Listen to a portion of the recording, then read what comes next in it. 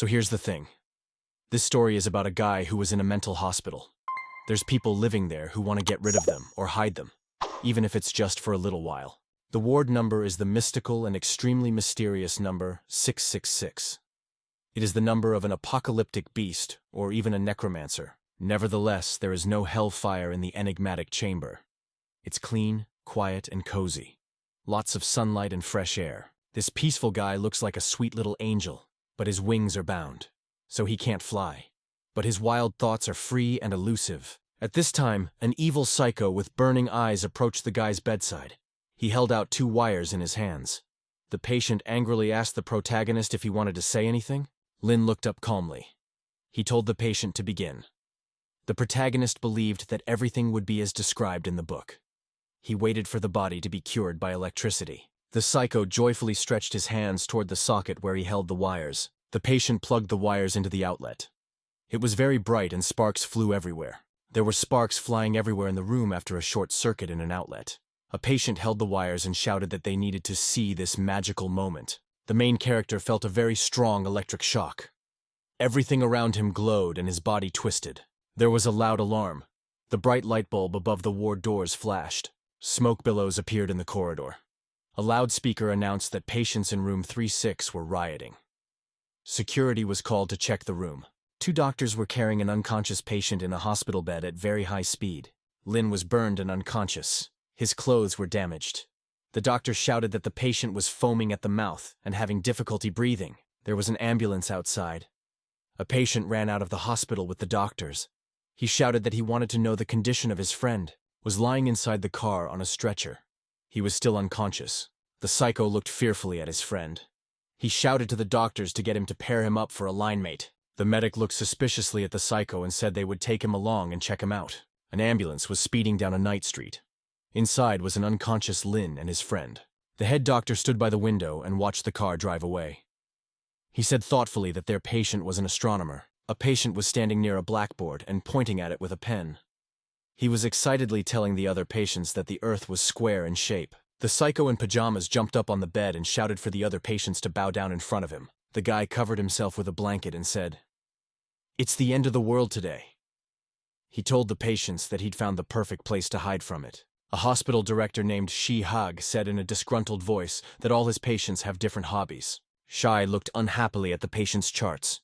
He said that the 2 patients from Ward 36 had their own hobbies. Inside the room was a mess. There were traces of fire on the bed.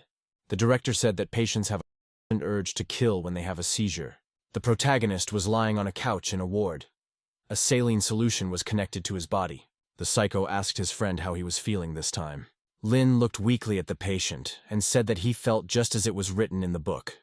Every point in his body opened up and he even saw the end of the universe. The psycho gave his friend a sly look and said he had stuck a needle in his head. The protagonist was lying on his bed and looking up pensively. He told his interlocutor that he sensed a green circle around him that no one knew about. He heard a voice telling him that the system had been activated and welcome to the Tao of Wu. The patient told his interlocutor that he had lost his mind. The same morning, a very strong impact occurred on Mount Taishan. The ground began to fall. A huge number of wild animals were running near the mountain. They were rushing, and a huge burning demonic monster appeared behind them. The burning demon jumped up sharply. People and animals flew apart. The news anchor told viewers that there was an earthquake on Mount Taishan. Level 7 monsters also appeared. The streets of the city were restless. There was a large screen outside a building showing the battle of the warriors against the burning monster. The anchorwoman reported that many people were injured. The government also sent people to help. Residents were advised not to go to the mountain.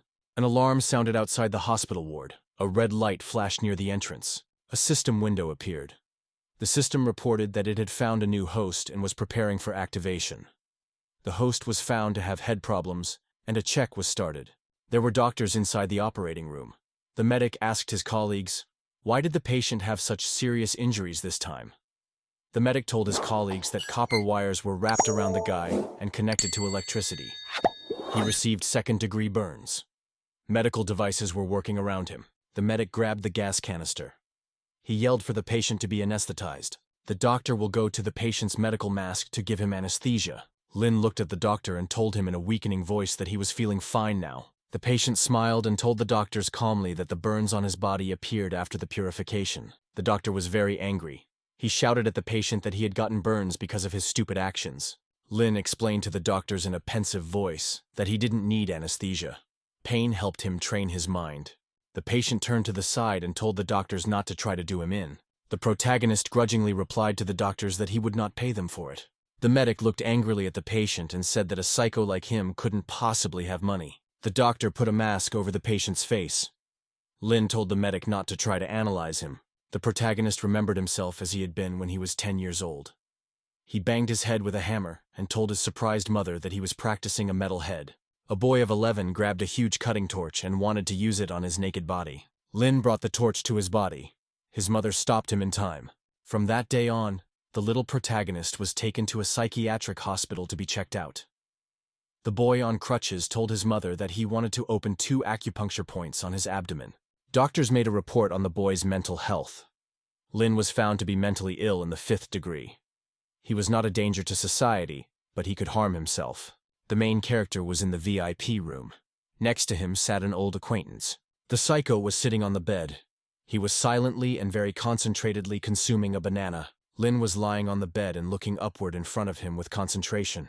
His body was bandaged. His acquaintance in pajamas was sitting next to him. The protagonist turned his head toward the patient and asked him in a haggard voice for another stab with the needle. A doctor came up from the side with a phone in his hands. The psycho cheerfully told the protagonist that he had recently studied a new acupuncture manual. Lin asked his interlocutor what level his new manual was. The psycho held the needles in his hands. He told the patient that he would use the updated version on him. The patient stabbed the needle into the protagonist's body with a swing. He used a universe-level skill against him. The psycho asked his friend with great excitement how he was feeling. There were many needles in the body of the protagonist. Lin told his interlocutor in a slow voice that he was hearing a voice in his head. The psycho asked the guy with interest what the voice was telling him. The protagonist concentrated with all his might. He wanted to tell what the voice was telling him. Medical equipment near the patient's body started showing a drop in vitals. He was unconscious. The doctor heard the beeping of medical sensors. He ran up and grabbed his arm. The medic looked at the machine and shouted fearfully for the doctor to come to him quickly. The doctor started running into the room. The patient was unconscious. Someone yelled that the guy's heart rate was dropping very fast. His whole arm was covered in needles. The doctor was frightened. He shouted loudly, "Get the head doctor!" The doctors tried to bring the patient into the patient's life. At this time, the strongman system was activated. The host immediately received a strongman martial arts manual. The medic was sitting there very exhausted. He said in a faint voice that the operation had lasted all night. The doctors were very tired and exhausted. They wanted to sleep and eat. A medic ran into the room with a box in his hands. He shouted happily that he could eat the food he had prepared from his wife. The doctor opened a box of food. There was an appetizing dish of meat and eggs. The medic grabbed the food with his chopsticks with gusto and began to consume it. The door to the office opened and a nurse came running in. She shouted to the head doctor that the patient had been hurt again and needed to hurry. The doctor was very unpleasantly surprised. He stopped eating and looked at the nurse in surprise. The medic jumped to his feet sharply. He shouted angrily that the patient was already right out of surgery. The nurse replied to the doctor that the patient was from a psychiatric hospital. Their hospital did not specialize in this area. It was a bright day. The director of the hospital was in his office. An employee knocked on the door of the room. He came to the principal and called out to him. The guest was holding a paper bag in his hands. He asked the director excitedly when the patient would be brought to the burial. The cemetery manager asked him about it. Shai was sitting at a table drinking a drink. He explained to the interviewer that the patient would not be brought in. The guy survived and his life was not in any danger. The employee told the director not to bother the cemetery manager in the future in vain. She calmly explained to the guy that the cemetery manager was saying that because he was still molod. At that time, the phone rang. The director turned his attention to the table. The doctor on the phone groggily yelled to the director that they had saved the guy, and he went back to doing his own thing. Lee banged his hand on the table. He grudgingly told the man on the phone that their patient was bullying them. The principal smiled slyly at the guy by the door and told him that storage would still be there. The employee was very surprised. He looked at the director in bewilderment. She answered the interlocutor that the guy was in intensive care and he understood everything. Lee was unhappy because he had to save the patient for several hours. He promised angrily over the phone that he would send the protagonist back to the psychiatric hospital. Lee angrily yelled over the phone that he wouldn't want to keep the patient. The guy would scare away all his patients. The doctor continued to be angry. He shouted to the man that they were going to give him back the linchpin in a wheelchair. He pounded his fist on the table and shouted to the man that they had no deal. The doctor got very angry after the conversation. He banged the phone band on the table with all his might. At this time, the hospital alarms sounded sharply. The red light above the beasts flashed. The patient was lying there dozing. He remembered that the movement of the Milky Way was going badly. The patient was lying on a chair in the hallway and remembered what Lin Fang said. The guy was telling him about the voices in his head. The surprised people in the hallway thought they saw a psycho in a chair. The boy grabbed the needles in his hands. He slyly told himself that he could try it himself. A psycho was lying on the chairs in a seizure. Someone shouted fearfully in the distance that a man was dying. The patient was lying in the hospital corridor with his eyes closed. He was foaming at the mouth. The doctor walked over and told his colleagues in a somber voice that he had been told before by the director Lee that there were many emergency and complicated surgeries taking place in this place. It would help for him to accumulate a wealth of experience. The doctor turned away and said that he didn't realize before. How could he have known that this hospital would have many complicated surgeries?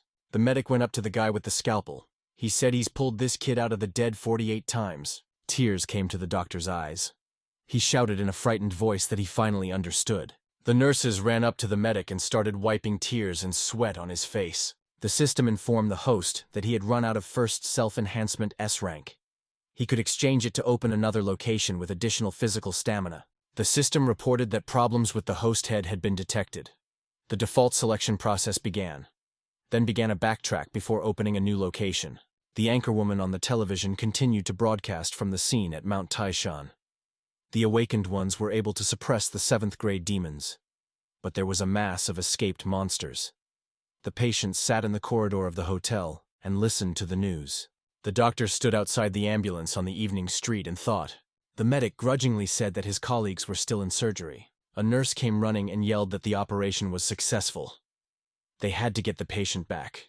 They were rolling him on a stretcher. He angrily shouted to his subordinates to get the patient into the ambulance. The driver frightenedly told the doctor that he should not personally drive the patient.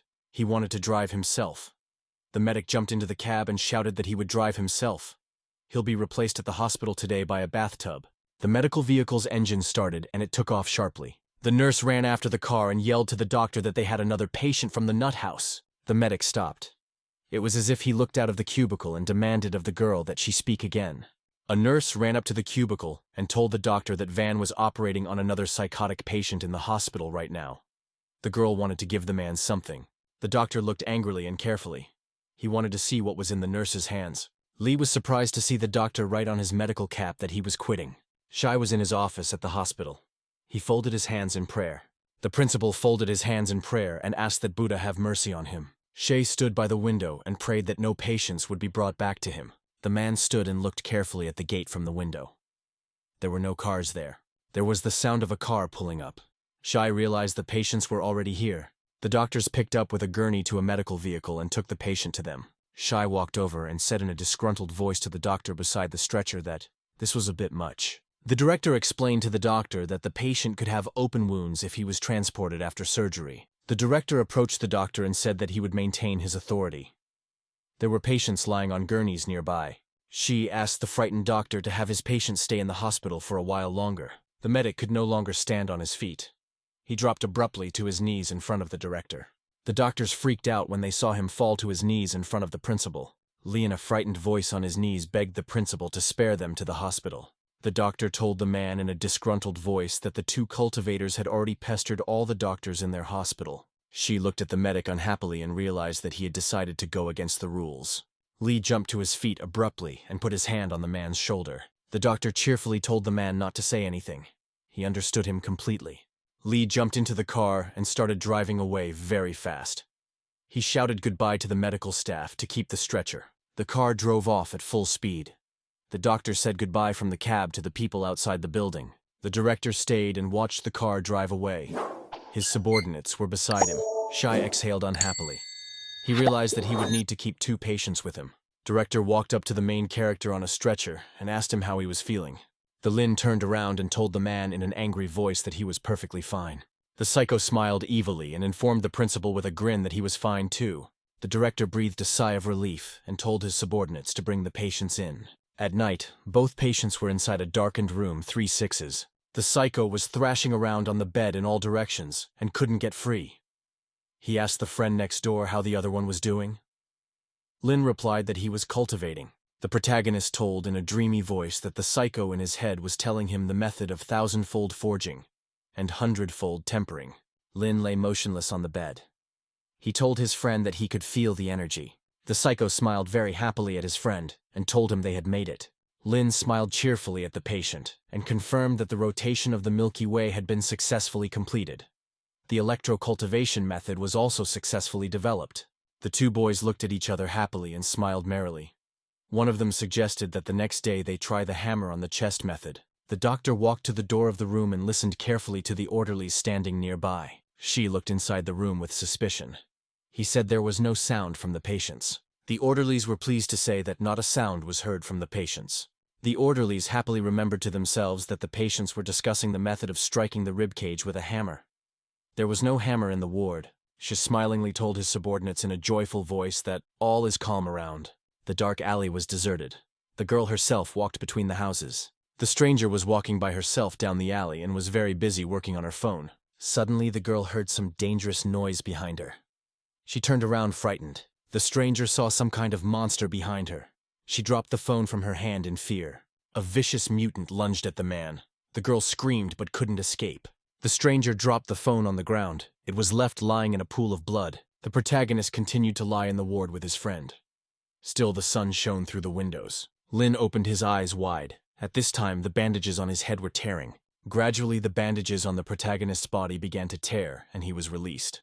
Lin jumped naked to his feet. All the bandages on his body were tearing.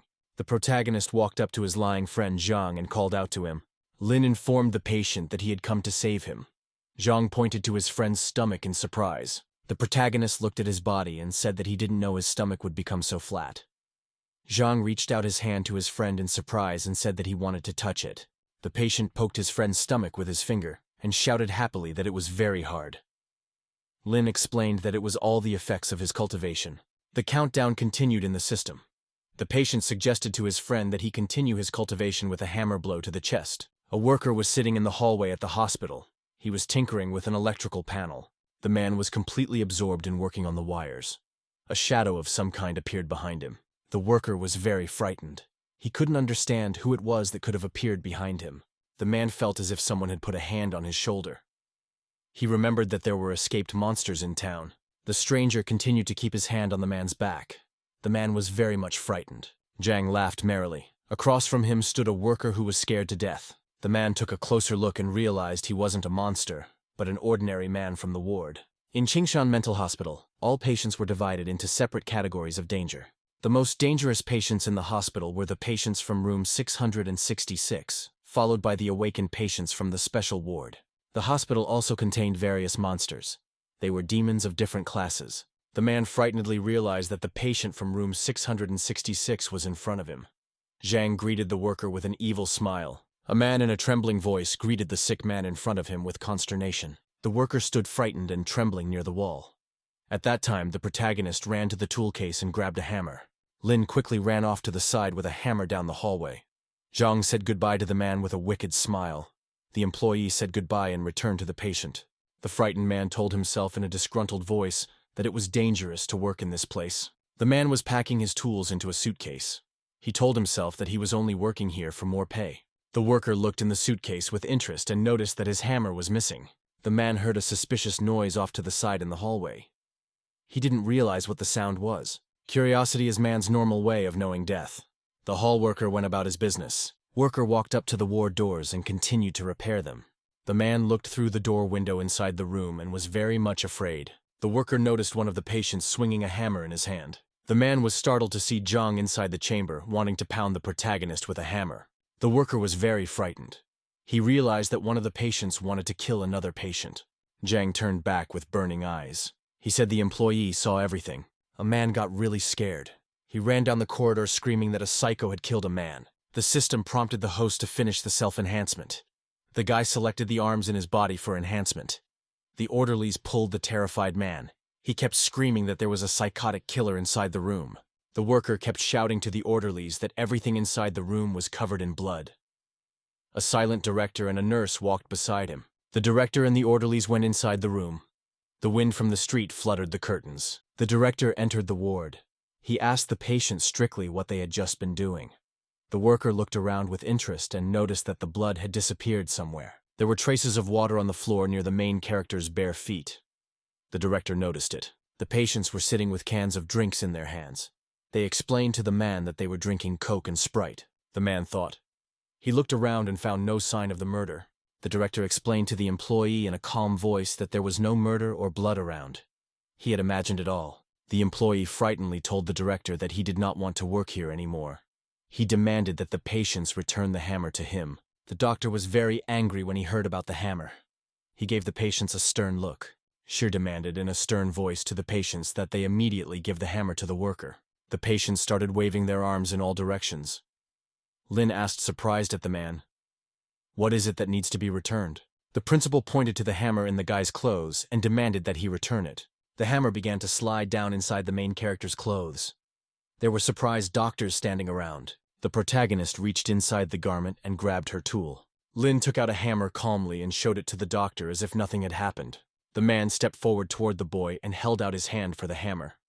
Lin stood motionless. Shar demanded of the protagonist that he calmly put the hammer on the table. The guy held the tool in front of him on his outstretched arm and did not move. People on the side watched in amazement as the patient refused to hand the doctor the hammer. Shai stood opposite with the patient's hammer and did not dare to approach him. The man remembered that today was February 29th. He thought sadly that his birthday might be the day he died. She fearfully stepped forward and said he would take the hammer in his hands. The workers looked at the director with wonder and admiration.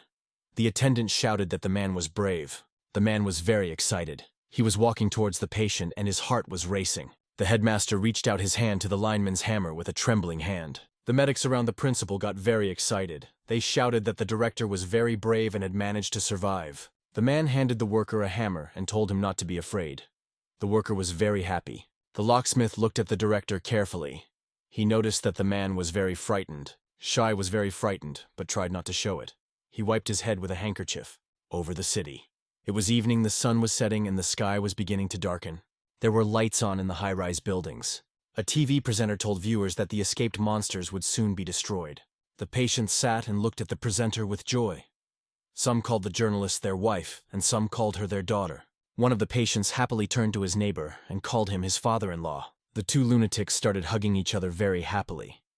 At their side stood the orderlies and looked at them with surprise. Jung pointed his finger at the TV and asked his friend if he knew the presenter. The nurse came over and placed a tray of food on the table next to the patient.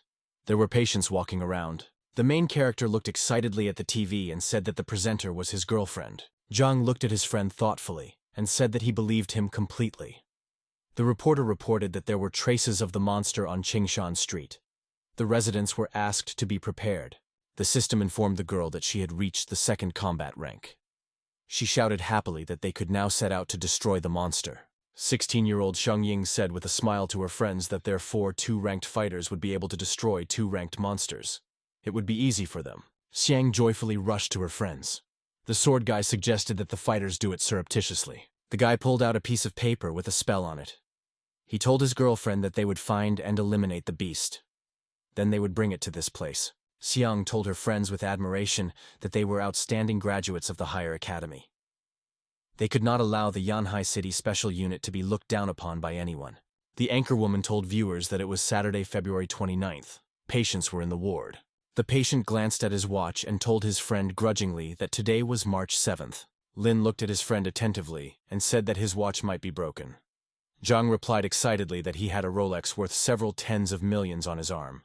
A guy with glasses came up from the side and told the patient he wanted to look at his watch. The guy looked at the watch through a magnifying glass and said he was going to fix it. He introduced himself as an after-sales service employee. The patient touched his finger to his mouth. He told Zhang that he had bought an expensive watch and was a VIP customer. He promised him a free repair. The patient grabbed a felt tip pen and started using it to draw on the patient's arm. The patient told the surprised Zhang that he could now look at his hand and check. Zhang was very happy. He saw the correct date on his painted watch on his hand. Zhang sat on the bed and cried out frustratedly. He was unhappy because his expensive watch had malfunctioned. The protagonist opened the cabinet next to the bed and took out a carton of soy milk. Lin held out the drink to his friend and said that it would cheer him up. Zhang held out his hand and thanked his neighbor. The patient grabbed the drink carton and began to greedily consume it. Zhang said with a smile to his friend that the Sprite was very tasty. The protagonist replied that the voice in his head started talking again. The patient asked the interlocutor what the voice had just said to him. At this time, the system ran out of countdown. The patient room shuddered. The system reported that the transition to another location had begun. The main character heard that he would have to complete a task to return to this world. He had to help Chen Yang get rid of the bullying at school. Lin woke up in the children's room. He saw a small toy next to him. The kid's room was pink in color. It was very clean and shined brightly. Lin was transported into the body of a young girl. He was dressed in pink pajamas. The girl stood in her room with her eyes closed. There was silence all around her. The schoolgirl opened her eyes. She looked at the mirror across from her with interest. The main character in the girl's body looked around frightened. He didn't realize where he was. Lin looked in the mirror with great interest. He realized that he had turned into a girl. The woman ran in and opened the door to the room. She yelled to the girl to go hurry up and get breakfast. The woman ran out and slammed the door. The girl said frightened that she had not seen anything. The protagonist grudgingly thought the saint in his head was a sicko. He didn't understand how a guy could be dressed in women's pajamas. The schoolgirl sat down at the kitchen table. There was a small breakfast in front of her. The hostess handed the girl a spoon. She said that Yanyan is a cutie and is being teased by the classmates. A schoolgirl took the glass in her hand and said that it contained soy milk. The mother replied to her daughter that she had cow's milk. The mother took the spoon in her hand. She told her daughter that exams were coming up and she shouldn't relax. A schoolgirl took and poured her milk into a plate. The mother on the side was very surprised. The girl grabbed the bowl of food with both hands and prepared to consume it immediately. The schoolgirl grabbed the bowl with her hands and emptied it completely to the bottom. Daughter smiled happily and told her mother that the porridge from her milk was wonderful. The woman, scared, looked at her daughter and called out to her excitedly. The girl walked down the street and looked around with interest. There were many people near the bus stop. The main character got ready to get on the bus. He realized that he was in the body of a girl and had to go to school. Chen took her seat on the bus. There were other passengers beside her. A schoolgirl ran through the door of the bus. She went to the back of the bus. The girl was short. She reached out her hand but couldn't grab the handrail. Janian was sitting on top of her. The girl got up and gave way to a small schoolgirl. A student came in from the side and showed his license to the driver. Chen's classmate named Zhang Hao turned around and glared angrily at his friend. The student walked through the interior of the bus. He reminded angrily Chenu to always take a seat for him. Hao walked up to his friend and wondered why he hadn't taken a seat for him today. Hao glared menacingly at the student and said that the student wanted a punch in the face. Chen very realistically imagined it was as if several students wanted to beat him up. Chen was completely calm as he watched his classmate wave his hand in front of him. Hao looked at the student and was startled to think that he had a strange look in his eyes today. The girl in the chair explained to the student that the guy gave up his seat for her, at which time an injured passenger broke into the cabin. He screamed that he was attacked by a psycho who wanted to kill him. A patient with an axe ran up to the bus and prepared to attack the frightened people. A psycho waving an axe and threatening the people on the bus that he was going to chop them all up. Hao was very scared. He decided to try to escape from the bus. Chen calmly turned around and glared at the stranger with the axe.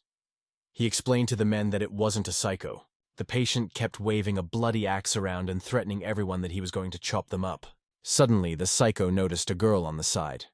He looked at her closely. The schoolgirl was very frightened when she saw the psycho. She put her hand over her mouth in fear. The psychopath swung his cleaver and threatened the frightened girl that he would chop her to death. The psycho swung his axe as hard as he could. Blood spattered all around. The people were very much frightened. Hao fearfully pointed in the direction with a trembling hand. Chen put his arm forward and protected the girl from the axe blow. The student was holding an axe. He angrily asked the psycho why he wanted to chop up the student with a kitchen knife. A stranger in pajamas demanded of the guy that he let go of his axe. The protagonist brought his arm back to his side and blood splattered around. The people around him got scared. The passengers looked at the student in amazement. They couldn't understand if Chen wasn't in pain. The guy angrily asked the terrified lunatic why he wanted to chop up the girl with a kitchen knife. The stranger was frightened. His hands trembled and he dropped the cleaver to the floor. The psychopath became agitated and frightened. He no longer had the strength to attack people. Chen was standing and holding an axe in his bloody hands. A frightened patient called him crazy. The student angrily asked the man why the man wanted to chop up the girl with a kitchen knife. Emergency services came to the bus. There were cops and doctors around. A nurse approached the schoolgirl and took her by the shoulders to the side. Doctors were helping other people. A terrified psycho was lying inside the bus. He was shivering and demanding that the protagonist stay away from him. The student was holding 2 bloody axes. He asked sternly to the lunatic, "Does he still need a knife?" Chen stood motionless and held 2 axes in his hands. He looked intently at the stranger. Chen got off the bus after a short pause. Hao was sitting nearby, trembling with fear. Hao was startled when he heard a guy walk up to him from the side and greet him. He turned around. Chen extended his bloody hand toward the student and offered him a fresh start in an angry voice. Chen walked up to his terrified classmate and offered him a fresh start. He held out his bloody hand to him. Hao extended a trembling hand to the student and greeted him in a frightened voice. Hao touched the student's arm and a bloody stain immediately appeared on it. The guy was very frightened to feel the sticky red blood on his hand. The student gave a sly look at his startled interlocutor and said that the latter was a classmate of Chen's named Zhang Hao. The nurse approached the guy and said that he had lost a lot of blood but looked calm. Hao stood very scared outside the bus. The nurse was bandaging the guy's arm. He told her with a smile that he had a strong mind and was used to pain. The girl looked at the guy very happily and said she understood. The cops apprehended the psycho attacker. They handcuffed him. Off to the side. The psycho stopped. He glanced to the side and saw the nurse bandaging Chen's arm. The stranger became very angry and frightened when he saw the student. The perpetrator pointed his hand at the guy and shouted that he was the one who was crazy. He then started running away from the police. Police officer approached the student and thanked him for his dedication. A police officer approached the guy and told him he wouldn't contact his school to report a hero. Chen waved goodbye to the officer. He told him grudgingly that he was late for class. The policeman said with admiration that the guy has a big wound, and all he thinks about is studying. The officer ran across the street to get the student. He wanted to take him to the hospital. Chen replied to the surprised policeman that pain is the path to cultivation. It only makes him stronger. The officer frightenedly waved goodbye to the kid. He thought the student was sick. Student walked up to the big gate. It was the high school from Chen Yang's memoirs. Chen walked up to the gate and said thoughtfully that he could smell books. The guy said cheerfully to himself that if his friend Zhang was here, he would make a great acupuncture teacher. The main character envisioned his patient friend with needles in his hands. There would be terrified students all around. The student stood looking at the school gates with great surprise. He prepared to go inside. I took a very steady stride into the school grounds. There were other students around. The student approached the entrance to the second classroom. There were only a few students inside. He looked around and thought sadly, "This is high school." A student walked into the auditorium. There were only a few students sitting in the entire class. He went to the desk and pulled back a chair. He got ready to sit down. The student sat down at his desk and rested his head tiredly on his hands. Other students walked in around him. He looked away for a long time. He was immersed in memories of his childhood. Lin Fan remembered his mother's conversation with the senior doctor. The boy himself had been sitting on the couch next to her at the time and had heard everything. Upon learning that Lin Fan would not be able to go to high school because of his mental disorder, his mother was very upset. Suddenly, Lin Fan's memories were interrupted. Someone's writing pen forcefully stabbed straight into his hand. It turned out to be Chen Yang's deskmate. The red-haired girl was angry that the young man had crossed the line. Li Shui warned him that she would stab the young man's arm if Chen Yang dared to climb on her half. This was very strange. The snotty and sissy Chen Yang should have long ago blushed and exclaimed that he was in a lot of pain. But now, he didn't even move a hand and looked at the girl calmly, as if nothing unusual was going on. This icy calmness simply angered Li Shui. The girl stared angrily at Chen Yang, not understanding what had happened to him. Li Ji decided that it was because the pressure of the writing pen was too weak. She pressed the pen a little harder. To the girl's surprise, Chen Yang smiled and told her that his friends from Qingshan Hospital also liked to play with him. She pulled back. She was getting creepy. Without controlling her trembling hand, the girl stabbed Chen Yang's hand until it bled. Li Shui crouched down next to her in a puzzled manner. Chen Yang did not react to her in any way despite her pushing as hard as she could. The girl intended to hit him harder and pulled out her pen. Immediately a fountain of blood opened up, splattering her face. Unable to contain herself, Li Shui rushed away in terror. On the way she screamed and roared, and no one immediately realized what had happened. Carelessly twirling the pen between his fingers, Zhang Hao's neighbor with an earring in his ear and blue hair noticed that Chen Yang had offended his girlfriend. The young man clapped Zhang Hao on the back in a friendly manner and promised that he would help straighten out his classmate after class. Zhang Hao looked the same as his neighbor. His hair was purple. The young man said fearfully that Chen Yang was better off not touching him. Yang Zetian was surprised and said that that brat looked more like a baba. He didn't understand why Zhang Hao was so scared. At this moment, Lin Fan and himself approached them and offered to get reacquainted.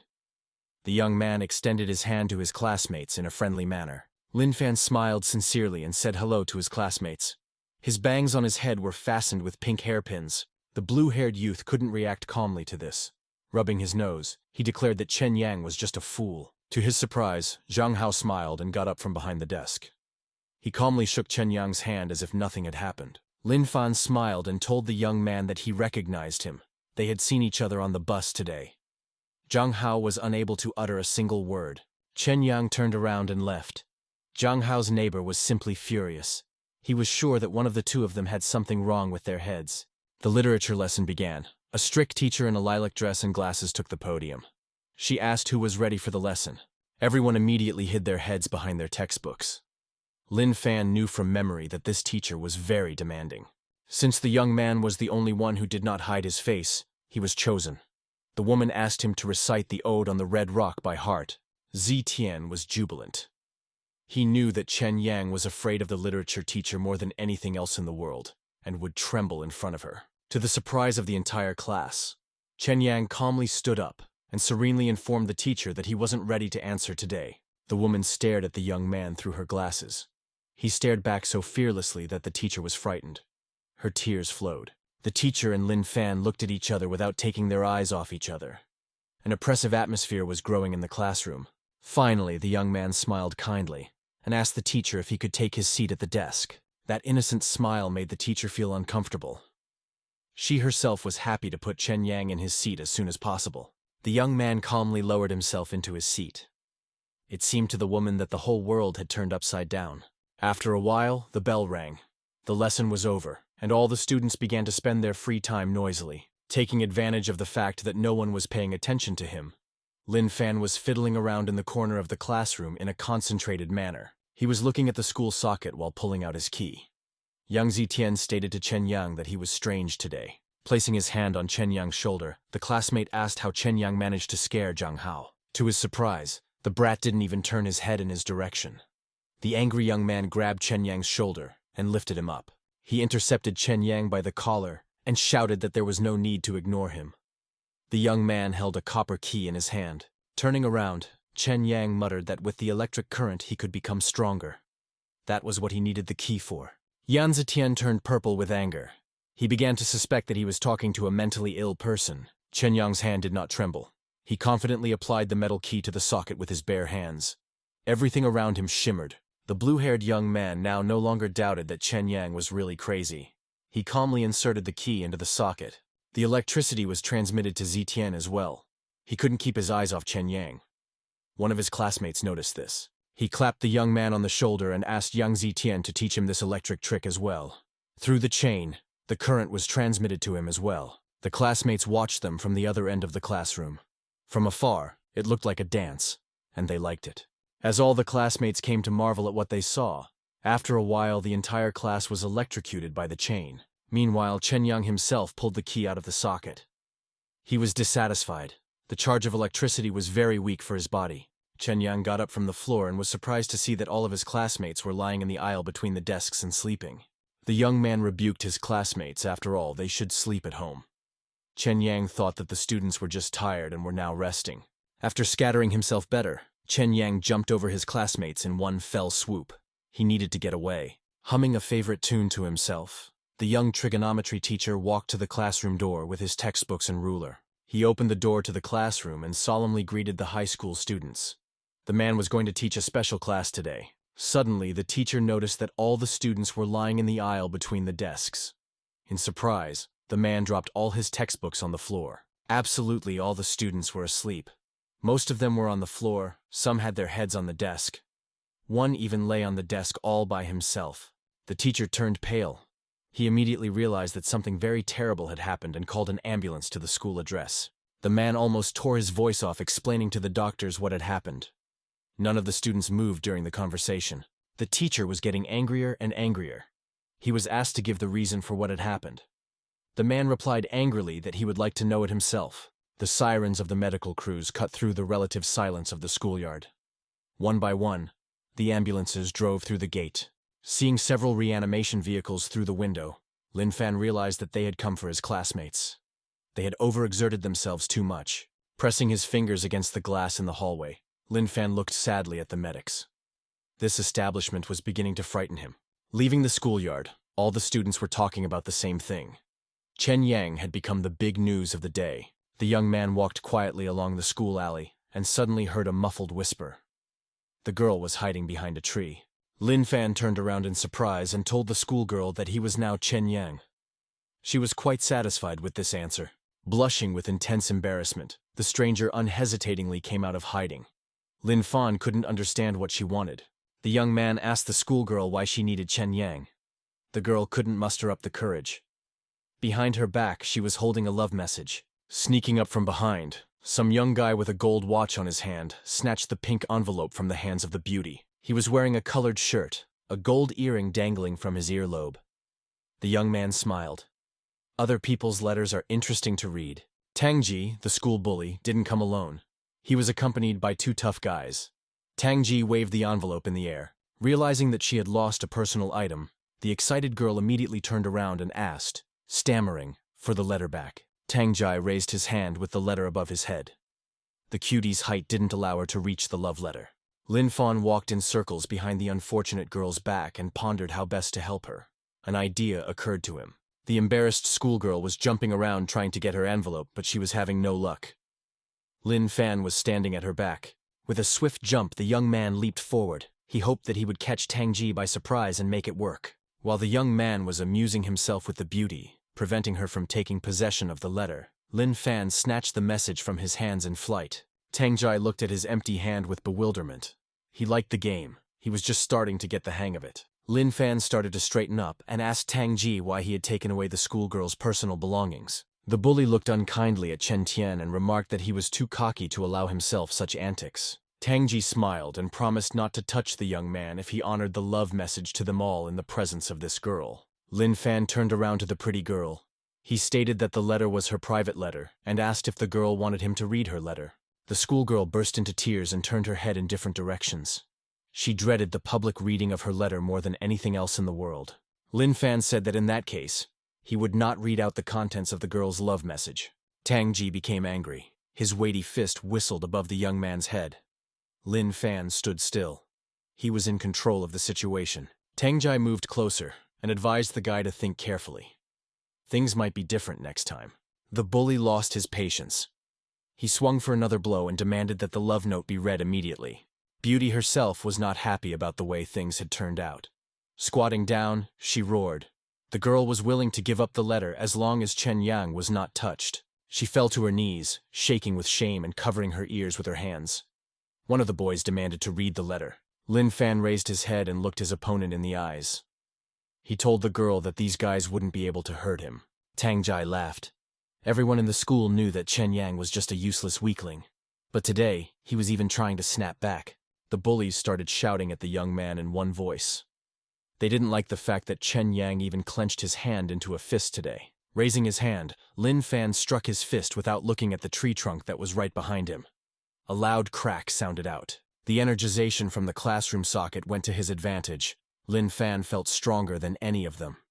Lightning bolts sprinkled from his fist. A thick tree at human height level snapped and fell to the ground with a loud noise. Chen Yang did not move. The three hooligans stood dumbfounded. They didn't want to mess with a guy who had knocked down a tree with a careless fist. Two schoolgirls saw what was happening in the alley. Out of breath, they quickly returned to the school to see the teacher on duty. The girls informed the man with the red armband that the school bully Tang Jie was hitting on Chen Yang again. The teacher got angry and rolled up his sleeves. That guy was a pain in the ass. It was time to put him in his place. The man walked briskly towards the place where the fight was going to take place. The schoolgirls could barely keep up with him. As they got closer, the teacher on duty slowed his pace. The girls, following his example, were now walking right behind him. All three of them were stunned at the sight. Here, it was the exact opposite. Chen Yang was bullying the bullies. The two bullies stood bowing at a 90-degree angle. Tang Ji, the bully, was propping himself up against a collapsed tree. It was simply unbelievable. They were being humiliated in front of their eyes by 3 hooligans who had the whole school in fear. Chen Yang told in a teacher's tone that taking other people's things was very bad, and doing bad meant doing wrong. Tang Ji could no longer hold onto the tree, his whole body was shaking. In a weak voice, he repeated what the young man demanded of him. The bully shifted his gaze to the sharp stump, echoing with fear the young man's words that it was not good to read other people's letters. Chen Yang was satisfied with his lesson. He slapped Tang Ji's cheeks a couple times with the envelope containing the letter and asked him to behave himself. Tang Ji was not like himself. Afraid to look the young man in the eye, he promised to follow his instructions exactly. Seeing how quickly all 3 hooligans ran away, the teacher was perplexed and asked the schoolgirls if they had mixed something up. He pointed his finger at the young man and suggested that Chen Yang had gone to Tang Ji first. The girls unanimously exclaimed that it was the other way around. Chen Yang meanwhile walked over to the girl and handed her the very pink envelope that started it all. Noticing the young man handing the schoolgirl a pink envelope, the teacher and both girls looked at them interestedly. Standing up to her full height, the girl blushed. She told the uncomprehending young man that the letter was meant for him. Chen Yang thoughtfully said that he had already heard of such pink envelopes for declaring love to another person. The beauty touched his hand and blushed even more. She declared that she liked Chen Yang. He could be her boyfriend. The teacher, who had heard the whole conversation, turned red with anger and wanted to run up to them. One of the girls held him by the sleeve. Chen Yang replied to the stranger that he didn't mind being her boyfriend. The schoolgirl blushed. She had never had a boyfriend before. Lin Fan confessed to the girl that he wanted to devote his entire life to cultivation, and the pure yang technique meant a lot to him. All the colors of the world faded in the schoolgirl's eyes. She screamed that they would never be together. Lin Fan looked at the roaring and fleeing girl in surprise. On the way, she shouted that Chen Yang was just a fool. The young man still didn't understand why the beautiful girl ran away quickly. The teacher and the 2 girls heard everything and discussed it among themselves. Lin Fan twirled the pink envelope with the message in his hands. It occurred to him that he was missing something very important. Thinking that it didn't matter, the young man went home. The teacher on duty was pushing the girls, who were struggling to stay. Chen Yang once brought a pink stuffed toy to school. His classmates made fun of him, and he has been bullied ever since. Out of the entire school, only 1 girl treated Chen Yang well. She thought he was gentle, affectionate, and sweet. The young man often dreamed that he would get up the courage to approach an embarrassed classmate for a declaration of love. Chen Yang kneeled for long periods of time and begged the heavens to help him. He wished that the beautiful woman would take a step towards him. In this case, Chen Yang, a little shy, would have unabashedly confessed his love to the cute girl. Unfortunately, this did not happen. After examining the blackened body of the patient, the doctor ordered the young man's clothes to be cut. The nurse wrote down his instructions. Hearing that the clothes were going to be cut, young Zitian sat down on the bunk, begging not to touch his clothes from the famous designer. The young man held out his hands to the doctor, managing to say that these things had cost him a lot of money. The doctor and the assistant were silent. Losing consciousness, Zitian fell down on the hospital couch again, stretching his arms up. The doctor was angry. He was fed up with this. The doctor angrily shouted that he would make all the parents of these school children burn the clothes, no matter how much they cost. The sun was getting lower and lower, illuminating the beds with blackened from electrocution and bandaged patients. 8 school children were lying in the isolation box. All of them were suffering from the consequences of electric trauma in different parts of their bodies. One of the guys didn't understand what had happened at all. He learned from his neighbor that everyone had been electrocuted. It turned out that some people had touched Zitian and were traumatized by the electricity. After that, it's like my memory was blown away. Zitian was fed up with everyone mentioning his name. The young man shouted angrily that it was not his fault. He said that he himself had touched Chen Yang the moment the young man intended to insert the metal key into the socket. The school children murmured animatedly. It was now clear to everyone how they had gotten here and who was responsible for the accident. To everyone's surprise, it turned out that none of the injured disciples had seen Chen Yang himself in the hospital. Zitian smiled. He assumed that the guy had gotten the worst of it and was now fighting for his life in the intensive care unit. One of the students shrieked excitedly. Despite all their pain, he didn't want to lose a classmate. The young man's mood was transmitted to the other students as well. Looking at each other, they began to find positive aspects in Chen Yang. Some people just felt sorry for the guy. Another said there'd be no one left to humiliate. For various reasons, no one wanted him dead. Suddenly there was a knock at the door, and the boys' heads turned as if on cue to the source of the sound. The students animatedly began discussing the possible arrival of parents or the pretty nurse. To everyone's surprise, it turned out to be Chen Yang.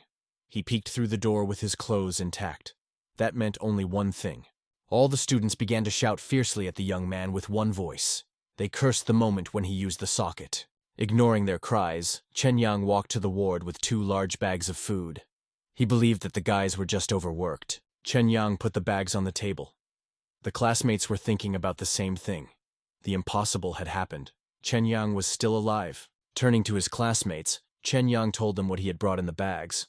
They couldn't believe that the young man was fine. Everyone was thinking about the same thing. Chen Yang was holding onto the metal key in the socket with his bare hands and couldn't survive. Chen Yang walked over to Zitian and handed him a milk carton with 2 sausages. The angry young man shouted that he didn't need it. Zitian shouted that no one in the class needed his pathetic handouts. At that moment, someone called out to him. Zhang Hao smiled and said that Zitian was a bit out of sorts and he wanted a refreshment. He thanked Chen Yang. Zitian became enraged and pounced on Zhang Hao. He couldn't understand why his best friend was treating a brat like this. A shout from one of the boys stopped their argument. It turned out that someone had posted a video in their school group. One young man pulled out his phone and clicked on the link. He couldn't believe it was real. It seemed like a montage. Another classmate gasped in surprise. He immediately realized what was happening in the video. It was unbelievable. Their example was followed by the rest of the school community. Yang Zitian walked into the school community group incredulously. Just by looking at the screen, Yang Zitian shook with fear. This simply couldn't be true. Chen Yang was no longer a lowlife. In that video, he bullied the 3 bullies in every way possible, which kept the entire high school in awe. Zitian still didn't quite understand what had happened. Without finishing the video, the young man put the phone down beside him. His body was shaking with fear. No one had ever humiliated those bullies like this before. Zitian expressed his gratitude for Chen Tian's visit. A man stood on the very edge of the roof of a high-rise hospital in the center of the city. He had nothing left to lose. The patient had escaped from his room and was now standing on the roof in his hospital pajamas. He took one last look at the beautiful view of the city. His life had finally collapsed. His wife dared to come to the ward with her bow and threw the divorce agreement in his face. That tall man in a white suit was unceremoniously embracing his beautiful wife in an evening gown by the waist. Everything went black in the man's eyes. He was bitter to admit that his wife had decided not to wait for him to die. That's how the patient found himself on the roof of a high-rise building. He turned his back and took a step back. The man lost his balance and started to fall. Falling down, the man had only one regret. He'd been married for 10 years. His wife could have shown more respect. Meanwhile, visitors were coming to the entrance of the hospital to visit family and friends.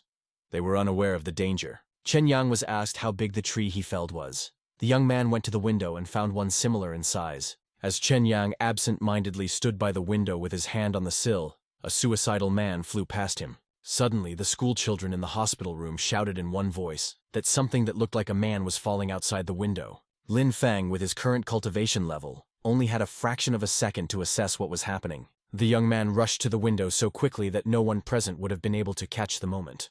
Lin Fan was just in time. At the last fraction of a second, he grabbed the flying man's wrist with a firm grip. The moment the man had already said goodbye to his life, Chen Yang began to pull him through the window into the ward. Chen Yang's shoulder joint crunched from the excessive physical exertion, but he paid no attention to it. The surprised man distinctly felt some strong hand grasp his shoulder. Pulling the man closer, Chen Yang intercepted the hapless suicidal man by the shoulders and dragged him into the chamber through the window. Everyone was talking animatedly. Ian caught a man flying by with one hand right in front of his classmates. Chen Yang walked over to the man sitting with his back to him and asked why he had to jump. The man glumly replied that he didn't ask him to catch him. Through tears, the poor man told his unsophisticated story of his terminal illness and his wife and her new lover. The young man felt the need to support the patient. He stroked his caped head, trying to comfort him. Turning his head, the man couldn't stand it and cried. No one had shown him so much warmth in all the past years. The patient rushed to Chen Yang and hugged his savior's leg tightly. He did not hide his emotions now. Chen Yang stroked the man's head. Without letting go of his leg, the patient screamed and sobbed exhaustedly. He was overwhelmed with mixed feelings. At that moment, a medical team rushed into the room. The doctor couldn't believe that the man had actually been saved. The orderlies took the man away. The doctor was talking to Chen Yang. Zhang Hao noticed that his sleeve was covered in blood. He cried out fearfully. Chen Yang's hand was bleeding. Zhang Hao's hands were shaking. Chen Yang's strength was simply unbelievable. The young man only seemed to notice the bloody hand now. He claimed that he had just broken it. The faces of the classmates stretched out in horror. Chen Yang, enduring any unearthly pain, was beginning to frighten them. The young man himself assured everyone present that they should not worry about him. The bones will heal. It's not the first time something like this has happened to him. Upon hearing the last phrase, the orderlies turned around. The entire medical team was simply dumbfounded by this statement. Yang Zetian and Zheng Hao exclaimed in one voice that there was nothing surprising about all of this. Their friend is very tenacious. Soon after, friendly posts about the young man appeared in the school community. Zheng Hao was the first to be flattered. Yang Zetian had realized a few hours ago that this strange guy was better to be friends with, and praised him as well. Even Tang Ji didn't stay away and posted a photo of Chen Yang by the tree. He really wanted to make friends with the guy. The medical team immediately brought Chen Yang to the operating table. He assured the doctors that anesthesia was not necessary for such an injury. Lin Fan admitted to the doctors that pain strengthens his body, so he asks for an opportunity to become stronger. In his native body, Lin Fan had often been here before. He told the surgeon that he felt at home here. The man frowned. He explained the boy's strange speech to himself by saying that the painful shock had made him lose his mind. While Lin Fan was talking to the doctor, the assistant injected a cube of anesthetic agent into his healthy shoulder. Chen Yang was just about to mention that he had no money, as he felt very warm and comfortable. As soon as the surgical assistant removed the syringe needle from the young man's body, he fell into a serene sleep and ceased to embarrass those around him. During Lin Fang's dream, a system appeared to Lin Fang. His mission was close to completion. Chen Yang had grown in the eyes of his surroundings. The system transported Lin Fan back to his body, which was waiting for him in the psychiatric clinic. It was as if Lin Fan had never disappeared.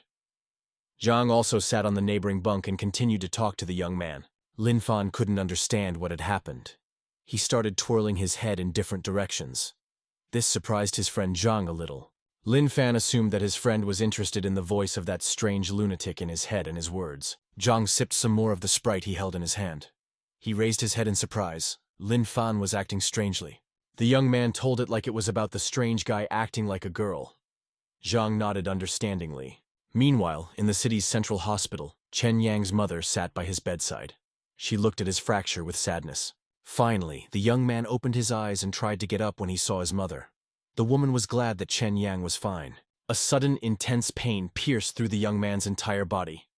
It was so unbearable that Chen Yan fell backwards onto the bunk and cried. Clutching his arm, the boy screamed in pain throughout the room. The woman didn't know how to help him. Chen Yang approached the school hesitantly, looking around for his mother. He was very scared to go to the meeting alone. The school principal was solemnly announcing his gratitude to the fearless hero over the loudspeaker. All the students lined up in front of the entrance. Chen Yang saw that the entire high school was waiting for him. The first to stand first were the school's badass bullies. His body shook with fear. The bullies were watching him from afar. Chen Yang knew these gazes well. Nothing good could be expected. Chen Yang timidly walked past the bullies. Every second, the young man waited for an imperceptible signal. He felt that it was a trap. To his surprise, all his enemies and tormentors, including Tang Jie, the school's lightning rod, fell to one knee. They greeted Boss Chen with one voice. Chen Yang didn't understand anything. The voice from the loudspeaker talked about his fearlessness and set all the students as an example. The young man turned pale. He knew very well that he hadn't done any heroic deeds recently. It was very strange. Holding the cast with his healthy hand, Chen Yang walked past his enemies who bowed before him. He himself was having a hard time. The girl who escaped from Lin Fan in the school alley furtively watched the young man. The schoolgirl realized that it was all over now. She cried. Worst of all, the beauty was herself to blame and declared then that they would never be together. In Yanhai City, the mental coefficient of the demons had increased. A meeting was called in the special unit building. 9th-ranked warrior Liu Hai-chan, clad in blue and white robes, couldn't stand it and stood up from his seat. He thought that this was impossible. Lin Dao-ming represented a different academy. He expressed his point of view with restraint, smoking his pipe in a sedate manner. The chairman of the meeting frowned and cast a stern look at the other 4 participants in the meeting. A red-clothed girl named Qin Song represented the Academy of Doctors. She stated that they didn't care about demons. The chairman couldn't stand it and slammed his fist on the table with force. The girl shuddered in surprise. Mentor Yongshin smoothed his long and narrow gray beard. He began to say something about the Buddha, as usual. Several voices asked him to speak out on the matter. Chinsong sat silently, propping her head up with her hand. The chairman displayed the basic information about the demons on the screen. Yanhai's hunter unit was in danger. The man added that he had already notified everyone concerned about the potential threat. The fighters listened to the chairman in silence. Dao Ming took a drag on his pipe, closing his eyes in pleasure. He said that only the chairman would be able to handle such a task. Suddenly, Dao Ming flew out of his chair. Out of surprise, the man couldn't keep his pipe in his mouth. It turned out that the chairman released a powerful stream of energy that turned into a golden swastika, symbolizing the course of the sun. A blob of energy flew out from the end of the table with such force that it was enough to knock even a rank 9 warrior off his feet. This stern-looking man with a black eye patch covering his eye was a cross-national ranked fighter. There were only a few of them in Yanghai. The office of the director of the psychiatric clinic was noisy today. The whole staff was celebrating his birthday. There was a huge cake with lighted candles on the table. All the doctors and physicians rejoiced at the momentous occasion and applauded wildly. Haoren was very grateful to the staff. The man embarrassedly thanked everyone who came to his party. While the director of the establishment was trying on the candles, all the employees were showering the man with best wishes. Closing his eyes, Haoren folded his hands at the tip of his nose and prepared to make his deepest wish. At that moment, one of the doctors made his way to the table, pushing everyone along the way. He said that the 2 patients were on strike again. Zhang held up a sign with a drawn circle, and Lin Fan drew 2 circles connected by a dash. The doctors could not understand what they wanted. After a while, they were brought 3 eggs and a sausage on plates. The patients desperately shook their heads in different directions, not wanting food. The doctor asked what was depicted. Lin Fan and Zhang raised their placards at the same time and said in one voice that they wanted exactly what was drawn. The doctors looked angrily at the 2 rioters. Those mugs could mean anything, and they weren't going to play riddles. Seeing the clinic director, both patients squealed with joy. The doctors turned around. The director had indeed decided to personally come to the rebels. Zhang and Lin Fan immediately held up their signs and told the clinic manager that they wanted what was drawn. The hospital director had learned the boys well in his long association with them. He immediately said that he could not give them that. The 2 rebels looked at each other. Each of them read in the other's eyes the readiness to take action. They both fell to the floor of the hallway and started twirling in different directions, begging for the thing they needed like little children. Haoren closed his eyes and sighed heavily. He had no desire to argue. The man ordered the required items to be issued from the warehouse. One of the doctors puzzledly began to ask what it was all about. No matter how hard the man tried, he couldn't figure it out for himself. Several employees went to the psychiatric hospital's warehouse and delivered the right stuff to the ward with the beast's number. Lin Fan sat on the floor and methodically squeezed the 100-kilogram dumbbells. Zhang jumped on the punching bag with joy. The heavy dumbbells cracked after half a day and were abandoned. The punching bag was gutted from the intensive training. Due to his abundant training, Lin Fan's pajamas were torn in the chest area. The stain resembled the outline of a dumbbell. There was an explosion in the tunnel. Whole hordes of rats with angry red eyes fled the scene of destruction. A tall, dark-haired young man in athletic clothes jumped down, holding demon attack runes in his hands. Barely reaching a solid surface, he began throwing golden rune cards, summoning the powers of fire to battle the enemy. The demon in the form of a giant wolf howled pitifully. It was a mourning dog, 2 cards exploding on its torso. Despite the heavy damage, the hound continued his hunt. There were only 4 opponents, and they were not dangerous. The red-clothed girl behind her bestowed a 3-fold treatment effect on all the demon hunters. The young man in a blue jacket and white shirt with a sword behind his back was immediately healed from all the wounds he had received in the previous battle. Frowning, he concentrated chi energy in his index and middle fingers and summoned the magical sword beyond denial. The boy pointed his hand upward. A stream of energy burst out of his fingers with a distinctive crackling sound, reminiscent of current running through wires. A powerful charge crashed into Morning Dog a little below and to the left of his throat, turning into a sword. The bloody wound began to fountain. The demon howled. The Morning Dog turned around angrily. The sword sticking out of his torso only irritated him. There was still plenty of strength. The demon raised its front paws, about to attack. The bald man with the rosary beads ordered the young man with the sword to step aside. The man clutched the rosary in his hand, transmitting his spiritual energy to it. The rosary responded with a golden glow. The monk summoned his spiritual beast. Stretching his hands upward, he created his enlarged copy, the body of an arhata. The mourning dog grinned aggressively and growled. He was getting tired of these people. It was time to move to action. Releasing its claws, the demon began to lower itself onto its front paws. One blow would be enough to kill a couple of mortals. The mage in the yellow jacket shouted worriedly that they urgently needed to find shelter. The mourning dog launched an attack. Unfortunately, it was already too late. While the monk was restraining one paw of the beast, healer Xiang Ying received a powerful blow from the other. The young man looked back and watched the flight of his battle buddy with horror. After flying a few meters, she crashed into a concrete wall. Xiang Ying coughed up blood. Only a miracle could help her now. Even though the demon was only a rank 2 demon, its strike was very strong. In addition, the girl had broken the concrete wall with her head in the fall and was now kneeling in a pool of her own blood. The mage shouted that they had encountered an unusual demon. While the monk held the beast back, the warrior ran to Xiang Ying's rescue. The mage summoned the lightning scrolls this time and shouted to Lei Guangzhou to go down as fast as possible. All 3 of the 3 runes that were thrown aptly reached their target.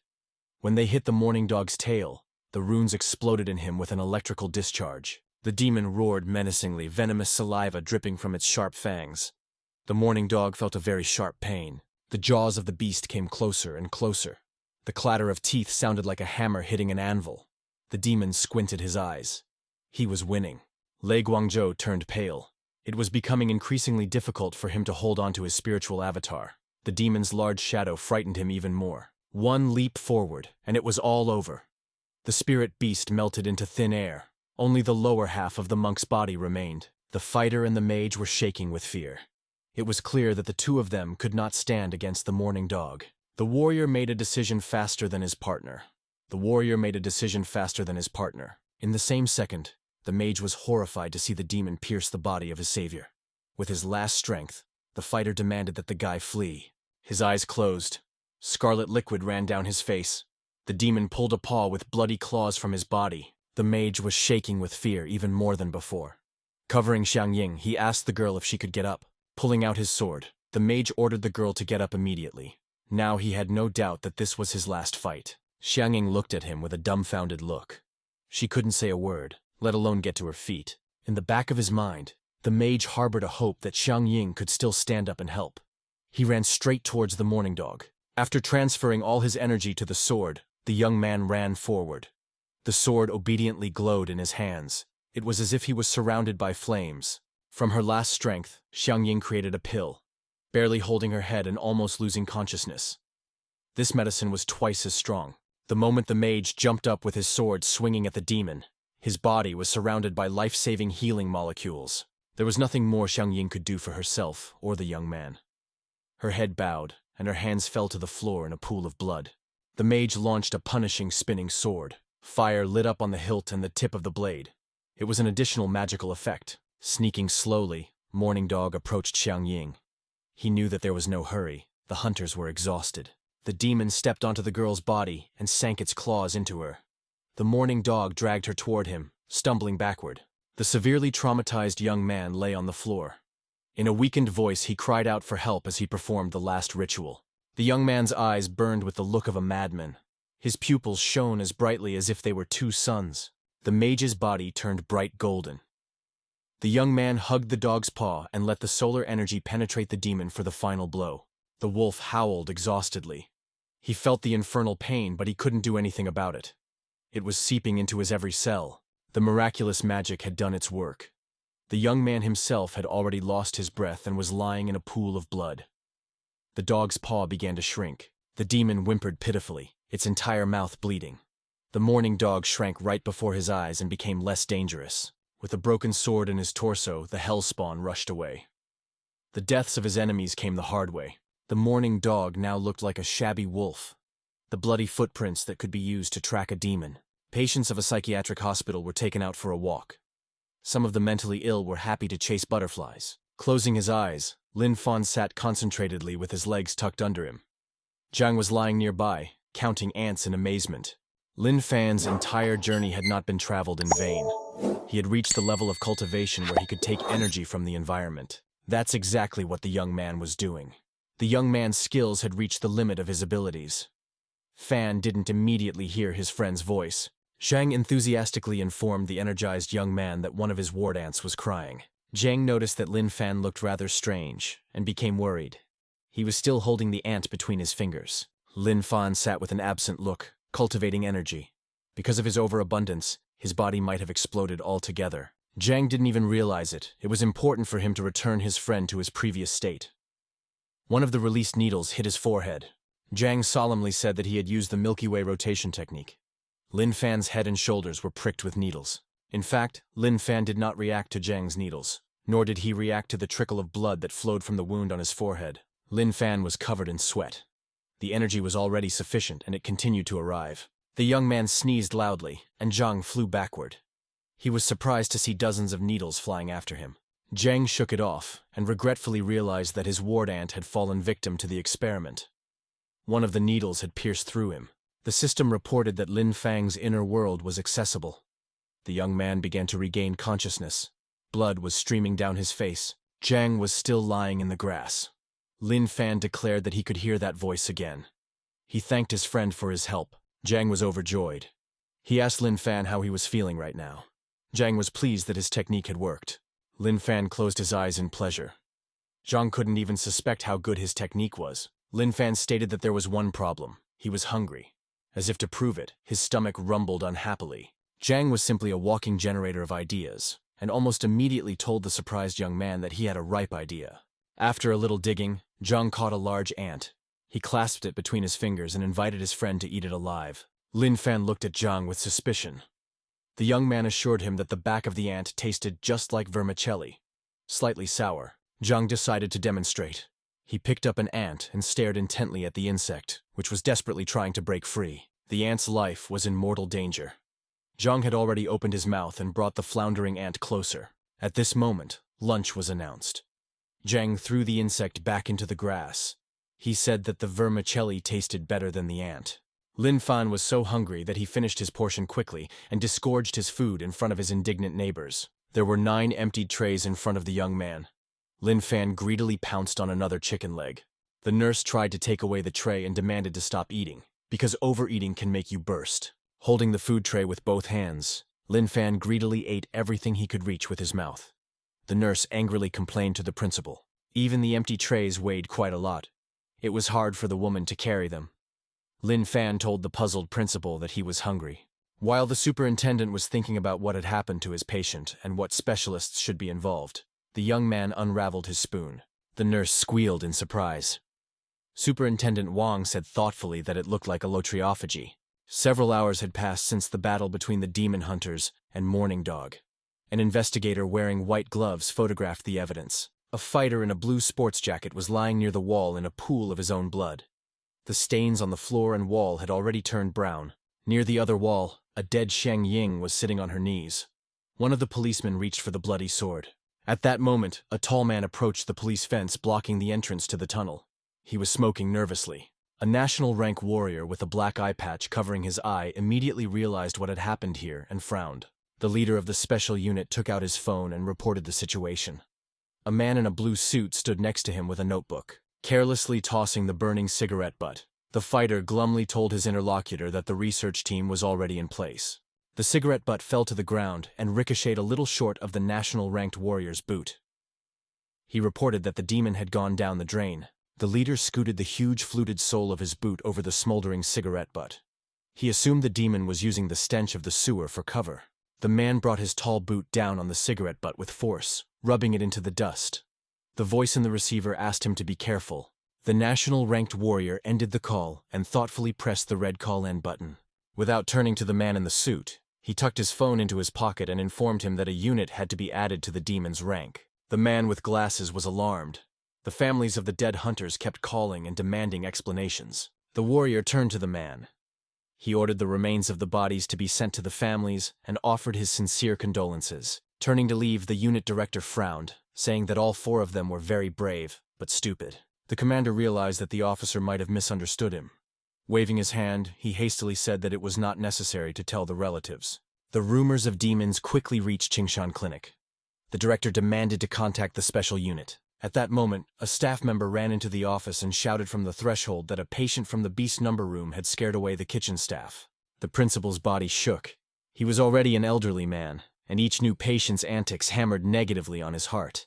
After waiting for the rhythm to return to normal, the man smiled and asked the employee to tell him what had happened.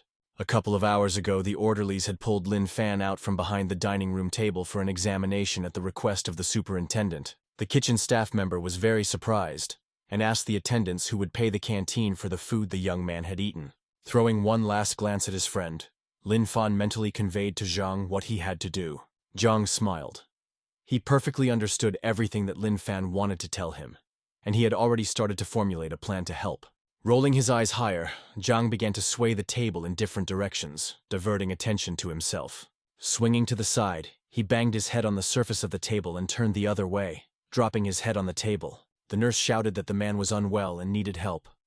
Rushing over to Zhang, the orderlies let Lin Fan go. Taking advantage of the commotion and noise raised by his best friend, Lin Fan furtively left the room. Turning around for a single moment, Lin Fan showed his friend a thumb at the door and telepathized his gratitude. The orderlies were leading the bloodied Zhang away.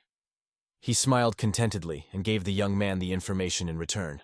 Meanwhile, in the kitchen, female employees were preparing large containers of ingredients for set lunches. Suddenly, a large shadow appeared on the wall, blocking out the sunlight.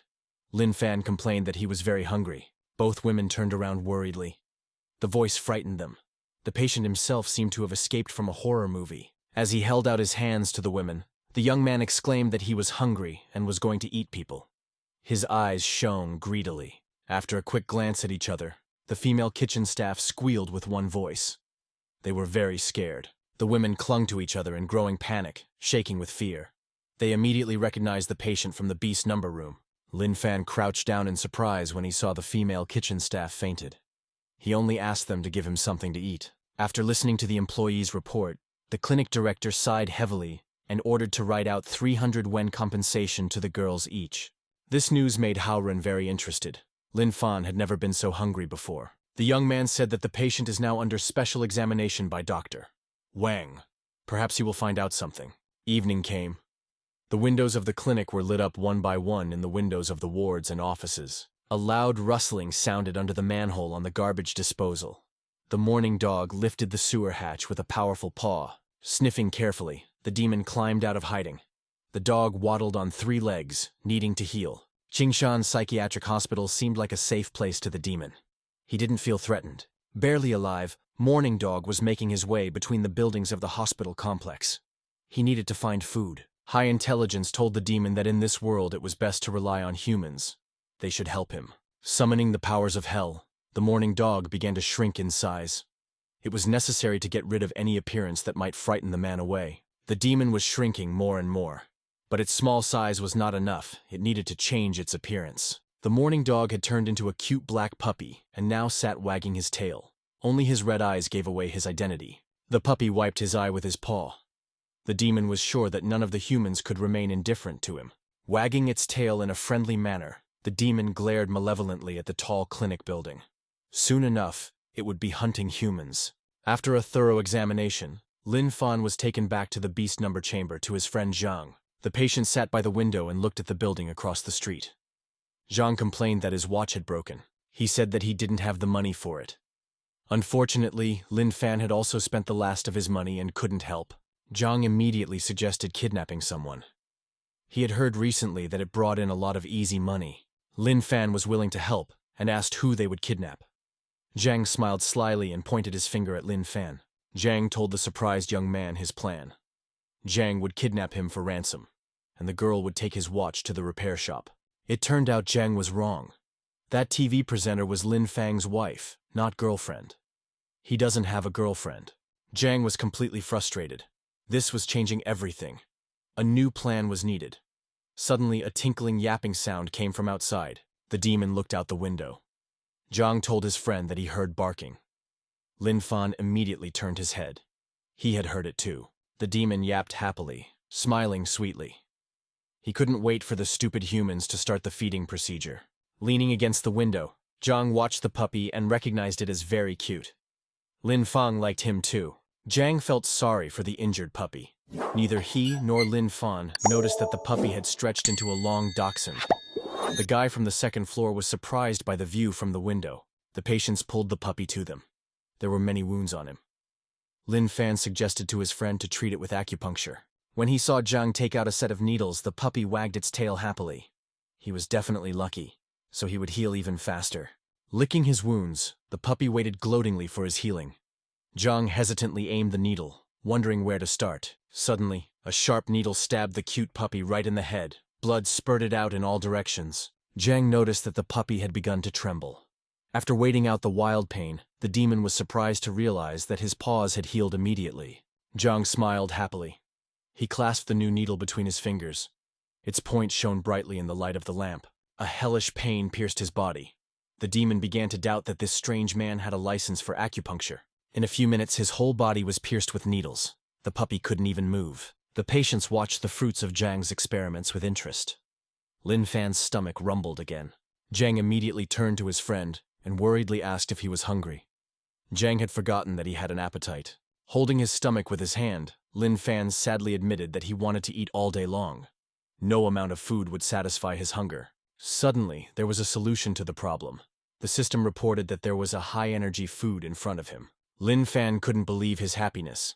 If the system said that there was enough food for 3 days, then it was true. The system scanned the puppy and produced the required information. It was quite edible and nutritious. At that moment, the demon suspected that things had gone the wrong way. He caught the young man's gaze and realized it was not good. Lin Fan turned to his friend and reported that their doggy was very cute. Zhang smiled. He thought exactly the same thing. Their smiling faces simultaneously leaned over the cute puppy. But those smiles didn't bode well. The demon's worst fears were confirmed. Both boys were drooling. Lin Fan assumed that the puppy must be delicious. The demon couldn't believe he wasn't dreaming. The thought of being eaten made his body shake with fear. Both patients smiled and knelt down, looking at the puppy. The demon couldn't believe it was happening in real life. What he was seeing now was completely contrary to what he had learned about humans. People don't eat cuties, do they? Leaning over to the demon, Zhang pulled 3 bloody needles from its head in a swift motion. The puppy howled in pain. Zhang explained to his friend that he should just stop the acupuncture, and then the cute little dog would just die. Lin Fan began to understand Zhang's hint. The young man suggested waiting for this dog to die his own death. The demon frowned as he followed the conversations of these strange people. It even seemed to him that those two were crazy. Lin Fan covered the puppy's eyes with his hands and solemnly announced that it would die very soon and rest in peace. Demon wasn't comfortable with that prospect. He was starting to get angry at these people. His body had already gotten stronger. Morning Dog frowned. He was sick of this game. The humans had no idea who they were taking in. Zhang turned perplexedly to his friend.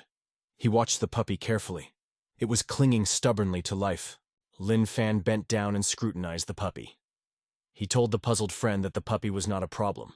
There are many bleeding wounds on his body. You just have to wait for the puppy to die of blood loss. Anticipating the pleasure, Zhang smiled contentedly and declared that they would eat the puppy as soon as it left the world. Zhang magnanimously said that he would only take a leg since the puppy was small. The demon was shaking with indignation. Unsuspecting, the buddies were discussing the puppy's palatability. They didn't see that the dog was grinning viciously. Patience ran out. In front of the astonished patients, the cute puppy turned into a mourning dog. His eyes were bloodshot. Slowly, the demon approached his friends, tearing the bedclothes to shreds with its claws. To his surprise, the people were not frightened. Zhang happily told his companion that now they had enough food for 2. That pissed Dog off even more. No one had ever allowed themselves to humiliate a demon like that. The mourning dog opened its mouth wide and jumped at Zhang, who wasn't even looking at him at this moment. Lin Fan proved to be faster. Jumping towards the demon, the young man caught his lower fang and deflected the blow away from Zhang. It was very painful, and Mourning Dog didn't even immediately realize what had happened to him. That crazy man was moving fast. Lin Fan was in front of Zhang with a lightning leap and pressed down on the fang with one hand and the demon's upper jaw with the other. Zhang watched his friend with interest. Lin Fan continued to hold back the demon's strong jaws, reprimanding him for trying to bite his friend. The fact that the man was able to get so close to him irritated Mourning Dog more and more. He couldn't explain it. Moreover, the stupid man himself had put his hands right into his mouth, and there was nothing to stop him from eating them. The Mourning Dog tried to clench his powerful jaws that would have handled even an iron structure. To his surprise, it didn't work. The jaws refused to close as long as a human hand was in the mouth. Zhang became a little more daring when he saw that his friend was fine. He said that he would like to pet this dog's fur. Lin Fan turned around and allowed the satisfied young man to pet the animal. Right now, the dog was completely harmless. The demon nearly howled when he saw the other man reaching out to pet him. It was completely unacceptable. Unfortunately, there was nothing Morning Dog could do. His muzzle was securely pinned to the floor. The demon was under the control of the psycho. The thought of the man stroking him made Dog furious. He promised himself that he would bite off the hand of whoever did it. Zhang moved closer and timidly touched the ferocious beast. He couldn't wait to stroke its smooth fur. The demon was angry and tried a jerk to free himself from the tight grip, hoping to deal with the insolent men quickly. To Dog's surprise, both of the fangs that Lin Fan was holding him by simultaneously cracked, causing him to bleed profusely. Lin Fan angrily told the demon that he had already warned him. You can't offend his friend Zhang. Cute puppies don't do that. Accepting his fate, Morning Dog lay on the floor with his face on the bed. Tears flowed from his eyes. Zhang stroked him with pleasure. But what was worst, the demon couldn't even recognize this person's strength. Without a doubt, he possessed a high rank. From the young man's pressure on the Morning Dog's jaws, his teeth continued to crumble and grind. The dog suggested that the man deserved a 4th rank. Lin Fan frowned and looked into the demon's eyes. The Morning Dog realized that this lunatic was clearly far above the 4th rank. Zhang couldn't be pleased with his new toy. He stroked the soft fur with satisfaction while Lin Fan restrained the dog. Suddenly, a new thought occurred to Zhang. He noticed that their dog's tail also looked soft. Zhang wanted to watch the dog wag his tail. Lin Fan was a little surprised at the unusual request. The Morning Dog grinned viciously. He wasn't going to make a fool of himself just because they wanted him to. But Lin Fan pressed down on one of the surviving fangs so painfully that the demon immediately changed its mind and wagged its tail for salvation. Morning Dog realized that he couldn't do anything as long as the dangerous man was around. The only thing left to do was to wait for an opportunity. The 2nd-rank demon consoled himself with the fact that the retribution would be severe. The main thing was to break free from the hands of this madman. Zhang was not pleased. It turned out he wanted to watch the tail wagging in a circle instead of side to side. The Morning Dog shook with indignation. He had had enough of being bullied by these strange people and wanted peace. Lin Fan realized that there was no way to do it nicely, and meaningfully grasped his fang, pressing it harder than usual. When the demon felt this psycho trying to just break his fang, he nearly howled in intense pain. Lin Fan affectionately patted the Morning Dog's muzzle and said that wagging his tail in a circle was much more interesting. The demon was almost crying with frustration. It seemed to him that his head would soon split from these blows. The dog had not heard of people hitting dogs on the head. Lin Fan continued his abuse of the animal. The demon reluctantly started twirling its tail in a circle. His tail swished faster and faster, like the sound of spinning blades. The dog was willing to do anything to be left alone. Zhang was now completely satisfied. He smiled and told his friend that their new doggy was just cute. Zhang couldn't be happy with their new toy. Lin Fan suggested that such a cute doggy must be delicious. Zhang remembered the puppy they'd dragged into the room and said thoughtfully that they wouldn't have gotten enough of that doggy. Lin Fan smiled and replied that it was a different matter with this big dog. There would definitely be enough food for them. These words sounded like a thunderclap to Morning Dog. He couldn't believe the lunatics would come to this. Unfortunately, the demon wasn't wrong. People were just discussing the cooking method. Zhang declared that he liked spicy kebab. Lin Fan pondered for a moment. He himself preferred boiled meat, but the voice in his head insisted on roasting the dog. Zhang hesitated for a moment. There was no open fire in their chamber. Lin Fan frowned in agreement. That option was out. The Morning Dog pricked up his ears in fear. He did not like the coolness with which people were discussing his fate. Holding the dog by the fang, Lin Fan watched the butterfly under the ceiling. The idea of using electricity came to him. Zhang raised his head and looked at the daylight lamps appraisingly, pondering if there was enough current for such a carcass. It seemed like a good idea, and he turned to his friend with joyful approval. Zhang's face was beaming with happiness. He revealed that he had smelled the odor of roasted meat last time. Lin Fan expected that there would be enough for the dog as well. Morning Dog couldn't believe his bad luck. Judging from their conversations, he had fallen into the midst of demons among humans. The Morning Dog realized that things were very bad. Lin Fan climbed onto the bed and pressed him against the wires. The demon started to be electrocuted. Zhang made himself comfortable in the corner and happily watched the cooking from afar. He realized that frying could also be done with an electric current. It had been a long time since Zhang had felt so good and pleasant. Their cute little dog suffering from electric shocks was arousing positive emotions. It wasn't just Zhang who was watching the Morning Dog roast. The window of their room glowed brightly from time to time, and a silhouette appeared in it. Random witnesses were patients from the building across the street. It seemed to them that someone was dancing in that window. Morning Dog tried his best to stop the exorcism, but the man was stronger. Morning Dog's paw went up in smoke and began to twitch. Lin Fan continued to hold the huge demon against the ceiling like nothing happened. Zhang liked the aroma of roasted meat. After a few hours, Lin Fan tiredly informed his friend that their dish was almost done and had reached the point of completion. The Morning Dog struggled hard to fight death. Lin Fan turned his head towards the wires. The dog's skull began to smoke. The demon raised its clawed paw. Due to the loss of energy, he didn't even have the strength to hold its weight. His entire body was trembling. With a final howl, the Morning Dog gave up his breath. His paw sank limply to the ground. He never got his revenge. The demon's soul ascended to heaven. At the last moment, the spirit thought it would be reborn as a human and take revenge on the psychos. Lin Fan lowered the roasted carcass to the floor. Sparkling wires continued to hang in place of the daylight lamps. Zhang approached the smoking stuffed animal of their cute little dog with interest and gently touched its muzzle. Turning the animal over on its back, the patients began cutting up the demon's carcass. A large longitudinal cut exposed the animal's thick hide. Zhang couldn't help himself and savored the smell of fresh meat. Lin Fan had been hungry for a long time. His saliva was drooling. Despite the deep night, there was no sleep in the chamber with the number of the beast. Friends were snatching up tidbits and eating them. A man with a flashlight in his hands was making his nightly rounds.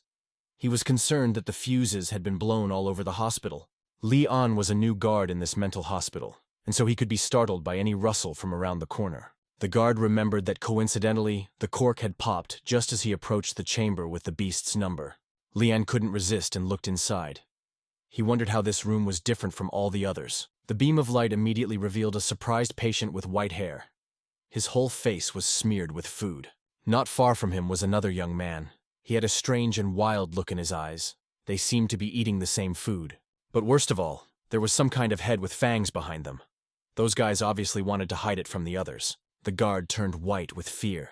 He could not believe that cannibalism was being practiced here in one of the wards. Moreover, those two lunatics smiled wildly and offered Lian a taste of some freshly cooked meat. The man froze in place. His heart was pounding frantically. Lian was glad that they were on the other side of the door. The guard could no longer stand on his feet and collapsed exhaustedly, dropping the lantern from his hands. His body was shaking from the horror he had seen. Dropping the lantern by the door, Lian rushed running down the corridor, screaming frantically on the way that a man had been eaten in the ward. After a few minutes, 2 orderlies and the director led him back. The director asked the guard if he was imagining things. Lian swore that those eyes were looking directly at him. He's scared to go back to that creepy place. Unlocking the heavy door, the director entered the room and turned on the light. The lighting problems had already been fixed. Haoren frowned at the restless patients and informed them that this was exactly what he expected to see in their room.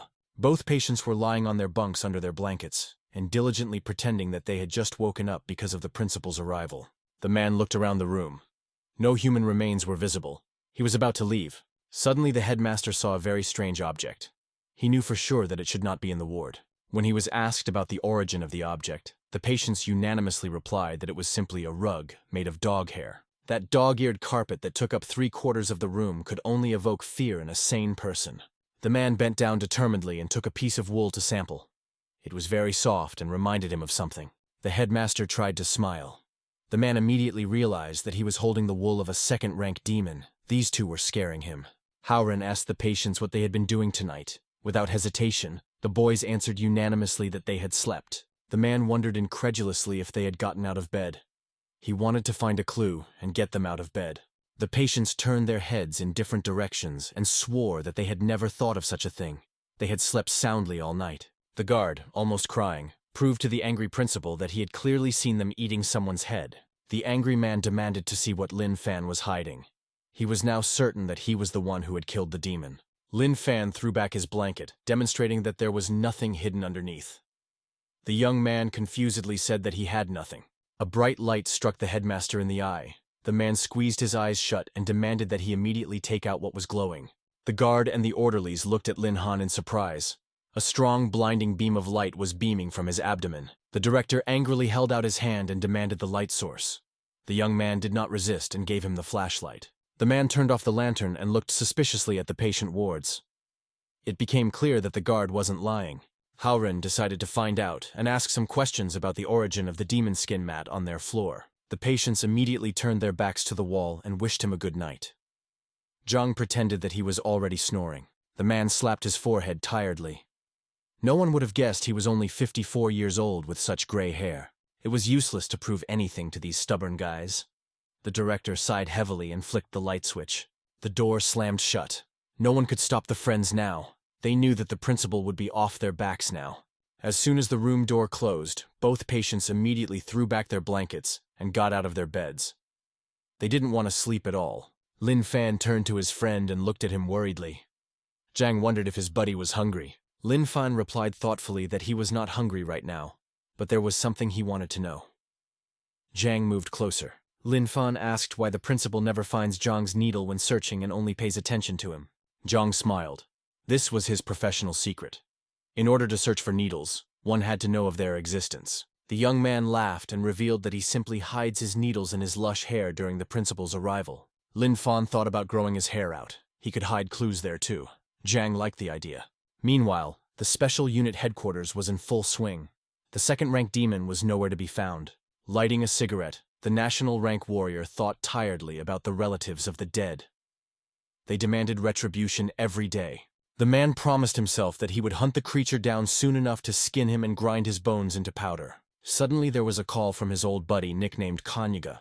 After thinking for a while, the group leader took the call. The man assured him that his charges had made his dog into a mat for their ward. The warrior got angry and said it was impossible. Whatever the man had dreamed, it was worth checking. The squad leader turned nervously to the side. Here, by the window, was the control panel for the large window. The man typed a combination of keys. The panoramic window opened, letting in the fresh night air. The leader stepped closer, enjoying the night view. From the high window, the whole metropolis was clearly visible. The young man pressed the key combination that closed the window with a delay. Stepping onto the windowsill, the national rank warrior fearlessly sighed down. It was a common practice to make a quick exit from the building.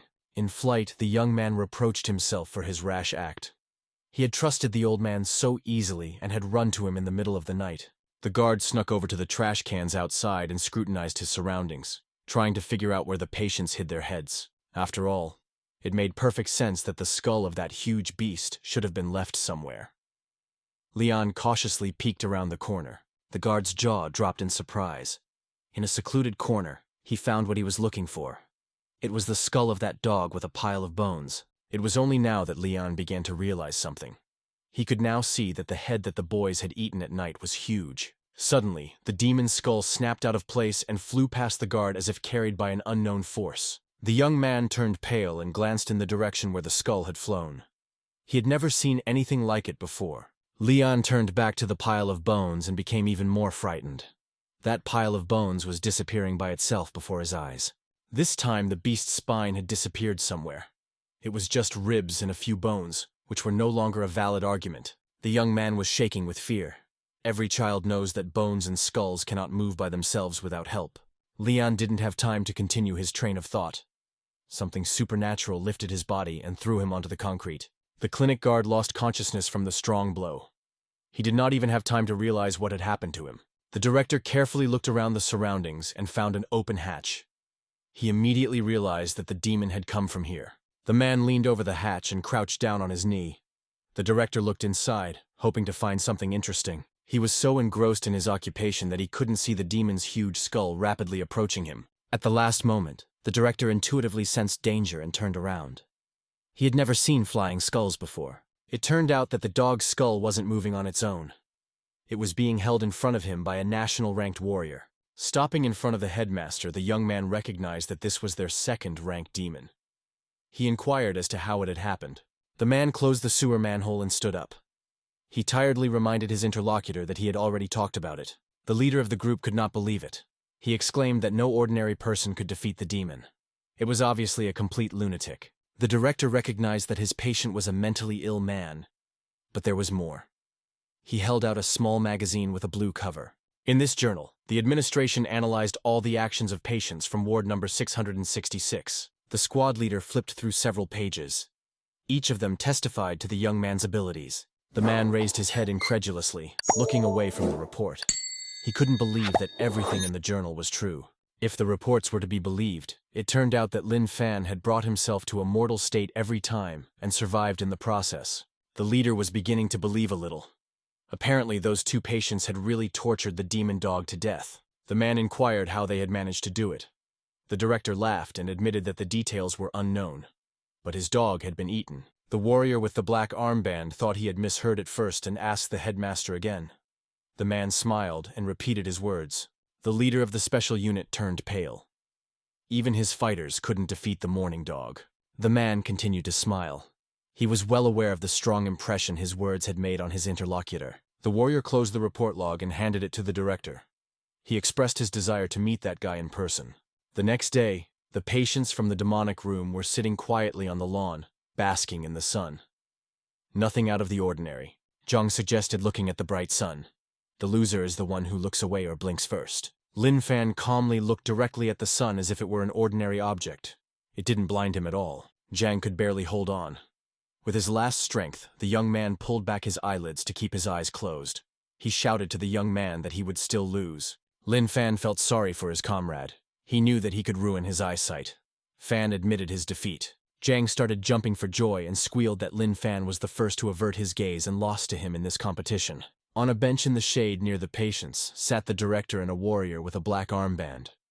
The man was watching the boy closely. He knew that a normal person would have gotten a retinal burn long ago if they looked at the sun for so long, but the young man was unaffected.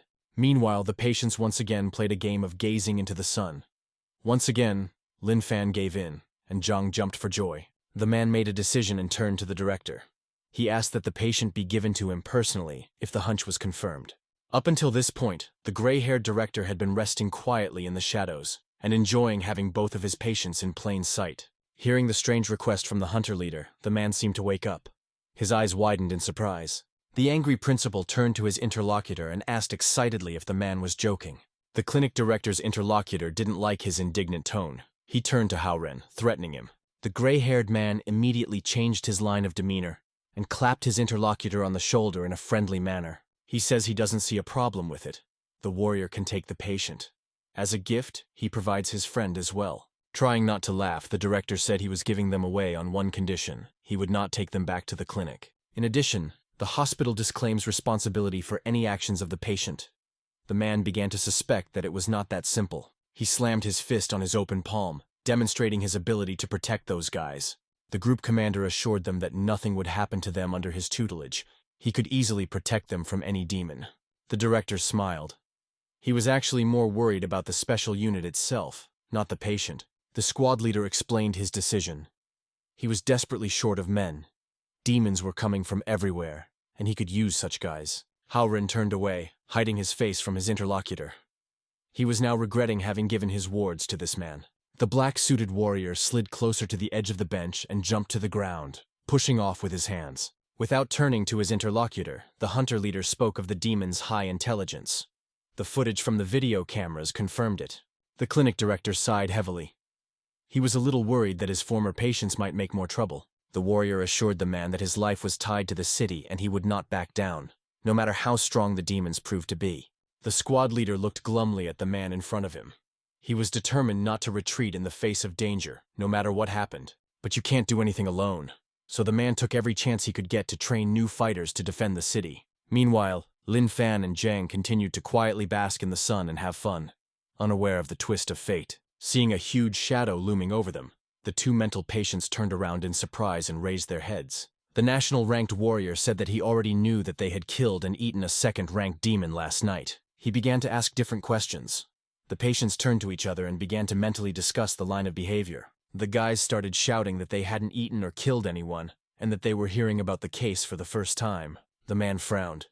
He hadn't imagined these guys would deny everything. The commander didn't see anything wrong with killing a demon. Summoning magical powers, the man wrapped his hand in a blinding golden glow and unclenched his fist. The warrior's hand split the air with a whoosh. None of his subordinates could follow his swift movements. Seeing the stranger's hand very close by, Zhang cried out fearfully.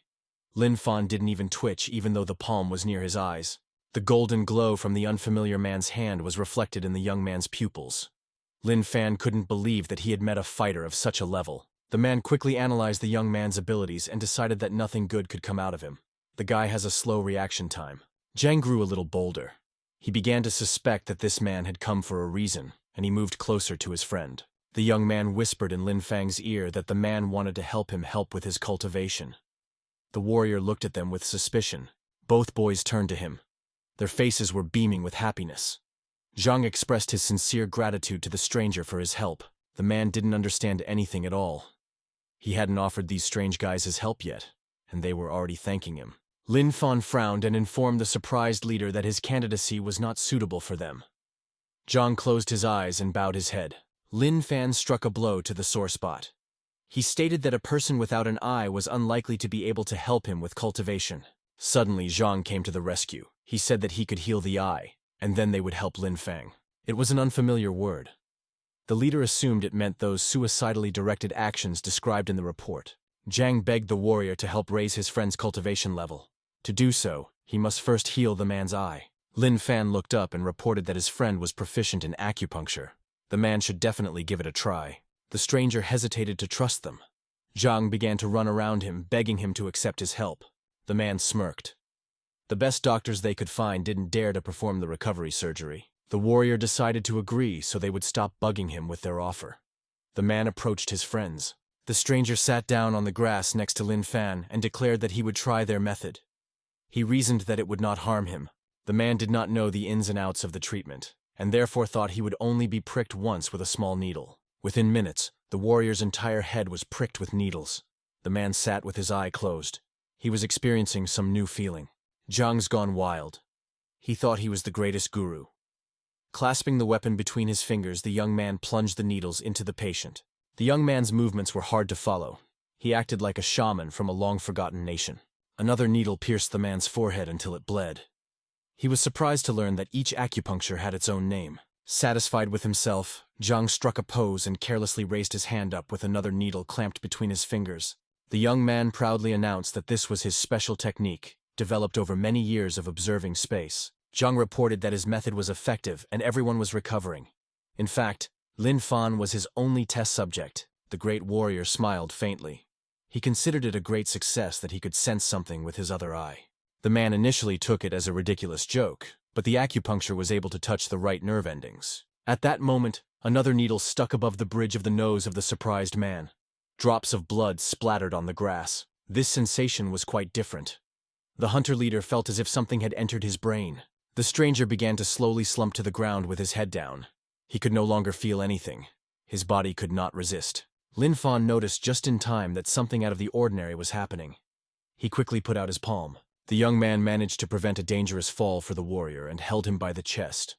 The man's body collapsed. Lin Fan lifted up his new acquaintance and informed his buddy that he had fainted.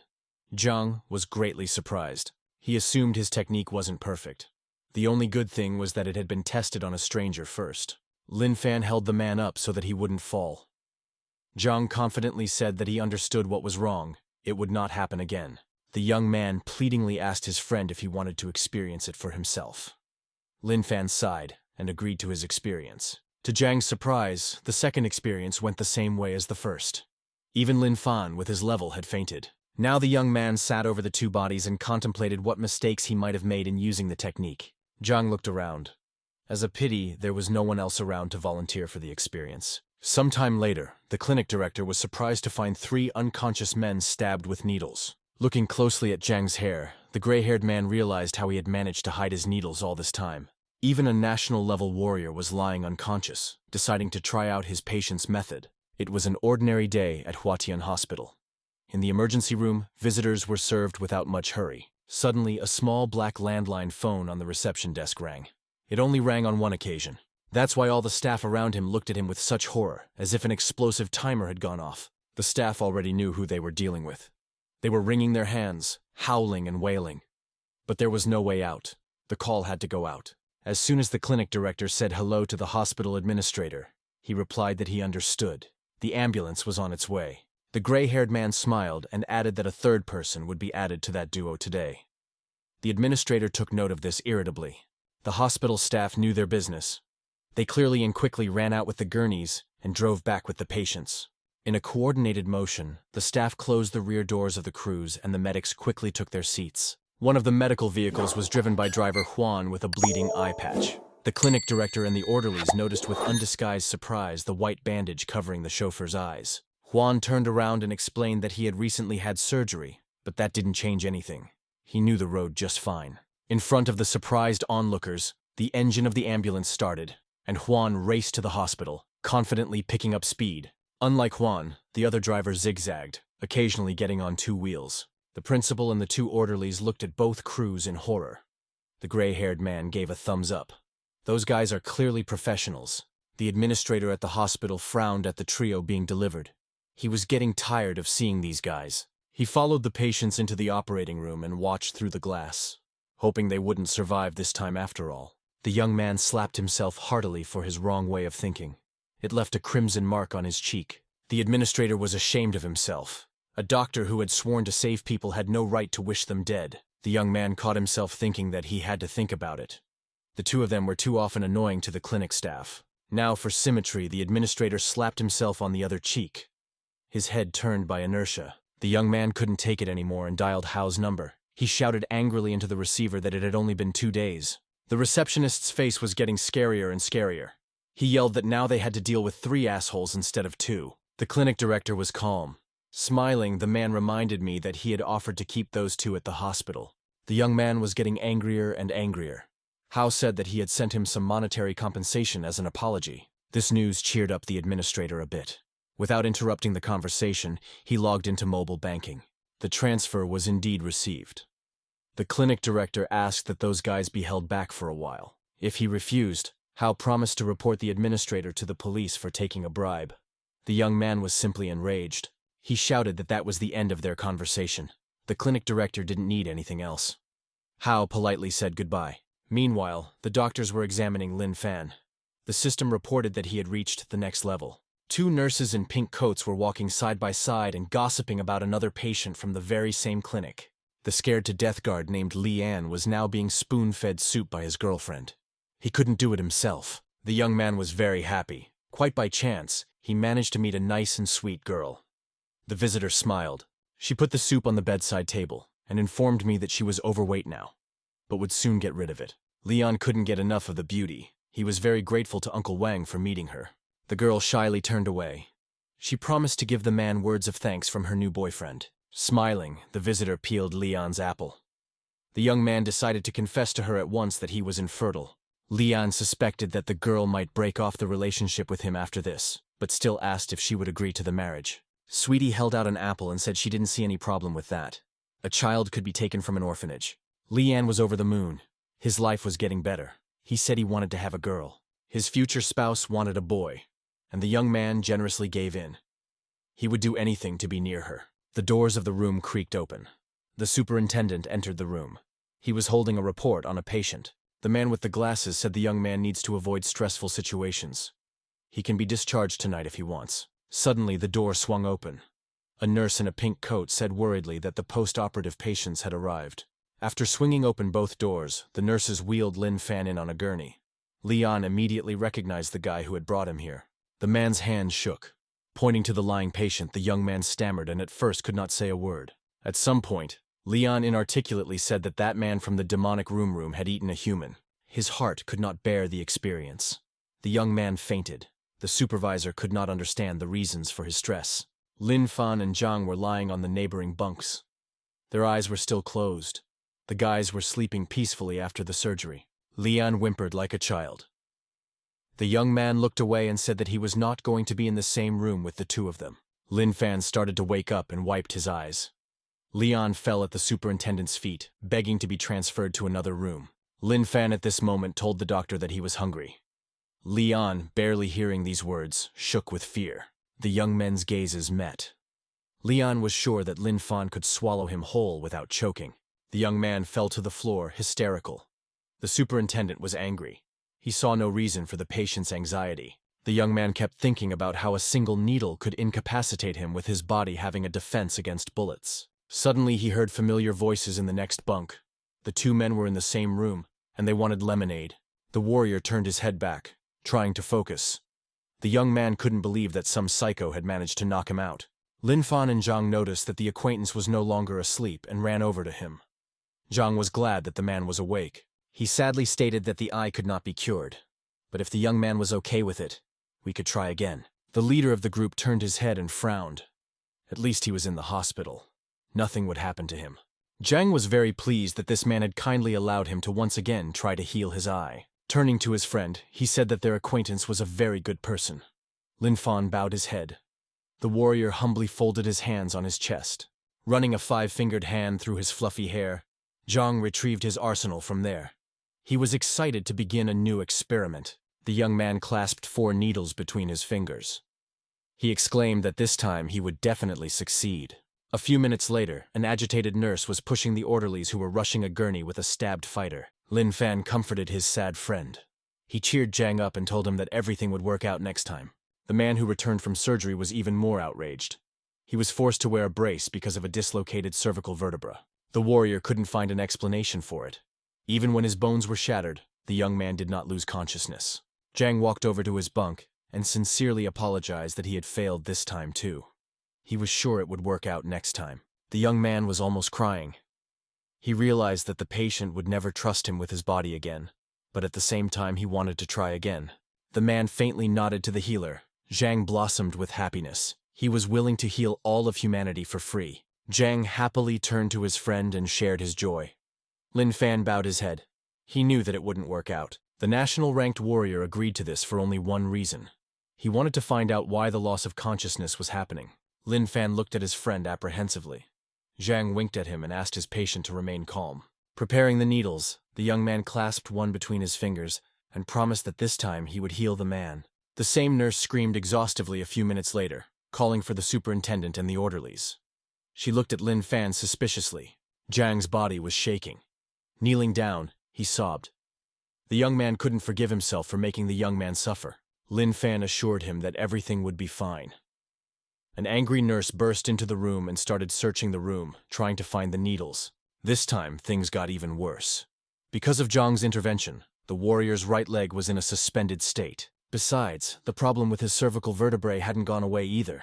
The man was just pissed off that some brat had managed to incapacitate him. The superintendent paid a visit and explained that his leg was temporarily paralyzed, and he needed absolute rest. As soon as the doctor left, the 2 boys approached their victim's bunk.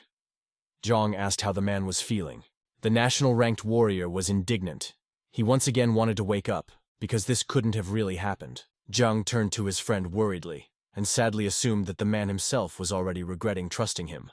Lin Fan reassured him that everything was fine. The type trusted him. The man angrily watched the conspirators at his bunk. The young men were thirsty. They got soft drinks in red and green tin cans and took a sip each. They both found the taste of the drink disgusting. It was as if they had been given fake lemonade instead of lemonade. Zhang stated that in that case, he would go and buy the drinks himself.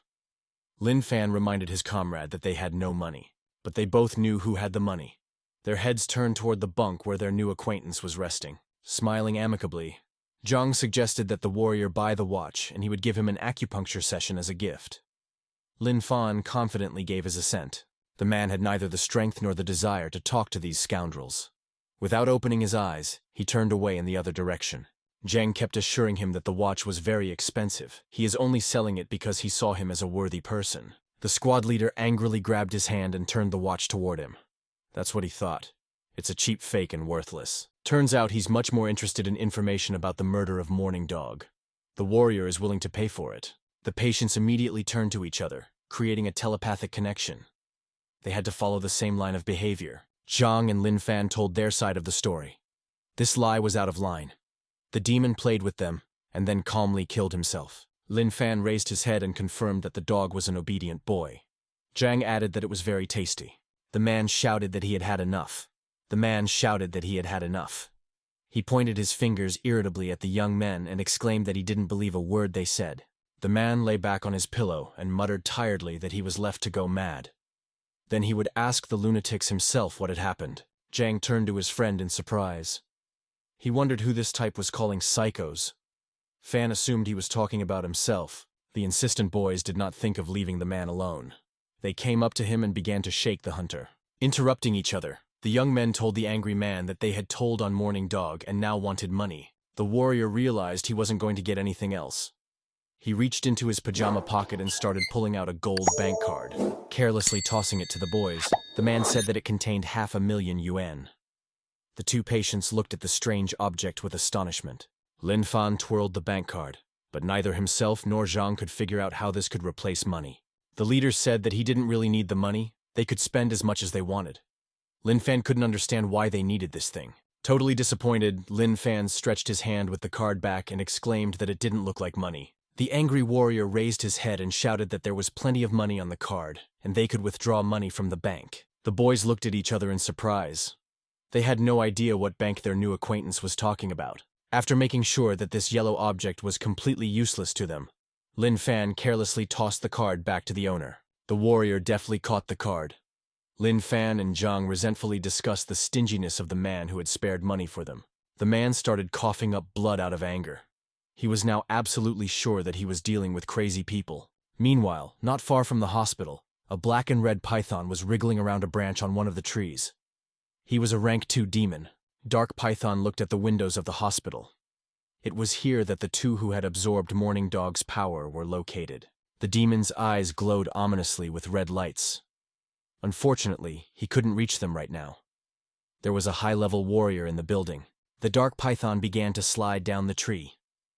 He had expected to wait a little while for the two men to come out for a walk on their own. At the very foot of the tree, the demon heard someone talking nearby and turned his head in surprise. A couple of young people were passionately embracing.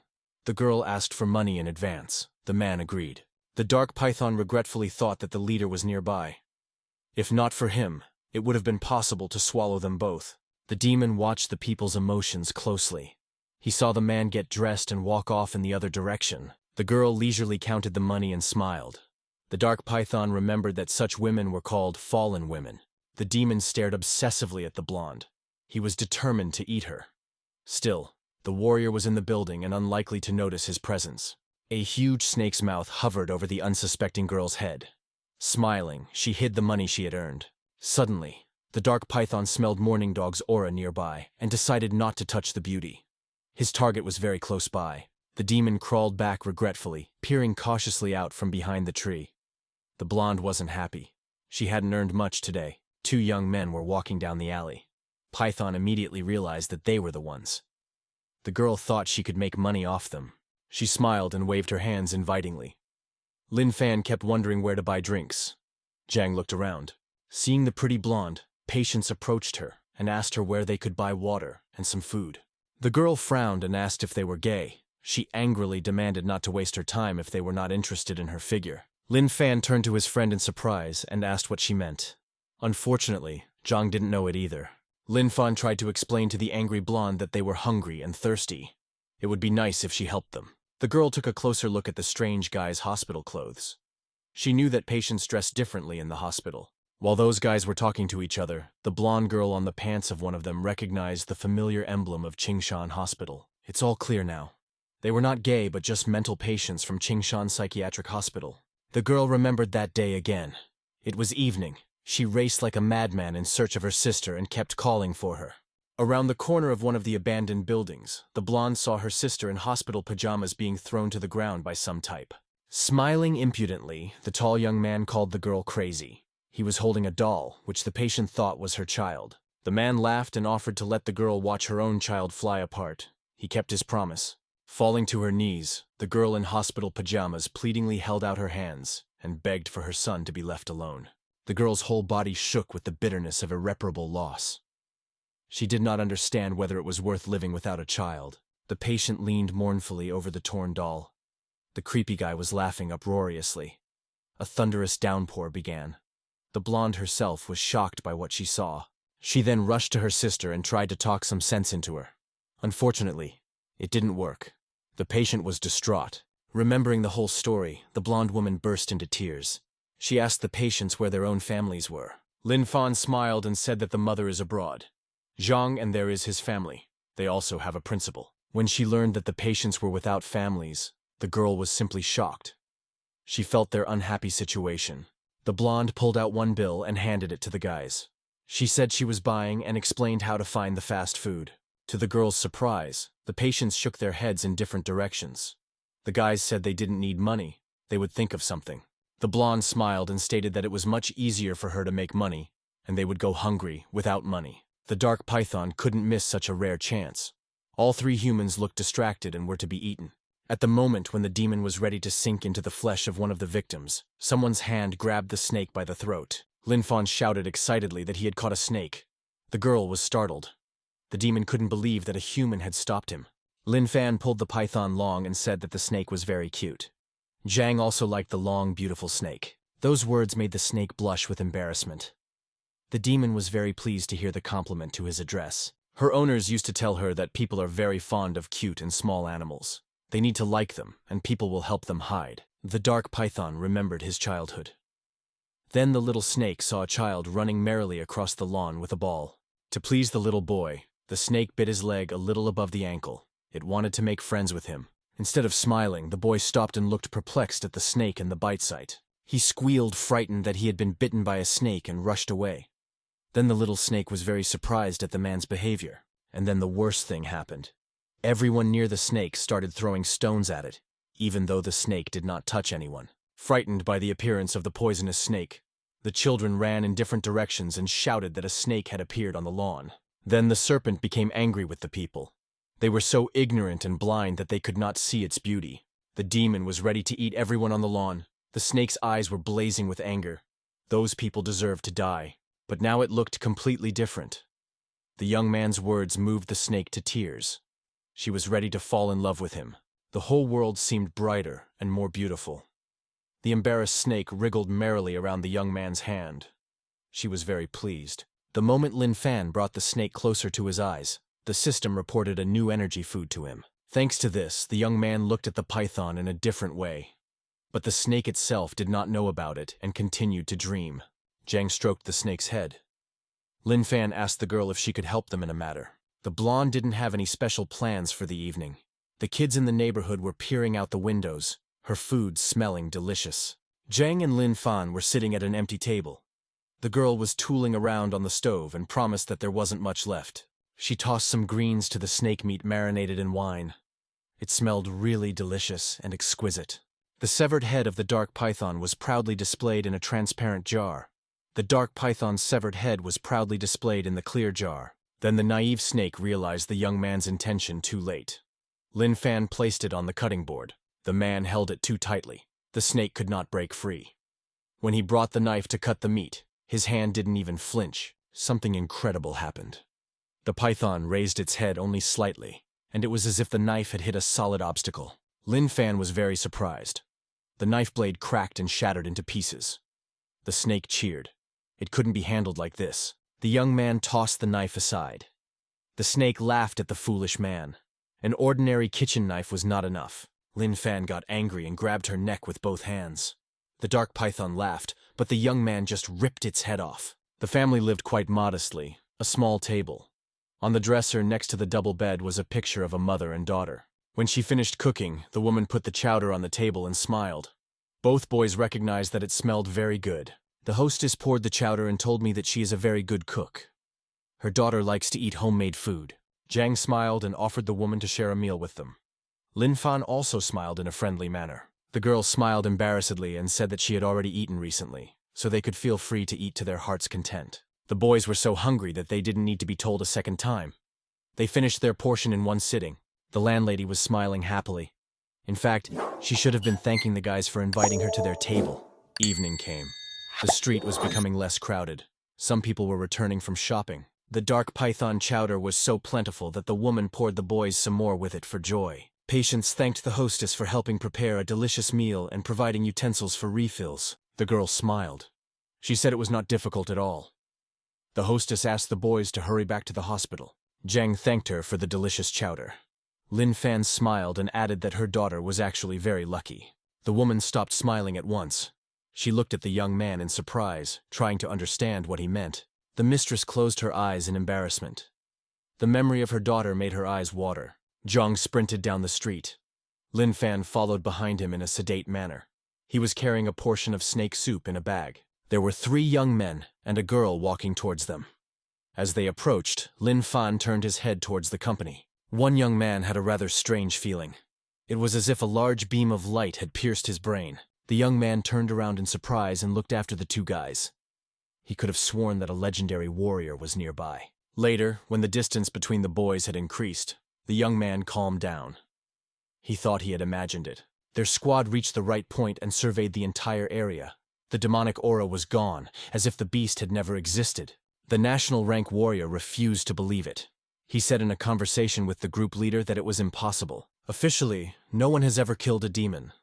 Therefore, the mysterious animal could only be exterminated by a human being.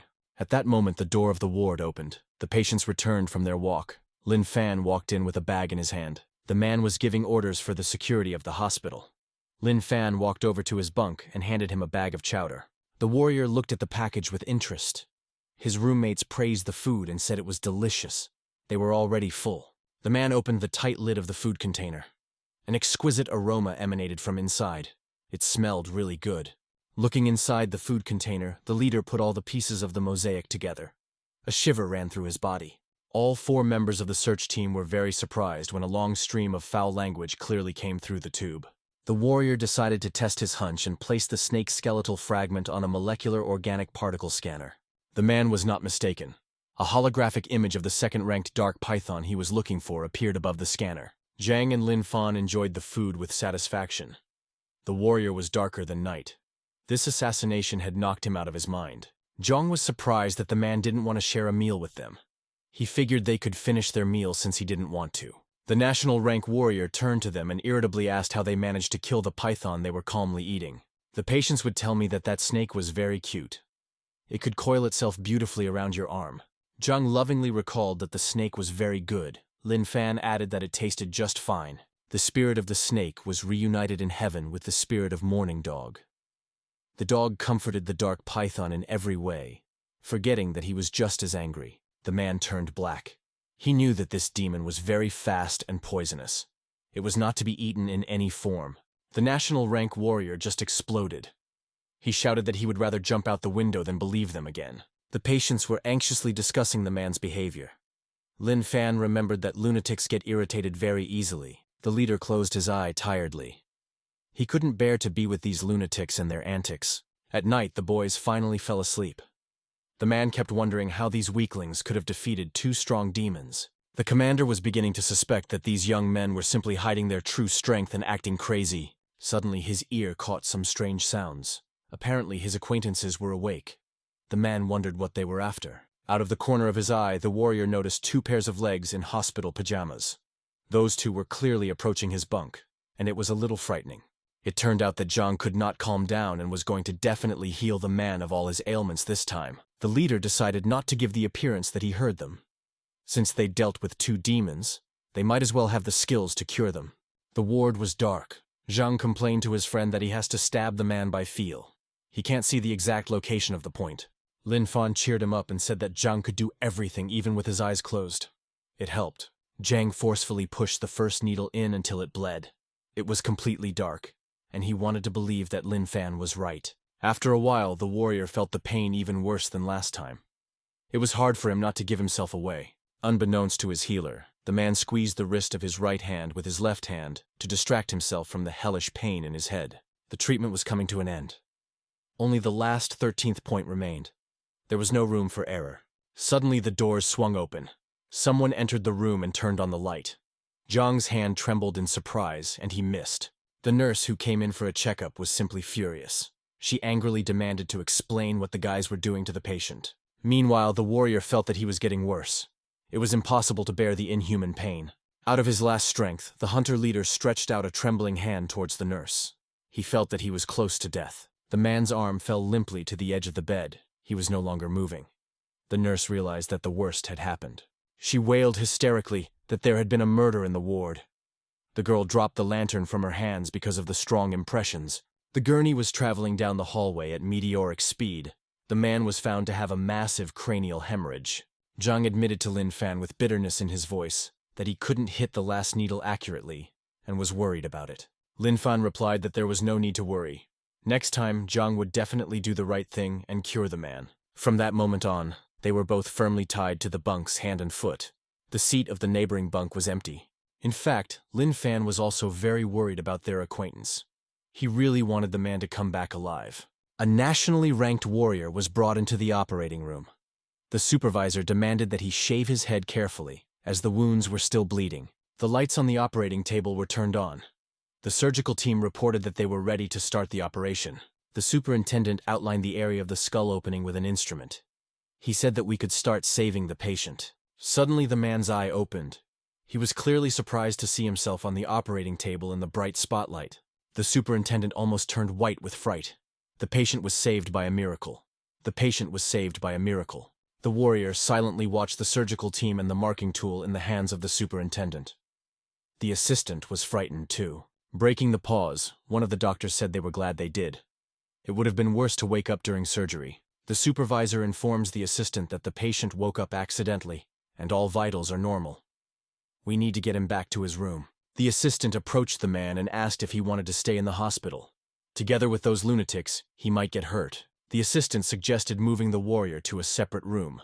The man frowned at the doctor in response. He seemed crazy himself. Their gazes met. The assistant was frightened. He had now learned that the mentally ill were easily irritated. Meanwhile, the supervisor was looking at the X-rays of the patient's injured body parts. At first, he thought someone had made a mistake. According to the scans, the patient's cervical vertebrae and leg healed by themselves. The doctor realized that the cast was no longer needed. Turning back to the patient, the doctor was surprised to find the bed recently empty. The man had indeed left without assistance. The national-ranked warrior was now completely bald. His skull shone as brightly as a light bulb. The man approached his tormentor's bunk and confessed that he was unable to resist him despite his rank. The warrior swore to himself that he would never believe the lunatics again, and he certainly wouldn't forget those two crazy patients. The man caught himself thinking that now he would remember it for a long time, no matter what. That thought made him even angrier. Lin Fan suddenly opened his eyes. He was glad that their acquaintance had returned and promised that Zhang would definitely patch him up. Without saying a word, the man turned his back to the young man and headed towards the window. Lin Fan watched him cautiously. The bald commander with the pirate's black armband opened the window. It was pouring rain outside. The man climbed out with his feet on the windowsill and said they would see each other again. Standing in the window aperture, the national rank warrior turned his head slightly and said that he was mistaken. He actually wanted to say goodbye. Just at that moment, a nurse entered the room. When she saw the man jumping out of the window, the girl screamed in fright. She could no longer react calmly to the events in this chamber, and so the girl's face flushed with screaming. Meanwhile, the man calmly reached the ground and landed smoothly. He had no intention of leaving life this way. The people who were standing near the hospital saw that he calmly jumped down and walked on. One guy even fell to the ground in surprise. The warrior dutifully pulled out his cell phone and dialed a number. At the same time, he gave the middle finger to his room, which was on the 15th floor. Clinic Director Howren dialed the unit leader's number for the umpteenth time, but no one answered him. Desperate, the gray-haired man put the phone aside and held his hands to his head in contrition. The call kept going, but the national-ranked warrior didn't even think of answering the call. Some time passed like that. The director of Qingshan Clinic got a call from the irritated head of the hospital. He was very angry. One of the lunatics had jumped out of the window. Hao was calm. He asked if the hospital had officially confirmed the patient's clinical death. The superintendent was a little surprised by the strange tone of his acquaintance. He confusedly said that the guy had left and couldn't be found. Now the clinic director understood. It wasn't about the psycho. He assured the director that it was okay. The hospital wasn't responsible for that guy. The head of the hospital exploded and turned to shouting. He angrily reported that the lunatics were sitting still. The superintendent shouted so loudly that the director could hear everything through the tube on the table. The man had not paid for the treatment. Suddenly, the superintendent's phone buzzed. He angrily squeezed the phone so hard that it began to crack at the seams. The reanimobile was speeding through the city with its siren blaring. The head of the hospital had taken pity on his staff and was now driving the lunatics back. Zhang was sound asleep and did not see what happened during the night. He learned with interest from his friend that their acquaintance had managed to survive. The young man remembered the patient's sore eye. Lin Fan had convinced Zhang this time too that it would be fine next time. Zhang almost burst into tears. It was because of his failed experiments that the man didn't even say goodbye to them. The patients were still strapped in despite the fact that they were riding in an ambulance. The supervisor realized what they were capable of. Lin Fan recalled those last few minutes of the man's stay in the chamber. At first, the warrior had hinted that he would meet with them again. But then the man turned around and really did say goodbye to the madmen for good. The young man admitted that the type had said things a little differently. Zhang didn't want to listen to him. He was already entertaining the thought that the next time the man would come and let him heal himself. On the narrow windowsill of the emergency vehicle, Zhang spotted a small box with 2 red apples and declared that he would like to eat one. Lin Fan was always ready to help his friend and reached for the apple. The super-strong ties burst, unable to withstand his strength. He held out the apple to the surprised Zhang. The young man was a little embarrassed. His hands were tied and he couldn't eat it himself. The boy brought the apple closer. Zhang tilted his head slightly and was able to reach the large, juicy fruit with his teeth. Zhang liked the apple very much. He praised its flavor in every possible way, urging Lin Fan to try it. He admitted that the apple was indeed sweet. The man in the passenger seat turned to the head of the hospital and noticed that he was giving himself too much to his work. In fact, the superintendent was driving those guys personally because he wanted to collect money from the clinic director Hao Ren. A car that was traveling on the bridge in front of them stopped. The driver of the ambulance pressed the brake to the fullest. After driving a few meters, the ambulance crew stopped. The blinkers were on. The siren continued to wail. The demons also reached the port of Yanhai City. A huge octopus tentacle threw the demon hunter to the ground. This time, the fighters faced a more serious threat. The reef octopus was a rank 4 opponent. Taking cover between shipping containers, the demon hunters were fleeing. There was no question of fighting him. Suddenly, the octopus grew in front of them again. The hunters had to take a circular defense. Invoking runes, they tried to hit the enemy. The gold and blue runes hit the target almost simultaneously. Unfortunately, neither hit did any visible damage. The reef octopus did not like the hunter's actions. A thick black smoke seeped from the pores of its tentacles. The hunter with glasses shrieked in fright. He had been in the special unit for a long time and knew very well what it was. His partner was also frightened when he saw the deadly black fog. A demon couldn't create such a thing. The group commander made the decision to retreat.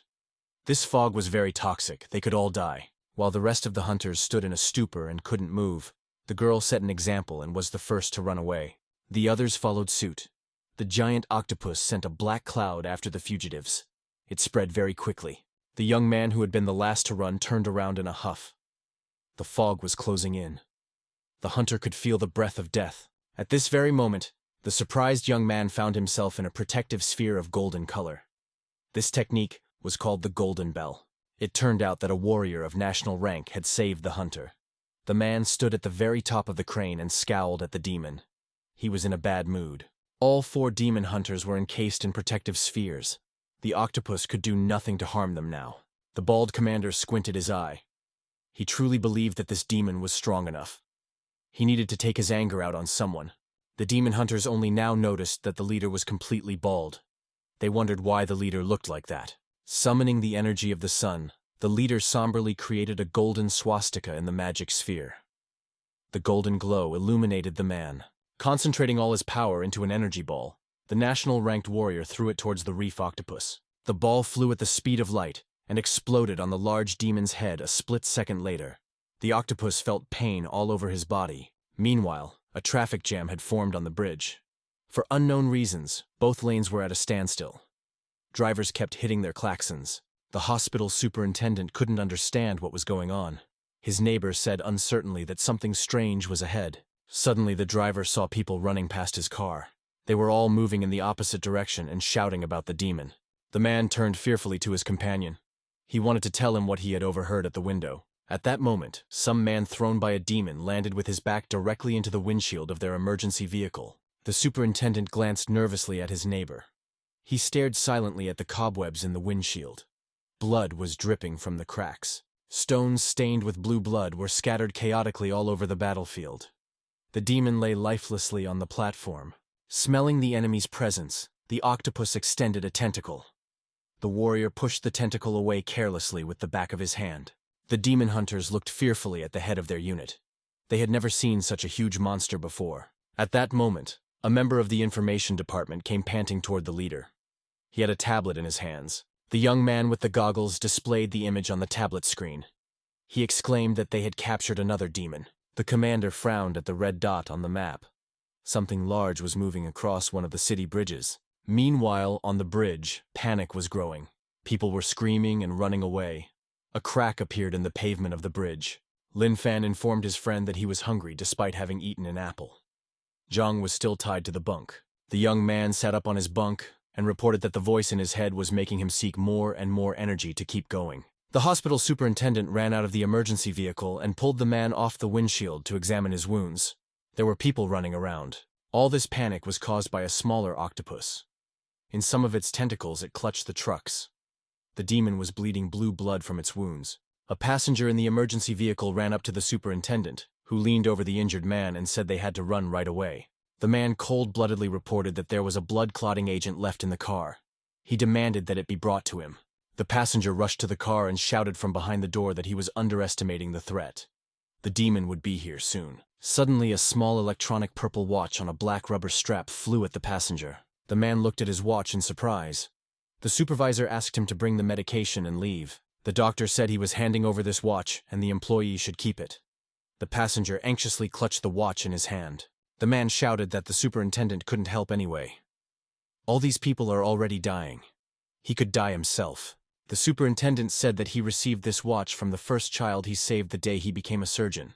Turning to his interlocutor, the doctor glumly admitted that he had promised himself that day never to abandon the dying. An interesting thought occurred to the man. He tried one last time to persuade the stubborn doctor who had not changed his oath.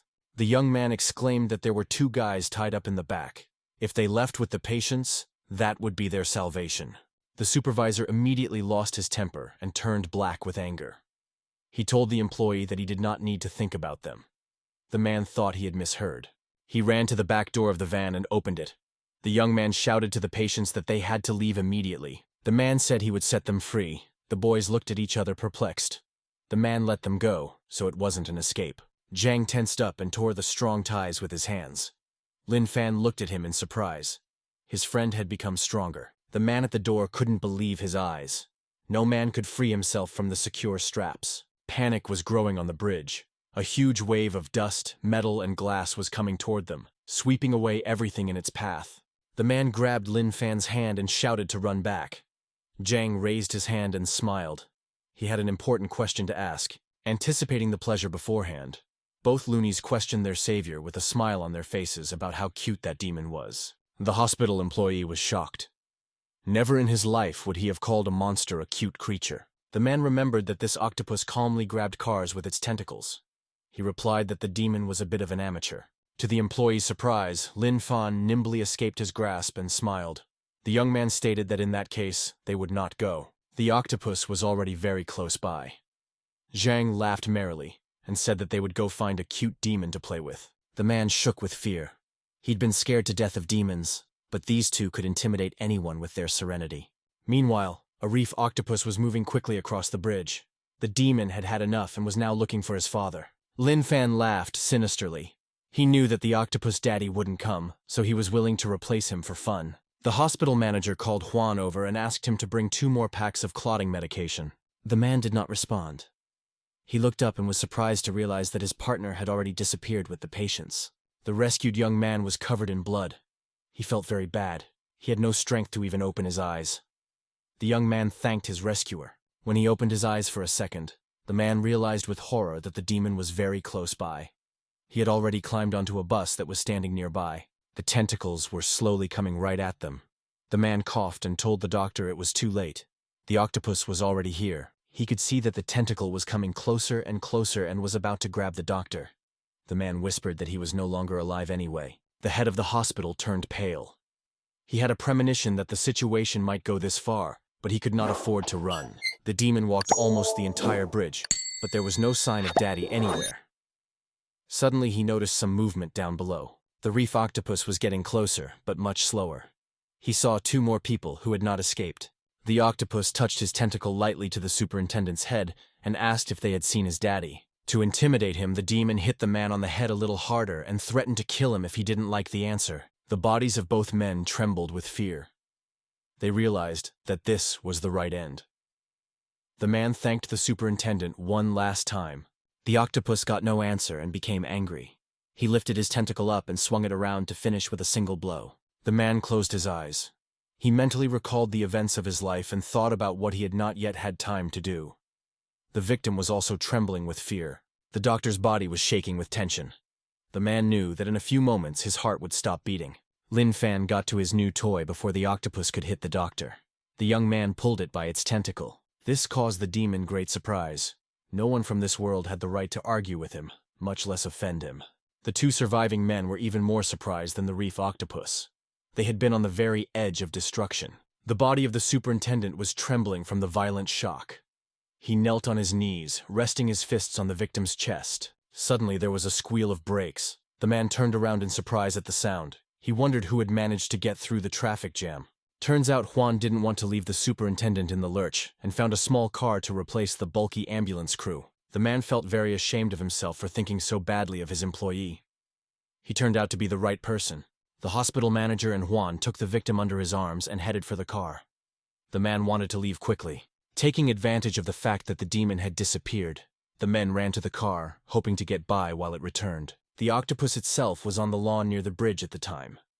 The demon didn't realize at all what had happened from the strong impact with the ground. Jang became jealous and shouted from the bridge that he wanted to play too. Lin Fan invited him to come down to join them. Holding the demon by its tentacle, the young man shouted to Jang that he had caught a huge octopus and could help it down. Jang liked the idea. He would be able to play with a real octopus for the first time in his life. The young man blushed with pleasure. Sprawling, Jang swung over the bridge railing. The demon looked at the falling man with astonishment. The reef octopus only at the very last moment discerned the young man's intentions and frowned angrily. Jang landed on the demon's head and rolled merrily down between its eyes. The octopus didn't immediately realize what had happened. Once down, the young man began to stroke the tentacle and poked it with his finger. It had a soft and delicate skin. Jang liked it. Suddenly, the tentacle of a disgruntled octopus whistled through the air above him. The demon shrieked that people were looking for death. Another tentacle flew very close to the young man. Jang stopped smiling. This was no longer an innocent game. The octopus picked him up and tossed him aside. Jang flew forward at a tremendous speed, spinning around his own axis. He could see absolutely nothing. The young man fell to the ground and tried to recover for a while. Lin Fan stepped on the tentacle and said that the octopus was naughty. Lin Fan absent-mindedly said that he saw the demon trying to hurt his friend, so he didn't push the tentacle hard. Unfortunately, it had broken off. Jang got up from the ground and looked at the huge tentacle with blue blood gushing out of it with interest. Jang exclaimed that he didn't see it as a big problem. The octopus still had quite a few of these tentacles. At this time, the reef octopus himself was trying to crawl farther away and give cries of help to his father. He was in great pain from his wounds. Lin Fan looked at the octopus thoughtfully. He had to admit that Jang was right. The demon still had some limbs left. Octopus was very angry that he had been so humiliated and insulted. He swore that he would kill his abusers. Jang had run off somewhere, so Lin Fan decided to act alone. He grabbed the nearest tentacle and pulled it towards him. The octopus tried to break free and pulled the young man in the other direction. Lin Fan stood on the ground like a pillar and didn't move from his spot anywhere. The tentacle snapped off with a crunch because of the tension. A river of blue liquid poured out. The octopus screamed in pain. Not far away, Zhang found a barbecue grill and charcoal grill on the lawn. He remembered seeing one on TV. The octopus continued to roar and threaten. Lin Fan methodically tore off one tentacle after another. The octopus wriggled as best it could. The demon tried to batter the young man with all his remaining limbs and showered him with a hail of blows. One of the tentacles hit the young man's head painfully. Lin Fan was surprised. He didn't expect the octopus to be so agile. He sank his teeth into the tentacle with anger and pulled it to the side. The demon cried out in terrible pain. Lin Fan grabbed another tentacle in passing and pulled towards himself, aiming to rip off both tentacles at once. Suddenly, the young man's keen sense of smell picked up a fragrant odor nearby. He lifted his head, still holding the tentacle. The smell was getting stronger and stronger. Lin Fan couldn't stand it anymore and reluctantly let go of the demon. It smelled very delicious. Now the reef octopus itself heard the fragrant smell and was surprised. Whatever it was, it smelled delicious. As it turned out, Zhang had quickly figured out what to do, and was now grilling a piece of tentacle, liberally pouring oil on it. He was almost jumping with delight. The sesame oil gave a special flavor to the delicacy. The young man was anticipating the pleasure. Lin Fan came running at the smell and saw Zhang at the grill. The octopus couldn't stand it either and came after the torturer at the smell. Suddenly the smile slid off the demon's face.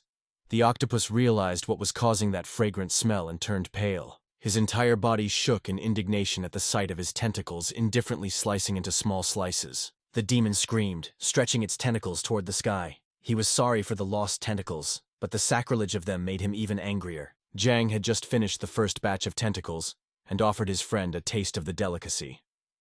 Lin Fan had already been licking his lips for a long time. The young man happily sank into the tender meat of the octopus. The sesame oil really gave it a spicy flavor. After finishing a small slice, Lin Fan grabbed a whole tentacle and poured oil over it. It was so delicious that he ate it raw. Jang put a tentacle on the barbecue. After pouring oil on it, the young man confusedly said that this was the last tentacle. Jang guiltily admitted that they had eaten all the tentacles they had, though it seemed like there were quite a few. Lin Fan was just finishing a large piece of food. The young man said that it was still not enough for him. He wasn't full yet. The demon was left completely tentacleless and was now sobbing with bitter tears. Lin Fan nonchalantly stated that the tentacles were not enough. The octopus now wished he had finished them off at once. He was now completely helpless, with only one head left. Jang heard its pitiful howl and turned around. He said thoughtfully that there was only one head left of the octopus. Lin Fan turned to his friend with an empty plate in his hands. The young man looked at the demon's head and recognized that it was beautiful. The patients immediately turned to each other. They were thinking the same thing. With a smile, they both gave a thumbs up. No tentacles were in the way now. The demon's head, cut into huge slices, was slowly grilling. He absent-mindedly watched his friend smearing the delicacy with sesame oil. The eye of the octopus was still looking at his friends. The guy did a simple thing. He closed the demon's eye and declared that it was no longer alive since the eyes were closed. Zheng recognized this explanation as quite logical. He was glad that his buddy had found a way out so quickly. The last piece of octopus was being grilled. The demon's last sensation was the realization of complete darkness and despair. The demon hunters were busily searching for their target. The bald leader of the group, even from the tall bus, couldn't find him anywhere. The information officer in the blue suit exclaimed in surprise and turned to the leader. He had managed to spot the remnants of the demon. The warrior didn't need to be told twice. In one leap, he covered the distance of a few meters. Standing next to the young man with glasses, the leader asked for more details. The analyst showed the updated map on his tablet. A smaller light blue dot appeared on the map next to the red dot. Most likely, the octopus was under the bridge. The head of the special unit, along with a member of the staff, immediately set out to find them. The map led them to two peacefully sleeping patients. The analyst couldn't believe it, because the map didn't lie. He looked at the horizon and checked the map again. To his surprise, this time the demon's energy waves disappeared altogether. The young man immediately reported it to his boss. The man was out of his mind with anger. He shouted that there was no such thing. There are only these two people in this place. The leader remembered the minute he had said goodbye to them forever and jumped out of the hospital window. He hoped he would never see them again. The man was shaking. He began to realize everything when he saw the grill still warm. The rest of the hunters began to converge on the lawn. The unit leader really wanted to believe that the vanished demon and grill had nothing to do with those guys. The huntress said that those two patients were just sleeping and offered to take them in for questioning. The leader nervously replied that they were just lunatics, nothing to listen to. The girl turned her head toward her boss in surprise. She didn't see anything wrong with the idea. Those guys might know something about the demon. The leader became even angrier. The man shouted that he was ashamed of his female employee. No one should believe lunatics. The man was getting angrier and angrier. He demanded that the huntress never make elementary mistakes again. The poor girl didn't understand what had gotten into him. The huntress began to suspect that the man's aggression was related to those guys. Nevertheless, the girl admitted that her boss immediately recognized them as mentally ill. She was pleased that the leader of the group knew so much. The information officer unhesitatingly tore him away from his argument with the girl and asked what the orders would be. He turned to the man and gave him an icy frown. Clenching his fists, the warrior turned around and headed in the other direction with a quick stride, leaving all the staff members puzzled. The man walked to the patients and sat down next to them. He asked his friends how they were doing and asked if the octopus was tasty. Hearing the familiar word, both buddies smiled in their sleep. They were still dreaming about that delicious octopus fried in oil. The bald commander turned pale. He had thought that the guys were here for a reason. The demon was just unlucky. An emergency meeting was called at the headquarters of the special unit, located in the penthouse of a tall skyscraper. The red-haired girl focused on the map with a pointer. drawing the attention of those present to the appearance of new demon habitats. The head of the unit listened to the girl with one ear. The two of them couldn't get out of his head. They were able to deal with a demon of the third rank. But there was a downside to that. The bald warrior shuddered at the mere memory of those madmen trying to cure his eye. The girl at the map said that she would prepare everything if there were no objections. Continuing to think about his own thoughts, the commander nervously said that it would be better not to. The analyst with the pointer and all the subordinates turned to him in surprise. There was an awkward silence. Shannel frowned. She didn't see any serious flaws in her plan. This loud statement didn't please the girl. The head of the analytical department squinted and moved closer to the group leader. She wondered what caused his doubts. The man couldn't understand what was happening. He was acting like a student suddenly awakened in class, and he looked around fearfully. Shannel said that she would send all the trainees from the 4 great academies to Qingshan Clinic for 1 month. She walked over to the bald warrior and stroked his smooth skull. The touch made the man shiver. Flirtatiously sitting down on the edge of the table next to the leader of the group, the girl tilted his head forward slightly and asked if there were any objections. The 4 best graduates of the academies were silent and thinking the same thing.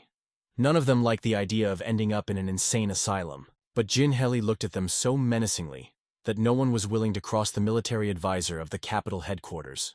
Only a national rank warrior suggested that this test was too cruel for yesterday's graduates. The girl smiled. She admitted that she was beginning to doubt the leader already, who thought the test was too easy.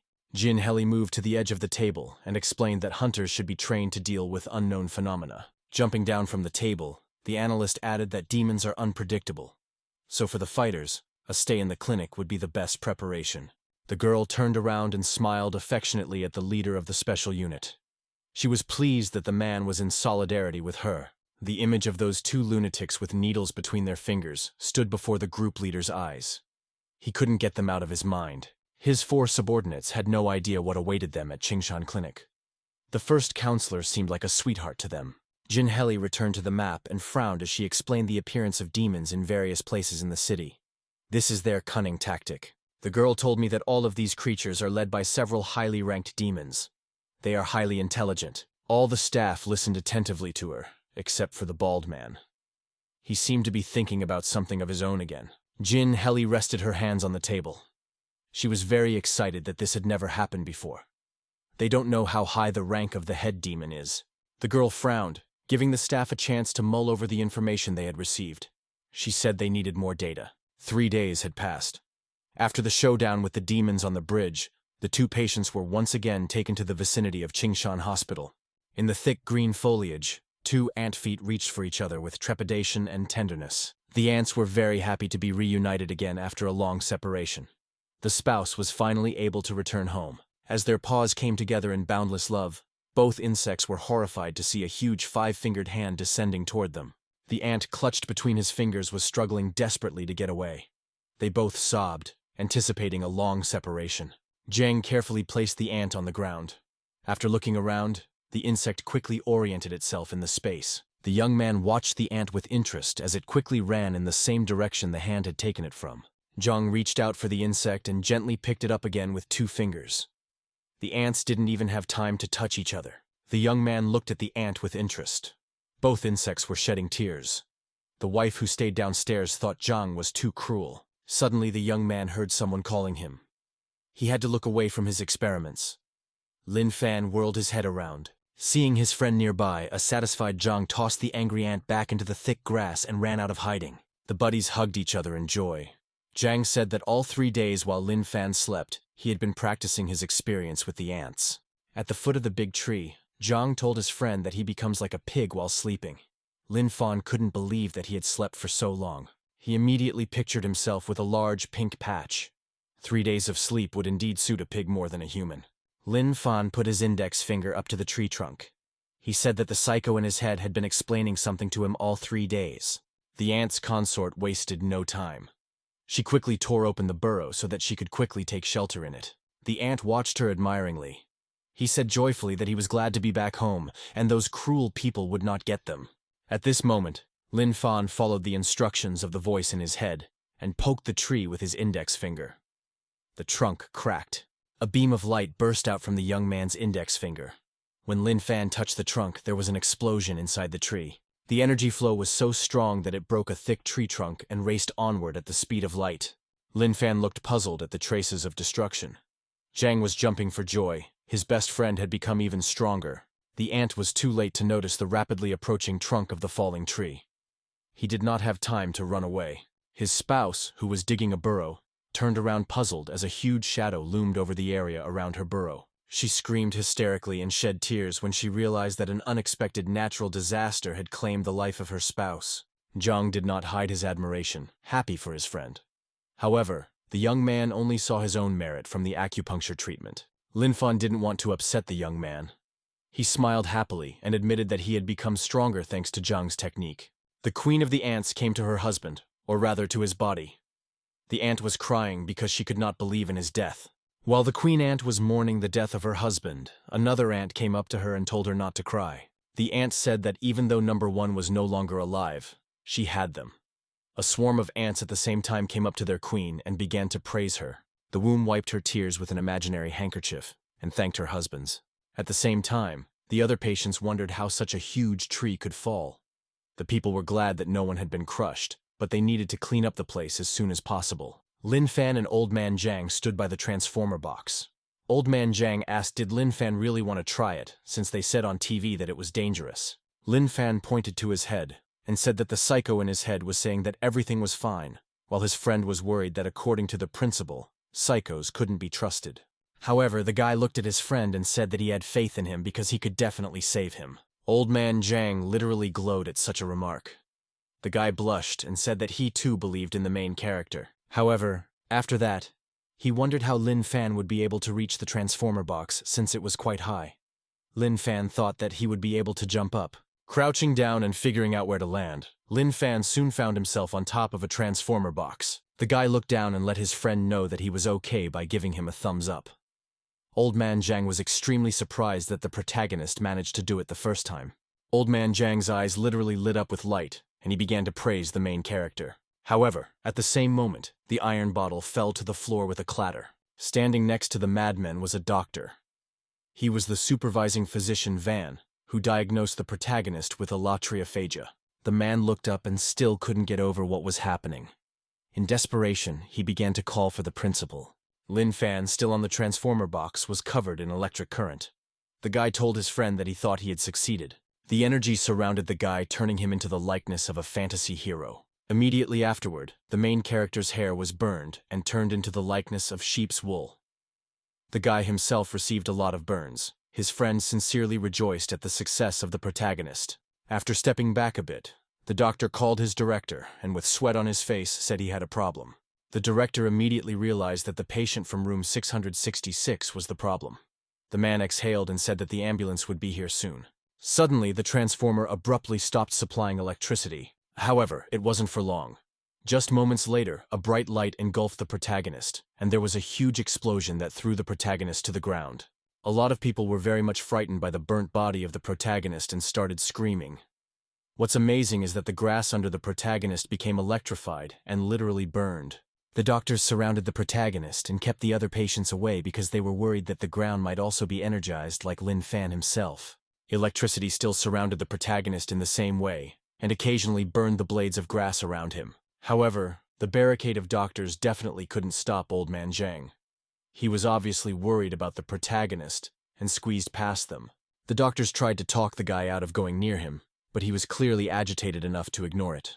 Suddenly, Lin Fan raised a black-as-pitch hand. The guy said don't go near him because he was alive. However, Lin Fan said that he was only a little tired and wanted to sleep.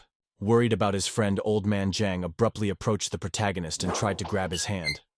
However, Lin Fan was still electrified, and the current slipped between his fingers. Immediately after that, Old Man Zhang literally flipped over from the reaction taking place and fell to the floor. The doctors told their director to take a look at it, and realized that instead of one corpse, there were already two. The head doctor was still wondering if it was really worth calling an ambulance. The doctor and his assistant were in the operating room. The man was literally crying as he was shouting from his workload that it was his time to save, not the patients. The man complained that he was just a doctor, not God, and wondered why he should take such difficult cases, literally sobbing. His assistant tried to cheer him up and clapped her hand on his back, understanding all the doctor's feelings. The man said that even though the indicators say he is still alive, but his body is 90% burned and it is simply impossible for him to be alive. Another man, apparently the supervising physician, said that if he still had signs of life, they could not abandon him and every effort should be made to save him. The man put on his robe and went into the operating room. The girl excitedly asked if he was going to personally perform the operation, to which the man agreed. 10 hours later, the green light above the operating room lit up. It meant the operation had been a success. The supervising doctor went to the other doctors and said to bandage him well and send him back. The assistant agreed and said that on top of everything else, the director of the psychiatric hospital, Hao Ren, was here. However, the supervising physician was literally seething with anger and could not contain his emotions. The angry doctor came out of the operating room and shouted the name of the director of the psychiatric hospital with all his might. And the strange thing is that the director himself just stood there calmly and listened to all the insults. The doctor said that he would not accept any apology from him or the hospital and told him to get out of here.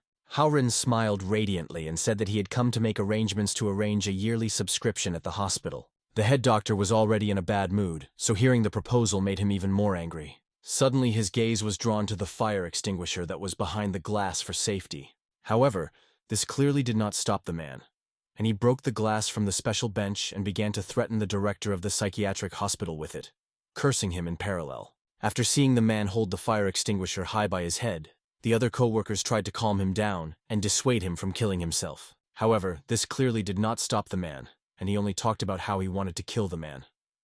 The colleague, with sweat on her face, talked about how the doctor had performed a 10-hour operation and needed to rest.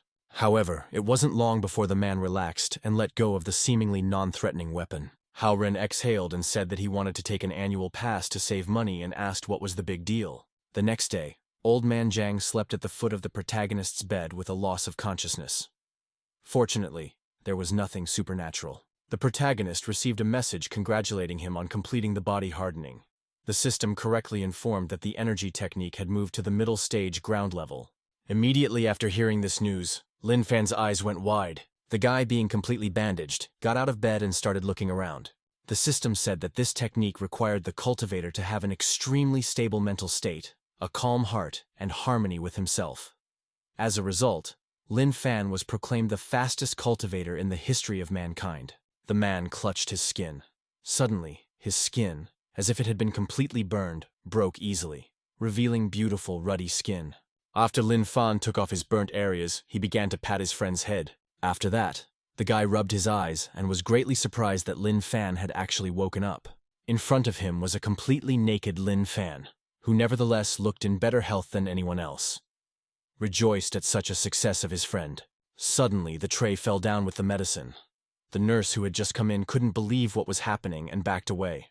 Very soon the protagonist was surrounded by doctors, who were surprised that on his body just overnight appeared such a beautiful skin. She was so light and soft that she was glowing, which obviously could not help but make the main character even more beautiful. Suddenly the doctors perked up their ears and wanted to try to get to the protagonist. However, the guy turned back in embarrassment and blushed, pretending he had nothing to do with it. The unknown man looked into the distance. He asked did Lin Fan jump on the transformer box to commit suicide. The man was still considering whether or not to try and take him on as an apprentice, but none of that mattered to him now. Looking down, he said that these two were the crazies, but they were roommates anyway, and we should go put candles for them later. Suddenly the man's headset lit up. The earpiece announced that there was a call from old Haniga. The man accepted the call. However, after hearing the information, he stood up abruptly and with a pale face asked if they were alive. The man could not believe that they were not dead after that. His eyes were wide open, and he wondered if his third-rank warriors could withstand the strain of being hit by a transformer box. The man was covered in sweat and realized that at least a rank 4 was needed. He wondered if those two crazies with congenital bodies were above the 4th rank. The man's eyes reddened, and he realized that screwing 4th-rank warriors with special innate bodies would be very helpful. Haoren leaned back and thought with a dreamy expression as the one-eyed man thought again. The man realizes that if they survived, they have the ambition to live. At the same time, the happy director was caught up by two employees. They asked if the old man didn't come here to negotiate the conditions of Deputy Lee's subscription. They didn't understand why he had decided to leave abruptly. Haoren turned around and said that it was not worth it, because he was afraid that as soon as he woke up, he would grab the scalpel. The employees were covered in sweat at this assumption of their boss and asked if it would come to that. The man only smiled radiantly in response. He said that the man was obviously tired and should get a good night's sleep. The director himself was not averse to a good night's sleep. At the same time, in one of the bunks, a girl was feeding her boyfriend. She asked him if the temperature was good and if he was hot, she could blow on it. The guy said not to worry. Tuck looked at the girl's bag and asked what happened to it. However, the girl said that there was nothing wrong with it, because it was just torn, but it could still be worn. However, the guy was clearly against this development. The guy turned on his side and asked how he could let his girlfriend walk around with a tattered bag. The guy pulled out a credit card and said his savings were on that card. The guy said to go and get a purse that she liked and that he wouldn't be satisfied with a purse that was too cheap. The girl instantly snatched the card out of her boyfriend's hands and said he was the best. The girl looked at Lian and said that Uncle Wang had heard that he was still in the hospital and said that he was going to visit him. The guy smiled and said he just wanted to thank him for meeting such a nice girl. However, hearing such embarrassing words, she only shook her head. The girl blushed with embarrassment and was only modest. At the same time, a man of not the best physique with a heavy gait approached the administration office. This man was Uncle Wang, who had come to visit Lian. A few days ago, a demon of the third rank, Tahina larvae, was on salmon slices. Huge approached the piece in question, trying to take it. The man obviously didn't notice that there was some insect on the salmon and successfully swallowed it. The man tasted a bite and said it was very tasty. However, what he didn't know was that the shadow of a huge fly had positioned itself behind him. Barely moving, the man complained that he had no idea which ward Lian was in, and if he didn't need his help with his son, he obviously wouldn't have come here. To his surprise, however, the man was sweating very profusely, and he noticed that he was incredibly tired during this time. Suddenly, the wings of a fly emerged from his back. Transparent wings, still coated with an unknown liquid, cut through the man's jacket. They were so huge, they looked like a new body part. The man trembled as he walked down the empty corridor. In the distance, he saw an unknown girl, probably a nurse. The woman clearly didn't expect to see anything unusual in such a familiar place, and only lifted her head when she noticed something amiss. Immediately afterward, however, her pupil sharply narrowed, and she opened her eyes wide with surprise. Right in front of the girl was a monster. The man's head, along with his skin and newly acquired wings, would be entirely fly-like, but his build was still human. The man, clearly unaware of what had happened to him, complained that everything was very loud, and if she was screaming like that, he had awakened an incredible desire to tear her throat out and drink her blood. The monster grabbed the girl's head and hurt her face. He caught her eye, and it began to bleed profusely. The girl could not hold back a scream from the incredible pain. But the man did not hold her and threw her at the door. The door itself naturally opened, and the girl fell to the floor because of the strong impact. In the end, she couldn't even move as she was bleeding profusely. She begged the monster not to come near her. At the same time, the room that the monster threw the girl into turned out to be the main character's room.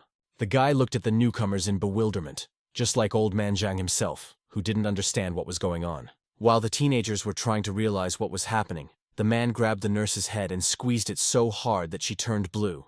The woman was unable to say anything or was grunting. In her unconscious state, she begged to be saved. However, the monster paid no attention to her at all, thinking only of how to slit her throat. At the same time, the clash was finally noticed by the other patients and staff. They started running away from the monster in panic, realizing that they didn't stand a chance against it. The monster, on the other hand, was no longer able to adequately express his speech. He only spoke of a bleeding throat and the inability to scream. Watching the multitude of people pass by the door, the nurse couldn't help but cry. Still conscious, she begged for salvation, slowly closing her eyes. However, suddenly, the needle was thrust into the monster's arm. As it turns out, next to the monster sat Old Man Zhang, who with a serious expression tried to give acupuncture to the newly arrived guest. Old Man Zhang, with a smile on his face, he said that acupuncture could help him in this case, and even though he was a scary guy, would still help him. However, the monster clearly didn't appreciate such concern, and asked incredulously if the guy was looking for death. Immediately afterward, he tossed the already half-alive nurse, who wouldn't factually wake up anymore, into the wall. Immediately after that, the man reached for Old Man Zhang, who couldn't even move. However, just before it fell, the monster's arm was stopped by someone. Old Man Zhang, with a nonchalant face, only watched it. Lin Fan stopped the monster's hand and told him not to offend Old Man Zhang. Old Man Zhang told his friend that he only wanted to help him, and asked him to ask for him whether he could do it or not. Lin Fan looked at the guy and agreed with this. As if not understanding or realizing the seriousness of the situation, Lin Fan asked if he needed his friend's help. The monster clearly did not understand the guy's question and only dreamed of slitting his throat, which he repeatedly said. Old man Zhang watched the scene with a nonchalant face. Suddenly, Lin Fan fractured the monster's arm in one easy movement, and a sea of blood poured out from the severed artery. Still with an unspeakable expression on his face, Lin Fan asked threateningly if the monster needed his friend's help. The monster clearly tensed up when he saw this attitude of the protagonist. He couldn't help but notice his broken arm and turned pale. However, he clearly didn't realize what Lin Fan was saying and only started cursing the protagonist. He started repeating that he would kill the guy. Suddenly his wings glowed. The monster suddenly ducked in front of the protagonist. The guy obviously didn't understand what he was trying to do or shook his head in bewilderment. As it turns out, Monster made only lunge to hit the protagonist again. He said he would chop the guy up, clearly intending to do so. However, Lin Fan was clearly not worried before this strike. He looked at him as if the man was moving in slow motion and he would be able to react at any moment. Suddenly the guy took the wings with his bare hands and stopped that blow. The monster himself was even surprised at this during the circumstances, because he did not believe that his sharp wings could not that they hurt the protagonist, so they were stopped with such ease. Suddenly the main character's eyes lit up red. This was not a good thing for his opponent. With a sharp movement of his hand, the guy ripped the wing from behind the man's back, who cried out in pain. Blood continued to flow down the peculiar blade-like wings. After such a short fight, the monster was already lying on the earth, completely covered in blood and unable to move. Lin Fan still did not realize that his companion was completely unable to speak. He said that he was badly injured and asked if he needed his friend's help. Once again, not hearing a reply, Lin Fan grabbed the monster by its clothes, bringing it closer to him. He grabbed him and lifted him up. He repeated that he thought the monster needed his friend's help and asked if the man thought so. Lin Fan turned to his friend and said that he could start since he said he needed to. Still holding the monster by the throat, he just brought it closer to his friend. Old man Zhang raised his hand to his chin and asked why the guy was holding it this way, since he must be very uncomfortable. However, Lin Fan's speech said that this was the way he had previously held the girl, so it was likely that he liked to hold himself this way. Old Zhang smiled radiantly at his friend and gestured that everything was fine. The monster only continued to wince in pain. The guy with the zoodle face said that he was hurt very badly, so it was time to treat him. Right after that, he stuck a thick needle right in the center of the monster's face. From such a sudden movement, a lot of blood naturally gushed out. It was obvious that Old Man Zhang had absolutely no professional experience in this field, and the monster only continued to scream in pain. It wasn't long before Old Man Zhang finished his technique and called it the half-step universe rotation technique. However, this technique did not look like such a technique at all, as it was pure mockery from the outside. Old Man Zhang concentrated and said, "The last needle is coming." The monster looked at this thanks to his many eyes and couldn't help but realize that this action was very dangerous, and he felt a danger he had never experienced before. Suddenly the monster regained his composure, and right before the end of the procedure told the guy to stop. While Old Man Zhang was surprised at the sudden change, the fly tried to say that it was a demon, Tahina larval, and this person had already been consumed. Fly understood that when it comes to human life, people tend to face hypocrisy and so-called moral choices. The man realized that he would be in a dilemma because if he decided to kill the monster, he would kill off a human, and the eggs left behind by the monster would spread to other people. The larva realized that if a suitable growing vessel came along that could awaken the power of the founder of the genus, that egg would receive the memories of all the other larvae. The monster began to smile as he was already anticipating doubts and hard choices. Whole first, the guy will start a way to kill only the monster and save the man. However, very soon, he will be convinced of the hypocrisy of their morals. However, Old Man Zhang did not stop and said that the 13th needle was approaching. Immediately after the operation was over, the monster cried out loudly in pain. A lot of blood poured out of his face, which was covered with all the needles. The man landed on the ground, unable to control himself. The monster didn't understand why this was so, because he wasn't completely different from the people he'd met before.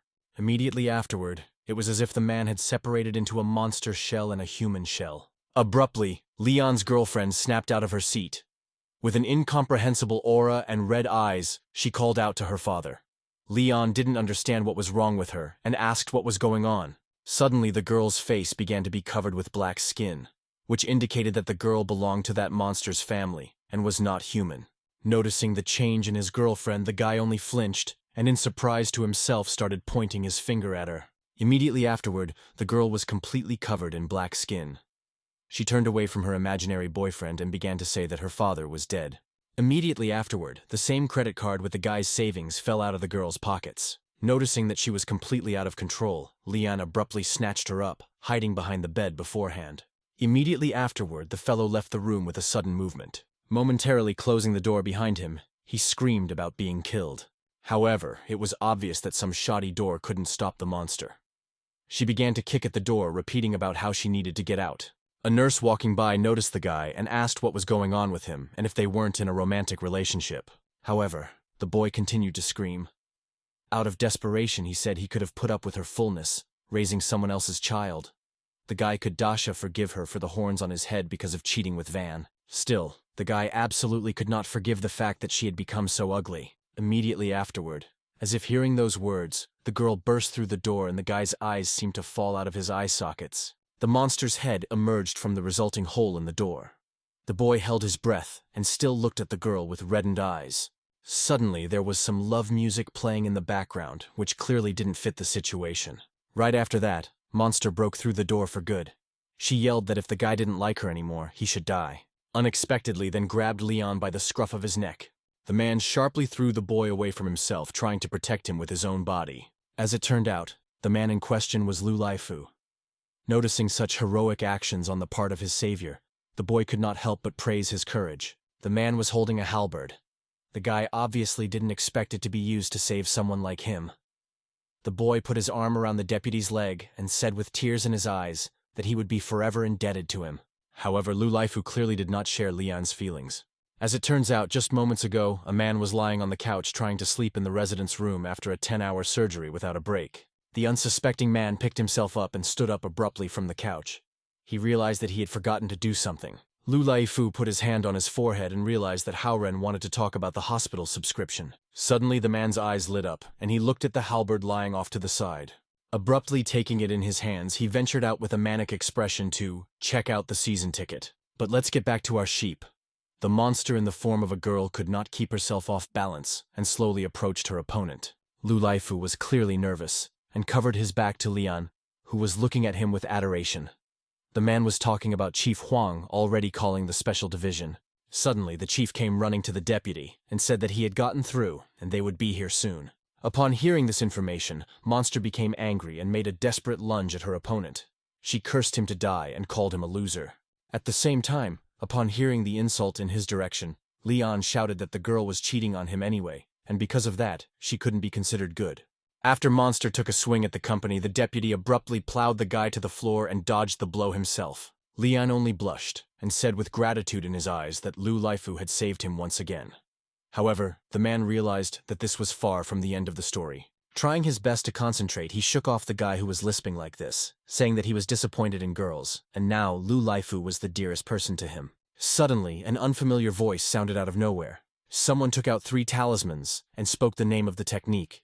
Immediately after that, all 3 talismans, as if driven by telekinesis, went towards the monster, surrounding it from all sides. At the same time, unknown vines appeared from all the talismans. They wrapped around the girl and did not give her a chance to escape. As it turned out, a group of help arrived. Half of the team turned to Lu Leaf and Leon and told them to leave while the other group started attacking the monster's body. Soon enough, the girl's entire body was burning in bright flames. She screamed in agony and pain because she couldn't do anything. Immediately after that, the man behind him uttered another sword-flying technique. A moment later, the very same sword pierced the girl's neck, which clearly meant imminent death. Immediately afterward, the monster's body fell downwards. The defeated body looked horrible, its dark skin almost indistinguishable from the purple congealed blood that made this picture even more disgusting. Right after that, another team came up and said they were the investigation team and the supply team. They were reassured that they could leave the rest of the work to them. Immediately afterward, the researcher approached the monster's body with a clipboard. The man said that the energy waves of the second-rank demon Takana larval demon had disappeared and death was confirmed. He also said that they had picked up the signal of another third-rank demon, and it must have been the father organism of this demon. The man had already started talking about having the warriors of the battle group go to eliminate it as something strange happened. Suddenly, the belly of the woman who was possessed by the monster began to swell and tear even more from the inside. He mentally, but a huge red appeared on the tablet, which warned of high energy activity. The entire relief team slowly turned back around.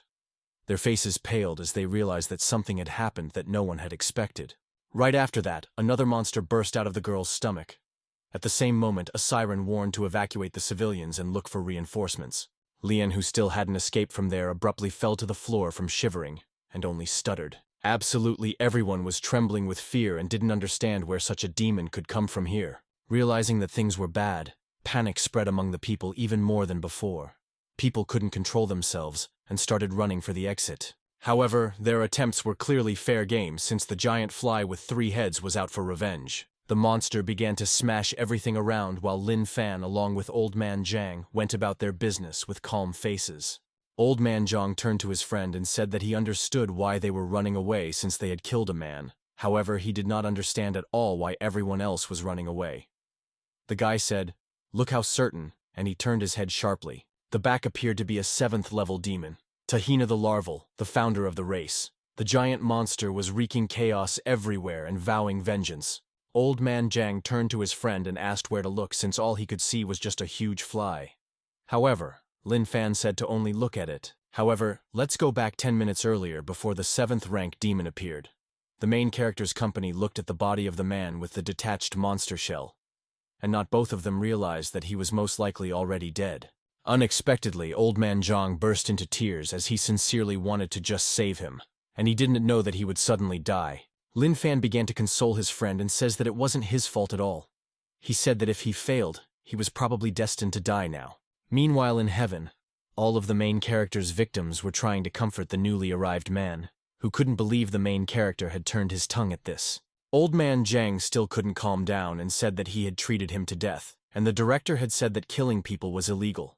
The guy realized that he would go to jail, but Lin Fan said that since they had treated him together, they would be held accountable together. Hearing such remarks of the protagonist, all the victims instantly abandoned their attempts to calm the newcomer and became very angry. In one tons, they wanted to see when the company of the protagonist would answer for everything. Suddenly, Lin Fan broke the nearest glass window with his fist. The guy smashed the window and said that they would escape while Old Man Zhang looked at him with an incomprehensible expression. Seeing this action of the guy, all his victims mentally choked on blood. They did not believe that this was a kind of response. However, Old Man Zhang was on the same wavelength as the hidden hero. His eyes lit up and he said that it sounded like a really fun idea. Pretty soon, the company was gathering through the window. Suddenly, the nurse awoke, and despite the unfolding events, turned to them. The girl realized that even though those patients were whacked-out lunatics, she still owed them a debt of gratitude. At the same time, the company of the protagonist only smiled. The guys obviously didn't understand why they deserved such praise, but they were happy to hear it. It wasn't long before Lin Fan jumped down from the window. The guy stared sharply, trying to minimize the possibility of detection. Realizing that there was no one around, the guy turned and looked up. He opened his arms and told his friend to jump because he would catch him. At the same time, panic was spreading around as people were afraid of the terrifying demon. Lin Fan along with Old Man Zhang hid behind the bushes and camouflaged themselves to wait for the opportune moment. At the same time, the headquarters received information about the appearance of the 7th-rank demon and its location. They realized that the ones they had sent out were only rank 4 and urgently needed reinforcements. However, they were not at all sure that the group they had sent out would be able to return. A certain gray-haired man with an eye patch turned around and said that he was off on this mission. However, he was instantly stopped from doing so. The administrator realized that he couldn't go there since they didn't know the rank of the demon controlling them all, and the appearance of a rank 7 demon was hardly a pure coincidence. The girl said that in order to instantly respond to unforeseen situations, he, as a national-level warrior of the city, should stay in the unit. Immediately afterward, the woman pointed her hand at a certain group and told them to depart. The group she pointed to was a battle group of warriors of the 8th rank of the special unit, Sacred Duty Group. Everyone was not happy to hear this news, as they had just returned from a mission and had obviously not had time to rest.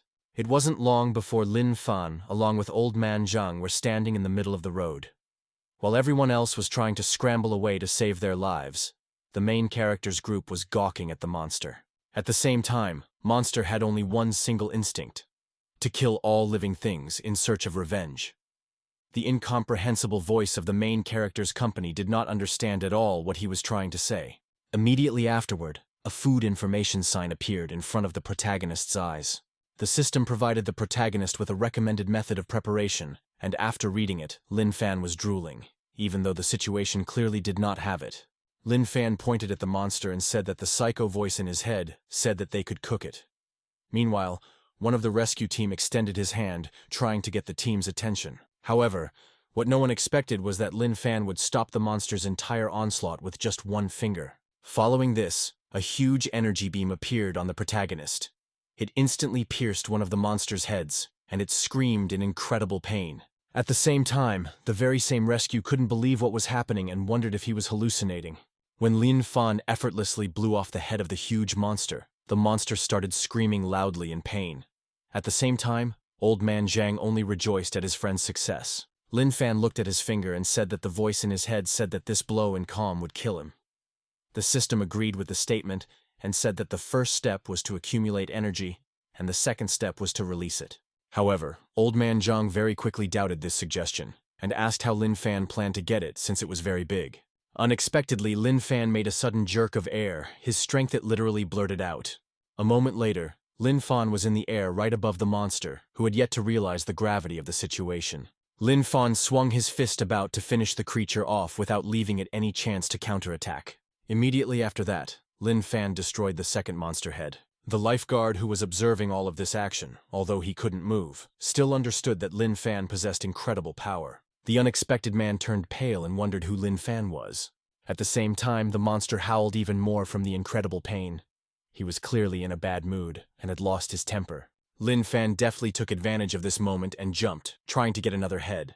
After that, Lin Fan gave another kick towards the monster, causing it to fall right onto a nearby building. But nevertheless, Lin Fan had not calculated the force of the blow, and the fact that immediately afterwards, he would start to rapidly fall downwards. Hesitantly landing, Lin Fan looked up where the monster was already located, ready to full-fledged attack. Immediately after that, the monster's incredibly sharp claws rushed towards the protagonist. Despite the fact that the guy dodged for quite a long time, however, it could not happen forever. Right after that, the system activated the defense skill of the impenetrable golden body. This way, Lin Fan didn't get hurt at all when he was hit directly. The monster Edge was not surprised that such a powerful so-and-so had left not a scratch on the protagonist and flustered. The guy grabbed the huge monster's coif and wrist with a sharp hand movement like it was an incredibly easy task for him. Immediately after that, with his remaining hand, Lin Fan counterattacked that very same hand. Immediately after that, the monster's arm seemed to crumble, and a huge amount of blood poured out. At the same time, Old Man Zhang didn't even pay attention to the protagonist's fight. Suddenly the guy raised his head and realized that he and the protagonist had different tastes, and wondered if they were going to fight. At the same time, Lin Fan was still fighting the monster. Old Man Zhang looked at the protagonist for a short while and thought, "Is Lin Fan hungry? Because he couldn't otherwise want to eat a small fly?" However, right after that, the guy's face became disgusted because he was not going to eat it. Because it was very disgusting. Lin Fan quite soon defeated this monster and headed towards his friend. The guy tried to ask something, however, Old Man Zhang interrupted him. His friend was in apparent apathy, as he was afraid that the protagonist along with him had different tastes. However, Lin Fan instantly refused his premium food and tossed it aside. Lin Fan said that it wasn't like that at all because it was ugly, not cute. At the same time, the system was extremely disappointed that he was throwing away such valuable food because it was a waste of food. However, Old Man Zhang was clearly happy to have the protagonist answer. He asked if he really thought that she wasn't cute at all, and if they wouldn't fight then. Lin Fan with a calm face agreed with the guy's assertion while the system was tearing up with indignation. It couldn't believe that Lin Fan was throwing away rank 7 food in such a simple manner. At the same time, people were working in the collapsing one trying to contain the barrier, not trying to make sure the ruins of the building didn't crush the people underneath. At the same time, the rescuers were trying to minimize injuries to the people there as much as possible and support the barrier makers. One of the girls, apparently the leader of the group, said to hang on, all the boss's reinforcements are sure to be here soon. Quite soon, there was a distinctive sound that the energy waves of the high-rank demon had disappeared, and it was most likely destroyed. At the same time, Lin Fan along with Old Man Zhang were moving away from the destroyed building. Old Man Zhang was literally glowing with energy, and asked if they would continue the escape if they didn't eat this fly. Lin Fan said with a full deadpan expression that they really should continue their escape. The system once again warned the protagonist that such valuable food was not on the road. The system tried to continue listing the reasons, but it didn't have time. Lin Fan literally slumped down here in fatigue. The system was expecting this because it wanted to say that this was the first time the host had used such a large amount of energy and needed to be replenished immediately. Old Man Zhang abruptly lowered himself in front of the protagonist because he thought that the guy was dying. He really cried and started to shake the body of the protagonist. The guy was really angry, so much so that he was screaming as hard as he could. When he heard the screams, a rescue team came to his rescue. Suddenly, someone called out to the guy and asked what happened here. The rescue team came running and didn't understand where the 7th rank demon had gone. Suddenly, one of the team members said that there were still remnants of the energy wars in the air. It wasn't long before another team member stated the monster's death. He pointed at it and told his team to get closer. However, they could not accept this fact, because it was hard to believe that the monster was dead before they came. They were warriors of the 8th rank of the Sacred Duty Squad. Shu Duokyu, one of the team members, did not understand who could kill such a ferocious monster. At the same time, a healer, apparently also one of them, told Old Man Zhang not to worry because he was fine. He would wake up soon. After that, the girl checked on Old Man Zhang. She realized that he was perfectly fine as well. However, the girl realized that it was strange that the young guy had channels like an old man. Then one of the team members told the girl that they would help the people in the building. She heard this and said that she would catch up with them soon. Suddenly, the very observant lifeguard from the previous group reached out and called out to the girl. Xiao clearly didn't expect that there would be someone else she had missed. The man struggled to say that Lin Fan was the one who had killed the demon. However, the man had no sooner finished his sentence than he turned with his own blood here internal injuries. Seeing how injured the man was, the girl instantly rushed over to him and told him not to waste his strength. The girl took out another pill and mouthed the name of the technique. After that, the pill was unbelievably inside the guy's body without any intervention. Xiao moved the man closer to the tree and realized that it was very good that there was an eyewitness to the incident. The girl said that she would first help the people in Building A after coming back for him. Immediately afterward, the girl drew away from the company with a sharp jerk. The rescue team, along with the ambulance, were recycling and trying to save everyone with more than they could. The rescue team then approached the company of the protagonist. The man stated that there were no open injuries and that he had probably fainted from the impact. Old Man Zhang agreed to this. At the same time, the rescuers said that if their relatives came here, they could leave with them. Suddenly, Lin Fan opened his eyes as if he had woken up from a nightmare. Old Man Zhang was very happy that his friend had finally woken up, and at the same time, the protagonists made a sudden jerk trying to stand up. Suddenly, the nearest rescuer, the one who was watching the actions of the protagonist, began to admire and praise him. Lin Fan started whispering with his friend. The guy said that he had already forgotten that they had killed a man, while his friend wondered if so many people had come to catch them. With a pale face, Old Man Zhang asked if they really needed to get away. Lin Fan said that he didn't know why they were here, so it was really better to leave. His friend quickly agreed with this decision and supported the protagonist. While Old Man Zhang and Lin Fan were trying to disguise themselves under the bushes and escape the gaze of everyone watching, the same fan of the main character was spitting blood, however, tried to stop them.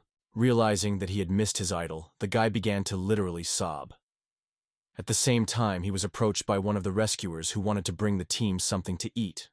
The man thought that their family had already taken them away. It wasn't long before the main character's team found themselves on the street. Old Man Zhang and said that this was their first time walking on such a busy street. Lin Fan said that this is indeed true. However, even in case of anything, he is there to protect his friend. The guy was extremely happy with the words of the main character. You said that if he ever needs help, we can always contact. Lin Fan and Old Man Zhang were literally jumping with happiness. At the same time, everyone around them looked at their group as if they were idiots. People instantly realized that they were mentally ill. Quite soon, Lin Fan and Old Man Zhang were lying in a clearing together. Old Man Zhang asked his friend if he remembered when they had eaten fried octopus at this place. The boy said that he clearly remembered it, and it was delicious at that time. At the same time in the sky, the octopus was angry, and the other victims tried to stop him. However, the man himself only rubbed his chin. As the man began to sink into his memories, the octopus's eyes lit up with a red light, and the other victims only sympathized with the would-be victim. A moment later, the octopus was rubbing his round belly, wiping away the remains of his food. He said that humans tasted good too, both in meat and soul. Suddenly, Old Man Zhang noticed something unusual. The guy abruptly stood up and pointed it out to the protagonist. The guy asked if someone was being abused. The place the guy pointed to was a van with a bandaged boy in it. At the same time in the van, an unknown man held a gun muzzle over the child and called through his phone. The man asked if the billionaire Yanhai was on the other side of the phone. The man then held out the phone receiver and said to say hello. The stone-faced boy sarcastically told his father to save him. Apparently he had been in such situations many times. After that, the man again returned the phone to himself and said to prepare 50 million at once. However, unexpectedly, the boy himself got into the conversation, who said that this is too little and should take at least 500 million. The guy frankly did not understand whether he really wants only 50 million, because his predecessors started bidding only with 100 million. At the same time, the driver, apparently that man's accomplice, said it does make sense, and the guy is telling the truth. After both of them pointed their fingers up, the man nodded his head and went back to talking. He again shouted into the phone that the situation had changed, and now he needed at least 500 million. The man had already started to threaten, but the boy beat him to it. He shook his head and said, "That's not how it works. The whole kidnapper has to give specific timelines and measures in case of non-compliance, and only then will they have leverage." After that, the two kidnappers were surprised, and even more, and looked at his face. The man ordered the boy's father to leave the money at a specified place, and for every hour he was late, he would receive a photo of his son's severed hand. The man started prompting the kidnapper with lines, and the man tried to repeat them. At the same time, the same driver started waving a fan at the boy himself. Suddenly, however, the conversation turned to police officers. The kidnappers covered the phone and asked the boy what if he had absolutely no connection there. The guy said it's just a bluff to scare, and most parents who want their kids to stay safe wouldn't dare go to the police and put their child's life at risk. It wasn't long before the man hung up the phone and asked his coworker if he had made a good threat, but that the man naturally backed him up. The boy said it was very average, but he was very long, and hung up on the caller, and they have a device at home that locates the caller. When the kidnappers jumped at this surprise, the boy said with a calm face that they must have already determined where they were, and within 10 minutes the guards would be here personally. The visitors attempted to threaten the boy again by placing the muzzle in front of his face. However, he said quite calmly that Kidnapper Me was even able to memorize the phrases the boy spoke. He had to dictate phrase by phrase, and it took 47 minutes and 8 seconds. Hearing so many impertinent phrases, the kidnapper again put the muzzle of his gun in front of the boy. The man was clearly enraged and ready to kill him, while his partner tried to stop him because he realized that a huge amount of money was involved. Suddenly, the old man Zhang walked up to the van and asked if they were quarreling. The whole company was clearly not expecting new guests. It was obvious they were petrified when they realized the van had been approached by someone else. The kidnapper, who was initially not in the best of moods, said that today was his day, and he was not going to leave any witnesses. Immediately afterward, he pointed the muzzle of the gun with a confident look, "She the comer," and without hesitation fired. However, Lin Fan was unable to stop the bullet heading towards her friend, and did not receive absolutely no injuries to be surprised. The main a grim face stared at the kidnapper, while old man Zhang stood at his back and watched the circus. Lin Fan put his finger up and said that it was a gun he had seen on TV. The guy said that the man wanted to shoot him, and it hurt a lot. The guy said that even though Lin Fan was strong, it was illegal to kill people, and asked him not to kill him since they were still on the run. Lin Fan agreed again. The kidnapper clearly did not realize how it was possible that Lin Fan had stopped the bullet with his bare hands, and that he was not human.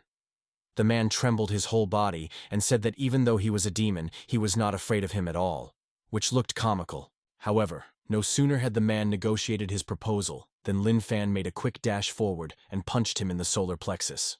She said nothing anyone expected was that Lin Fan would hit with such force that the guy along with the door flew off right into the nearby lake. His partner began to run to his brother, worrying about him entirely, leaving the kidnapped victim alone with the protagonist. Old man Zhang asked if the man was still alive, and Lin Fan said that he was still alive because he had hit him lightly. The guy approached the boy and said that Lin Fan had already chased away all the people who had wronged him.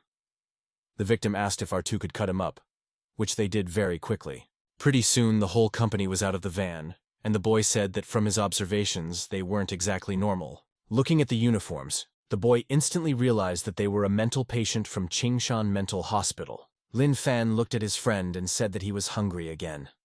The system couldn't help but feel indignant because the main character had rank 7 food right in his hands, and he just left it behind.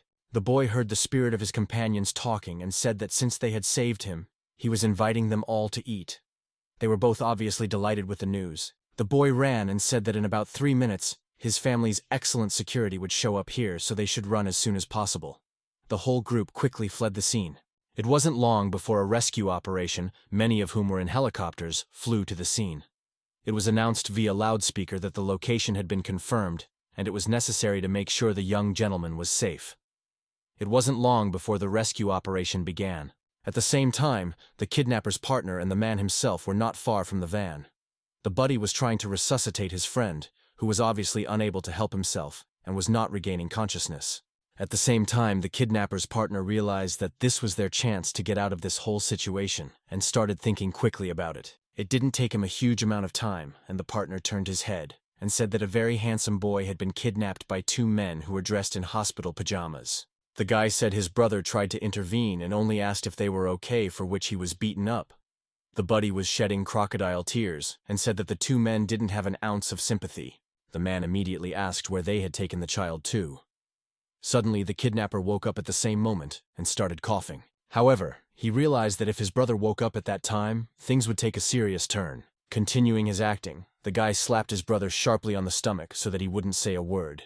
He pretended that he cared about his brother and was very happy to see him awake. The participant of the special operation had already suspected why the voice of that very brother seemed too familiar to him, but decided not to pay attention to it.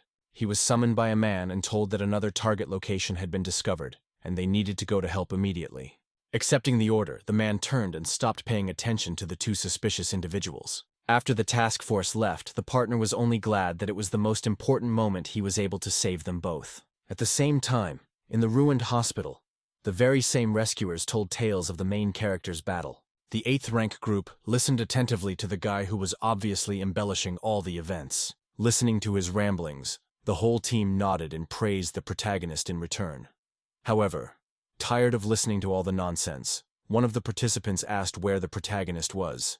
Suddenly the man cried and said with a broken heart that they ignored him and ran away. One of the members said that saving people and not chasing fame is his master's style. And so the man became sharply enthusiastic and said that nothing would be forgotten, and he remembered perfectly what they looked like.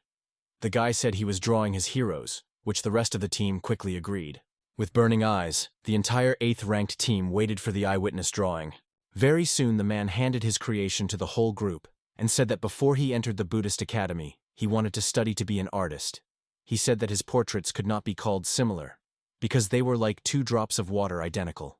Abruptly, the whole team started praising the eyewitness drawing, saying that he really draws beautifully, and they look as if they are alive. However, one of the team members did not understand at all what his partners were saying, and wondered if they were looking at other drawings, and he thought so for one simple reason. He saw ugly scribbles, which could not reflect not only the whole but at least half of the similarity with the main character. The boy wondered if he would be kicked out of the group again if he said that the drawing was bad. It wasn't long before the main character's group was sitting in the magnificent restaurant. They were intensely eating everything they saw in front of them, including a variety of food and drinks. The restaurant staff were fumbling amongst themselves. Did they really? They had escaped from the hospital, and even with a child, and they were not extremely doubtful that they would be able to pay for their order because they were a 5-star restaurant. The unexpected girl remembered where she saw this form from, and said that they were patients from Qingshan Psychiatric Hospital. Her colleague was extremely surprised that their guests were crazy people. The boy had been watching all the different dishes the whole time and asked the company if they were full and had enough. However, Lin Fan said even after many plates of delicious viands, he was still hungry. The system said that after discovering the inner world, the host could strengthen limitlessly, but as a side effect, he had a strong sense of hunger that couldn't be drowned out by ordinary food. At the same time, Old Man Zhang was very satisfied because he was full. The boy thanked the boy and said that he was a good man. Said he could call him what the protagonist calls him, that is, Zhang. The protagonist said his name is Lin Fan. The boy said his name is Qian Xiaobao, whether they can just call him Xiaobao. Qian Xiaobao said that since Lin Fan hadn't eaten yet, he would order more. The waitress politely brought the food and took away the empty plates. It happened more than once, however, and she carried away more and more empty plates, and she began to feel very tense, The girl repeatedly served the protagonist more and more dishes, while the old man Zhang collected a kind of slide from the bones. The girl was getting very worried because Lin Fan had already eaten 7 dishes by himself, and now she was not worried that they wouldn't be able to pay for the fact that he would die here, and the restaurant would have to pay compensation. And all for a while, Lin Fan called out to Chen Xiaobao, who had clearly already managed to fall asleep. Rubbing his eyes from sleep, Chen Xiaobao asked if the protagonist was full. The guy said that he wasn't full yet, but the psycho voice in his head said that he wouldn't be able to eat that way. Lin Fan said that since this was the case, that was the end of it. Old man Zhang moved closer to the protagonist and asked if it was an act of disrespect because Chen Xiaobao had invited them to eat, but he was not full. As soon as they all left the table, the girl started calling the police and said that the 3 of them had no money. However, suddenly about 83,000 yuan was transferred to her phone, which was the final price for the entire meal. Qin Xiaobao waved his hand and said that he didn't need the check. The girl was literally petrified of such treatment, and while the police were asking what the 3 visitors didn't have, she couldn't get out of her stupor. Suddenly the waitress decided to get out of the situation with a joke. She said a line from a famous song that said that money on the account is always scarce, and they will take whatever they don't have. When he heard that, the cop called her sick and hung up. It wasn't long before the main character's company walked out of the restaurant, and old man Zhang began to look around. The guy's eyes suddenly lit up, and he pointed to a certain building. Old man Zhang said that it was really fun, and he had seen the place on TV. Chen Xiaobao looked who the direction the guy was pointing to, and said that they must know very little about the world of video games, so he could show everything. At the same time, one has to wonder if the mentally ill play games at all. Quite soon the company of the protagonist found himself in a room with slot machines. Old man Zhang sighed because he had once again lost to the boy. The guy walked away from the terminal and in a sad voice asked the protagonist to help him take revenge, to which Lin Fan agreed. However, it was literally a 1-goal game. Lin Fan quite soon lost and couldn't land a single blow on his subscriber. Old man Zhang, who was watching the caviar, said that the buddy also lost. Qian Shoubao said that it was too simple a game and he never loses in it. The guy began to feel proud of himself, saying that even if he wanted it badly, he would not lose since it was too easy. Suddenly, Lin Fan made a sudden dash towards the machine. The mentally ill man swung at the automaton and struck it with all his might with his fist, and naturally the automaton couldn't withstand such a heavy blow. Lin Fan, with a gloomy expression, said that he died and that he won. Chen Xiaobao, with a pale expression, decided not to upset the protagonist and said that he had won. At the same time, everyone else there took offense since they would not be able to play fighting games. Old man Zhang was extremely happy about such a victory, and was literally jumping with happiness as they walked to the next machine. However, the guy thought that even though they are crazy, the protagonist has too much strength for such. Qian Xiaobao recalled that when Lin Fan hit the kidnapper, he thought that he was already finished. Lin Fan said that he didn't have tremendous strength at all and was still hungry. The guy was tired and had no strength. At the same time, a small red dot appeared on his forehead. As it turned out, the title character was being stalked by Sniper, who shot him in the head with 1 crisp shot. Immediately after that, Lin Fan started falling down and everyone else became worried about what had happened to him. Suddenly, the boys' rescue team burst into the arcade. They broke the windows and used ropes to get into the hall. The man pointed his guns sharply at the company of the protagonist and told no one to move and put their hands up. A lot of guns were pointed at Old Man Zhang and Lin Fan. The buddy tried to wake up the protagonist as he was very scared because of and for the guy himself. The member of the special operation told me to move, or else they would get shot in the forehead. Old Man Zhang was literally crying with fear as he remembered Lin Fan saying that the shot from this gun was very painful. At the same time, the young gentleman's mouth was covered, and he was pushing the man's hand away from him with a pale face. Chen Xiaobao understood what all this could threaten and said not to shoot. However, it was too late. The man shot Old Man Zhang in the head. However, unexpectedly, Lin Fan was able to deflect his buddy's head so that the bullet wouldn't hit anything other than his hair.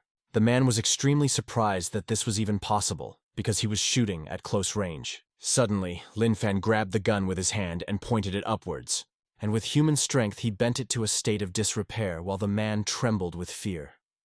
The eyes of the protagonist glowed with a bright, ominous light, and with his whole facial expression. With his other hand, Lin Fan lifted the attacker by the neck and began to strangle him. The other members of the protagonist's operation, however, still hadn't put their guns away. The man trembled because he was absolutely shot in the head, and there is no way that the protagonist survived. Chen Xiaobao broke free from the hands of the members of the operation and told everyone to immediately lay down their weapons. The guy understood the risks and said that they didn't hurt him because they were his friends. The members of the special operation looked at the boy with apprehension, but still laid down their weapons as ordered. Chen Xiaobao, with a pale face, approached the protagonist and said that they had opened fire without understanding the situation and they were at fault. However, he apologizes on behalf of their family. Realizing that this was clearly not enough, Chen Xiaobao bowed his head to the protagonist and apologized. The boy asked that Lin Fan bite off a personal guard if he considered the boy his friend. Lin Fan looked at the begging boy with a sinister expression. Suddenly, Old Man Zhang realized that this was his way out and started to calm everyone down. He patted the protagonist on the shoulder and said that Chen Xiaobao was really their friend, and friends should protect each other and forgive each other. Hearing such words from his buddy, Lin Fan let go of the bodyguard's neck and agreed with these words. Chen Xiaobao only exhaled when he managed to resolve the situation. Lin Fan tried to call out to his friend. However, he did not have the strength at all to even stay on his feet, and he immediately fell down here helplessly. The system said that this hunger was due to a side effect from the discovery of the inner world, and reported that the host was being driven into anabiosis for self-preservation. Old Man Zhang was even more worried about the protagonist, as he did not understand why Lin Fan had abruptly lost consciousness. He pressed himself against the protagonist's chest, trying to hear the pounding of his heart. Finally hearing the heartbeat, Zhang exhaled and said that Lin Fan had just fallen asleep. Chen Xiaobao didn't understand how he could just fall asleep in such a situation, and asked if that was the case. The buddy said that it was really just a dream, and last time Lin Fan fell asleep like this for 3 days. However, the guy said that according to the principle, if you sleep on the floor, you can catch a cold. It wasn't long before a group of protagonists were on their way to an elite car, and the news was being heard in the middle of the whole area. Chen Xiaobao turned to look at the screen and asked what the unit was doing. The demon was defeated by 2 masters and showed the same scribbles. Chen Xiaobao asked if they had completely lost their minds. It wasn't long before the entire team was inside the car, and Chen Xiaobao told his driver to take them to Qingshan Psychiatric Hospital. The driver legitimately asked what to do about the kidnappers, but the guy said that these fools did not escape, and since they were lucky in life, it was not worth pursuing them. At the same time, Kidnapper was hitting his partner since he was gold, that the latter hit him so hard that he almost drove off to the other side. His buddy begged him to stop, but it clearly had no effect. At the same time, the headquarters didn't understand how no one had yet found the master who had killed the Semirang demon, although they had released information about him 12 hours ago. One member of the octogenarian team still didn't understand why people didn't doubt the quality of these portraits one bit. Suddenly, someone with a loud stride came rushing straight towards the hero team. The girl very soon found herself right beside them and being enraged through the portrait of the protagonist and Old Man Zhang. She was literally flaming with displeasure and asked who allowed them to put something like that on the air. The woman was clearly unhappy that they did not think at all, and the image of the special unit, and did not see that now people are writing on the internet because of this picture. Who is the most artist asked if the internet praises his artistic skill. However, the girl abruptly cut off and said that everyone writes that they have completely lost their head. While the artist was in a state of despair, straight team that doubted the sanity of his colleagues literally, he realized he was normal. The woman then turned to the 8th-ranked team and asked if they lacked intelligence. The furious woman said that the 3-month vacation of the Sacred Duty Squad was cancelled, and in 3 days, the rookies would be interned in a mental hospital, and it was the 8th-ranked team that would be responsible for them. However, the woman was adamant, and asked if they, and only now remembered that they were 8th-rank warriors. The artist started crying in the corner of the room, because he felt that he was the reason the whole team would be forced to do this, and they just didn't want to offend him. The very man who had been doubting his team finally realized that his colleagues had actually done it just to support him. However, his musings were interrupted by another team member who said, not ironically, that he was really good at drawing, and they all thought so. Immediately afterward, the rest of the girls began to follow this team member, and the man fell into an even greater stupor. He began to suspect that he just didn't fit in with them. At the same time, the head approached the surveillance office. The man asked what they had already done when he had only been gone for a short while.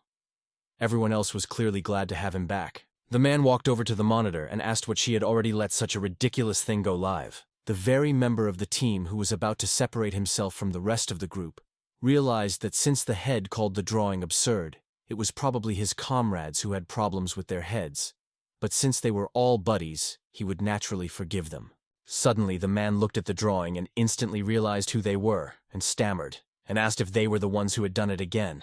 A member of the team literally fell out of a stupor since the head recognized the masters. He was the one with the problem, and not the rest of the team. At the same time, Hao Ren called the deputy.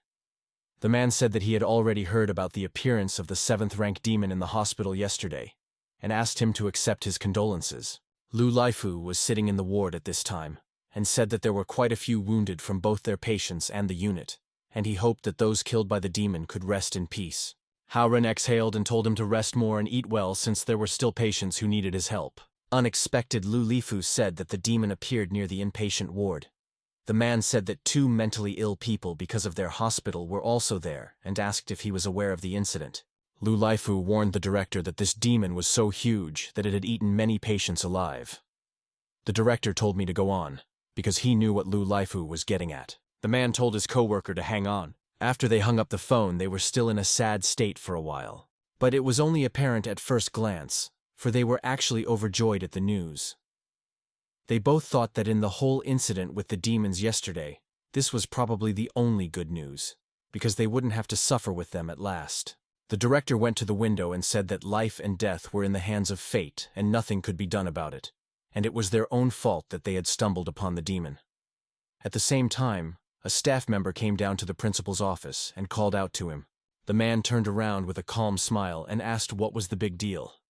The staff member said there was a guy standing outside who brought patients from ward 666. Hao Ren, with the same nonchalant smile, asked if the bodies had been brought. However, the man turned his head and said he had brought them back alive, both of them. Upon hearing this news, the director literally began to crumble like sand.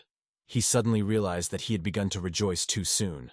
It was not long before another call came in to the deputy's phone. A man picked up the phone and asked why his colleague was calling again. Unexpected, Hao Ren started apologizing and says that he wasn't quite right when he came to register the season ticket, and he didn't think about his feelings. Such unexpected revelations made Lu Laifu cringe, but she said it was the first time he was happy to hear something from him. However, immediately after this change, the principal asked if he could issue a season ticket. He said that since the 2 bodies were no longer alive, he wouldn't really benefit from the subscription. Hao Ren said that he would decide whether the contract was beneficial to him or not, so he would be able to see him more often. However, Lu Laifu's last sentence made Lu Laifu nervous as he did not expect any difficulties. Nevertheless, the man decided he was just incredibly charming and exhaled.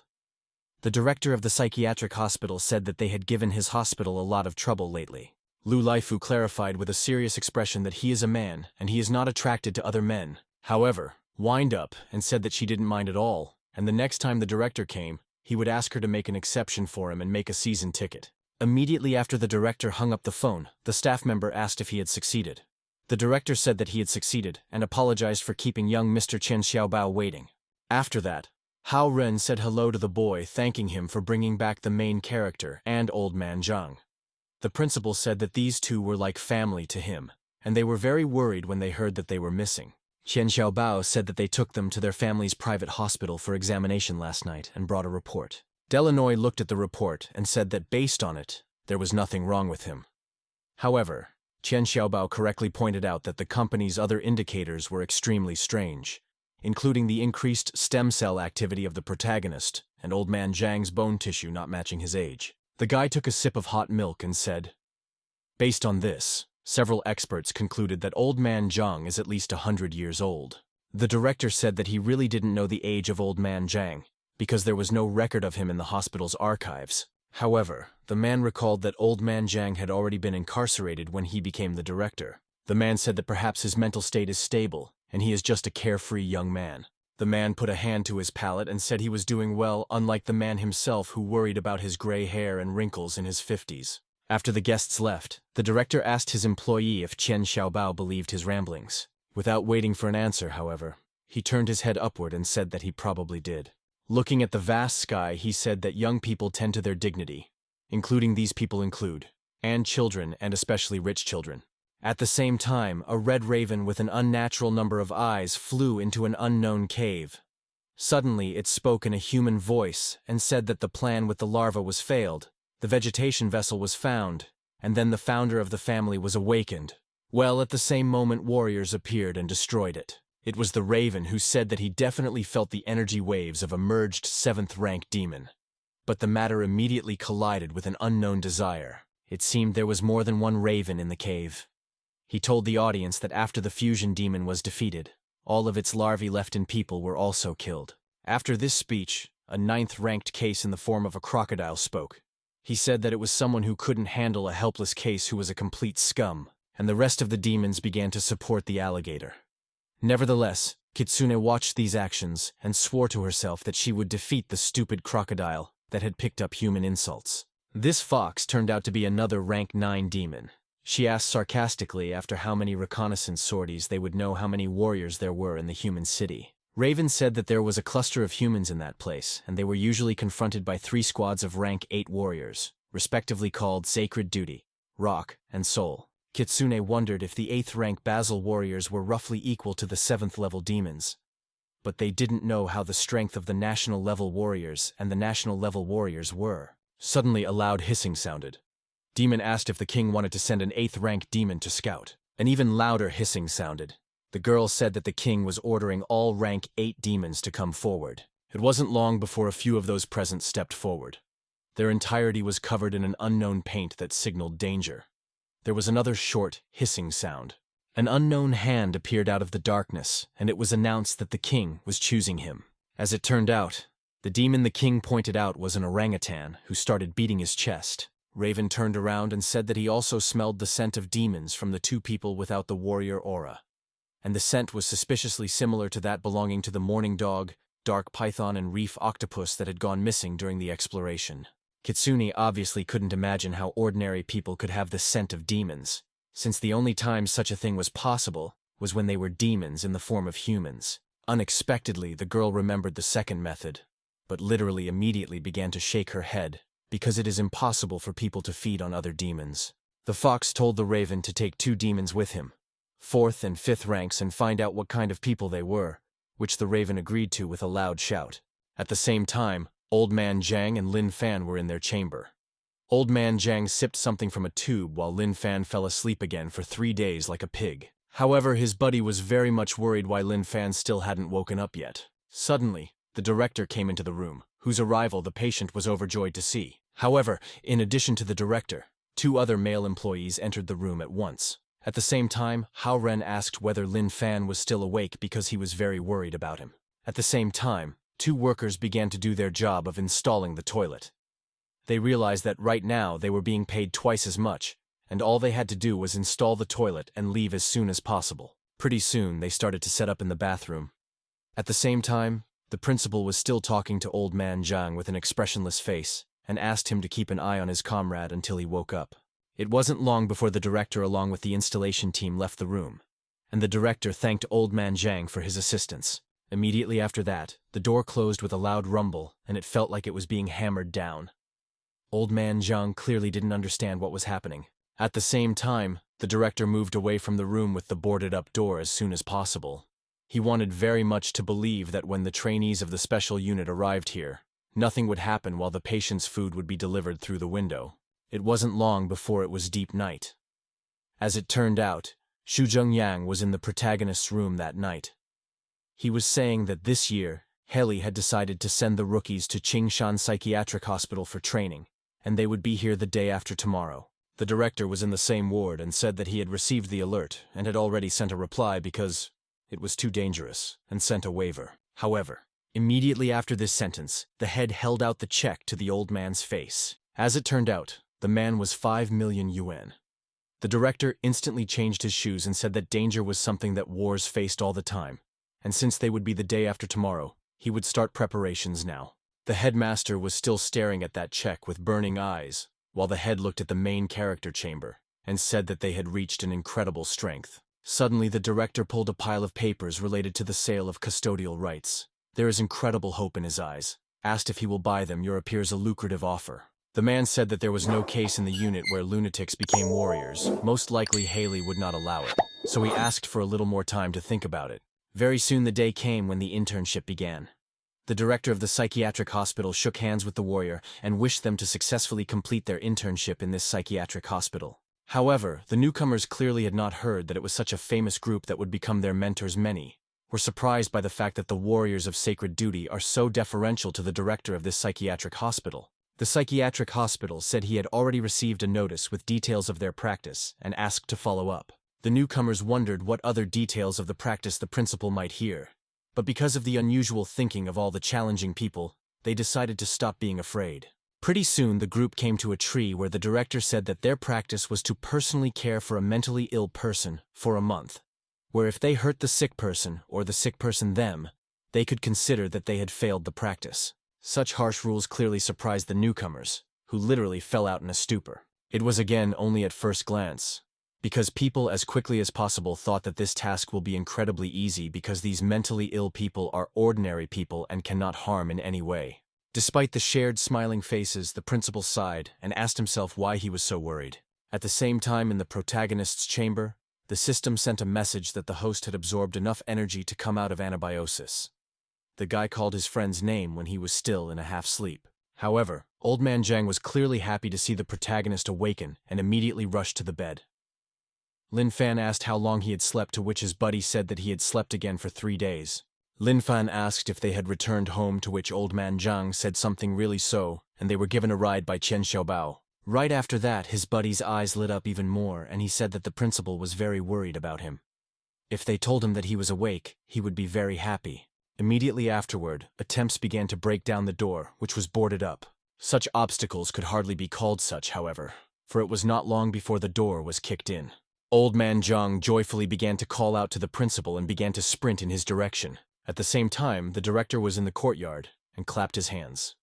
The man said that since they had dealt with the couples, let them come to him one by one. To the newcomer, the director introduced Linlin and said that he was the one he would take care of while the most mentally ill. He said that the guy was his father and he wouldn't go anywhere for the next month and would take good care of him.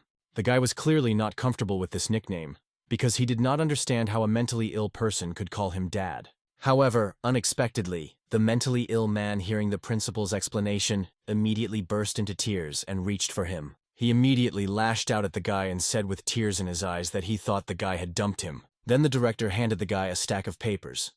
He said that this is the patient's medical history and treatment requirements, and now he and the guards should take him to his room. Quite soon, further pair distribution began. Hao Ren introduced the next patient to the newcomer, and said that the girl was the customer who would buy a watch from him every day for the whole month.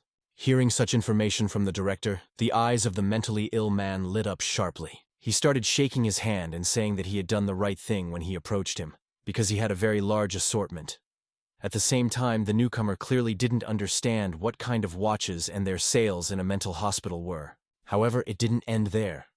This time the patient became a master trainee for a month. The patient, however, asked him at the most straight away if he had read A Brief History of Time, Changes, and other books on astronomy. Naturally, the newcomer had no idea what he was talking about. The man then said that he hadn't even read any science pop books on space, and so he wouldn't accept this guy. The principal said that he would take care of him for the next month, and in other words, he had to convince him to take him on as a student. It wasn't long before Lin Fan and Old Man Zhang were on the platform. Old Man Zhang asked the guy what they should do since all their friends were standing in the colony with patients. They decided to join the ranks as well. It wasn't long before Old Man Zhang's turn began.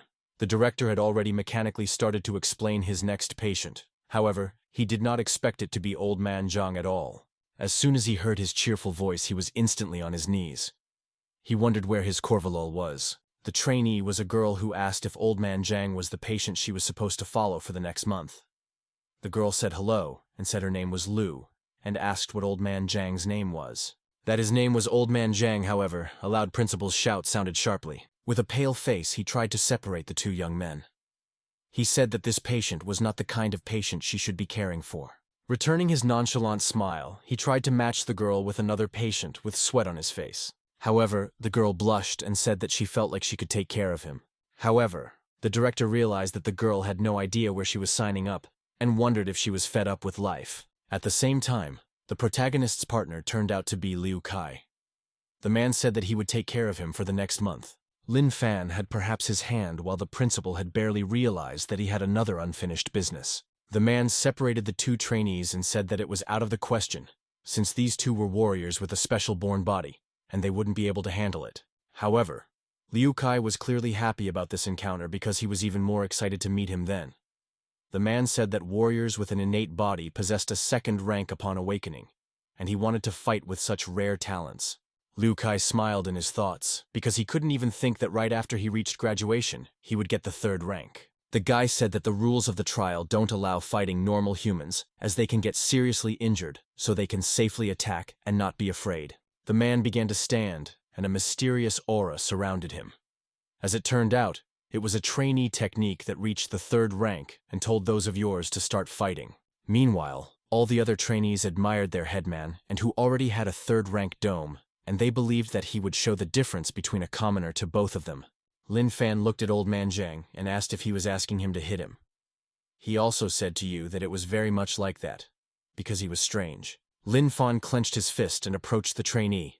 The man said to underestimate him after all normally would punch fists would not be enough to throw him off balance. Someone didn't even realize how wrong he was, since Lin Fan had only smashed his rank 3 puppet with a single kick. The blow was so hard that the man began to sweat profusely from the pain. At the same time, a rank 8 team member near the hospital was erecting some equipment of his own. Xiao asked him if he had finished all the other sides of the 4-sided formation already completed, and the squad leader would be here soon for inspection. The man said that everything was completed and in order. The girl grabbed her buddy's sleeve and said she was very upset that they had lost their 3-month vacation. Suddenly the guy went through his pockets and said he had her favorite hard-boiled egg for her. Looking at the egg with some strange pattern that most likely represented herself, the girl blushed. She clearly wasn't expecting it. However, she thanked the guy for the egg. Very soon the girl began to remove the shell from the egg.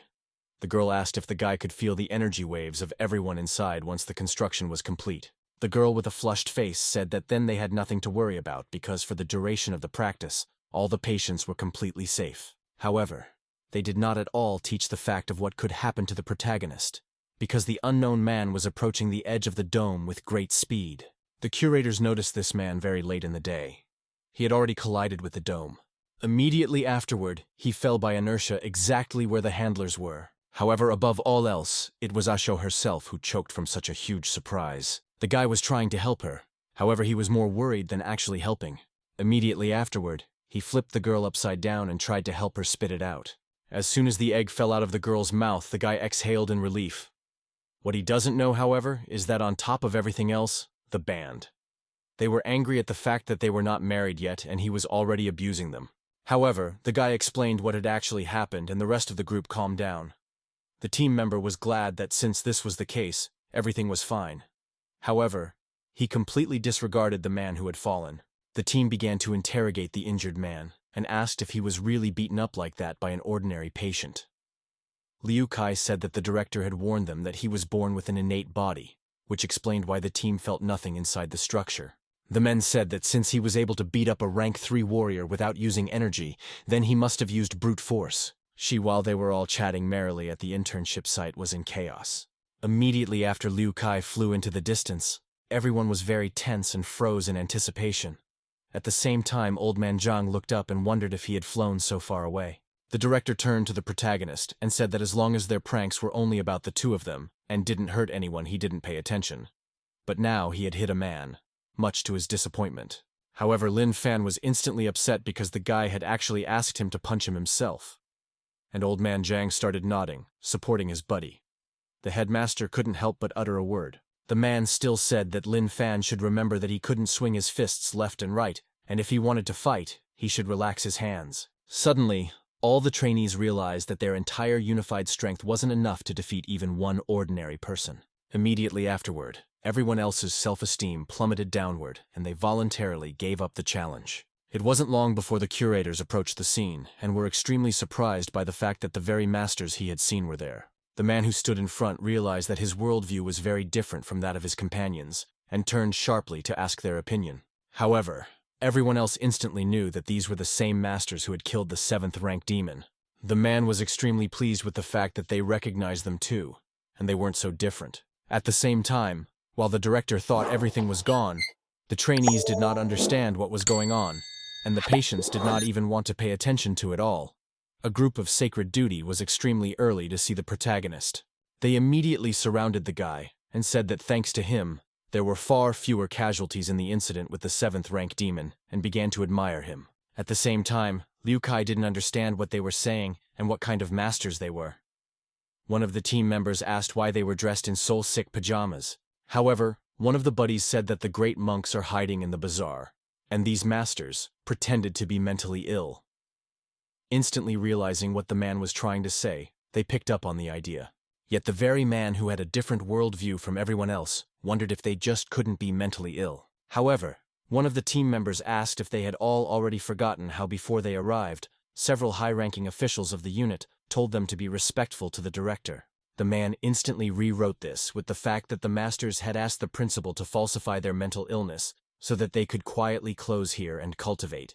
The director realized that although he was here for a reason, however, these guys are the real nutjobs. However, they were really happy to see the main character and started praising him even more. At the same time, the victim realized that in this way they were worthy of receiving a recommendation to join the unit even from a sacred duty, and he realized what a fool he had been.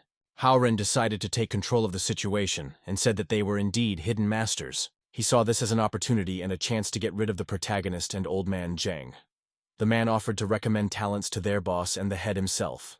The group instantly agreed with the director's words and said that they would indeed recommend him. Old Man Zhang was already starting to rejoice at the fact that they would move. But Lin Fan said that he would like to stay at home. He said that he would also like to stay home because if they left, the principal would be worried about them. In his thoughts, however, the man was only thinking that he would worry about them more when they stayed here. Immediately afterward, he stroked the heads of both boys, expressing his feelings. The man said that even though he would really worry about them, however, the man knows about how strong they want to cultivate, and the special unit can really help them do that. The principal covered his face with his hands and said that Master, it was really hard for him to put them down. However, he wouldn't forgive himself if he forced them to stay here. After such a revelation, the principal hugged Old Man Zhang, the main character, who was also crying. The man said that he would miss them. At the same time, the rest of the group looked at the situation going on with pitying eyes. Liu Kai said that they were just like ordinary people, and they were not alien to anything human. Suddenly, the curator said that he was injured, so the test was failed, and he would have to return to the academy. Such a revelation instantly made the trainee vomit blood, and suddenly, Liu came up to them and asked if she could still keep an eye on them since they were her date for this challenge. Old Man Zhang looked at the girl and said that she really could since she was a good person. At the same time, she blushed because she began to admire him. Suddenly, Old Man Zhang pulled out a country of needles from nowhere. The man said that he would take care of her health with acupuncture in return. The principal tried to stop it with one girl happily thanking him for his concern. The girl thought that the effect of the acupuncture master's acupuncture must be incredible to the extent that it would strengthen her inner energy source and make her stronger and more beautiful. However, while the girl was dreaming about it, really only wounded whether her beautiful face, and in the distant future, this maiden fell into slumber for 100 years. Even though she was perfectly healthy, she fell into a deep sleep for which she was nicknamed Sleeping Beauty. However, it was only a hallucination of the girl herself. The curators and the main character's company, along with the director, were crowded around her. Her handlers didn't understand what was happening to her because she was completely healthy. However, they noticed that she still failed the test. The members then turned to the director and asked if they could return to the unit with the masters once their probationary period was over and recommend them to the chapter. The mastermind team agreed to this offer.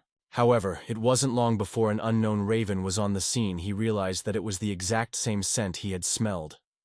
The bird ordered the ferocious bear of the 9th rank to be the first to test them. Suddenly, however, the raven felt something unusual. He realized that he was too focused on those two, so he didn't notice the aura of the warriors, because he realized that the aura of a rank 8 warrior could be felt here. Raven looked up and realized that he needed to lure them out somehow, and that was how he would check things out. It wasn't long before Lin Fan and Old Man Zhang were lying on the lawn. The friend asked the protagonist if this ant was the same as the one Lin Fan had thrown away and wouldn't eat. At the same time, the rest of the team watched the actions of the protagonist and still marveled at the fact that they thought that by contemplating all living things, they were comprehending the basics of cultivation. After successfully distributing the 2 casualties, the man said that the 8th rank warriors were keeping an eye on these 2, so should be fine now. However, the principal still couldn't contain his tension and was worried that something would happen because he was like a delicate flower in front of them. Pretty soon the company was in the ward and drinking their drinks. The Sacred Duty group thought they were drinking soy milk and said that Coke and Sprite was a high level of cultivation. The man thought about it and realized that with the help of consciousness, they cannot determine and change reality. That is, they are true masters. After a while, Old Man Jang and the protagonist were lying in a clearing. There were many needles stuck in the protagonist's entire body. The group thought that the masters were helping each other because he had put him into an infantile sleep by acupuncture. However, a member of the team with a different worldview thought that it was the other way around. Friendly asked what the band wanted since he had honed his technique over the years, and they would definitely break through, which would go well. And the group approached as quickly as possible and wondered if Old Man Zhang was referring to infantile sleep. And only one member of the team thought that infantile sleep didn't really sound like something that would benefit someone like a mere mortal. However, the rest of the crew completely disregarded his feelings and agreed to this adventure. That very man realized that they had two different worldviews for that. Immediately afterward, the guy activated his half-step inversion technique of the universe. Suddenly, the man heard the sound of an unknown clarinet and did not understand where it was coming from. With a strange acupuncture, all three members of the team found themselves on the lawn and with a calm face were off to the other side of the world.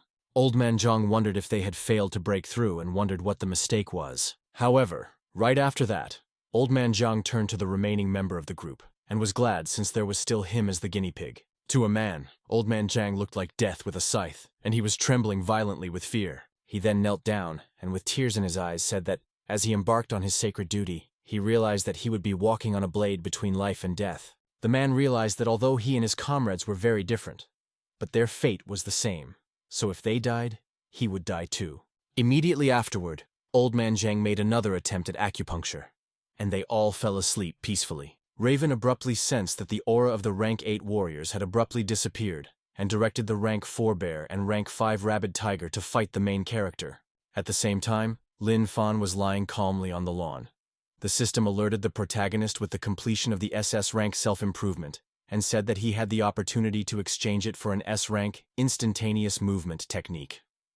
Unexpectedly, the system discovered a high-energy food that could reduce hunger for 4 days and 1 week. At the same time, the other mental patients noticed the monsters approaching them. They were happy that there was such a big bear and mama tiger next to them. However, the tiger got angry because he was actually a male, and the patients instantly scattered from such a loud scream. Raven still thought that his concealment ability could hide the aura and energy of all demons below rank 5 within a 100-meter radius. However, Old Man Zhang instantly noticed the black bird and called him ugly. Notice in the insult to his address, he loudly shouted who he dared to call ugly and became very angry. After that, he appeared to his subordinates to turn around and devour the protagonist along with Old Man Zhang. Immediately afterward, the demons swarmed the protagonist's company about to devour them. Unexpectedly, the system reported that a temporary suppression of extreme hunger was bringing the host to its senses. And to help the host out of anabiosis, the system would use up 20% of the host's physical abilities. Immediately after that, with a sharp jerk, Lin Fan threw back a tiger of rank 5 woozy for him. This was an incredibly easy accomplishment. Unable to resist, the tiger vomited blood and lay dead on the lawn. Jung woke up and was extremely happy to see him awake. At the same time, the main character's mouth was drooling, and he asked if Old Man Zhang thought that this bear was very cute. Hearing such a compliment in his direction, Mishka instantly blushed. Old Man Zhang asked if this bear was cute, and the bear himself got embarrassed by this. However, the guy instantly said that he doesn't think so, and in his opinion, he is mean and ugly. When Bear heard the insult, he literally cried because he was deeply moved by it. Still crying from the insult inflicted on him, Bear swung his paws at the protagonist's team. Lin Fan raised those very paws and asked, "Aren't they cute?" With tearful eyes, Mishka kept waiting to be called sweet. However, the old man was literally fascinated by these paws, and his eyes lit up at the sight of them.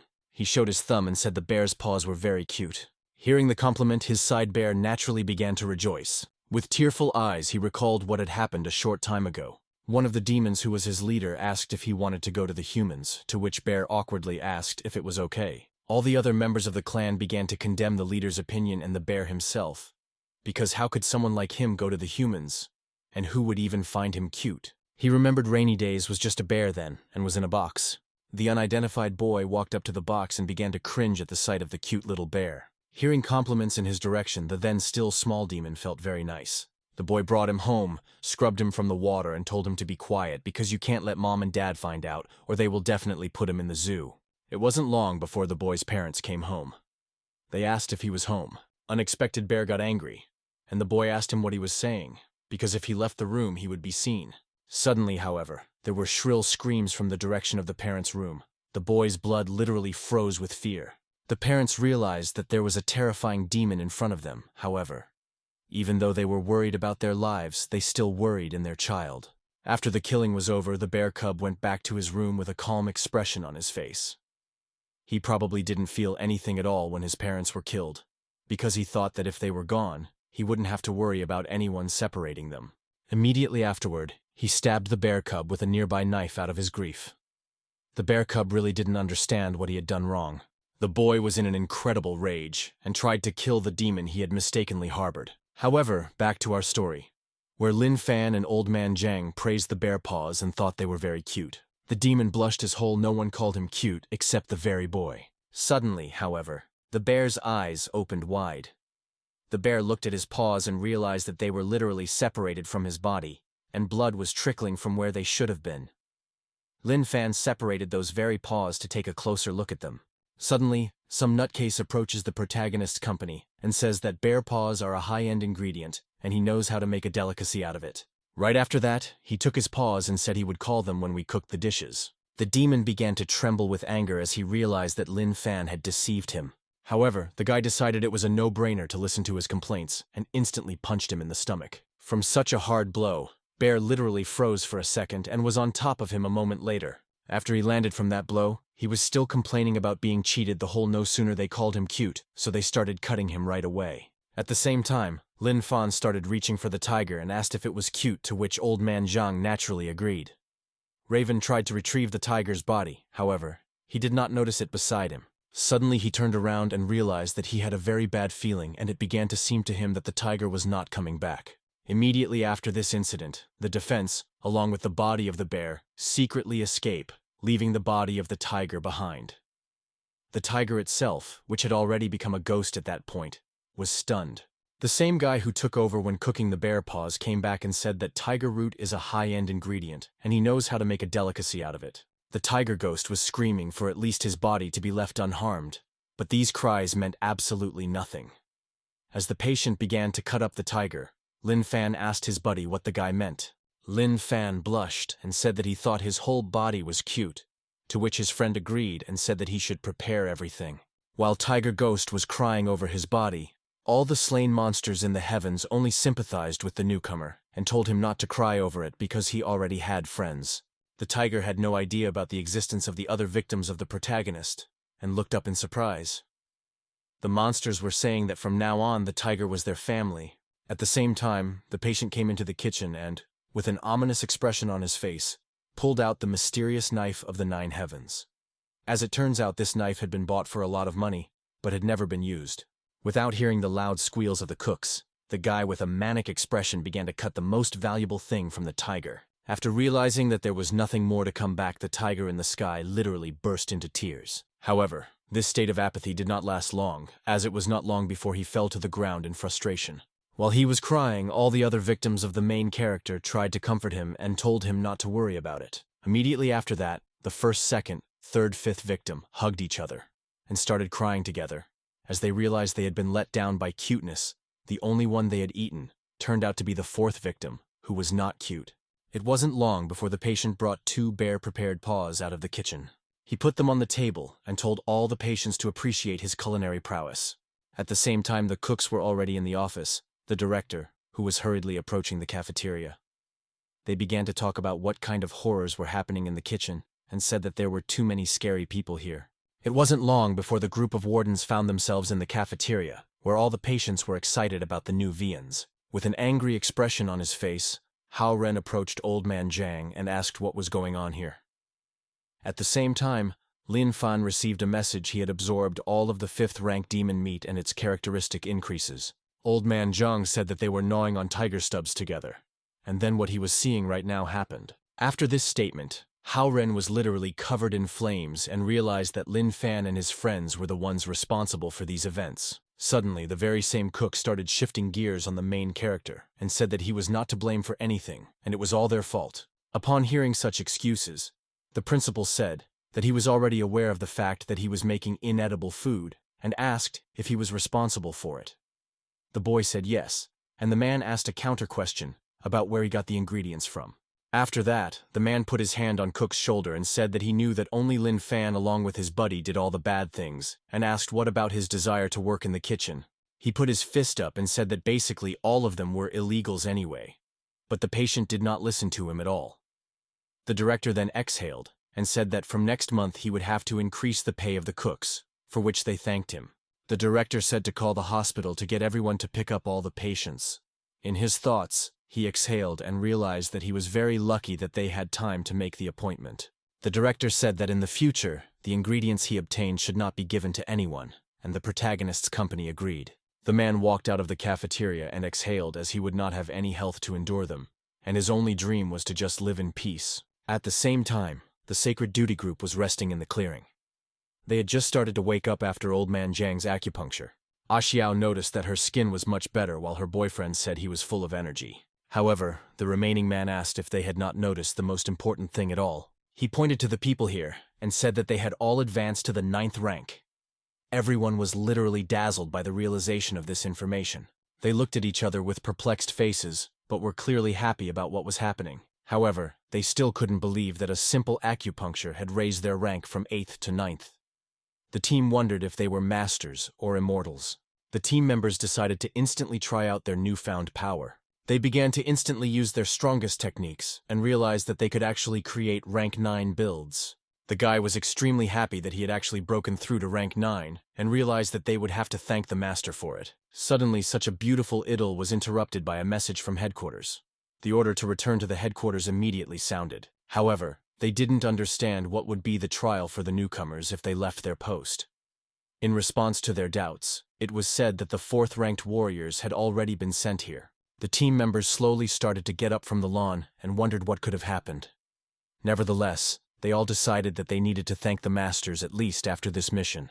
Nevertheless, they were still discussing the good news with calm faces.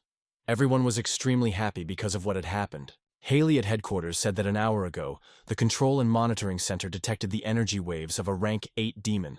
As soon as the entire team heard this information, they were extremely surprised because such demons, this is not a common event. Haley agreed and said that if you connected all the locations of the 8th-ranked demon's appearances on the map, he was moving somewhere, and his next point was in the suburb's sanctuaries.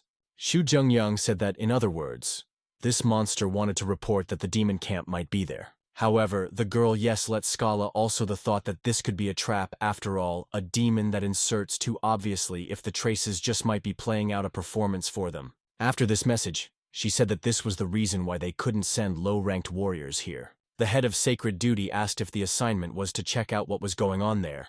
The team members were extremely confident in their abilities, and said that they could grant this task to them since they had actually already fallen to rank 9. Haley clearly didn't expect this development, and asked if they really did. All 4 team members said they had help from the masters. That woman said that the assignment was too urgent, and they didn't have time to recertify their rank. She asked the head of the organization if she could be trusted in this case. Haley exhaled and said she was even relieved by this information. All the chance of it really being demons and not trap was too small. She figured that if they were all rank 9 at once, they would most likely return in full. Guy Ashao said that regardless of whether it was trap or not, they would definitely complete the building and come back. And his girlfriend said that after this mission they were obligated to introduce 2 masters to them.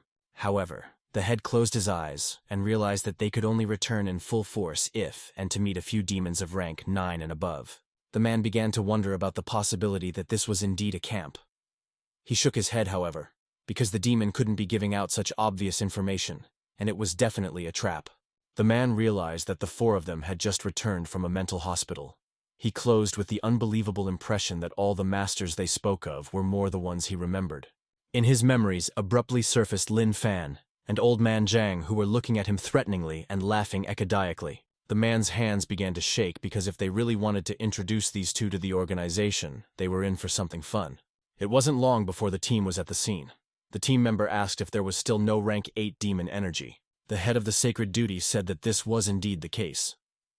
Suddenly the man faced the transparent invisible and asked what it was. The man realized he had stuck his face in something and tried to walk on. Suddenly, his face instantly turned pale, and he realized that this barrier turned out to be a water barrier. Upon hearing the names, they instantly realized that things were bad and started running in the opposite direction. This ability belonged to a demon with an innate ability of the 9th rank that could not help but believe the danger. However, once they discovered this barrier, and did not realize that the detection sensors are literally a huge number of demons. After all, it turned out to be not a trap at all, but something more serious. The team immediately realized that the information was true. This was in fact the demon's camp. Realizing the situation they were in, the man immediately ordered the entire group to flee. They realized that they wouldn't be able to handle such a huge number of monsters at all, and began to flee from there rapidly. Suddenly someone punched the team leader's tablet, and so stealthily that they didn't even notice its presence. An ice shard fell down, indicating an ice-type monster. The commander cursed sharply as he realized that this tablet was the only way he could contact headquarters. At the same time, in the building itself, people began to panic as the signal of the sacred duty detector disappeared from all devices. As it turned out, the one who attacked the team was a 9th-ranked demon, Polar Kitsune, who we had already seen before. Being literally at the top of the tree, she said that they had managed to find them after all. She knew it was a mistake to underestimate the humans. At the same time, despair settled in the team, as they didn't realize that they wouldn't be able to deal with a 9th-ranked demon with innate ability. However, the commander realized that the water barrier ability was the ability of a demon with an innate aquatic body, and since her body type was ice, she was not the only rank 9 monster. Right after that, the anthropomorphic creature said that even if they were able to find a way in, they would definitely not be able to get out and started attacking our team. Abruptly, the man picked up his Buddhist beads and uttered the name of the Golden Bell technique. All of the ice shards shattered against the shield that had been created, and Ashao stretched out her arms and began to support all of the squad members with her healing. However, suddenly, a rank 5 demon headed towards the Sacred Duty team and uttered his technique. In just one blow, he practically shattered that very dome. However, a talisman that was thrown by the guy Ashao came to the rescue. He uttered the name of the technique, and a purple lightning bolt appeared, killing the monster that had arrived. The woodpecker let out his last scream and dropped dead. However, that wasn't the end of it at all. Many of the same demons began to approach the team with the intention of piercing the shield. A huge swarm, along with attacks from a rank 9 demon, were trying to break through this shield. All of the team members instantly tensed up. They realized that even their combined efforts would not be enough to hold this shield for long. The girl herself was the first to be convinced of this, and her face instantly turned pale. Following this, the man standing in front and holding the barrier could take no more and was vomited of blood. At the same moment, the shield split, and all the attacks poured down on the team. The man still couldn't regain consciousness, and was only trying to recover while the other monsters continued to attack. However, the man himself was saved by a thrown cane from their team commander. However, with just a few birds, she didn't stop at just a few birds, and flew straight towards the 9th-ranked demon. The fox realized that this man was incredibly strong and began to watch out for him. Clearly inexperienced in such battles, she wondered if this was the kind of strength that rank 9 people had. However, the cane still didn't stop and managed to injure the kitsune. Biding his time, the team commander began to tell the technician. Immediately afterward, everyone else started supporting as well. However, all of this was too little to inflict even some time on the demon. The creature said the name of the technique sharply and threw a huge ice at them. Any more and that spear would have caught the caster. Suddenly, however, the man's eyes opened wide, for his girlfriend was in front of him. Ashao took the full brunt of the blow without any regrets. The team commander reacted too late, and realized there was nothing he could do to help. The girl was falling helplessly downward. The guy who was protected by the girl turned pale and asked if she was hurt, as if not realizing the obvious. The girl tried to hold back to the last, and said she wasn't in pain at all. She began to recite the name of the technique, and a mysterious aura surrounded them. The guy said that the defense formation wouldn't protect them for long, and told the man to depart with Brother Ho. Immediately after, the head drew an unknown symbol and spoke the name of the movement technique. He tried to hold everyone else back and told everyone to leave. However, the girl with trembling hands and unable to fully control under herself before she died, still pronounced the name of the technique. Hu Feng instantly realized what the girl was trying to do and asked why she gave them the heavenly life-preserving pill. The girl said that the formation needed to feed her energy from outside. Her boyfriend said if he walked in, the formation would instantly collapse. With tears in his eyes, he said that even his girlfriend is no longer on the fence. The guy activated the information and said to notify the head and the others of what happened here as soon as possible. Teammates tried to stop the guy, but they had already decided everything for themselves. Right before the information ended, the guy said they would definitely be comrades in the next life. Right after half the team managed to escape the guy, and girl were attacked by the critters that were just there. Still maintaining the formation, the guy asked if he had told her he liked her. Realizing that these were her last minutes, Xiao said she heard it now. Guy said that once he entered the sacred duty, he would be completely inexperienced, and thanked her for taking care of him and inspiring him. At the same time, this very dome began to be surrounded by higher-ranked monsters as well. However, as if without noticing the approaching death, the girl said that she did it for the reason that he was too sincere and cute. The girl trivially liked to watch someone smile, while the monsters were intensely breaking the barrier, said that he too adored his sister's smile. He said that the defense formation was about to collapse, and he'd hate to see those things touch her, and offered to commit steamy suicides. Hearing this proposal, the girl did not even hesitate and agreed to this proposal because she was ready for anything with him. Despite his girlfriend's beautiful face, Ayue started to recite the technique with me destroying it with a smile on his face. The monsters were about to break through the barrier, but the process was inevitable. Suddenly covered in strange cracks even as they finished the technique. A moment later, all the monsters around the couple literally disappeared from the face of the earth. A huge nuclear-like explosion literally wiped out all life in the surrounding area. Even a rank 9 demon couldn't ignore this attack and recoiled as far away as possible. The anthropomorphic creature clearly didn't understand why people are not afraid of death at all, and go at it so fiercely. At the same time, the commander and Hu Feng were not far away from the ongoing battle. After looking around and seeing no one around them, they realized they had to get back to headquarters as soon as possible and report back to the command. However, Hu Feng suddenly shouted the name of the head, who didn't realize the threat right now posed by the creature beside him. The man instantly activated his defense skill in an attempt to help his commander. It was obvious, however, that so great a difference in strength could not lead to anything of substance.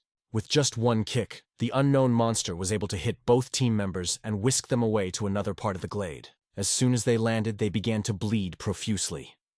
The mysterious monster approached the half-cadavers and began to look at them. As it turned out, this monster was a national rank demon. With its bright eyes and nonchalant face, it stared at the victims. Cockroach, that was the demon's name, looked at the heated incident and hissed loudly. He briefly raised his leg to finish off the people he hated. But fortunately, Hu Fei noticed this movement and activated the defense technique in time. However, he realized that he would not be able to stop such a strong monster with his own strength and used the technique on himself to hug it, preventing it from reaching the body of the commander. He kept toppling the monster further and further, even though it wasn't doing any damage to him, just to delay him so that the head could escape. However, the man realized that his aura was much more powerful than that rank 9 demoness they had met before, and in front of him, he couldn't even move. The man stood up abruptly, and gusts of wind surrounded his body.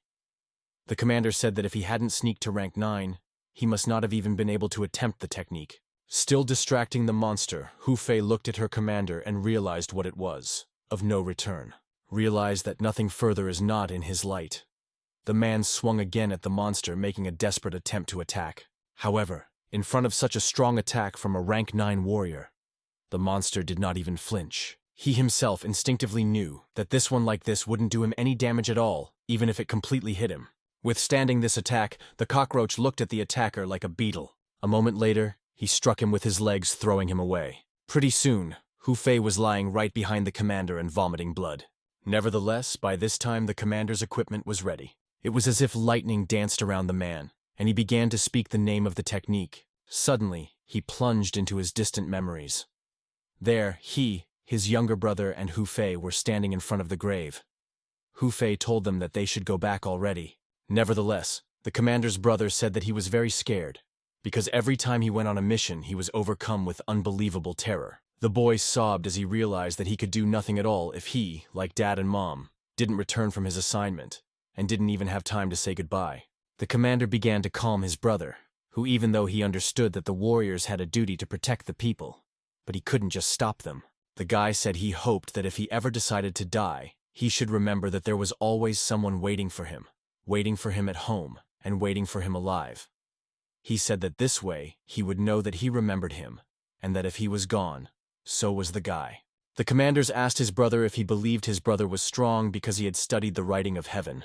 The man bent down on his knee to the boy and said that if he ever didn't come back, he could promise him something. It wasn't long before the commander's technique was completed. Huge gusts of wind gathered around the man, forming as if some sort of silhouette. The cockroach began to realize that this could be quite risky and made a sharp dash towards the man. He was about to swing to hit him, however. At the same moment, Hu Fei woke up. He, even despite the all desperation of the situation, grabbed the monster and tried to flip it as far away as possible. He realized that if he didn't, the head would not be able to do what he started and promised to be his shield in the next life. The monster grabbed the man's head, but he had already made up his mind. He shouted that as long as he breathed, he would not let go of the monster. At the same moment, however, the man's head literally exploded. However, it was too late to change anything. Stormy winds surrounded the man who was about to make his technique. The monster threw back the body of the already dead man and began to stare at the horror taking place. However, he did not do it for long, because realizing that he could not do anything, he began to run in the opposite direction. Dodging the initial attack, he looked at the storm that seemed to be covered in red. When those winds did calm down, the monster approached what appeared to be a red dome in bewilderment. And at the same moment, a technique was activated that tore that dome in all directions. And what was unexpected was that this very technique was able to injure the monster. Yet all this was at the cost of the life of a man whose skeleton stood in that very spot and did not move. It wasn't long before the national-level monster was approached by a kitsune waiting for his instructions.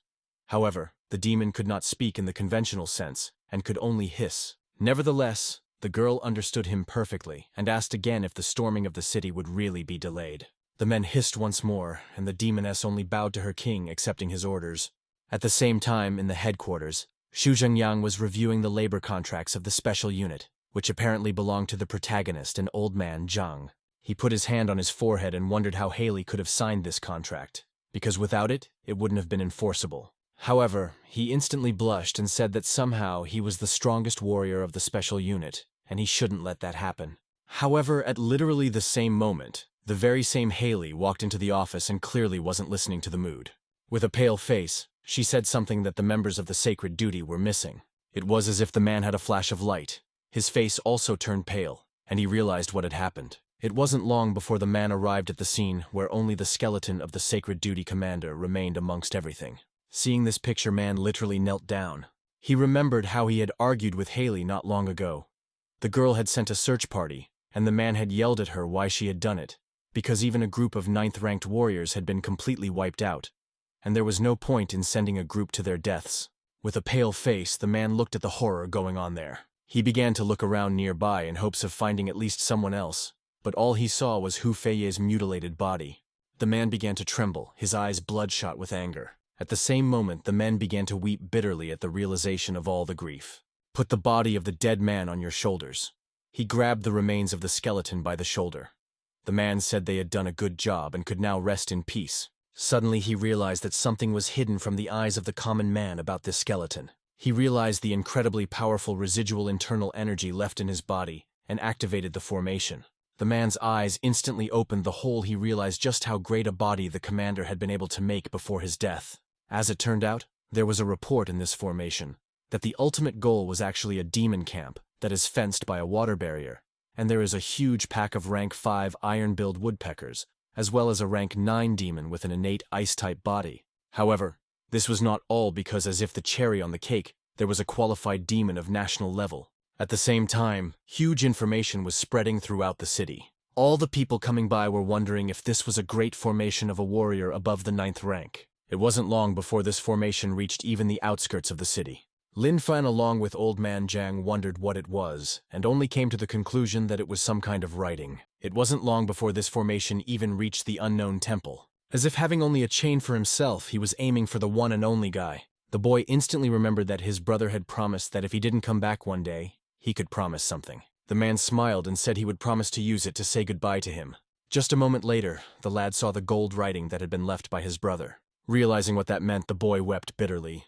Xu Jinxing couldn't hold back his tears because he understood what it all meant. Also night, a raven opened a portal to the alley. The demon realized that dragging the bear's carcass behind him was too heavy, while the bear was only still grieving that he had been tricked. However, immediately hearing bear and whining, he decided to ditch his comrade and go off on his own. It wasn't long before the raven found himself in yet another alleyway. Raven smiled and said it would be easier to escape without him even knowing the existence of an unknown threat. Who instantly the bird was grabbed by an unknown demon. Crow returned to look at his abuser, for he was too offended by the situation. The demon instantly recognized his kin as Gargamel. Raven asked what he had in mind. However, the town did not understand what the monkey was talking about, and what ideas the chief had in mind. Suddenly, he remembered what he had told the king and asked him if he meant it. Raven said he remembered her saying that they could try to coexist peacefully with humans, and called a certain demon a fool. Because what kind of peaceful existence could there be with their own food?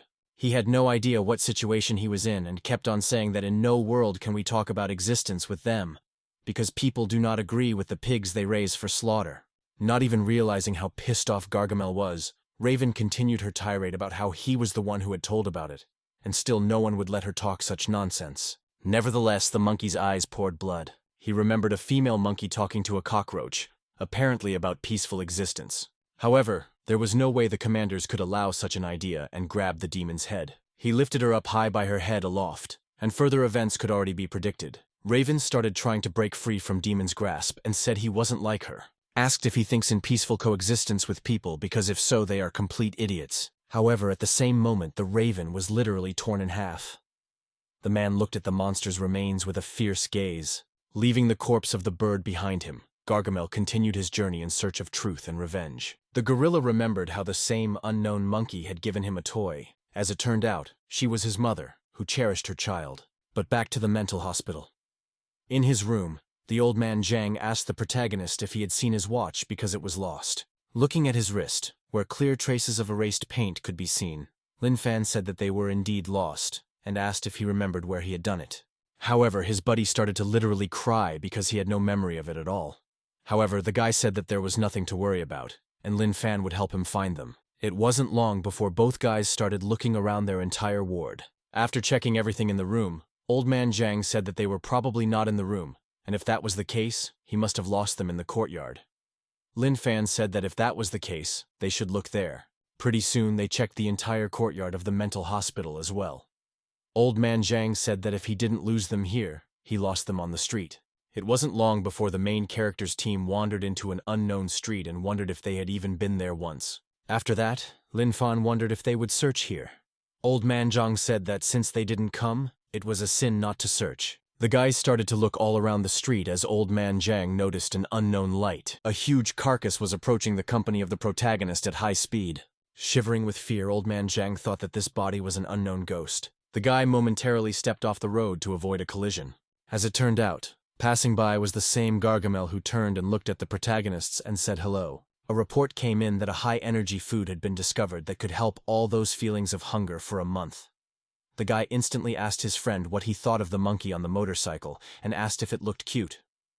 At that time, Old Man Zhang was only retreating from the fact that it was not a ghost at all, but a primate. Old Man Zhang interrogated whether Lin Fan was talking about the monkey and said that it really looked cute.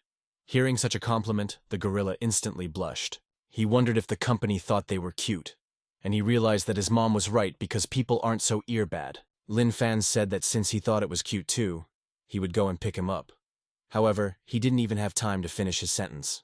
Looking towards the guys, Burning sent a sweet heart expressing her love and affection. However, Lin Fan along with Old Man Zhang were only startled by this. The guy told the protagonist that he just realized it wasn't cute at all, while the protagonist himself felt like he was about to throw up. Suddenly, an unknown demon blocked the monkey's path. Turning onto the roadway, the gorilla noticed something strange. In front of the road stood a demon of the 5th rank, a titanic mantis. He reported that he had a message from the king, which stated that he needed to return.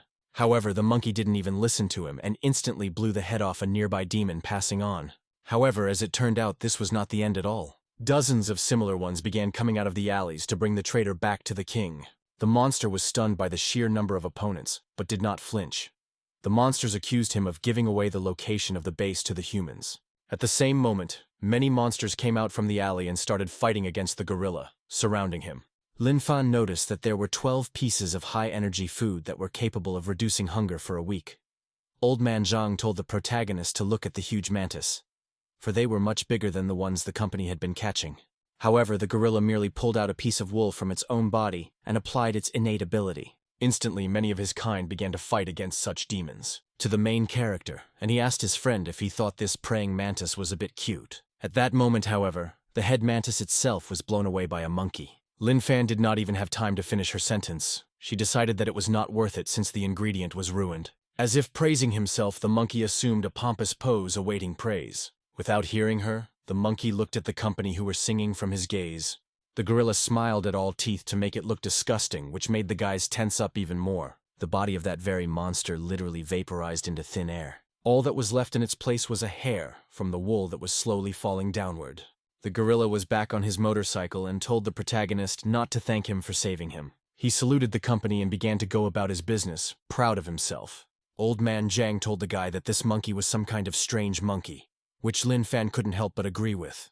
He thought that it had some kind of problem with its head, which was ironic, and Old Man Zhang agreed. At the same time, at the headquarters, Helly had just learned of the report from the head of the organization.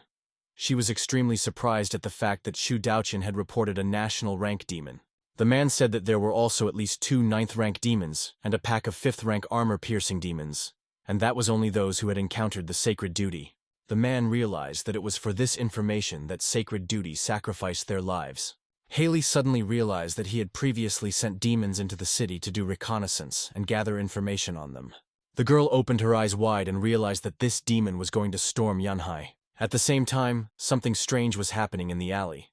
Old Man Zhang asked the protagonist if he remembered if they had passed by here. Lin Fang said that he remembered because a good sister lived here and made them a delicious snake soup. The guy said that although they couldn't find the watch, it would be a good idea to visit her now. Lin Fang pointed to a certain place and said to go and buy some gifts in the evening and saw a stall on the way. It wasn't long before the protagonist group found themselves in a nearby store. The salesperson instantly noticed that these pajamas belonged to a psychiatric hospital and was abruptly taken aback. But Lin Fan put down the milk crate she the counter and said that they would like to buy it as a gift, but they didn't have the money right now. The cashier was angry because it is a banal robbery, but thinking that it is not worth it to get on, everyone agreed with it. He came out of the store and said they would bring her the money later, but the girl realized that the likelihood of that was extremely slim. Old Man Zhang asked if they would just leave the milk crate under her door. Lin Fan agreed, because Sis was definitely asleep by now and they shouldn't wake her up. After that, they continued to search for their watches. The next morning, the child went to school and noticed that there was some milk carton at the door. The woman opened the door and wondered who could have left her here. Suddenly, a neighbor overhears what the woman is saying and realizes this is his opportunity. He opened the door abruptly and said he was the one who ordered it, and the courier had just gotten the wrong door. While the man was picking up the carton of milk, the woman asked if it was really his. However, the man was angry because how could she suspect him with such a financial situation? However, the woman was stunned to hear that he insulted her. She did not mean anything so rude. The man sharply asked if she was going to snap and started threatening her to shut her mouth. Upon hearing such insults, the woman said instantly that the man could naturally take the milk carton away. At the same time, he asked why he had bought another case of milk and whether it had already run out. It made the man's head spin abruptly and he began to sweat profusely. The same moment, man fell to the floor as if frozen. His son began to worry about him. At the same time, the deputy called the director of the psychiatric hospital. He was extremely factual that he had issued a subscription and immediately sent several dozen people. The man asked how he dared, without those two, to get even with other patients. Suddenly, however, a nurse came into the deputy's office and said that the two were here again. The man turned his head and asked excitedly if she had the same too. He sharply kneeled down because he couldn't believe that they were alive, because they had definitely been swallowed by a 7th-rank demon and they simply couldn't survive again. However, as if to mock their fate, Old Man Zhang, together with the protagonist being alive and well, visited the deputy. The man was literally taken aback by their appearance and stepped back. He said that Lu Laifu had been very friendly with him, so they missed him and approached them. At the same time, Haoren on the other side of the tube said they had already. He forgot to say that they were fine. He said that he too did not expect them to be alive, and said that it was very good that they were really alive. The man said that he had heard yesterday that they had escaped, but since he had heard them, it was to the hospital that they had escaped. When the headmaster talked about sending people to pick them up, then Lu Laifu couldn't move a muscle in despair. The headmaster thanked him again for looking after them. Immediately afterward, the man's stingy tears flowed downward. The man realized that he was in the worst condition. He began to shake violently and cried. The whole realized that Haoren had merely divorced him for a season ticket and played with his feelings. The man swore that he would never forgive him again. Lu Laifu thanked the main character's team for coming to see him, but told them not to come again. The man literally dragged them with his hands to the exit. Lu Laifu took them by the scruff of the neck and said that in addition to the protagonist and Old Man Zhang, they are full of sick people today. He needs to solve this issue with financial help. Immediately afterward, the man took them outside and said he would take them home before they scared someone into firing. At the same time, there was also something going on nearby, or some kind of commotion, for many people were gathered around some man. Lin Fan abruptly turned his head and asked if his buddy could hear his sister's voice. The same moment the main character's company literally slipped out of his hands, he was extremely surprised. Someone was accusing the girl of messing around with men, and had already reached the neighbors. The knowing woman was tearing her hair out at the girl, who was sobbing and couldn't say a word. She again accused him of being the one she was dating. Afterward, he collapsed from a stroke. The woman swung at the girl again, trying to hit her. However, this hand was literally stopped by Lin Fan before it landed. The guy said that according to the principal, hitting other people was wrong. Still holding the girl's hair, she asked who he was. However, it didn't take long for the woman to see the shape of the mental hospital and freak out. Noticing that it was some psycho holding her arm, he told the living to let her go and get away from her. Immediately afterwards, other neighbors came to the woman's support, while the rest of the group just watched while munching popcorn. The same support group instantly realized that Lin Fan was crazy and demanded to let the woman go. Two understandably did not expect such a turn of events and began to shoot them even more intensely. Immediately after this revelation, the crowd literally dissolved to avoid even accidentally hitting the crazies. The girl barely recovered and thanked the company of the protagonist. Immediately afterwards, she asked to let the woman go. Lin Fan asked if she really wants this since she's white her, and the director says that people like her need to be taught a good lesson. Hearing such a revelation on the part of the protagonist, the woman was very much frightened. In her mind, Lin Fan along with Old Man Zhang were complete lunatics and maniacs. The woman abruptly burst into tears and swore that she wouldn't do it again. The support group promised to give her back her milk. The woman asked if that milk carton really belonged to her, while Lin Fan let the woman go. Old Man Zhang said that this was really true, because they had left her a carton of milk at the door yesterday, as a token of gratitude for the snake chowder. The girl started literally crying with happiness and thanked me for the milk. However, right after that, Lu Laifu caught the two lunatics and asked them if they really didn't know that one shouldn't mindlessly hang around here. Lin Fan and Old Man Zhang said goodbye to the girl, who waved happily back at them. It wasn't long before an unknown company came into the deputy's office. The secretary asked if the man opposite was the deputy, and said that the young gentleman of their family was here today to determine the amount of aid to be provided to their hospital. Hearing such a statement, he abruptly threw the protagonist and Old Man Zhang away from himself and rushed over to the young master to shake hands with him.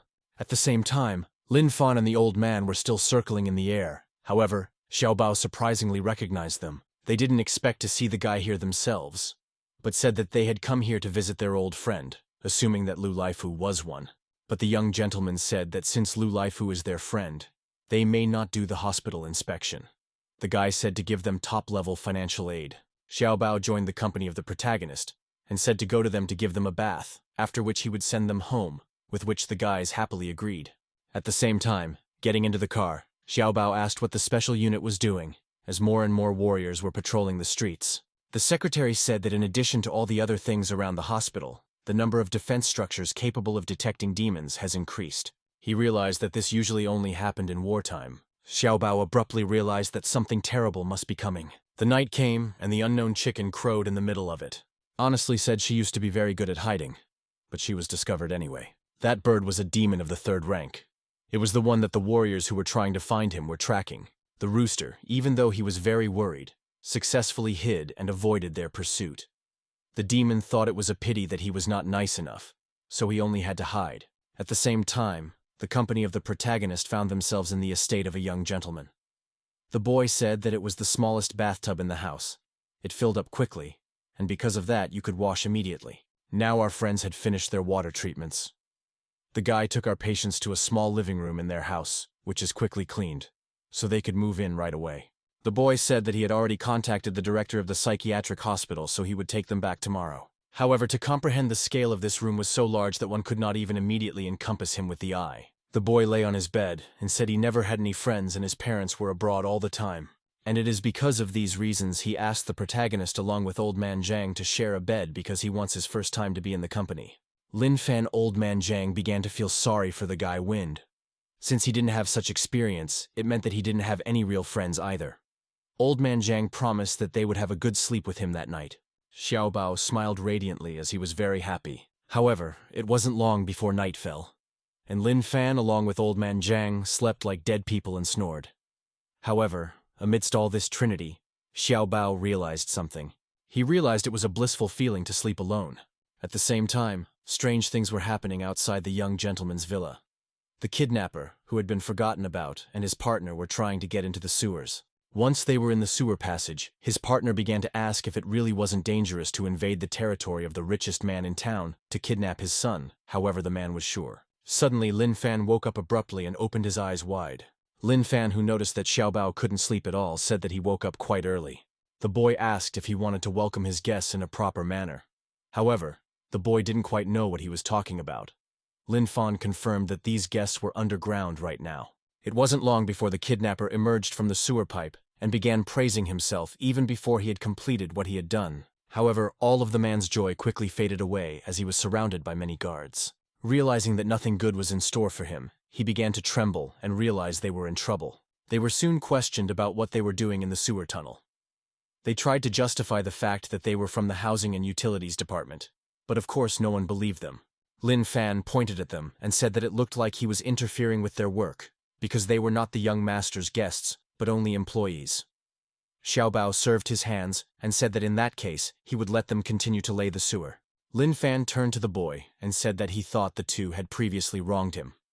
However, they started nodding their heads vigorously and said that they had already repented of everything, and they were really from the housing department. It wasn't long before the former kidnappers and the current housing and utilities workers took the job. The buddy asked his brother what they could do and if they could escape. At the same time, Lin Fan, along with the young master, were resting on the sunbeds. A secretary came up to them and asked if they were comfortable or not right now, and if they wanted to go back to the bedroom. The boy said that it was not worth it, and he was fine here. An unexpected system sent the protagonist an alert that at a distance of about 5 kilometers there is food. That is, a monster. The guy turned sharply to the boy and said that he wanted to go for a walk and asked him to look after the old man. Without even hearing his response, the protagonist was gone in an instant. At the same time, tried to pick up energy waves from the third-rank demon. The man said that what she is there is the first development. He will try to speed it up by eating the man, so they need to find him as soon as possible. Suddenly, the unknown schoolgirl ran along the road. She ran home as hard as she could, because she didn't notice how she had learned and understood that her mother was definitely worried about her. At the same time, there was a demonic rooster waiting for her in the back alley. He realized that as soon as he ate this girl, he would be able to move up to the 4th rank. Immediately afterward, he rushed and tried to catch up with the very schoolgirl and told her to look for the hero who ate humanity. As it turned out, the monster had used his innate ability to move instantly and was soon right behind the girl. Suddenly, however, someone grabbed that very rooster by the throat. With a grim expression, Lin Fan looked at the strange chicken that was trying to escape from his hands, panting. The girl was very surprised that someone unknown was standing behind her. Lin Fan looked at the girl and said that he had caught a rooster and asked if it was cute. Looking at the crystal black eyes of the protagonist, the girl was greatly frightened and decided to succumb to his every word. Immediately afterward, the guy smiled in an even more terrifying way, and the girl literally jumped with horror. At that time, the rooster himself realized that he was just about to and could actually die. Just before morning, our hapless kidnappers crawled out of the sewer and said it was cleaned out and told to make sure of it. However, Li An refused to be convinced. The man said he watched them all night cleaning. He said that they had talent and skill, and that they did a good job. The kidnappers literally cried because they didn't believe they would be given something like that. The man asked if it was really payment for their hard work. Suddenly, the former kidnapper remembered what his master had told him. The old man had told him that he was on a dark path in life, and fate would force him to change for the better. The man finally realized what the master was talking about and said with tears in his eyes that now they would earn money in another way. The man finally realized what the master had said and said with tears in his eyes that now they would earn money in a different way. It wasn't long before Lin Fan found himself in bed and woke up the old man. Old Man Zhang lost in his eyes and asked Lin Fan whether Lin Fan was waking him up. Right after that, the guy pulled out the very chicken he'd caught and asked if it was cute. The monster was literally trembling at being called a chicken by everyone. It was fine for him, however. If he was really the most ordinary chicken, he wouldn't have lasted all that long. But when Lin Fan stewed over him like that. After that thought, he started posing and looks like a real fine hen. Seeing all this effort, Old Man Zhang's eyes would light up and he would say that the one is really cute. The rooster sighed and realized that since they thought they were cute, he was safe. However, it was only a misconception because the guy literally seconds later said that since she was so cute, they should roast her. Hearing such a revelation, the demon shrieked because a second ago he was called cute and now they want to eat him. However, Lin Fan instantly agreed with his buddy and said that they should really roast her, ignoring the demon's screams. Unexpectedly, Lin Fan stretched the chicken farther away, and the old man noticed something amiss. The whole chicken was literally broken and looked extremely unkempt. The guy said that she was disgusting, and it looked like she wasn't cute anymore. Hearing this, the rooster sighed. However, suddenly, Old Man Zhang remembered the principal saying that chickens could lay eggs. Immediately afterward, he suggested that his buddy keep her and collect eggs every day, because that way they would have scrambled eggs for breakfast. Hearing such a suggestion, Demon was literally struck by what they said, because he was a rooster, not a hen. Old Man Zhang looked carefully and asked if the hen would lay eggs because he was very hungry and wanted scrambled eggs for breakfast. Lin Fan said he would and told him to wait for 2 eggs. The rooster was covered in sweat and realized that despite the guys looking at him like that, however, can't carry on and begged not to infringe demonic dignity. After waiting for a while, Lin Fan asked if it could. The chicken couldn't do it and if it would be better to give it to him for soup then. However, immediately afterward, the rooster changed his mind and laid 2 eggs. He literally trembled at such humiliation and realized that in the enemy camp, lack of stamina in small things sometimes spoils greater undertakings.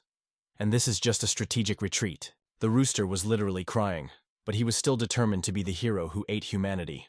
It wasn't long before the young gentleman's secretary and part-time cook began frying eggs. The rooster was literally trembling because he realized it was literally half of his baby, and they made him watch them fry the embryo of his chicken oil. The demon was about to curse the protagonist and everyone else when he noticed an unusual odor. His face literally transformed and drooled, because it turns out his baby smelled delicious. Pretty soon, the buddies sat down at the table. Old Man Zhang asked if they would thus have a couple of eggs for breakfast every day. Lin Fan said that they would indeed do so, for this obedient hen would not lay 2 eggs every day. At the same time, the rooster was literally boiling with anger, because he did not realize whether it was not too much to carry such a huge amount every day. At the same time, the headquarters was discussing the situation about the preparations for the invasion. Haley said that all of the school's hospitals had been protected by 6th-rank defense structures, as well as structures to detect demon energy waves. After that, Xu Zhengyang asked how the erection of the 9th-rank defense formation around the city was progressing, and asked for clarification on when it would be finished. One of the members said that it was almost ready, but the 9th-rank Great Defense Formation consumed too much energy, which meant a huge energy drain. The face of the head of the organization grew grim as he was told that support was required from the general staff and others from the go-downs. Helly said that in order to guarantee a quick victory over the national-level demon, they needed the support of 2 more national-ranked warriors, or else regardless of whether they entered the city or fought outside the city itself would be destroyed. The girl continued that the nearby cities had refused to support them, and the national-rank warriors did not have enough reasons to leave their own cities.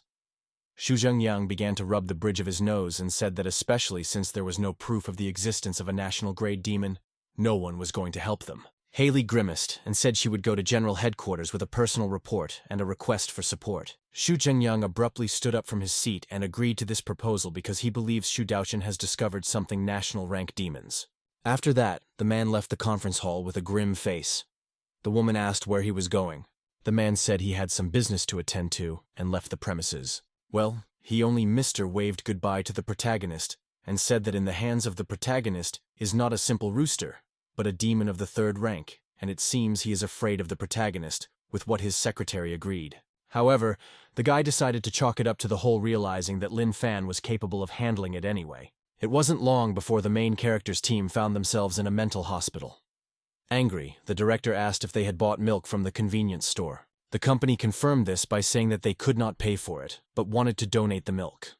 The director said that he had already paid for it, but asked them not to do it next time. Asked why they have to do it, and if the reason is that they don't have the money. The principal said with an evil smile that it was precisely because they had no money. The principal was still more or less okay with Lin Fan doing this, because his mother had left a large amount of money to the hospital when she went abroad. But Old Man Zhang was a completely different story. The man didn't even know when he showed up at the hospital. The more so, there are no funds for him. Lin Fan said to give half of the money that Old Man Zhang left to his mother, and he could give even all of it. However, The director, with a sinister face, asked how many times he had been to the operating room and asked if he thought he had that much money to share with his buddy. It was like an evil demon. He said that since they didn't have anything to buy, they couldn't do it, and only when they worked would they be able to buy something. At the same time, the rooster that was in the hands of the protagonist realized that these two are quite strong in their own right, yet they act like kittens in front of the principal, and he is most likely a national-ranked warrior. Right after that, Hao Ren noticed the chicken, and Lin Fan explained that it was laying eggs, so he and his buddy wanted to keep it. However, the director wondered if it wasn't a rooster, because a rooster can't lay eggs. At the same time, Xu Zhengyang was waiting for the protagonist and old man Zhang in the chamber, and noticed something amiss. Ono looked over and felt the energy waves of a third-rank demon.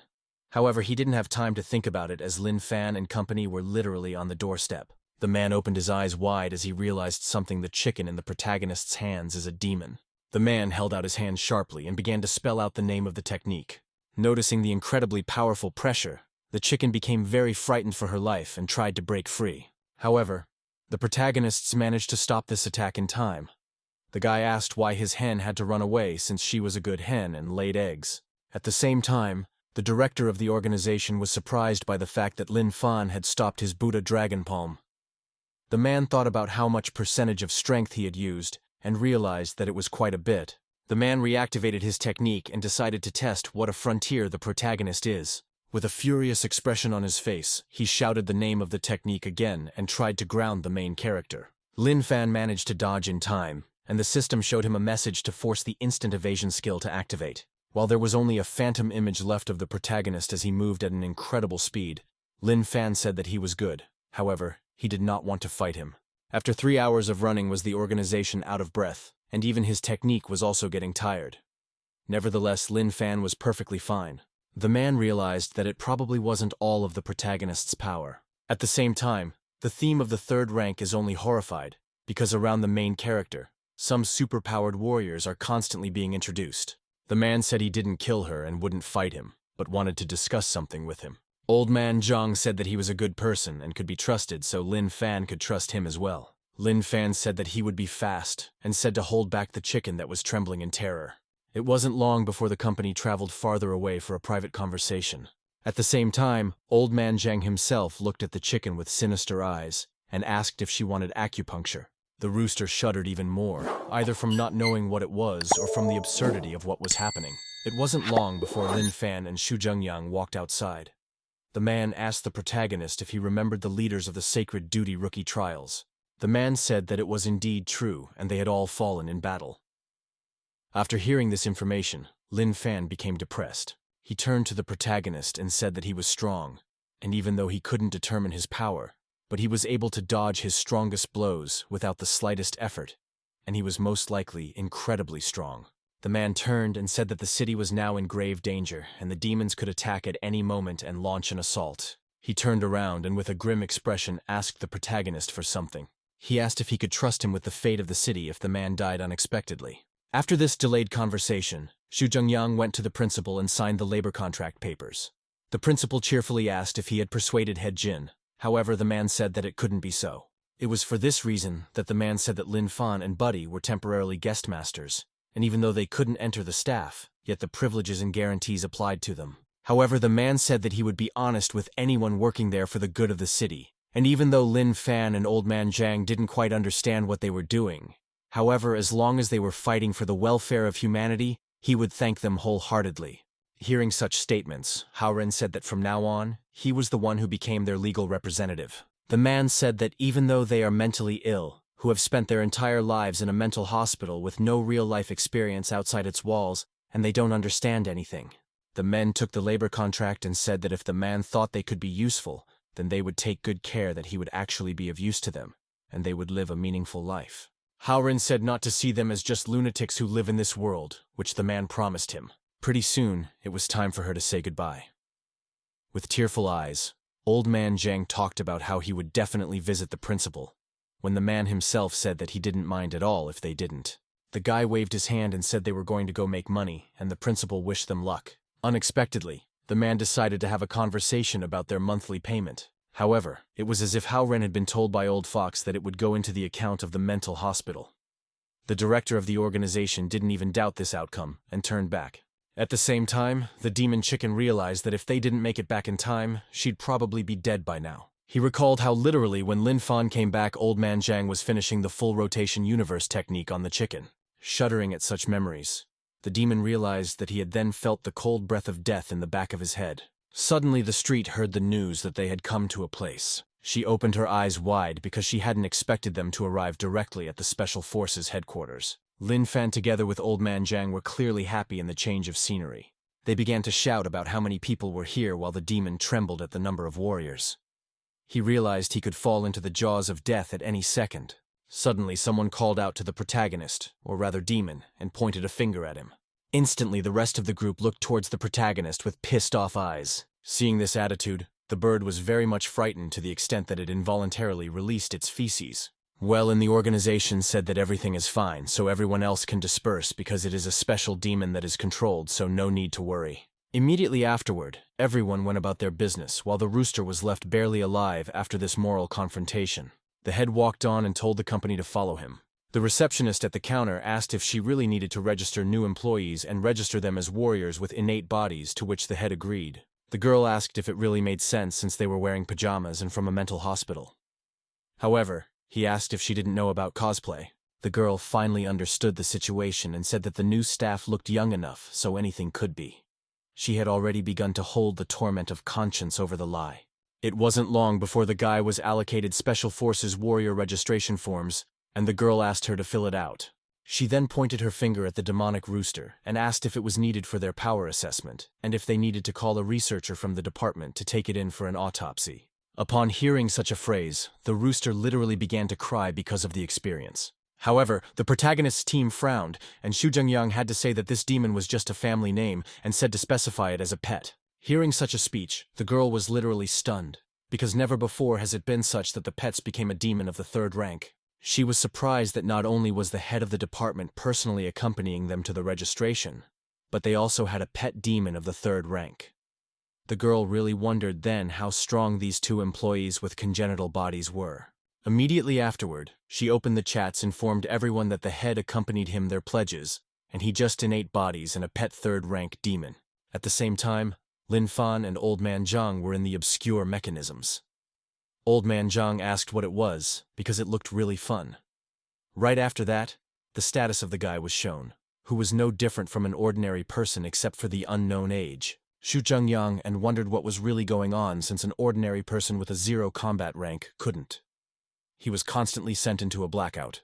Right after that, the main character's test happened, which also showed 0 combat rank, yet they rated the chicken itself correctly. The man wondered why they couldn't be scanned and couldn't come to a conclusion. Old Man Zhang asked the protagonist if he was having fun, to which Lin Fan agreed. At the same time, the staff member said that the device did not show any inner ability and energy. Xu Zhengyang said that they are not ordinary people at all, and they are warriors with special innate bodies, for which the norm is having no internal energy. The staff member wondered if they were really warriors or ordinary people without any powers. Xu Zhengyang and said that even ordinary people, these device detects parameters, and so they are most likely unusual people. The officer asked what he should write in the report in this case. The man coughed and told him to write X rank, which was not set. Having settled the matter, Xu Zhengyang stepped away from the discouraged employee and said that they would change into normal uniforms from now on. Zatrudny wondered if the head really wanted to sneak 2 ordinary people into the special unit, and they were most likely his nephews. At the same time, a very pretty collar was put on the hen, which he was obviously not happy about. While Lin Fan and Old Man Zhang were looking around, the rooster was shaking in discontent. Yet the rooster still retained her sanity and will. The head of the organization approached the protagonist and said that from now on it is theirs, and after work they can rest here. The man said that the wallpaper on the success of the unit with congenital bodies is allocated 1 apartment for 2, where there is a facial recognition system. The man also mentioned that everyone now has their own bedroom and it is their home. Immediately afterward, he squinted his eyes and said that he would now begin listing their duties. However, Lin Fan and Zhang clearly didn't understand why he was clonking and if there were any responsibilities. The man then put his hand on their shoulder and said there was nothing wrong with it, and they should just patrol the streets and help those who needed help.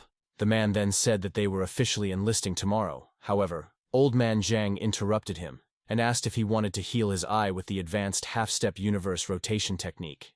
The man tensed up sharply while Lin Fan said that the guy was really cool and only he could help him.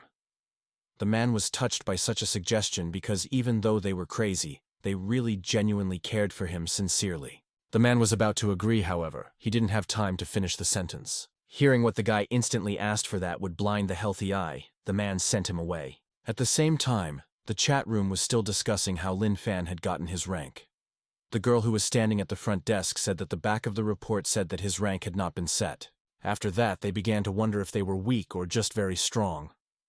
Many began to assume that they were the nephews of the chapter because there was no other explanation. Xu Jingyang pretty soon found himself in his office and exhaled a sigh of relief there. Wiped his input, and said that he thought he would fall for it again.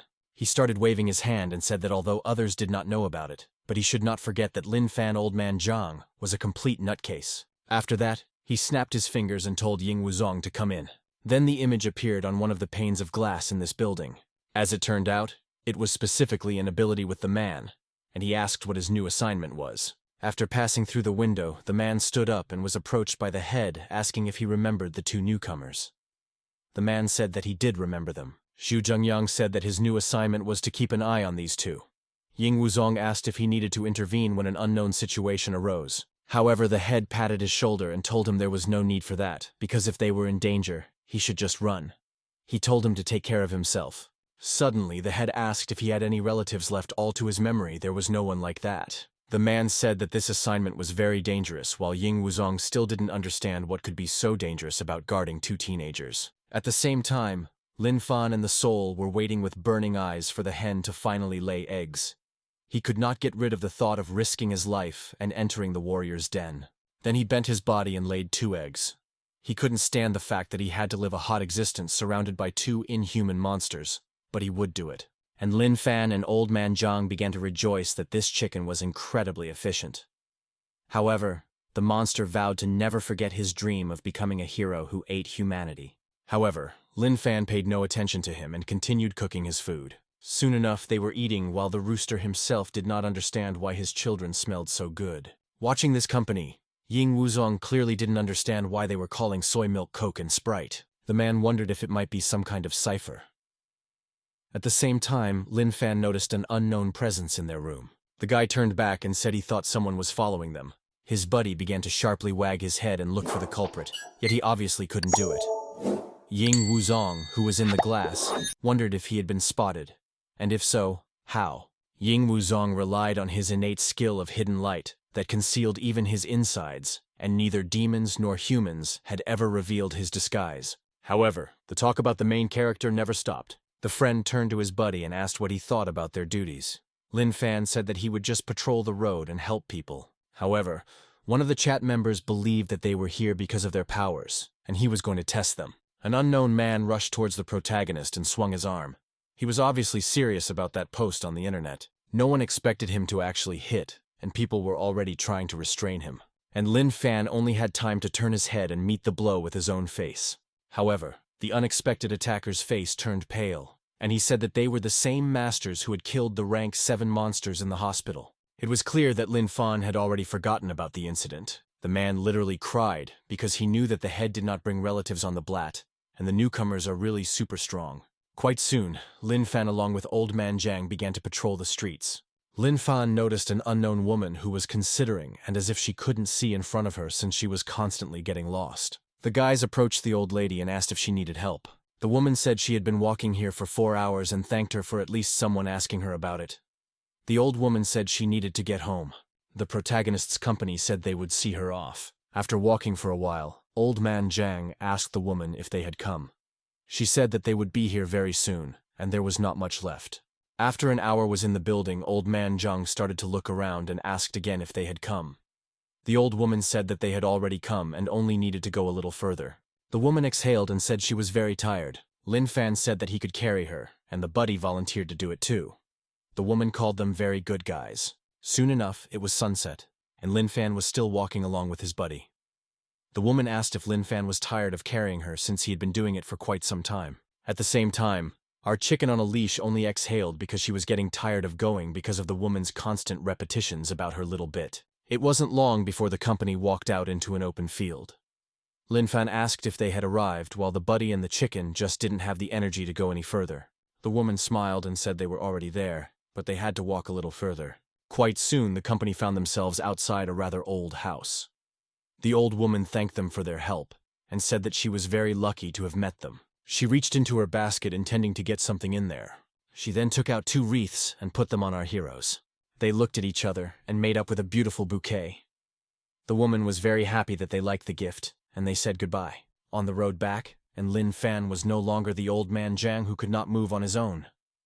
However, not to mention he was literally dragging the leash behind him since the chicken couldn't take a single step forward.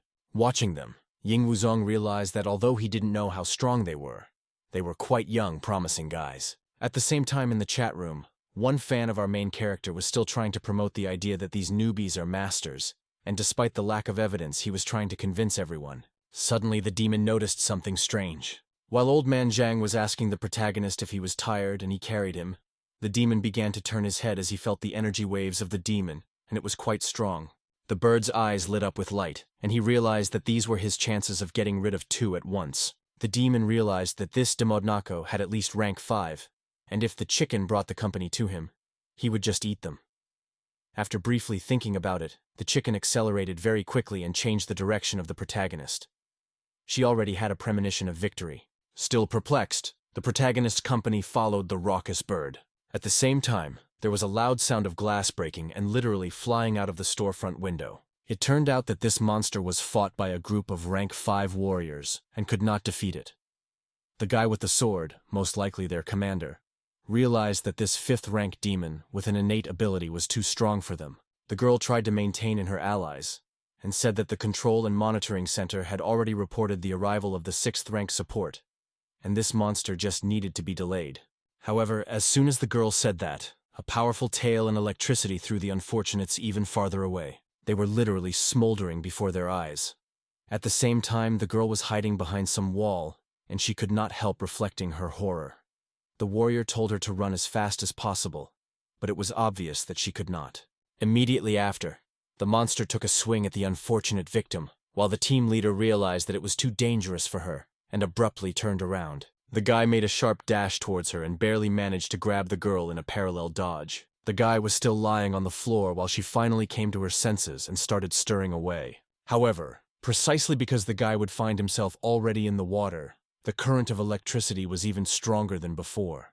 In fact, after literally a minute of fighting, most of the team had already been wiped out. The remaining warrior, with fear and trembling, still looked at the monster, not planning to run away. It turned out that this rank 5 demon turned out to be a royal electric eel behind the innate ability of electric arc. At the same time, the chicken had barely rushed to the battle, and realized that it wasn't just a rank 5 demon because it was a royal electric eel with innate electric arc ability. Bird had already foreshadowed his imminent victory since he had heard that even some demons of the 6th, 7th rank dare not disturb him, so that he would definitely save him. Rooster Sinister laughed and was already beginning to smell victory. At the same time, the main character's company finally approached this demon and began to marvel at its size. He says looked at how the next warriors came to certain death and did not understand how they discovered him. Suddenly, the demon noticed someone else's demonic waves and realized that this demon was just a chicken on a leash. Seeing the collar filled with human energy, he immediately assumed the demon was serving humans. However, the chicken was immediately offended by such a statement and said that there was nothing wrong with it. The bird said that he was suffering humiliation in order to penetrate the enemy's den. She is, and the eel clearly didn't take the petty demon's words seriously because he didn't believe it. While the eel and the chicken were having a mental duel, the only remaining more or less uninjured member of the squad asked if these were warriors with innate bodies. He instantly asked what rank they were because this demon was too strong, and if they were below the 7th rank, they shouldn't even approach them. However, a buddy told the protagonist that this eel looks really nice, and he once saw on TV that it could be cooked. Lin Fan turned to him and said that they had been on their feet long enough and asked if he was hungry, to which old man Jiang instantly arched his head. The guy lowered him off his back and handed him a leash with a chicken on it and told him to wait here. Immediately after that, Lin Fan fearlessly went in the direction of the demon. The same squad member said not to touch it and not to get close to it, because it was very strong. The guy tried to warn him and even grabbed his arm, but he didn't realize the consequences. The protagonist instantly gave me a second thought and put his hand on the monster's body. As soon as he did, a naturally huge charge just went all over his body. Literally golden from that charge, and both guys literally glowed like the sun. That particular squad member realized that he hated the kind of teammates who dragged him down right after that. There was a huge explosion, and the guy's body reclined as far away as possible. He started cursing the protagonist when he was on the verge of passing out, because people with innate bodies can never understand the suffering of those who weren't. He said began to stir, because even though Lin Fan seemed weak, however, because he withstood his current, he could quite safely be called strong. Old man Zhang's eyes lit up, and he asked how he felt. However, Lin Fan was clearly dissatisfied with the whole he had too weak current. Hearing such an insult to his own abilities, the eel became angry and increased the voltage to 10,000 volts. One clearly didn't count on him feeling the immediate payoff immediately afterward. Just a minute later, the protagonist's team was on their way to headquarters, along with the eel carcass. At the same time, the still literally half-living eel opened its eyes in surprise, because it didn't realize where these two would end up dragging it.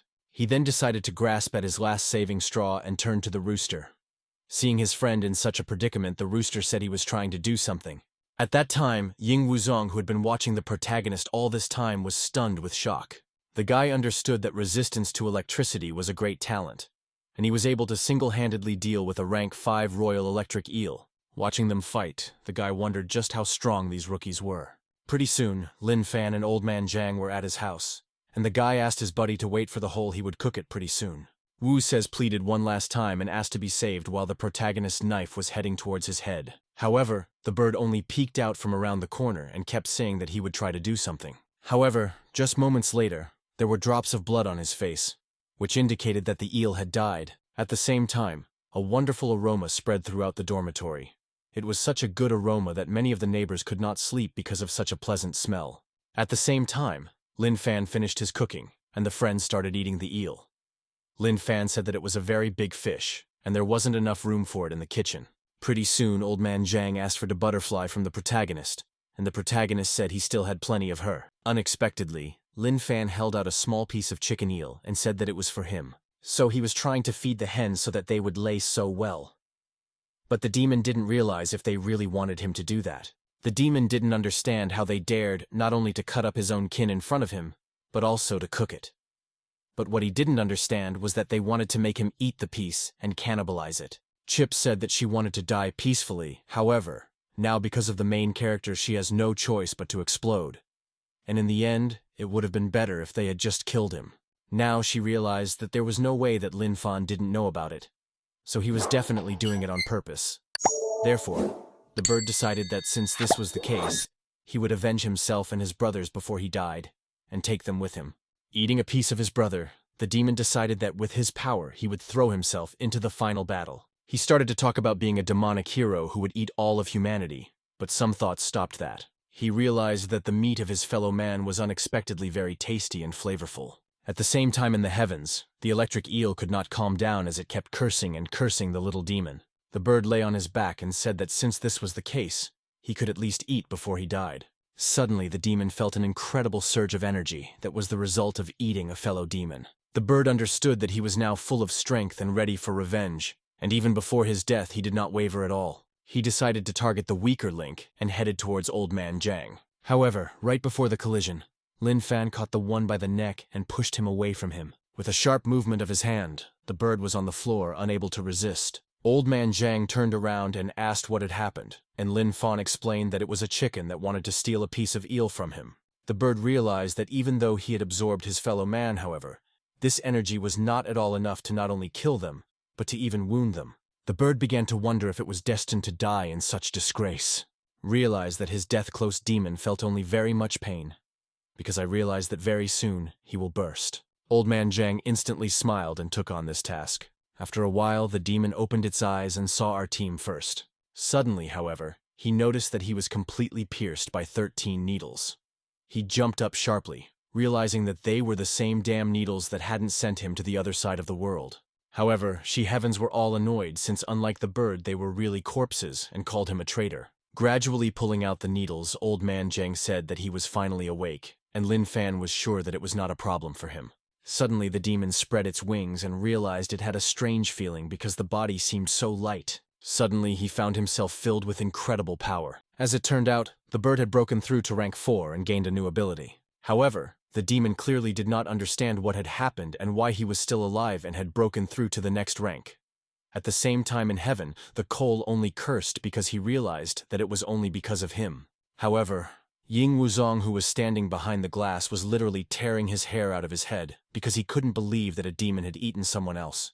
The next morning, Ying Wuzong went to report to his boss about how the old man had applied the acupuncture technique, and the demonic rooster had not only survived, but had broken through to a new rank. The man put his hand on his forehead and said, "Don't you dare convince him of the activities of acupuncture anymore," and because he wouldn't fall for it again. However, Ying Wuzong didn't understand what his boss meant. The men said that years of testimony said that human energy cannot mix with demonic energy, and it causes a strong reaction of rejection. The man said that it may well be their individual innate ability, and not to mislead others. Afterwards, the head of the organization asked what happened to that battle site after they took away the electric eel. However, the guy raised a finger up and said that all the credit for the protagonist was attributed to those 4 ignorant warriors who were knocked out by the demon. The man said not to even mention it. The guy said that the rookie's merit directly affects their position in the team rankings of individual combat power and asked how it could be treated as nothing in this case. However, the man stopped the guy and said that all 4 of them also fought honorably, and they should close their eyes this time, and the next time they would interfere with them. However, he did it for one simple reason, that if Haley found out about it, he would not get it. You all soon the company of the protagonist was in the marketplace of the city. The rooster walked along with them and thought about the correctness of his actions, because his enemies not only helped him not to die, but also thanks to them he broke through further. At the same time, Old Man Zhang and asked everyone on the sides do they need help. However, the bird realized that he should be grateful to me for this because they force him, will never forget, and you disgusting humiliation. The bird's face grew dramatically serious and he realized that the attempt to bribe him with a breakthrough and ability had failed, and he would no longer give up, and would use this power to find a strong demon and team up with him. Suddenly, Lin Fan heard a loud cry for help. The demon also instantly noticed Demodnako's energy waves of at least rank 6. At the same time, Old Man Zhang managed to get into an altercation where he provoked the boyfriend of one girl who was about to hit him. However, Lin Fan instantly took his friend by the scruff of his neck and dashed towards the demon. Suddenly, that guy's girlfriend realized that it seemed he was the one who was going to be the one to end it, not the one he was trying to hit. The protagonist's team was heading towards the demon. While the guy himself had different thoughts, the medicine cabinet decided that if not now, they would never be able to send the protagonist to the other world. Someone pushed some unknown guy away from the fire. Literally trembling and unable to do anything about it, the guy realized that this creature in front of him was a demon, and there was nothing he could do about it. However, to his dismay, he really just bought a piggyback with his friends. Shivering, the guy wanted to make kebabs with his friends. However, he had no idea that the kebab would turn out to be a demon. The same guy's buddies picked up the nearest guns and started yelling for help. However, Piggy had absolutely no intention of stopping and delivered a very hard kick to the guy's leg. His buddies were already trying to stand up for him, but the demon turned sharply and his eyes glowed red. The unexpected little pig turned out to be of enormous size and began to intimidate the boys. As it turned out, it was the pig's innate ability of illusion. The demon shook off the dust and said that even though he looked cute, however, his abilities would make them fearful. The demon had already started to speak, but he was interrupted at half a word. Lin Fan made a swift kick towards him and flung him into the nearby lake. The buddies literally now woke up from their hypnosis and asked what it was after all. At the same time, Lin Fan tried to bring his buddy to his senses. Immediately afterward, the unsuccessful hunters said that Special Forces warriors came to them, and even have innate bodies, so they were saved. They started saying goodbye to the main character's team, and said that they would take their friend to the hospital. At the same time, Lin Fan looked at this piggyback with appetite. Suddenly, the rooster turned to the pig and asked him to help kill the main character, which sent him flying. The bird's face darkened, and he decided that with the royal pig illusion he could finally kill the protagonist. However, it didn't take too long for the rooster to realize how wrong he was. As it turned out, Lin Fan and Old Man Zhang easily roasted the newly minted demon. Lin Fan and Old Man Zhang gathered around the campfire, and the guy asked the protagonist if he had become stronger. The guy said that the psycho voice in his head had just said that he had broken through to the final stage of the energy cultivation technique, and that must be what had become his strength. Immediately after that, Old Man Zhang lit up and asked if the protagonist should try out the needles, because since he had become stronger, he could try to fulfill his technique of fully rotating the universe. Lin Fan agreed, and Old Man Jang began to dance with happiness. Pretty soon the guy performed the universe technique on his friend, and realized that it still needed tweaking since the guy's spirit was literally out of his body. Suddenly, the rooster wondered what to fear. Now all he had already broken through to the 4th rank was the strongest demonic electric rooster. And the main character's breathing is so faint he really looks like he's dying, so the rooster is up to no good. And he wondered if he should start with Old Man Jang while he had the chance. Suddenly, the bird's body was wrapped in incredible energy, and he had already started planning his attack. He made a sharp lunge, aiming to immediately pierce the guy's head. When Old Man Jang didn't understand at all about what she was going to do, and just shoved another piece of meat into his mouth, he realized that he needed to bring this forward as soon as possible. After all, this was demon meat and he would definitely be torn from it. However, against all common sense, he swallowed this piece of meat because it was so beautiful that he could not stand in front of it. At the same time, everyone in heaven had already begun to reassure their new brethren and repeat the mantra that they didn't care about the living. The rooster tried to talk himself to stop because he realized that otherwise he would be torn, but it was too late. He realized that this was the meat of the 6th wound demon, and he would definitely be finished now. Because of all the strength left, she tried to use the energy to kill the nearest person. However, suddenly, Old Man Jang stuck his needle into the demon's body, who was literally glowing from how much he was enjoying himself. Unexpectedly, he started around the guy himself asking for another needle. Jang didn't understand what was going on with the bird and thought he just liked the needles too much. Right after the guy finished his acupuncture, the bird literally blossomed with happiness. The victims watching the whole picture could not believe that this chicken had no shame or conscience. Old Man Jang watched and realized that without the protagonist, he couldn't even get a piece of meat down his throat. However, immediately afterward, as if contradicting his words, he picked it up and started eating it. The victims of the protagonist, who watched all this only once angry even more, because he ate absolutely everything. The fed-up old man exhaled and said that according to the principle, it was not good to leave food behind, and patted his stomach. Very soon, it was deep night. Old Man Jang watched the incredibly beautiful starry sky and called out to his friend who was passed out right now. At the same time, Ying Wuzong kept repeating to himself that under no circumstances should he interfere. Pretty soon, Ying Wuzong was standing right in front of his boss and continued to report back. Nevertheless, there was an awkward silence in the office. The guy asked what rank Lin Fan really was, since even a 6th rank illusion demon couldn't withstand a single blow from him. However, the man himself also found it difficult to talk about it because he was curious to know the answer to this question. The man said that just as it was stated in the blank rank could not be established, so he had nothing to add. However, the guy realized that if the rank was not set, Lin Fan could potentially possess boundless strength. The man said that it was Ying Wuzong who had dealt with the 6th rank demon, so the servant would be attributed to him. However, the boy instantly refused the offer. He said that it's not fair, because they were the only two who eliminated the demons this time and no one else helped, so the credit should be all theirs. However, the head still did not answer, so the guy turned around and said that he would tell everything to the military advisor. Only then did the man stop Ying Wuzong and tried to say something. He put his hand on his forehead and said that he realized his mistakes, so he would put this victory behind them. The guy then turned around and gave him a thumbs up and started praising him. Ying Wuzong said that defeating a rank 5 Royal Electric Coal they don't count, so they are awarded 6 points for killing a rank 6 illusion pig. The man said that since he was their monitor, he would help them upload the merit data once they were verified. However, the man was already aware of all the problems that could arise if he continued to be so honest. The man tried to change the subject and said that he, like the observer too, wanted a reward, and said that part of their scores should not be known to anyone. However, the guy took it the wrong way as he told the chapter not to worry because there was no way he would accept their points as a bribe. He put his hands on his bald head and said that since the demons are better and better hidden, they will not be able to find many demons and eat them, and since they are at the end of the ranking, no one will pay attention to them. Then the guy asked what name to give them in the group, and the man said to take any, and gave the example of the 666th group. At the same time, the capital HQ had its own atmosphere. All the people were already interested in the newcomers, and couldn't miss the fact that they as a team called the 3 Sixes had gotten to the bottom of the ranking. In the end, it turned out that they were members of the team, and both of them have innate bodies, but people wondered why they had an unknown rank and why they had a pet demon of rank 5. People realized that there was no more information about them to have they were most likely guest masters, and Lin Fan had single-handedly obtained 6 points. It wasn't long before Lin Fan and his rooster walked out of the house.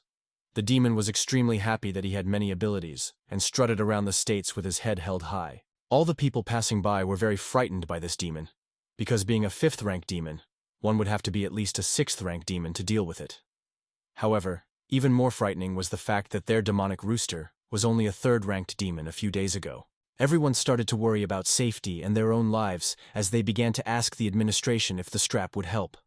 The administration only replied that it only restrained him and prevented him from taking his true size, and that Taoist spells only worked when attacking ordinary people. Suddenly, everyone around the protagonist realized that one extra move and they would be dead. People began to discuss how this was possible because if they were really great masters, how was it possible that a demon of the 5th rank was still under their control? At the same time, Old Man Jiang was tailing the protagonist and asked if the last acupuncture session had helped him.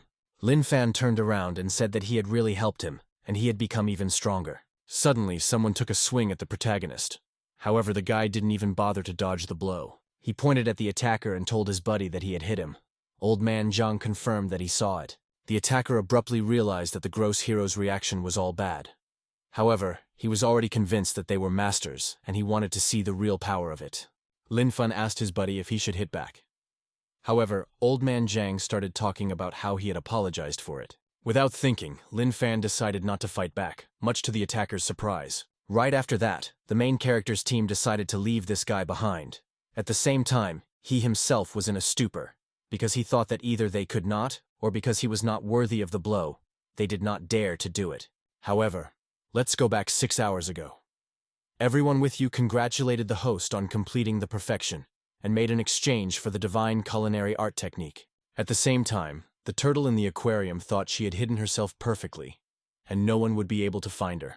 Suddenly, however, our cock knocked on the cage and called his name. He asked to punish the perverts behind him together. Bird said they wanted to buy him a breakthrough to new ranks, but he remained confident in his principles. Bird went on to say how lucky she was to find someone like him and apologized for the effort. The turtle's eyes lit up and she agreed to the deal. Immediately afterward, a poisonous mist billowed out from its mouth. With a sharp charge, he was right next to the protagonist. However, Lin Fan didn't even blink an eye before striking. Immediately afterward, he picked up the turtle, who was still perplexed. Lin Fan grabbed his food, which the system described as highly poisonous, unlike all the others. The main character rejoiced and tearfully said that he had caught her. Immediately afterward, he used his divine cooking skill. The demon bird begged the protagonist to stop, but no one listened to him. Pretty soon, the cooked turtle was lying in the appetizing soup. An incredible aroma spread throughout the room. Even the rooster could smell the aroma, but he had no sooner recovered than he noticed that he was dead. The demon began to cry, but in his soul he repeated that he would not be the only one, and he would not be the last. However, despite all the colorful speeches and by the beak of the bird, drool was flowing. She Sky Turtle was extremely enraged. She was angry because he had set her up. Old Man Jiang leaned over and said that today's eggs were delicious, and the hen had done a good job. After that, he held out a piece of meat to the rooster. He tried not to acquiesce, but that didn't last long. Pretty soon they were already eating, even though the turtle was shouting to the heavens. Started rolling around on the ground in pain. Immediately afterward, she started reaching for Old Man Jiang's legs and begged to prick him with needles. But the heavens all literally covered their limbs because they considered it a disgrace to the demonic race. Lin Fan took the chicken in his hands and said that since she is aroused, they should. Old Man Jiang asked, "Is it really necessary for even a chicken to go through this procedure?" Lin Fan said that even someone like him should call himself. In heaven, everyone was in favor of the rooster being neutered. Old Man Jiang pulled out the needle and said that he could try acupuncture and maybe he would succeed. At the same time in heaven, the tiger threw his broken brother again on the cloud. Pretty soon on the ground, the bird was enjoying unearthly pleasure. Old Man Jiang said that he had failed to do so, and it seems that he only helped him get rid of the bloating. Lin Fan said that there was nothing wrong about it, and they would try it next time. Everyone in heaven was disappointed at this information. Upon hearing this information, the bird literally cried tears of joy. At the same time, everyone in heaven was extremely angry, for they thought he had found a source of good fortune. Pretty soon a small child shouted to his mother that someone had stolen a pet turtle. Macho said that it wasn't a pet turtle at all, but a soup turtle, and it must have been bought for cooking and already eaten. At the same second, from the depths of the ocean, an unknown voice said that he is pressed for time. He can no longer sit and wait for death, and for the sake of his freedom and place, he must urgently find them. As it turned out, it was a hen we knew. While in the aquarium, she asked her fellow fish to help him and lend a hand with local efforts they were sure to succeed. At the same time, Lin Fan and Old Man Zhang were only observing the incredibly beautiful sight while in the city's central oceanarium. Expectedly, however, the poor fish soon found themselves in heaven, where the old men who had arrived much earlier were cheering for them. They told the fish not to cry. They looked at each other. Immediately afterward, however, they burst into tears.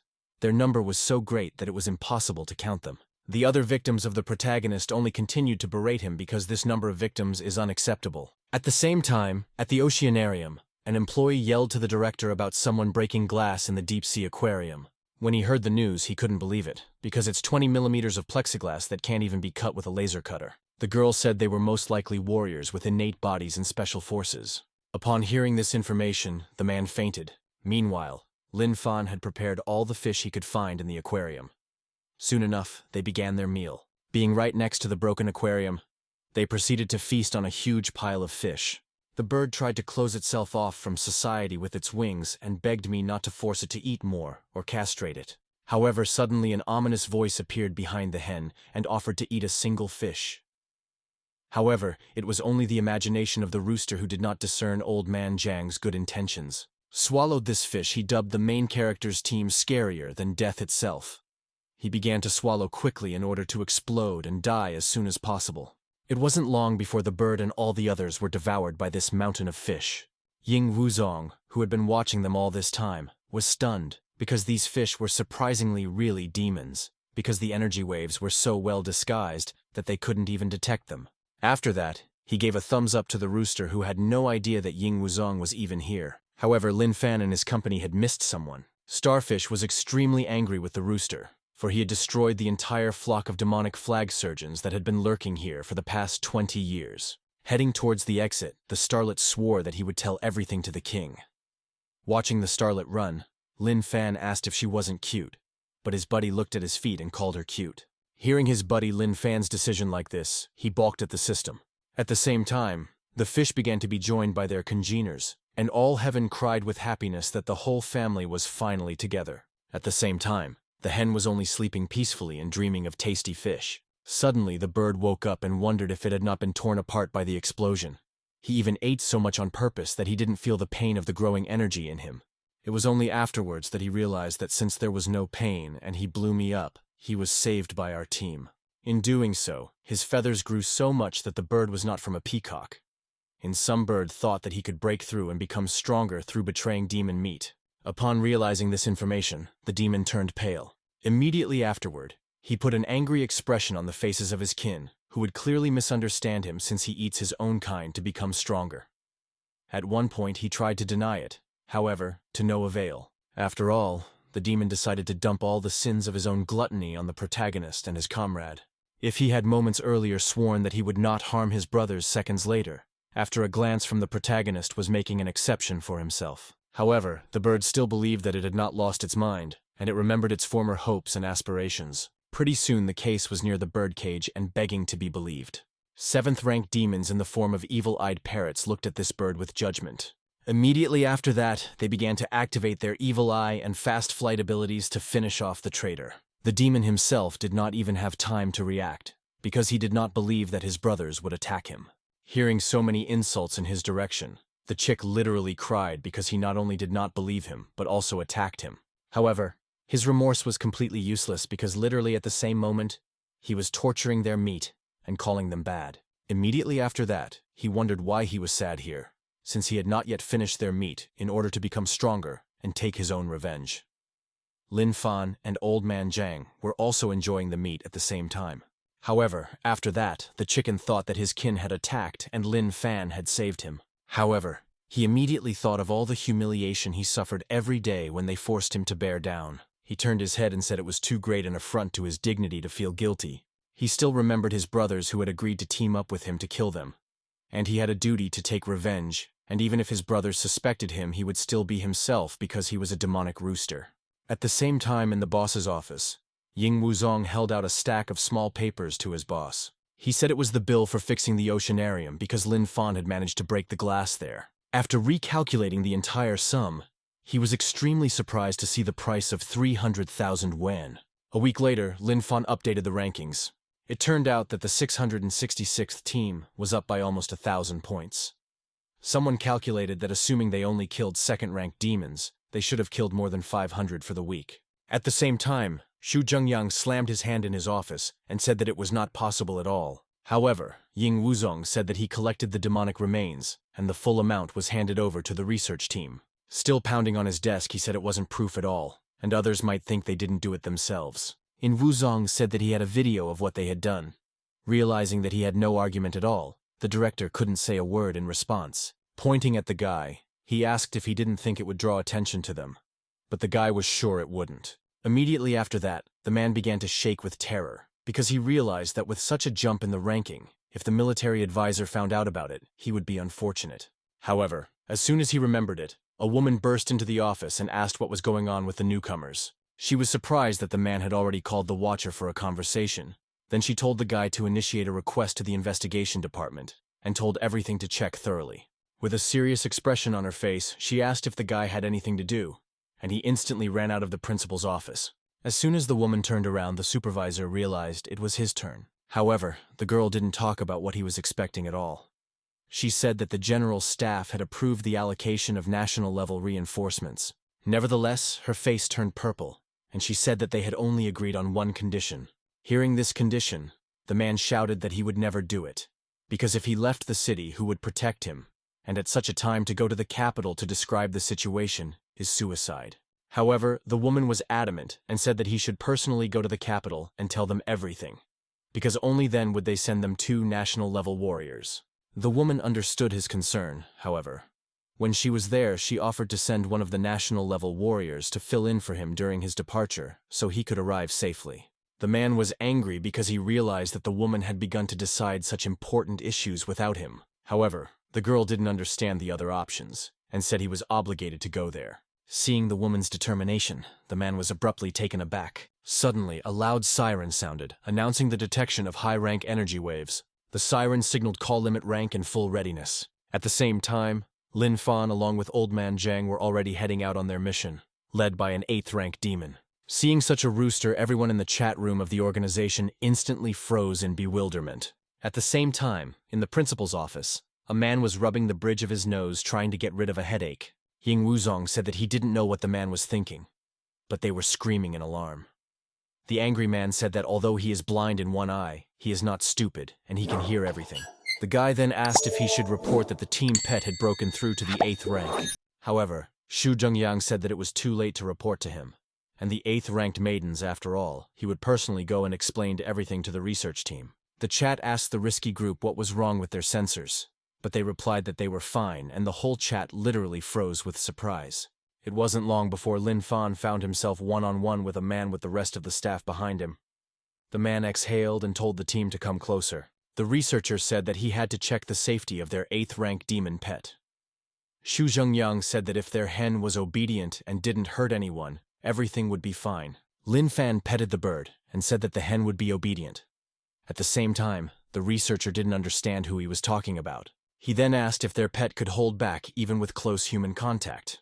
After that, Lin Fan together with Old Man Zhang hugged him and stroked his head. The safety of close contact was confirmed. The researchers then asked if he could follow any orders and if he was completely under their control. The supervisor instantly told them to order her to do something. Lin Fan opened his eyes wide and realized exactly what he needed to order. Lin Fan looked at the bird and told it to lay 2 testicles. After this order, the bird was literally petrified. Likewise, the rest of the staff was petrified. The demon realized that this would do great damage to his pride, but he had no choice. A moment later, the birds were able to lay 2 eggs, and Old Man Zhang was glad that they would have eggs for dinner again. And with that, Cell confirmed the fulfillment of the order 100%. Because even for him it was amazing that he could change his internal body structure and become a female to lay eggs. Bird literally sobbed with resentment, for he realized that he was doing all this for revenge and freedom. He realized that he had to hold on to the 2 monsters to survive. After the test was over, other members of the staff began to pet him and praise him. A certain girl asked the protagonist to have the demon at least a little bit in her hands. Lin Fan and Old Man Zhang reconsidered in bewilderment. However, it wasn't long before the girl started the broadcast and showed the demonic pet of the rookies from the 666th squad. The girl was broadcasting the whole thing. She talked about how he looked very much like a regular rooster but was very docile and liked to be stroked. Exactly when the bird decided to free itself, Xu Zhengyang snatched it from the woman's hands. He turned to her and told her to stop messing around, because an 8th-rank demon was not a toy to be carried around on the air. After they apologized, the head stretched the rooster back to its owners and told them amidst carefully watching the pet. When the head was about to leave to go about his business, Lin Fan and Old Man Zhang began to talk. Old Man Zhang was talking about how he wanted something very badly. Lin Fan said that the principal this is a very good person and asked him to trust them again. The man turned around and said he was very touched to be worried about him. However, he instantly changed his mood and told him to go far away and not to touch him. In his mind, he realized that when a psycho was worried about his eye, it was a very strange sight. After that, the director began to walk embittered towards his goal of not paying attention to anything. Lin Fan, along with Old Man Zhang, literally clung to his cloak, begging so that they could help him.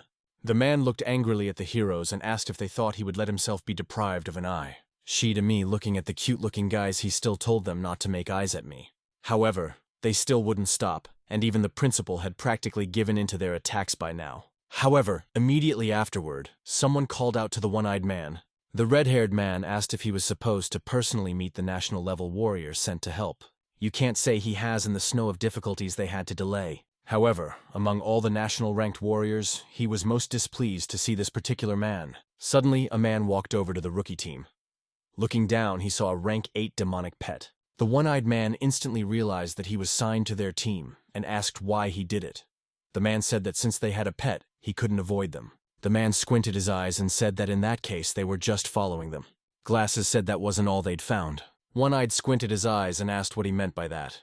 The man then moved closer to his ear and asked if the man was helping them contain the demon and most likely helping them with points. While the man asked snidely about why he did it, the one-eyed man looked at him like he was an idiot. The bespectacled man smiled and said that he was hiding it very much, but asked if he really thought that the Jin family wouldn't be able to find out. While the principal must have already been scared for what those will find out, and the real origin of the protagonist bespectacled asked if they are his nephews. Such a strange question made the headmaster stiffen in bewilderment. However, as Fox Goggles said, he found out that it is the principal who is the guardian of these children. He stroked the heads of the newcomers and said that since one had black hair and the other had blonde hair, they looked very much like him, and it was clear at first sight that they were relatives. He continued to stroke their heads until the one-eyed man was afraid that someone had found out about the real connection because of Haoren's love for money. However, he soon exhaled in relief. The bespectacled man introduced himself as Jin Shangwu and said that he was a colleague of their head. Then he held out his hand to the team. It was literally stunned by it. However, just a moment later, 2 hands headed towards him. Jin Shangwu wondered what to do since they weren't going to take turns eating his hand. However, the man cleverly contrived and shook his hands in parallel. The director then put his hand on the bespectacled man's shoulder and said that he would introduce them. The man said that all 2 were his employees who were rising stars. Jin Shangwu said he was very lucky because his cervical spondylosis had just worsened, and he was looking for an acupuncture master to treat him. One-eyed said something, we were very lucky to find them because they certainly won't regret it. It wasn't long before the boys walked into the living room. Old Man Zhang held out his hands and asked if they were ready. At the same time, Jin Shangwu suspected that the very same needle was not a culture needle, and it looked suspiciously like a sewing needle. The guy said that the old blood had already been removed and the needle is clean. Lin Fan said that he helped clean and wished the old man good luck. Immediately after that, the sharp needle went to the center of the man's forehead. Jin Shangwu said that they are central. What is he like? The patient should not ask such questions, but he can to ask me why in cervical spondylosis to pierce the forehead. However, Old Man Zhang said that everything was fine, because his half-step technique of rotating the universe was completely complete and clean, because the place the needle was seen was not there. Pretty soon, a multitude of men and an old man asked if the man felt something with something. He said yes. It wasn't long before the man got ready for his 13th game. However, as soon as he stuck the last needle in, Jin Shangwu saw an unknown hallucination with a Milky Way. The guys checked to see if Jin Shangwu was really unconscious, which turned out to be true. Xu Zhengyang realized that he was much calmer now that he wasn't the only national-level warrior that the old man had sent into a blackout. Old Man Zhang was worried because he thought that he had failed again. However, Lin Fan said not to be in a hurry to hit one day. Everything would work out. He then suggested sending him to the hospital first. The man told them to get back to themselves and already he would send him to the hospital on his own. The man realized that after all, he was a national-level warrior and could not be killed so easily. Immediately afterward, the two companions headed for the exit. Xu Zhengyang told them to wait for a while and to start by taking the needles out of him because otherwise it would be very uncomfortable for him. Old man Zhang wondered what this was about since he didn't realize that it might be uncomfortable. However, it wasn't long before the guy took out all the games and took them for himself. It wasn't long before the company left the living room, and the chief exhaled. Still finishing his cigarette, the man realized that he might as well get started. He began to undo the man's buttons. Pretty soon, he had him stripped literally to his nakedness.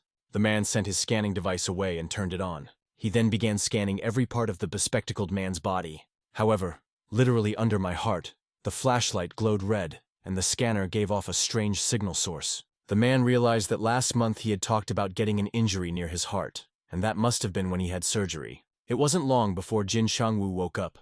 He asked what had happened, and Xu Zhengyang said that there was nothing wrong with it, just that the old man's acupuncture kept making him drowsy, and he was sleeping peacefully. The man said that this was already possible. However, he had already called the ambulance. Meanwhile, the man shook his head and realized that he had indeed been helped by old man Zhang's acupuncture. He started nodding his head, and was surprised that he had been suffering from this disease for so many years, but the old man was able to cure it the first time. The man was extremely surprised that Jin Shangwu soon said that this doctor was a master of his craft. Realizing that help was in the hospital, and I would need, the man said he had the wrong number, did not hang up. However, the man was not the only one to rise. He noticed that he was a little uncomfortable, but the man said not to make any sudden movements, because he would immediately dial them again. However, all the discomfort was not in health, but in the strange pants, because the man remembered that he did not tighten them so much. Jin Shangwu closed the window and apologized for the tactlessness, and asked her to turn away from him. Jin Shangwu naturally agreed, and instantly called the ambulance. However, once the man checked, he realized that his pants were worn backwards. When the man was still calling the ambulance, Jin Shangwu looked at him angrily, and asked what he had done to him.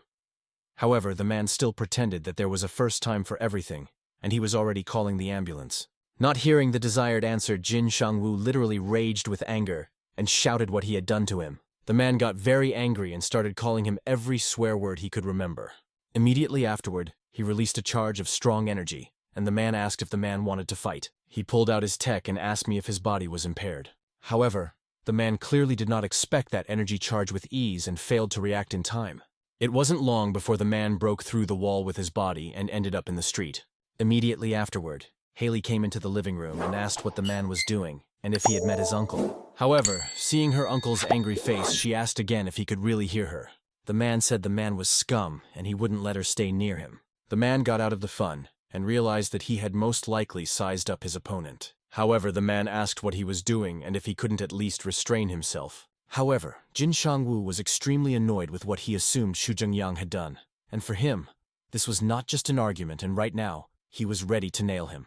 However, the man did not understand at all what he had done, that Thoth was ready to kill him. Suddenly, it hit the man as if he had guessed that the man had guessed that he had scanned him.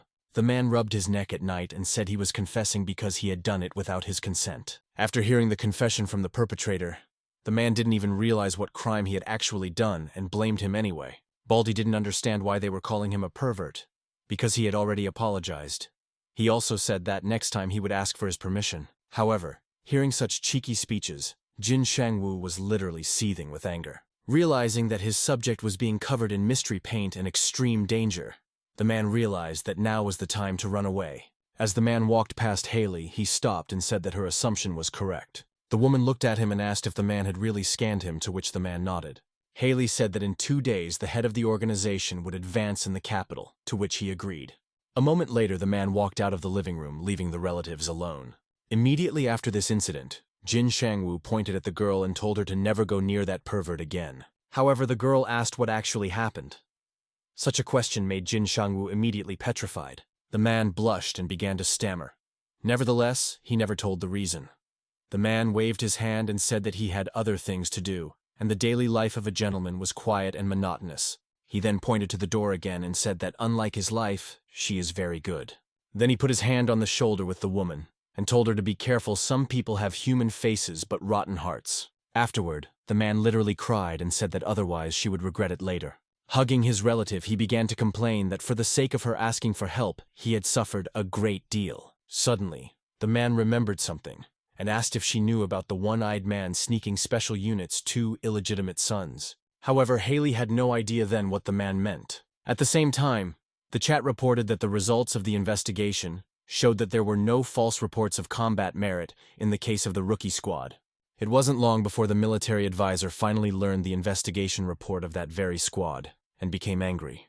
After that, a staff member approached her and said that the defense formation in the west and east had already been reinforced, but they didn't have enough people in the north to lay out in time. The girl said, "That isn't there enough 90, then they should take the newcomers, because the graduates of the 4 higher academies should have finished practicing in the psychiatric hospital." However, the man sighed and said that after that test, no one passed it, and all the students of that graduating year failed the practicum. Upon hearing this information, the woman fell out as it was very surprising. The man said they suffered injuries, however unusual and mental. At the same time, in the lair of the monsters, there was a report that hit the energy waves of a pack of flag surgeon lurking in the oceanarium to gather information on humans. It was also reported that the Titanic turtle and the evil-eyed parrots were also missing. Ice Kitsune also said that everyone had unsuccessfully mastered energy concealment, and the humans wouldn't be able to detect them unless someone from within helped. Hearing this information, the king hissed again. However, realized what her lord the girl was trying to say. The girl asked if it was really worth sending him to, which she heard another hiss. The man held out a map with a plan to the girl, and the girl obediently took it. He turned his finger on her and hissed the odd one again. The girl said that, and home giving burned and did not return. And the energy sent and roughly Yunao Bogomolov also disappeared. However, she abruptly realized what the sovereign was trying to tell her, and realized that he was the very traitor who had completely crossed over to their side. Finally, the girl bowed and said that before he revealed any more information they would get rid of him. At the same time, there was that adamantium gorilla in the abandoned factory. Sketched out something on her piece of paper? Most likely a plan. Quite soon, as if an abandoned building had been breached by 2 rank 8 demons who branded the gorilla a traitor. The monkey stood up on his jackets and muttered something. His pondering didn't last long, however, and he made a sudden leap and took to the air. After using his ability, he split into a multitude of phantom forces and began to attack them. The 8th-ranked Mantis Demon's innate ability was a 6-Shadow Scythe attack. However, still dodging his attacks, still some of them affected the gorilla clones, and deactivating his technique, except then flashed an image of a bloody wolf that successfully wounded him. The demon went behind the orangutan's back and tried to attack it, but due to its slowness, it didn't have time to do anything useful. Gargamel took a sharp swing of his hand and struck a nearby demon. However, this wolf was unusual because it had as many as 2 heads, the second of which it successfully attacked the enemy. It was clear that these two had been carefully matched to Ape's fighting style, restraining his abilities as much as possible. Ced looked into his eyes and began to plan his routine.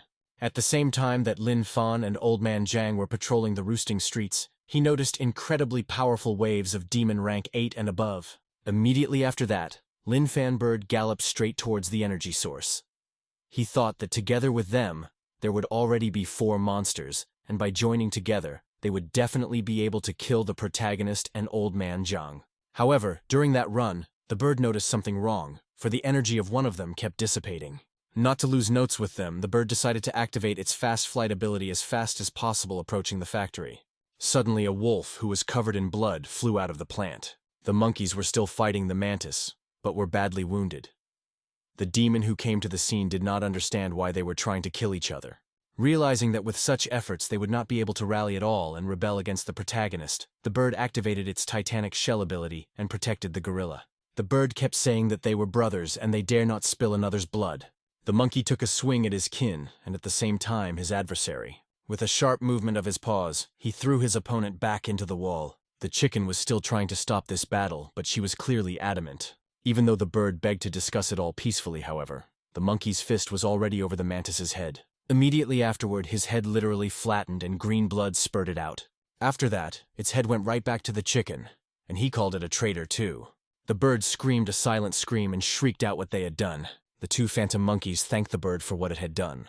However, heard the praise, the bird literally lit up with happiness. The chicken went to his brother and said that he needed help very badly. She came to me before the bird could finish the sentence, so the monkey noticed 2 people entering. She thought it was fate that we should meet here.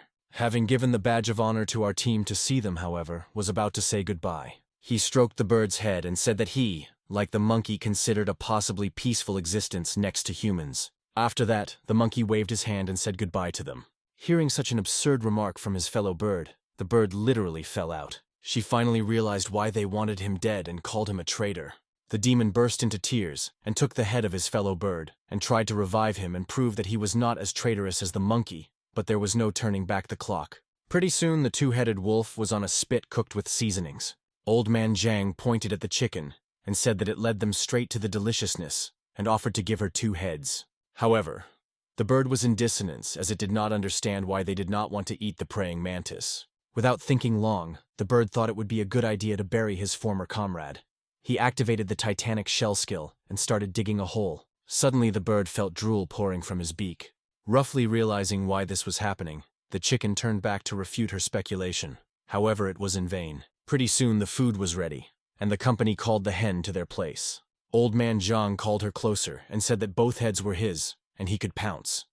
Eating the meat of his fellow man in both cheeks, he still kept blaming the guys for making him eat such flavorful meat. At the same time, all of the main characters' victims, who were already hard to count, were freaking out about what was happening every time. It wasn't long before the bird approached the body of the 8th-ranked mantis, which, being a ghost, tensed up. Copious amounts of drool flowed from its beak, and the bird was still trying to convince itself that they were definitely secreted because of genes, and not because of a desire to eat such delicious and nutritious meat. You bowed down before the body of your fellow man, and said that although he was wrong about him, he believed that he would have agreed to help.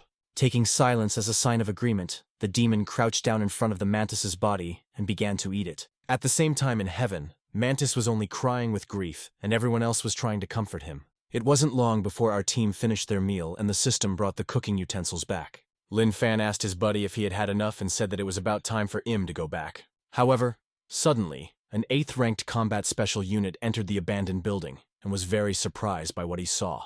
Jin Shengwu looked at what was happening and realized that the waves of rank 8 demons had disappeared. The man thought about the possibility that it was their team that had killed all 3 of them. At the same time, everyone else only saw the rooster eating the body of his kin, and realized that it was because of him that the troop had taken off so much. When the 2 groups ran into each other, they began to discuss their own matters.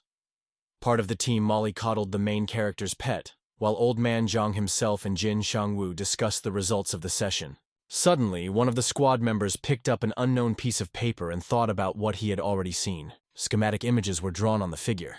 At the same time, she was returning to her own place. She was clearly hurt, but tried not to show it. The monster realized that the mantis's attacks were sending attacks. With no control over his body, the monkey fell straight down the drain. During the flight, he started cursing people and talking about how it was very dangerous to leave the hatch unclosed. However, it wasn't long before he wasn't as he found himself at the very bottom of the tunnel. Until the monkey could come to its senses, it lay quietly on the pavement.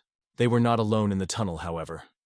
The former kidnapper's partner turned back and said he had heard something, but no one had any idea what it was about.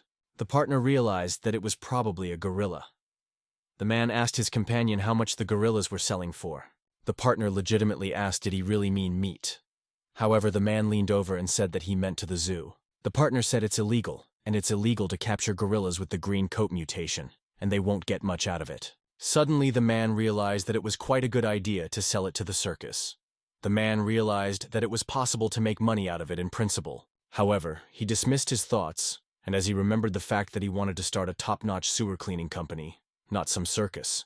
At the same time, someone sent a message to the organization's chat room with evidence that the bird had eaten the body of its kin. Everyone started praising the rooster instantly. The siren screamed again as Lin Fan and his buddy walked into the headquarters. However, people had already exhaled this relief that it was the main character's bird.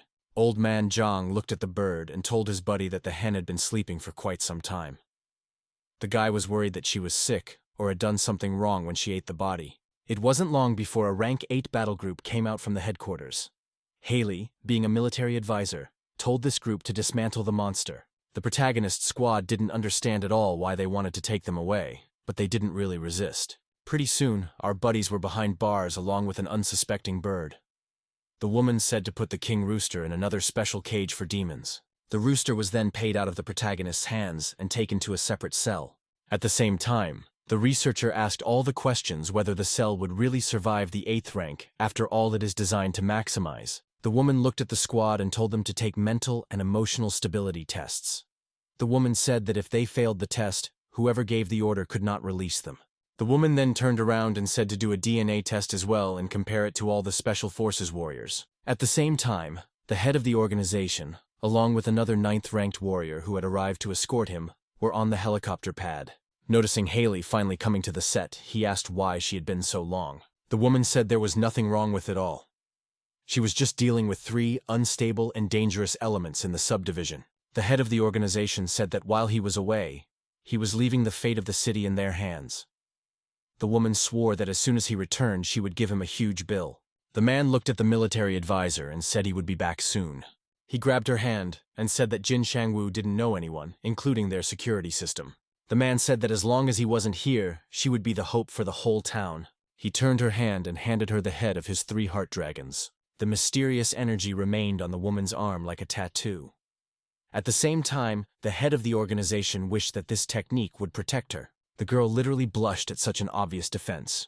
She stared at the back of the head of the organization for a long time longer, seeing him off in this way. It wasn't long before the monster lair received a report that the energy waves of the mantis and wolf were missing, and they must have already been killed by the gorilla. However, the fox realized that her waves of the gorilla herself were extremely weak. The girl assumed that he had most likely been poisoned and was now slowly dying. Unexpectedly, the girl smelled a human odor. As it turned out, this paper bird had a human scent on it, and it was definitely their thing. Realizing that the fox was looking at him too intently, the king hissed out a clenched note in his hands. Demonica frankly did not understand how they had already managed to leave the village. However, what was even more surprising was that they had learned this information so quickly.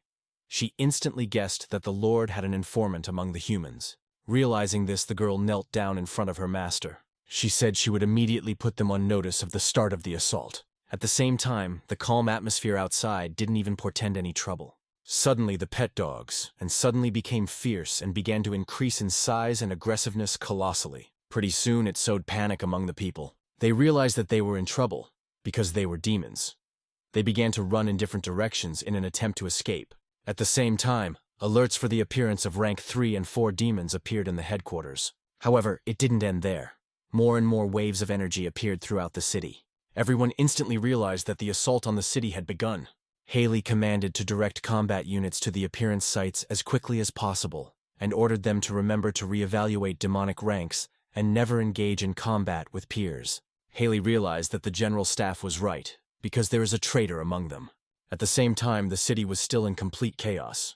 Other people, instead of fighting the real problem, started kicking defenseless animals and saying that demons might be lurking among them, and you need to get rid of the pets as soon as possible. However, they were completely unaware that there was absolutely no time for that. The girl started running with her pup. With tears in her eyes, she still talked about how they would definitely survive. Meanwhile, the doggy in the girl's hands was in an extremely calm state. He remembered how well his mistress had treated him, and what a relatively good life he had lived. He realized that his mistress had given him a type of life he had never felt before. However, the doggy himself had one little secret he never told. He used to be a regular stray dog, but no one wanted to take him because of the fact that he was born scary, and even though he became like humans, love soft and fluffy. That's how he spent his last 100 years. However, he realized that now was not the time to stand idly by as his mistress had been attacked. The demon dramatically increased in size and began to defend the human girl. His opponent called him a traitor. However, the dog said that while they were insulting him, this human girl gave him all the warmth, and right now no one can hurt her. It turned out that the dog was a rank 6 demon, Tiangu, who loudly announced his existence. He joined the battle for his mistress. The girl clearly didn't understand how her still Chumazik had turned into something so big and scary. However, upon hearing his mistress's voice, Monster instantly stopped whatever he was doing and looked at her. The girl was clearly frightened by what she saw. Looking into those red eyes, she couldn't help but shiver with fear. Realizing what the girl was feeling, the monster started biting and wounding his opponents again. After attacking another opponent, he once again stood in defense of his mistress. The monster turned back to see how she was feeling. The girl stood crying. Nevertheless, the monster approached her with all his agility. Protecting herself with her hands here as a blow to the face, the girl was already foreshadowing her end. However, Plagueis surprisingly hit another monster that was behind the girl. Putting the python on the ground, he tried to protect her. At the same time, Concrete also had 2 heads, and he called the dog a traitor. The girl had been watching the battle the whole time and couldn't help but be imbued with feelings. She got really freaked out and kept calling her dog by his nickname. However, she didn't even realize that at this time, many small dark pythons were approaching her. By the time she realized it, it was too late, and she was surrounded by them. Unable to resist them, the girl only shrank back at the attack. Nevertheless, there was the sound of a shortcut, and the snake's head and chopped body were on the ground. She was again helped by the same monster that had turned from Chumazik. Even though at this time he was locked in a fight with another opponent, it didn't stop him from confronting several at once, preventing his mistress from being injured. Realizing that they can't get anything done that easily, the pythons switched to the monster itself. Naturally, their attacks were venomous. He looked decidedly out of sorts as he clawed his way into the scrum. One of the smaller snakes managed to survive after all. Not for long, however, as a loyal dog killed her. At the same time, the python was clutching the dog's body more and more in an attempt to strangle him. The dog foreshadowed his imminent demise, yet he would not give up. Activating his innate ability, he finally broke free from the snake's death grip. After the battle was over, there was an awkward silence between the mistress and the dog. The monster realized that his mistress would no longer accept him as he was. He still hoped for something. With tears in her eyes, the girl with me called out to her dog. At the same time, someone released an energy charge from the side and wished the demon to die. The exhausted demon couldn't fight back and literally rolled to the other side. As it turned out, a 7th-ranked squad showed up on the scene. The headcaster said he was still alive, and they needed to finish him off as soon as possible. However, the girl clung to her dog's body and yelled for them to stop. She said that even though he is a demon, but he saved her and begged her not to kill him. The whole team was greatly surprised. At the same time, an icy voice from above sounded. Kitsune said with an island expression that he was one of those traitors who lurked in the shadows all the time. Kitsune activated the ice spear, trying to kill the traitor along with the girl. Noticing her near death, the girl realized she could not save herself. She hugged her mate sharply and told him not to be afraid. The girl said something about Mom being around, and the dog howled pitifully. Suddenly, however, the dog grabbed her by the shoulders and flipped her over with his whole body. Thus, his kin's attack only harmed him and no one else. Seeing this, the girl shouted. At the same time, the squad was finally convinced that the 6th-ranked demon had actually protected her. However, they turned towards the attacker and realized that this anthropomorphic demon was far from easy. She was returning in the air to everyone, displaying her aura of superiority. At the same time, the appearance of a rank 9 demon was discovered at the headquarters, and the staff members said that according to the rank reassessment, only 4 rank 7 warriors were sent there to suppress the rank 6 demon. A moment later, however, their signal was gone. The staff member said, "The closest thing to rank 9 demons are the Soul Squad warriors, but they are on a mission right now." However, the girl clenched her fist and said that she would not allow them to go to certain death and gave the order and retreated. However, the employee said they had already moved out. When the employee says that they did it for the sake of the civilians, Haley cried because she knew the consequences. The staff member asked what he was doing since the head of the city was now out, and if it was better to send Jin Shangwu then. However, the girl realized that a demon of national rank had not yet been announced, and if this was just a distraction and the control point was destroyed, the entire city would be over. After that, the girl asked where the Rock and Yanhai squads were. The staff reported that the Yanhai squad was facing 2 rank 8 demons and 3 rank 4 demons. At the same time, the Rock squad is doing battle on Center Street. She realized that the only thing left was the Soul squad that had already advanced. The girl clenched her teeth and wondered if they were going to die too. At the same time, Ying Wuzong approached the prison but the head hero and said that he was releasing them as warriors with innate special unit bodies. The guy said that they, in turn, should stand up for the city. Old Man Zhang asked the protagonist who he was because he appeared out of thin air. Maria said he was the rascal who had been watching them. Kranich began to justify that this was his assignment at the same time, clearly not realizing how he had been exposed. The guy approached the control panel and said to go to protect the citizens as soon as possible, because it was their duty as warriors of the city. However, the strange password system said that it was wrong. Nevertheless, the guy had long ago because he had definitely seen this very password on the table. Waiting for the guy to answer me, Lin Fan literally pulled apart the iron grate with his bare hands. Lin Fan said that he understood everything, so he would get to work right away. Ying Wuzong suddenly realized that they could have come out at any time, and Lin Fan had broken the adamantium alloy, which was considered the strongest material in the universe. Old Man Zhang asked if they would go after the chicken, but Lin Fan said that it only gobbles, and they need to kill demons. Ying Wuzong said that as observers during the fighting, they belonged to the intelligence group, and now he needed to return to them. However, Lin Fan and Old Man Jiang did not listen to his monologue at all and immediately left. With tearful eyes, the boy began to shout that they did not consider him their comrade at all. However, back to the terrible incident downtown.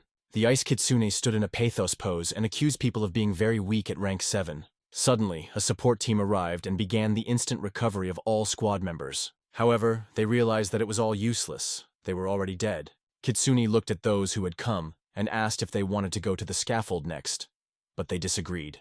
It wasn't long before the other members of their squad arrived here and began to read out the technique. It wasn't long before the construction of polar winds was staged. The demon realized that although special powers, this formation didn't have any. However, it limited her actions. Activated a little bit to counter all these attacks and tried to be out of the vortex, yet she still couldn't do it. Suddenly, the girl decided to fly upstairs, trying to make her way up there. The command was not to kill her at all, but to save people. Walked up to the same girl who was crying by her dog and said, grabbing at her arms, she began to pull her as far away as she could while the girl still looked at her injured. The girl cried even more. However, she had no other choice but to leave. At the same time, Kitsune finally made her way through the formation. With the force of her blow, she abruptly threw all the members of the squad away. The healer's face turned pale as she realized that she would not have time to complete her task. She looked at the girl and yelled at her to run. The demon was extremely angry that the pathetic 8th rank warriors dared to restrain her in the formation. Immediately afterward, she activated the ice needles, and a multitude of ice icicles went flying over the heads of the squad members. Using their last strength, the team members activated the Golden Dome. Trying to help my brother, everyone else was also destroying volleys of energy. At the same time as the battle came up, the same healer who was trying to heal all the team members. However, the demon was determined not to give them time to recover. Strange snowflakes passed even through the barrier, and the team members felt a chill creeping down to their bones. They abruptly realized they could no longer be saved and told to forget about them and save the people. The girl activated that very same spell for the rest of the squad as well. They abruptly realized that these snowflakes even passed through the barrier. Immediately afterward, the team member knelt down from the cold. Kitsune cheekily asked people how polar blizzard tasted to them. The demoness said it's just natural selection, not the less fit will just die. At the same time, alarm was spreading throughout the city. Lin Fan made his way through the crowd. Old Man Jiang said that they all looked very scared. Suddenly, the girl was confronted by warriors. She asked if they were, to which the team agreed. Old Man Jiang asked if she needed their help. A smile blossomed on the girl's face. She said they should follow them because she would lead them to the scene. As soon as the fox finished her pathos monologue, she noticed someone else approaching. The girl was followed by Lin Fan, Old Man Jiang, while the demon only regarded them as mortals. The Soul Squad realized that the newcomers were newcomers, and did not understand why the girl returned. Not noticing the rooster in their hands, they realized that this crew were just fools who had come to certain death. The Soul Team said that this demon was too strong, and since they didn't have the rooster with them, they should run away from here as soon as possible. However, he heard the whispering of people. The demoness said they wouldn't even consider doing that. The girl summoned the ice needles again and directed them towards the protagonist. However, the guy with her human speed defended his friend and grabbed each bag individually. The Soul Squad was extremely astonished by these abilities. However, not only that, but the demoness herself couldn't believe what was happening. Old Man Jiang said that she has a very cute tail. However, Lin Fan said that even though she has a tail, however, she is human, and they can't pluck it out. However, for a girl to be called human was an insult, and she instantly corrected them. Old Man Jiang said that according to her, she was not human, and only then did Lin Fan agree. Hearing the whispering, the girl became even more angry. Old Man Jiang wondered if she would be hurt, but Lin Fan said that it was only a tail, so it wouldn't hurt. Lin Fan made a sharp lunge at the girl and grabbed her tail. Pretty soon, the kitsune only desperately lost the sight of her wound while Lin Fan gave the soft, fluffy tail to his buddy. While Lin Fan and Old Man Jiang were discussing something, the girl's face became more and more gloomy. The demon finally got out of her head and headed towards the main character. She activated the ice blades and covered her hand with them. However, Lin Fan did not even flinch. The Soul Squad realized that the protagonist's team was at an end. However, the guy abruptly grabbed her arm and stopped her attack. Realizing she couldn't get her hand out, the fox started screaming to be let go. Lin Fan looked at the girl surprisingly not as a monster, but as food. However, the girl misunderstood him and decided for herself that they were lustful animals. In the midst of the battle, Lin Fan turned to his friend and asked if she was cute. However, Old Man Jiang looked back and forth at Demon and her tail, and realized that she didn't seem so cute without her tail. However, he abruptly changed his mind and said that even without it, she is very cute because especially her ears are cute. However, suddenly, the demoness's body began to shake uncontrollably. She realized instinctively that she was afraid of this man. Lin Fan easily knocked out the shield made of ice shards she had created. Kitsune jumped away from such a sharp blow to increase the distance between them. The entire squad was amazed that Lin Fan could fight her as an equal. They were surprised because they didn't realize that this newcomer had always been so strong that he could easily beat up a 9th-rank demon by himself. However, Lin Fan realized that it wasn't time to kill her yet, and needed to return her to her true form. At the same time, the demoness could no longer hold herself in check, and only burned with the desire to kill them. Of course, she shrieked upward and said she'd settle for alligator help. Old man Zhang began to look around and did not understand who the girl was addressing. Unexpectedly, Lin Fan turned his head back and discovered another high-energy food. The distance to the target was 1,000 meters. However, just moments later it turned to 0, and a column of water headed towards the protagonist. The guy easily cut through this column of water, but to his surprise, the jet of water picked him up and began to toss him from side to side. Alligator asked if she was telling me that among warriors below the national rank, and she would have no opponents and would not need his help. Kitsune said that if you don't kill this man, the Lord's entire plan will go to waste. Then he pulled Dim up on his bows and told him that his one wasn't enough to ruin their plans. However, it wasn't long before the guy started hitting on the girl because they are like a water or earth type perfectly made for each other. The girl wondered if he wanted to fix her so badly. However, Gator said that with her power, it's not ice that turns into water, it's water that turns into ice. The man simply said he wanted to enjoy the amplification he had been waiting for so long. Afterward, they entwined in a long kiss. No one expected this to happen right now. Suddenly, however, their bodies began to blur. One of the squad members abruptly realized that they were becoming one, who were becoming even stronger. However, the process was already inevitable. During the merge, the alligator let go of the protagonist, who fell downward with a thunderous crash. However, it wasn't long before the transformation ended, and a rank 10 demon appeared. He smiled and asked if the humans wanted to freeze to death. The entire Soul Squad was extremely shocked by the change, as was the protagonist's squad. However, the guy sensed something unusual, and abruptly took Old Man Zhang in his arms going upstairs. That same demon was literally in front of the protagonist's face and began to attack him. Old Man Zhang closed his eyes as he felt the impact. However, Lin Fan did not allow the monster to hit his buddy. The system warned the protagonist that despite the aggressive cultivation method, however, he was unable to destroy water, so the aquatic environment was the worst enemy for the host. Pretty soon, the main character's team literally fell into a pond of water created by a demon. Old Man Zhang stood up and asked if the protagonist was all right. Why did he say yes? However, he was suddenly enveloped by a multitude of ice jets. They started pulling him down under the water, depriving him of oxygen. The demon said with an acerbic smile that they were already finished. After that, he activated the watery grave. However, Lin Fan successfully broke free from the water bars, abruptly called out to his partner and told him he couldn't move. The guy said he would help him. It was too late to drink. A multitude of icy jets had already encircled the guy's body. It wasn't long before Lin Fan and his buddy were inside the ice block. Lin Fan was extremely angry as he realized that he was not in the best situation. At the same time, there was also a rooster in the demon's containment chamber. However, it turns out he had managed to become human in the time he had been sleeping. He stretched and said that he had slept very well. Suddenly, he noticed that he was in a strange cage. He was angry because he thought that 2 monsters in human form had put him here. Abruptly throwing her away, he freed himself from the restraints. Yet the demon himself appeared, that he had flipped such a large cage with such ease. At the same moment, he noticed it wasn't even his wings. He was frightened with what had happened to his wings and why there were human hands in their place. The demon began to cry at being a hairless ape. By the expression on his face, he noticed something else. He realized that it had gotten much stronger, and already with such strength he did not care about how he looked, because I guess that was the price that every demon at the 9th rank has to pay. Having made an incredible speech, the rooster walked calmly out of his cage. He smiled and realized that the strength of a rank 9 demon would definitely help him get his revenge. With a grim expression on his face, the rooster said that he would take revenge on the 2 monsters. After that, he activated his fast flight ability and tried to find them. Flying past the huge city, the demon realized that there was still no way he could find them. Suddenly, he noticed the energy waves of a rather strong demon emanating from a certain place as well, and was certain that the 2 were now fighting them. Then the rooster sped up and shouted for the congener to hold out, for he was already flying. Suddenly, the headquarters noticed that more rank 9 energy waves had appeared. Hearing this information, Haley was greatly surprised, and for good reason, because not only that, after the disappearance of the 2 energy waves of the 9th rank, there was a demon of the 10th rank, but also joined the demon of the 9th rank. Her face darkened, and she wondered if this would be the end for the city. She clenched her fist and asked if the staff could contact the soul. The staff members said that they could still contact the 2 warriors.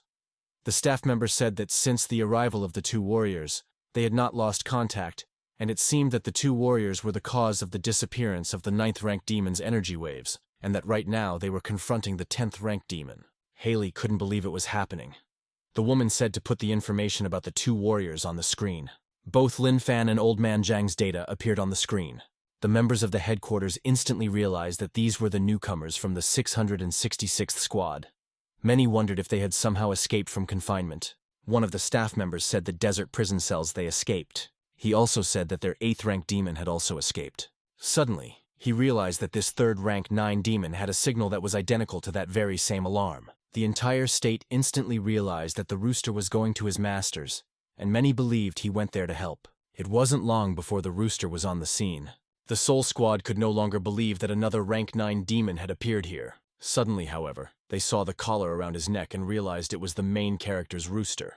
The entire team began to rejoice that he had broken through to rank 9, and naively thought that he was here to save his masters. At the same time, the Kitsune and Alligator were asked if there was another traitor, but the rooster denied his involvement. He pointed at the protagonist's squad and said that he was here to kill those 2 monsters. The 10th rank demon asked, how was the one who was going to do this?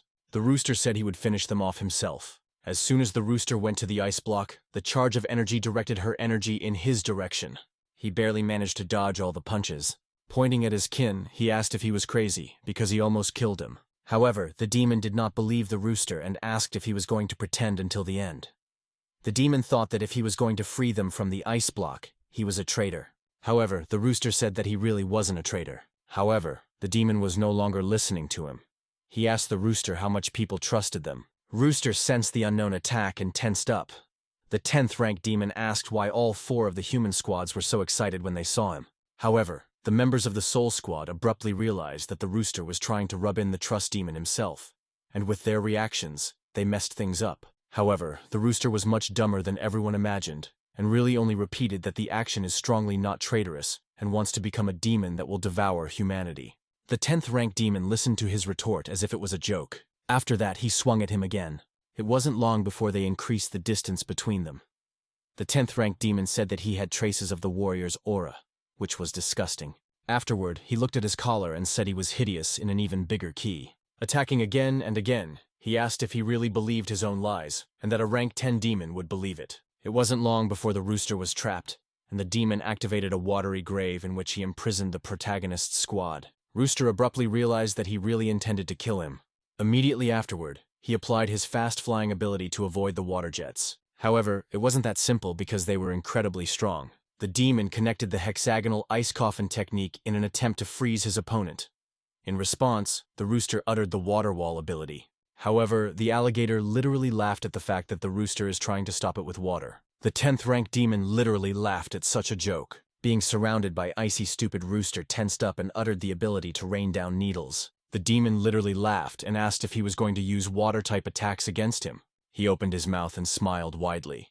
That one said that he was the strongest water-type demon. However, immediately afterward, the guy dipped his hand into the water his opponent created and uttered an electric arc ability. Thus, the lightning reached the opponent, and because he was wearing water, it increased its effect. The 10th rank demon realized his opponent's plan late enough and could only whimper in pain. Nevertheless, purely through physical strength, he still won. He sharply shortened the distance and smashed all the obstacles. Lawfully used the Titanic shell technique. However, it didn't end there. Taking another hit in the woods, the rooster flew to the other side of the arena. A rank 10 demon said that for a rank 9 demon, his opponent was very strong, and even though he was only a bird demon, he surprisingly had more than 3 abilities. However, the actual combat experience itself was clearly lacking. The demon said his death was only a matter of time. Immediately afterward, however, the cockerel turned on its intimidating pressure. In this way, he was able to delay his opponent, even if only for a second. The 10th rank demon didn't understand what his feelings were and why he abruptly wanted to retreat.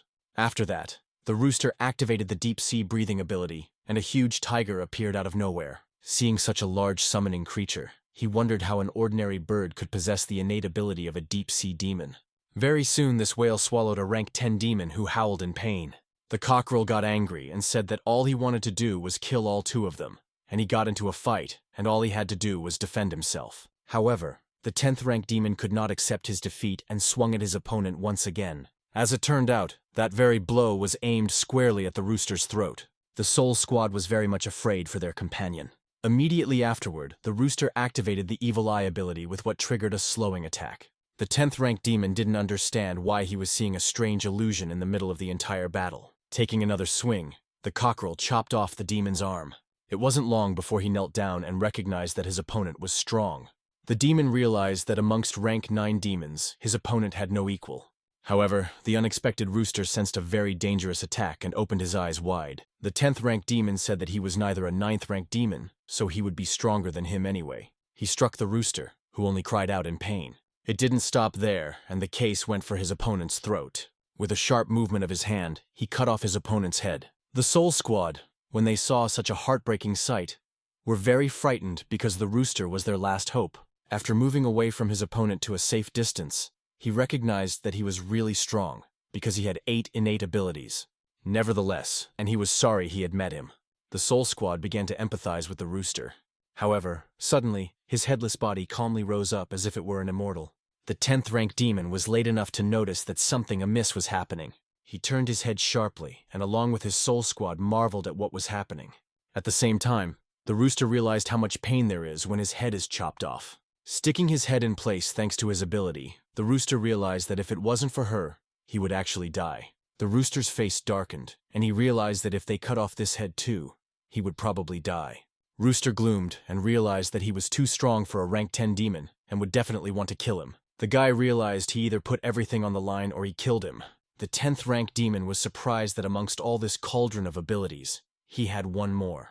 That one activated the 6 Shadow Scythe technique and faced the demon on equal footing. They began exchanging a series of blows. The 10th rank sarcastically asked how many of these abilities he had. However, I didn't take him seriously. She said that he was only a pathetic chicken anyway. After a while, however, this pathetic chicken was able to hurt him. However, the cockerel itself was not in the best condition either. In the end, he made a sharp dash and pierced through the demon's armor. However, at the same moment, he received a serious wound to his stomach and flew to another part of the arena. The guy who had stopped his fall, thanks to the claws of the mantis, realized that he was still a rank 10 demon with an incredible difference in strength. The 10th rank demon realized that he was still able to resist him, even though he was a rank lower. Rooster realized he couldn't handle this demon. However, black snowflakes suddenly appeared. Moments later, those black snowflakes released dozens and hundreds of black rays that immediately struck the guy. Seeing that the rooster was not in the best condition, the group of souls was frightened. However, after activating this technique, even the 10th rank demon himself coughed, because he did not expect that those would force him to resort to a killing move. However, he didn't realize what was happening because even with this technique activated, it shouldn't be as painful for him. Turns out all the rooster attacks are more poisoned.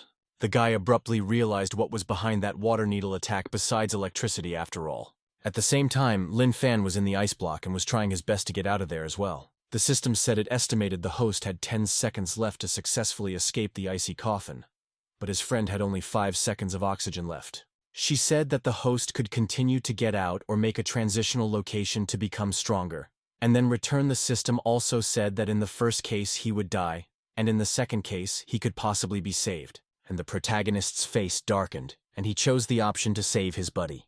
Immediately after this decision, time in this world stopped, and there was a transition to another location. The system said that the main character's goal would be to return to the right path. Time stopped, and the system initiated a transition to another state. Quite soon, Jufei opened his eyes and saw 2 battered women in front of him, who begged that those would be obedient, and they were honored that he had paid attention to them. The man appeared in only a robe and looked haughtily at the women. The girl was promised that they would not escape in any case and begged only to be spared. The guy in me scratched his cheek and wondered if he had time to be someone else. One of the girls, trembling with her whole body, held out a whip to the man. Jufei obviously didn't understand why she was doing this. As he took the tape and started waving it around, the guy realized that he had new memories in his head and his name was now Jufei. While the girls were shaking with fear, the guy remembered he did a lot of things the principal said not to do. The guy looked at his pajamas and realized that this time he was lucky. And at least he wasn't in girls' pajamas, and he didn't have to worry about being some kind of psycho. At the same time, his subordinate knocked on the boss's office and asked if he had played. The man also said that they had something to discuss. He said that Duan Shanhu was waiting for him at the negotiation table. Zhu Fei abruptly opened his door and Wang Meng even jumped in surprise. The man looked back and said that the two women were very naked and injured. Wang Meng looked back and was surprised that their boss was calling them women, and realized that he should find someone younger next time. The man said to send everyone home, with which Wang Meng agreed. Right after that, Wang Meng handed the main character a special suit and told him to wear it to the meeting. Wang Meng said that according to their information, they invited the Eighth Authority. Watching without the protagonist's emotional reaction, he figured he didn't care about the presence of the Eighth Authority figure, and that was all he should have expected from his boss. It wasn't long before they stopped by the cars planning their trip. Zhu Fei got into the car and thanked the guard for his help. He was very surprised that his boss thanked him, because it was strange that he was suddenly courteous. Pretty soon, Wang Meng went on to say that Duan Shanhu had only invited the authority figure to force them to give up the land. He asked, is Zhu Fei really going to insult him? The bodyguard said they couldn't give her away because too many of their men had died for her. But the other bodyguard wondered if they could afford to insult him because he had too many connections. At the same time, the bodyguard looked admiringly at his boss because he didn't care about the presence of the Eighth Authority figure. Watching his idol, the one could not even imagine that the main guy or thought that without Old Man Zhang here becomes very boring. In his mind says that to save Old Man Zhang he needs to complete this task, and the task present him is to return to the true path. Suddenly, Zhu Fei turned around and asked the closest bodyguard if he knew what the true path was. He did not understand the meaning of the question and said that the meaning was to become a good person. The bodyguards and driver realized that the boss was as calm as ever to the point of terror, and you can never guess what's going on in his head. Quite soon, they arrived at the scene. Wang Meng opened the door for him. However, right after that he shouted out what it all meant because there were several dozen guards outside the hotel. Wang Meng began to tear up and asked his boss if they were afraid of him, and not listening to him decided that they would handle everything. However, Zhu Fei walked past his subordinate and said that it wasn't worth it, and it was fine. Wang Meng was extremely surprised that with so many guards, Zhu Fei would dare to go inside. He looked so unperturbed that not even a single brain he did not flinch on my face. At the same time, his and his subordinates were pleased with the attitude and admired him even more. It wasn't long before the company came into the living room. There was already some person there who said hello to the protagonist. That person was Duan Shanhu. Zhu Fei didn't deny himself and sat down next to his opponent. Duan Shanhu realized that he himself sat down beside him, however really didn't expect the guy to do so. At the same time, in the Eighth, the authority only did not understand what was going on here. He recalled how the negotiations had moved earlier. At some point, the Eighth Authority realized that he felt superfluous here. Duan Shanhu thought that Zhu Fei knew something about the weapons stashed behind the table. After that, Zhu Fei turned to the servant and told him to bring something since he was hungry. It wasn't long before his food was served. The waiter was really surprised, because he didn't expect that they were really here to eat, not to fight. Zhu Fei was thankful for such a rich table. The remaining opponents were extremely surprised that he was actually sitting down to eat instead of negotiating. However, regardless of the emotions of his interlocutors, Zhu Fei began to stuff his mouth. At the same time, there was a different mood in both parts of the support. The opposing side was extremely surprised that Zhu Fei was sitting with a calm face and stuffing his mouth while the support of the protagonist was proud. Quite soon, Zhu Fei finished his meal. After that, Nick said that it was a good time for them to start talking business. However, Zhu Fei abruptly got up from the table and thanked her for the rainbow reception. After that, he said that he had to go now and was about to leave. The man was extremely surprised that it wasn't that he didn't want to show, so he didn't even intend to discuss the land. Duan Shanhu snatched the gun from his hands and asked the departing protagonist to explain whether or not he would give up the land. Instantly, however, the muzzle of guns from the support side was also pointed at the man. Duan Shanhu said that the Eighth Authority is still here, and is the guy really going to get off so easily? Zhu Fei asked if farting would change anything and said that he had very strange tendencies. Immediately afterward, Zhu Fei let out a small fart. Everyone was offended by such an action. Zhu Fei once again thanked the welcome and headed for the exit. Zhu Fei said that it was quite painful, however it wouldn't hurt him in any way so he could play with it. Duan Shanhu asked if Zhu Fei really thought that Zhu Fei didn't have the guts to kill him. Zhu Fei looked at him and told him to shoot. However, His opponent's hands trembled violently, and he abandoned his intention. The eighth authority turned to the protagonist and said that for young men, he was content and brave. However, Jufei wasn't even going to listen to him and once again thanked him for the reception while getting ready to leave. Take the authority was extremely insulted that he not only does not have any almost no, but also that one dares to ignore him. The subordinate said that they both left without paying.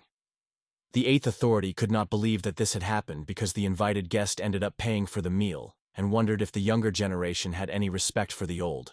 At the same time in the car, the guards and bodyguards started praising the protagonist. Jufei understood that they had invited him to eat, and old man Zhang was clearly happy to come here. After that, Jufei asked where they were going now. Wang Meng said that they had to give that orphanage an ultimatum today, and they were about to be there. Pretty soon the company got out of the car, and the subordinates began to say that pretty soon it would all be theirs. Because if the old couch potato didn't sell it, they'd just ruin everything. At the same time, a small child came out of the shelter building. The girl instantly returned and said that the bad guys had crossed over again. The old lady came out of the building and said it was just a dilapidated orphanage and didn't understand why he needed it. Jufei asked if she really needed help. The guy said they just have a horrible environment that is worse than his home. And the woman instantly misunderstood the words of the protagonist and thought that he wanted to deceive her. The man said he thought she was the one who needed a lot of money to fix things up and asked if she had the money. But the woman said she really doesn't have the money. But she doesn't intend to sell the premises, because without this place the kids will have nowhere to go. Jufei told his subordinate to bring the money. However, Wang Meng didn't understand why did the boss tell them to do this since she hadn't even signed the contract yet. Wang Meng clearly didn't understand what was going on here and wondered what the man meant. The bodyguards obviously didn't understand why the boss gave the money so easily and said that he just wanted to be a good man. When they heard this explanation, everyone in the car was shocked. At the same time, in the torture chamber, a staff member said that Xiao Delong had broken the rules and should be punished for it. Another said that when he dared to escape at the crucial moment, he should realize that the moment would come. The employee said that people like him have been dealt with by the boss himself for the past 3 years, and it won't be long before they bring him to him. The man said all he had to do was wait until he was dead. It wasn't long before the officers were pulling the poor man across the floor toward the assigned area. Pretty soon they arrived on the scene and the officer hit the man so that he fell to his knees in front of him. The man said that they had brought this traitor and asked what the officer would order them to do to him. Jufei hesitated and said that he had severe wounds and asked what they were beating him up for. Beating him up. The man obviously didn't understand the question and wondered about the man's hesitation.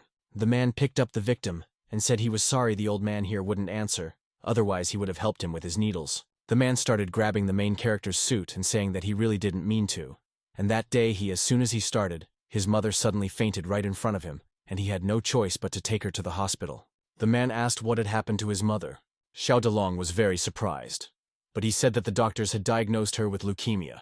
He grabbed what was minus his boss and begged me to touch his mother because she was seriously ill and she didn't have long to live. However, the employee realized that Jufei did not agree because he is here undercover for the 3rd year and a little beginning to understand the affairs of the underworld, and Jufei him or his own, he is too tough. At the same time, the bodyguards were surprised that Jufei had put them in the hospital to send the bone marrow research money and to help Xiao Delong's mother.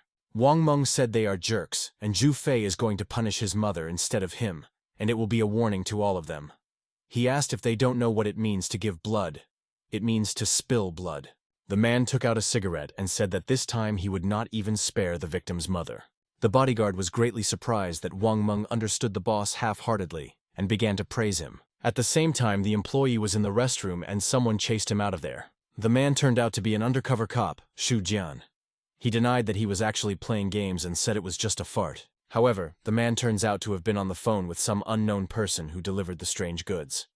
However, the man said that he did not receive the goods and told him to call a strange number. Xu Jian wondered if he thought that he would fall for this dust because the people of the protagonist had done too much evil and killed people without the slightest doubt. He realized that Jufei was cautious and must know something.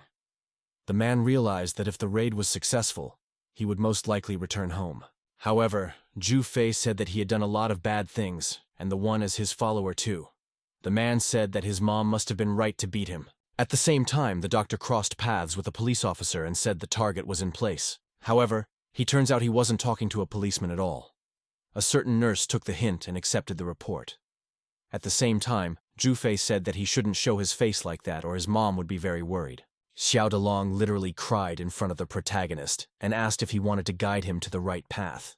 In the end, he thanked him. The nurse said that relatives could only communicate with the patient by phone. The man looked at his mother through the glass and said he was here. At the same time, the nurse took a report and said that Mao Bin was on standby. The mother looked at her son and was very happy that he had come. The man began to apologize for not listening to her and realized that he had to study all this time. The man realized that now it was too late for him to regret and he was being sent away from the company on a long business trip, but they would see each other sooner or later. However, Zhu asked what kind of business trip he was talking about since he was his boss and didn't send him anywhere. The man said that forcing him to go somewhere now would be wrong because he should take care of his sick mother. The man said he's staying here and being looked after by his mom from now on. Xiao Delong literally cried when she heard this. The man threw himself into the arms of his boss and asked if he had really forgiven him. He then began to praise his boss and called him the best in the world. At the same time, Zhu only patted the man on the back while the guards were in the deepest shock. At the same time, the undercover officers were extremely surprised by the fact of what had happened and why Jack had not given instructions. However, the man said that the situation had changed and that was why it was necessary to retreat. The news story said that there was a large array of volunteers at the door at the hospital today for bone marrow screening and donation. They are all reportedly employees of a certain Feilong Group, which is the largest real estate company in the city. Wang Meng on TV said that this whole screening and donation initiative was taken up by their chairman of the board of directors, and it was all to help the mother of one of their employees who has leukemia. Duan Shanhu was extremely surprised when he heard this news story and went into a stupor. At the same time, Wang Meng continued to say that he had become the first donor and donated money to the reconstruction of the orphanage yesterday without charge. The reporter said that according to Feilong Group behind her back, as they say, is an orphanage they are helping and she is here today to make sure of it. The girl took the microphone to an elderly woman and asked if the company had really donated money to their orphanage. The woman said that they had, although they had done a lot of work. The reporter asked if she could name the amount of the donation, to which the old lady replied that they donated 50 million.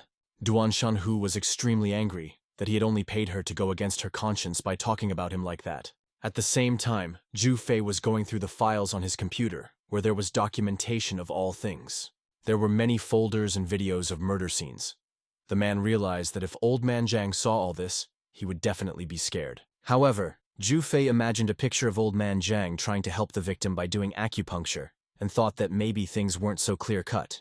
Zhu leaned back in his chair and wondered the same way he needed to return to the true path after he had done so many atrocities. Suddenly, Zhu remembered the principal telling them that if they had any problems, they should go to the police. It wasn't long before Zhu dialed the police number, and a female officer took the call. Zhu asked how to bring a person who conspired with a group of people to do bad things back to the true path. The girl asked if those bad things were of a criminal nature, to which Zhu agreed. The girl said that he should then be legally punished, and that is the first thing he must do as a criminal to return to the true path.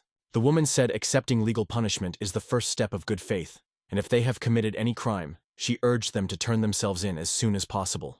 Zhu called Wang Meng over and said that he wanted to become a good person. The man said that this was why he had just called the police, and Wang Meng was greatly surprised by this action. However, he didn't even realize the gravity of the situation and jumped away from the protagonist. The man said he was told that if he committed a crime, he better turn himself in, and everyone else should too, since they were all at fault here. The protagonist's eyes lit up and he asked what Wang Meng thought about it. At the same time, the system got caught saying that they don't need to go with that radical path, because their job is to bring the gang back to a decent life, so he should just be a decent leader. At the same time, Wang Meng realized that only a madman could think of such a thing, and most likely the boss was testing his loyalty. The man smiled and said that their thoughts were his thoughts, so he would always support him and follow the protagonist anywhere.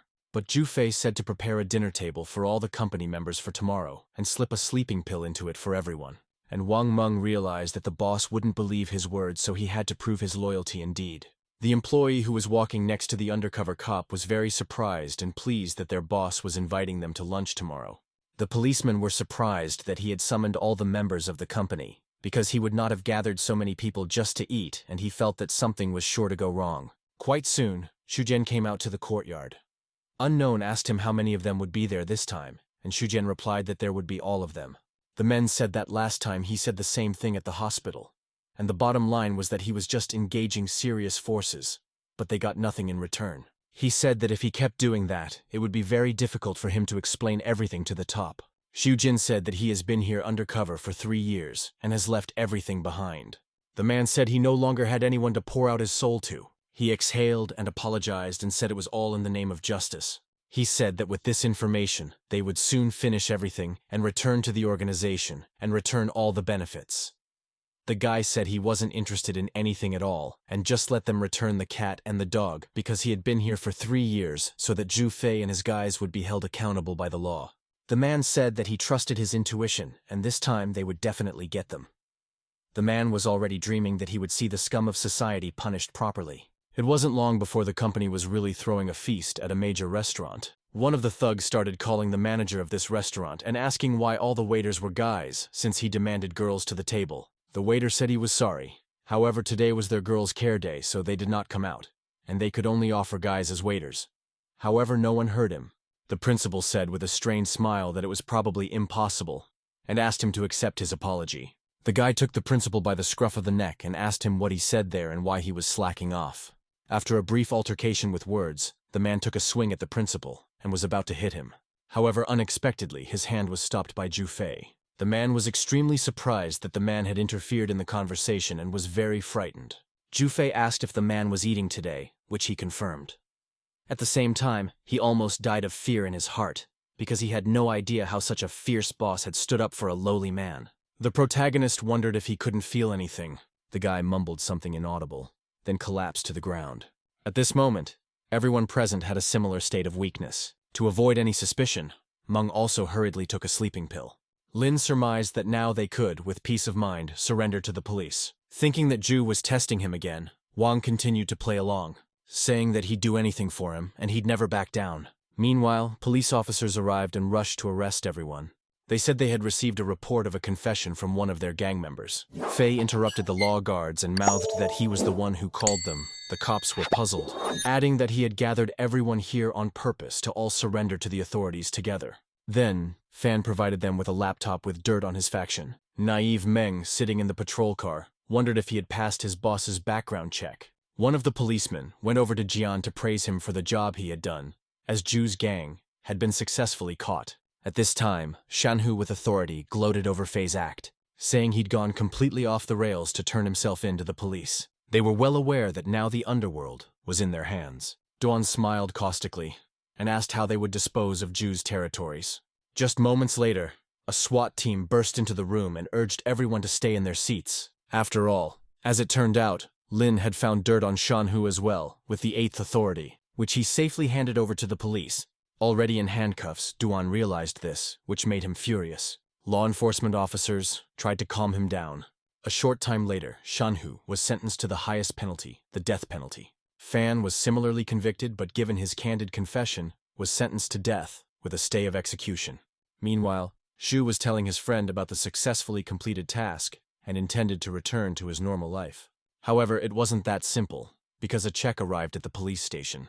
They think Fei's confession is too suspicious, so they're asking to monitor him in prison. Jian was unfazed, saying that it was extremely difficult as one needed to have stamina while working undercover.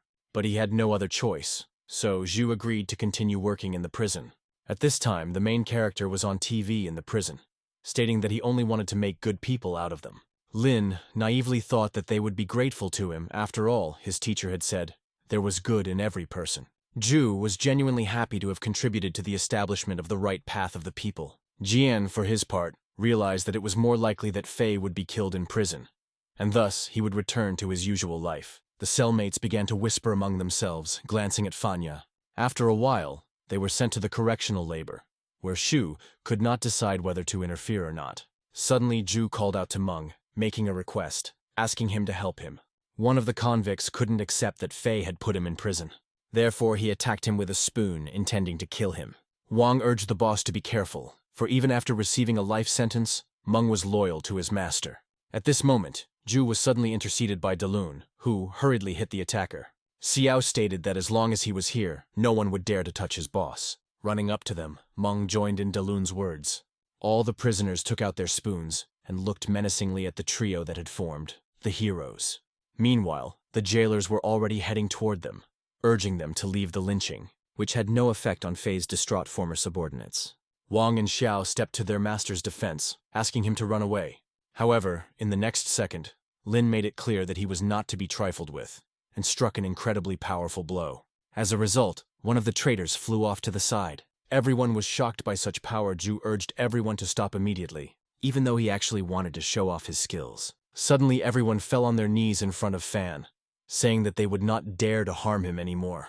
At the end of 3 years in prison, the just Lin summoned the jailer to him. After that, he gave him his allowance for the orphanage, which he had saved from the correctional work. The protagonist also stated that his cellmates and other prisoners would also do their part. The jailer looked around and noticed that everyone as one was holding money to donate to the orphanage.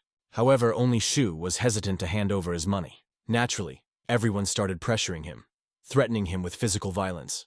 Afterward, Jian still gave the money, saying that he wanted to become a good person. Feng thought he had guided Fei to the right path and wanted to return to his body, but as it turned out, it wasn't enough. After 3 years, he again asked the system if he could return, but since Zhu could return to his atrocities, he was refused. Shu was sitting in the park and chatting with his friend, who stated that Fei had been abandoned by everyone and left to rot in jail. Jean speculated that Boss Zhu might have turned out to be a mentally ill person. His buddy noticed that after 6 years in prison, Shu had become more violent. 60 years from the day Fei went to prison. He was finally released, with reporters already waiting for him outside. At the time, he was 90 years old. All the time he had spent in prison, he had been donating money to an orphanage. Suddenly, a girl ran up to him and thanked him for his financial support to the orphanage, calling him a good man. Lin asked the system for permission to return to his body, for he was already considered a good old man. The system this time was more favorable to the protagonist and brought him back. In doing so, rewarding him with a special ability, Flame Control, which Fang in turn hurriedly applied as he needed to get out of the icy coffin. A few seconds later, a beam of fire literally shattered the ice floe. The 10th rank demon was puzzled, not understanding where such a flame came from in Lin's arsenal. A moment later the fire burned him to the ground. Everyone was shocked, because the protagonist was able to deal with the monster extremely quickly. Fong approached his exhausted pet, the Herald of Dawn. The cockerel, in turn, stared at the young master in the same way. Zhang shouted enthusiastically as Lin saved his life again. After that, they started making fun of the hen, saying that she reminded them of someone. The messenger stated that he was their pet, a rooster, and asked that he not be killed. Meanwhile, in the other dimension where Fei suddenly came to his senses, Zhu began anxiously asking everyone where he was. Not understanding anything, he called out to Meng and inquired who these old men were. Turning his attention back to his hoarse voice, Fei thought for a moment. Van replied that everything was fine, and there was no way he was leaving him. Being completely bewildered, Zhu began to touch his face, shaking his hands, and did not realize how he had turned into an old man. He asked what year it was, the little girl replied. 2080. Fei couldn't believe what was happening. The girl gushed that he had become a good man. Still not accepting reality, Zhu went into a frenzy, saying that in one instant somehow, 66 years had passed. Wang and Dalun tried to calm him down, but the old man collapsed to the ground and died. After a certain time, Fei's funeral was held, the men of his group carrying the coffin, and yet he left no descendants. Xiao walked ahead of the coffin and couldn't believe that this was actually happening. At this time, Zhang rushed over to help his beaten friends with needles. Afterward, turned his attention to the sobbing girl over her injured Pegasus. He naturally set about curing her winged horse, named Chumazik, as well. Stabbing his miracle needles into the Pegasus' face, the horse suddenly came to life. What the girl was immensely happy, and thanked them for their help. At this moment, Zhang noticed Fang's hungry look, and said that he shouldn't eat Chumazik. Zhang once again went back to the people who were lying unconscious. He stated that the fire had done a lot of damage to them, noting Lin's strength. The protagonist realized that it was because of him the squad died. Fang looked sadly at the flames in his hand. A friend hurriedly calmed him down, saying he didn't do it on purpose, after which they left. Even though they couldn't help innocent people, Lin still became stronger, which meant that in the future, it would be easier to bring justice. However, after a while, the squad did wake up, finding that their wounds had healed. But, with no one else around, they began to discuss what had happened, assuming it was most likely the work of the rookie squad and the rooster. The guys rejoiced, thinking that with the help of the newcomers, they would definitely be able to defeat the demons. Only, the squad didn't know where exactly to look for them. They wanted to contact headquarters to figure out their next steps. However, there was no communication with the monitoring center, which was suspicious. An hour before the present events at headquarters, something terrible happened. The demonic cockroach still managed to infiltrate the monitoring base. A frightened subordinate jumped up abruptly from his seat and informed Head Haley that rank 10 waves had been detected. She inquired where exactly, the employee anxiously replied, at headquarters. Everyone was shocked by this statement and didn't know what to do. Meanwhile, the demon reached out with his hand towards one of the center's staff. Then, lightning fast, he grabbed him by the neck. The guy only had time to mouth for the head of Haley to run away. Upon seeing the monster, everyone began to panic, scattering in different directions. The head couldn't understand how he had managed to get in here unnoticed. The cockroach instantly threw the young lad out, thus slamming him against the wall. After which, swiftly headed towards the frightened head of Lily. Abruptly running in her direction, he began to use his abilities. Attempting to strike her, the girl covered herself with her hands, and stealthily activated in her defense a fire dragon, which wrapped around the demon's body, but he still managed to hit Lily. As a result, the head flew off to the side, hitting tables and chairs in the process. She was well aware that if it wasn't for the one-eyed man's heart dragon, she wouldn't have survived. It's worth noting that the serpent didn't do proper damage to the demonic cockroach. Being merely a distraction, suddenly the monster turned around. He saw in front of him an unknown guy who applied a skill, sword dance, electric spheres, headed towards the cockroach. Behemoth abruptly grabbed the fire dragon and threw it towards the lightning. In the aftermath, the two elements met halfway, forming an explosion. Shangwu, in turn, hurriedly reapplied this ability. The electric waves once again went after the demonic cockroach. The monster tried to jump aside to avoid the collision. However, he failed to do so. The spheres still caught up with him, causing a lot of damage. A moment later, a mangled cockroach, with its whiskers torn off, lay on the floor. Uncle Jin realized that he should finish him off while he was most vulnerable, and applied the skill, the dance of rotation. As a result, the demon was chased by a huge number of electric waves, which, in a flash, flew into a cockroach that was so quick. In doing so, robbed him of his head, and within a second, he was lying on the ground, showing no signs of life. Haley, lying on the ground, had only one thing on her mind, whether the demon was dead. After all, if he is truly national level, it can't be that simple. Trying to get to her feet, she suddenly saw the cockroach come to life and shouted to her uncle. However, unfortunately, it was already too late, because the monster managed to attack him, striking a crushing blow to his back. With that, Shangwu flew back into the wall. He literally burst through it with himself and cracked his ribs, not realizing how the demon could have survived. Uncle didn't know how long he could hold out against such a strong opponent. Seeing the cockroach rushing towards him again, he activated, whirling his blades. But the monster was still able to dodge the magic. After which, he swooped down with lightning-fast punches attacking Shangwu. At that moment, another Agent Shu came to their aid. He instantly deprived the demon of the ability to move by applying the fire dragon, then hurriedly activated the Buddha dragon palm that destroyed the world. The flaming snakes encircled the monster's body, inflicting numerous injuries. A couple seconds later, the fire seal began to thrust itself at the restrained cockroach, severing its limbs. However, even after that, the demon survived. Zhengyang applied lightning in the formations of the 5 transformations. Multicolored magical arrows flew towards the monster. As a result, they embraced his arms and legs, and beneath him, a seal appeared on the ground. After a few moments, the demon was completely immobilized. Everyone breathed a sigh of relief, realizing that this time, he wouldn't get away with it. Zhengyang began to remember how Jin forced him to leave from Yanhai, saying that HQ didn't believe them, or specifically gave such an order. She thought that the headquarters had deliberately forced Shu to leave the city. After all, they knew about the existence of a national rank demon. Moreover, Lily believed that in the center, there was a traitor who could influence the decision of the headquarters. Shangyu assumed that if they knew about everything, they would most likely intentionally send a national ranked warrior to his death. Haley asked Shu to play along by pretending to leave Yanhai, but afterward would return halfway back. The head assumed that upon Zhengyang's departure, the demons would go on the attack. And that could only mean one thing. In the headquarters, really, someone is transmitting information to the monsters. And if it turns out to be true, they'll have no trouble finding the defense center. In that case, they'll try to kill the demon with the spells that bind them, because it's the only thing they can do or die. Shu's implication was that for the 3 of them to die, it was indeed the best option. Shangwu started transforming his sword energy, applying a ferocious wind dance. The shackled cockroach, for its part, no longer seemed so powerful. Suddenly, he began to be struck by Shang Yu uncle's lightning, causing significant damage. At this moment, through the ruins of the building, Zheng Yang's attention was drawn to the sky sparkling with lightning. One of the lightning bolts headed swiftly for their apartment building.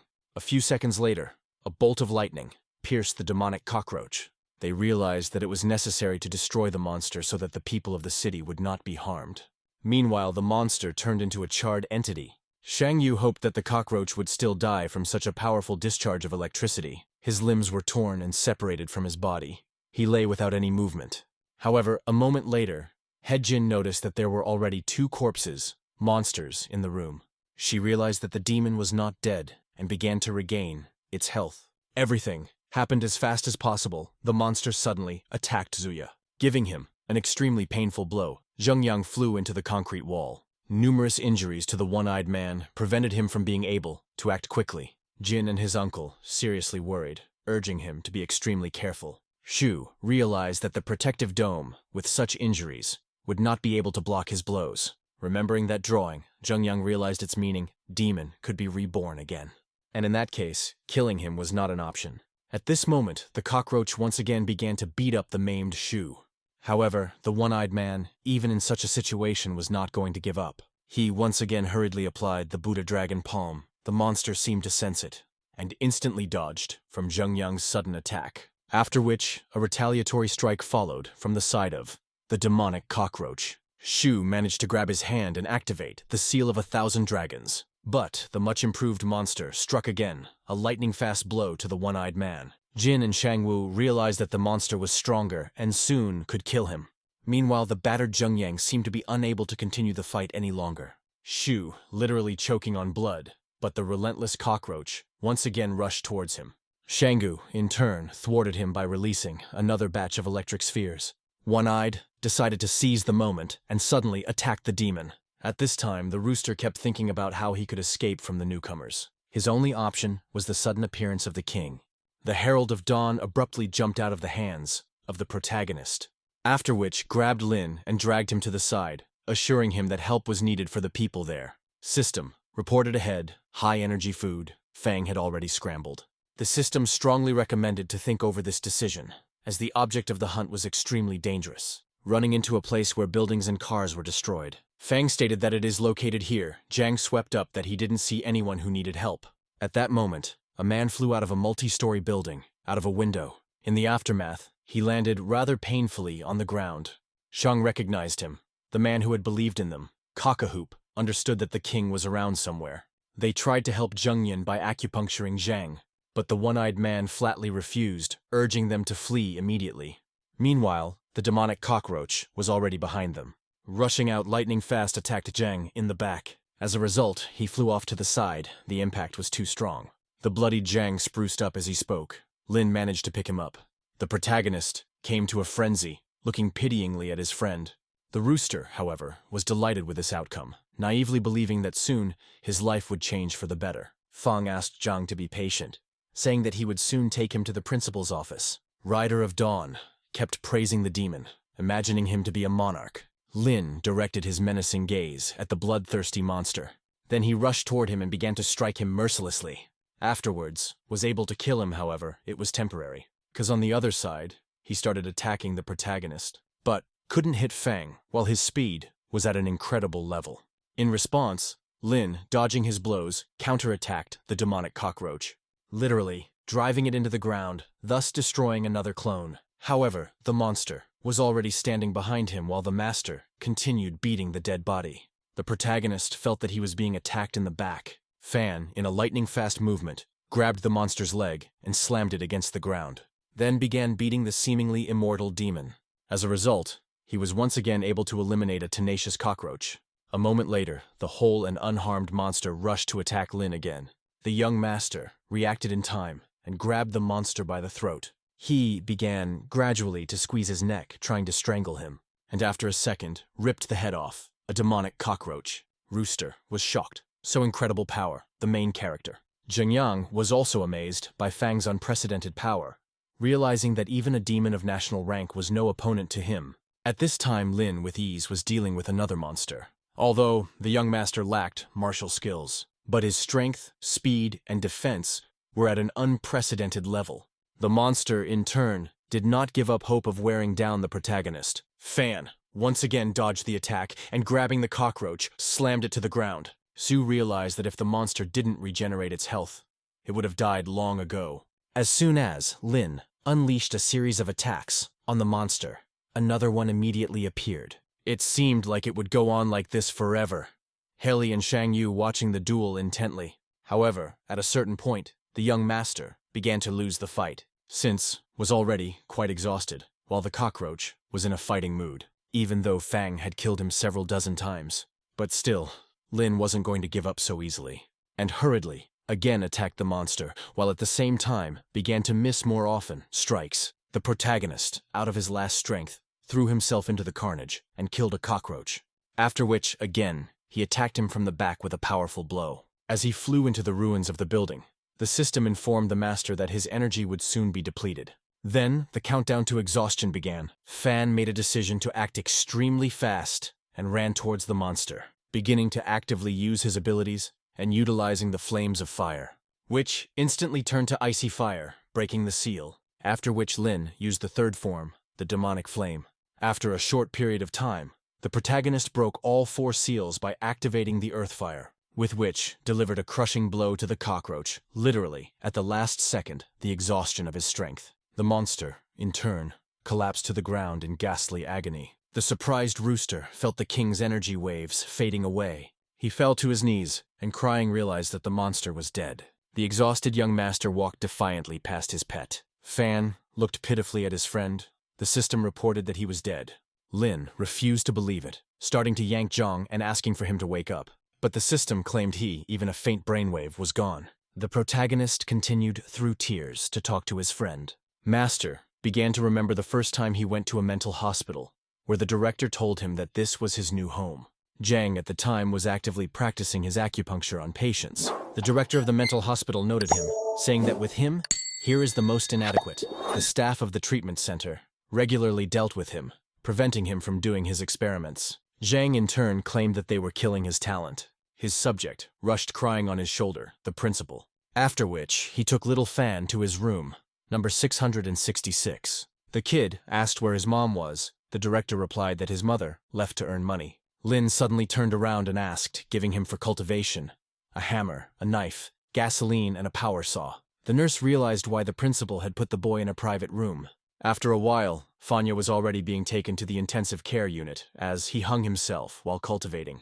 Then he was sent back into surgery, only now, with a leg injury. This situation was repeated time after time. The director did not know what to do with him. Zhang began to actively practice acupuncture on the young master.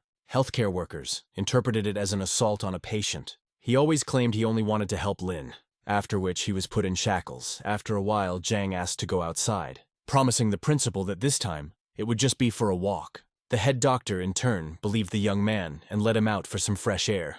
However, later, he took up his old ways again. The director came up with a way to set up an illusion on all the employees, so that Zhang seemed like an old man to them. Thus he could not charm the nurses. One day, Fang was sitting on a bench in the park with the tired employees of a mental hospital. His friend, meanwhile, still sat in the chamber shackled. Suddenly, Lin escaped and approached the room. Zhang, the protagonist, complained to him about the fact that he is not allowed to cultivate, and suggested to Zhang to practice on him. By doing so, he could make the master stronger. Henceforth, they became best friends and began to develop together. At this point, the staff of the treatment center woke up and found the boy was not there, next to them. Fang's newfound friend had already managed to inject him, his needles, and Lin lost consciousness. The medical staff found him outside Zhang's room and immediately treated him, again stating that the patient attacked the boy, his friend, thought he would never come again. The young master, however, visited his colleague again, bringing him new needles, saying that acupuncture had helped him. Zhang was genuinely happy to hear this, and especially his presence and faith. The main character said he was feeling much better and wanted more, adding that after the 13th needle, he saw a certain bridge on which, waving to him, was a white-haired fellow. Zhang pondered, realizing that he should refine his technique, the moon rotation. Applying his acupuncture once again, Fang, once again, collapsed without strength. After a while, with his head rewound, Lin hurried toward his friend. He decided to give him his own butterfly, which the nurse had tied. Jang was pleasantly surprised, saying that he had never been given anything. A friend hung it on a lock of hair. The protagonist declared that the bow tie suited him very well. A helpful buddy rushed over to thank his coworker, applying improved technique, the spinning of the blue star. A moment later, there were several needles in the young master's head. Jang assured Fang that very soon he would become much stronger. Meanwhile, he was again taken to the emergency room to save his life. The director asked the staff how many times in a month this happens. The guy replied, 8. Everyone started making excuses, saying they couldn't keep track of him, and they were already pretty much awake. Therefore, they asked the head doctor to hire as many people as possible. But he had a different plan. The director wanted to put Lin and Zhang in the same room. After informing his buddy Fanya of his decision, he was delighted and thanked the head doctor. The director urged them to stay away from other patients, realizing how dangerous it was, because Zhang could stab the kid to death. The medical workers proposed to the head doctor to resettle them, but the director refused. Meanwhile, Zhang, there was no way he could wait for the young master to wake up. When the protagonist woke up, a friend immediately gave the glad tidings that he had been transferred to his ward. Fang was infinitely glad, and enthusiastically shouted that now no one would stop them from practicing. Lin dropped his tears on the bloody and breathless body of his friend. Holding him in his arms, the young master pleaded for Zhang to wake up. But he continued to sleep eternal sleep. The protagonist, no way, could not accept it. Suddenly, Zhang still began to wake up.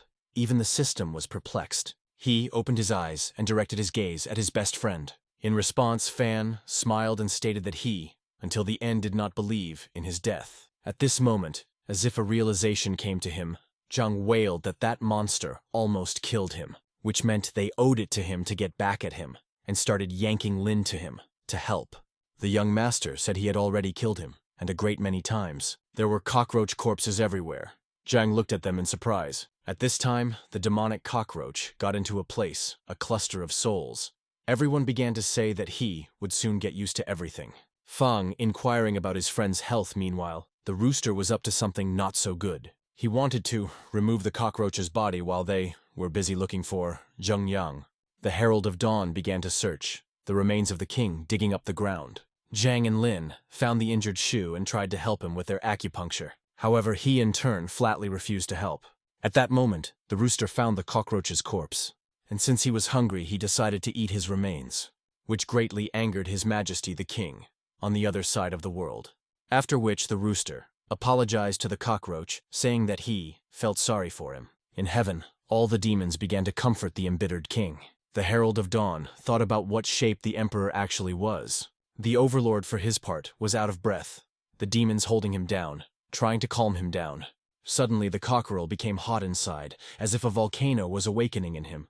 All the monsters eagerly waited for the moment when the chicken would go to them. The pet, literally panting, seemed like it was really going to die. A moment later, he flew into the heights and shouted loudly, as if he possessed some kind of power. Zheng Yang assumed it was another one, a national rank demon. So too, thought the monsters in heaven, watching the chicken intently. Zhang enthusiastically remarked that it appeared that the rooster could fly. The protagonist demanded the Herald of Dawn come down immediately. For a moment, the rooster began to chortle, thinking he had gained unprecedented power, a king.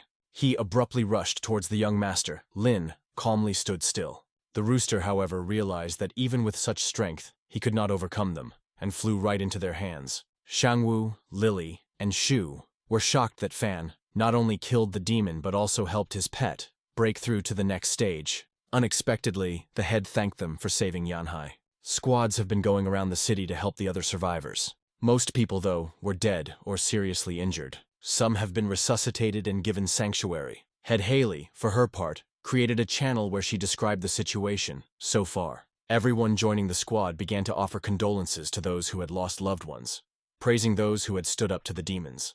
Also mentioned, and the main character of the events, Lin, because he defeated the monster, the 10th rank. They were sincerely grateful to the detachment 666. Describing the details, the selfless battle, Fanya, and the demonic cockroach. People even started drawing pictures in honor of the young master.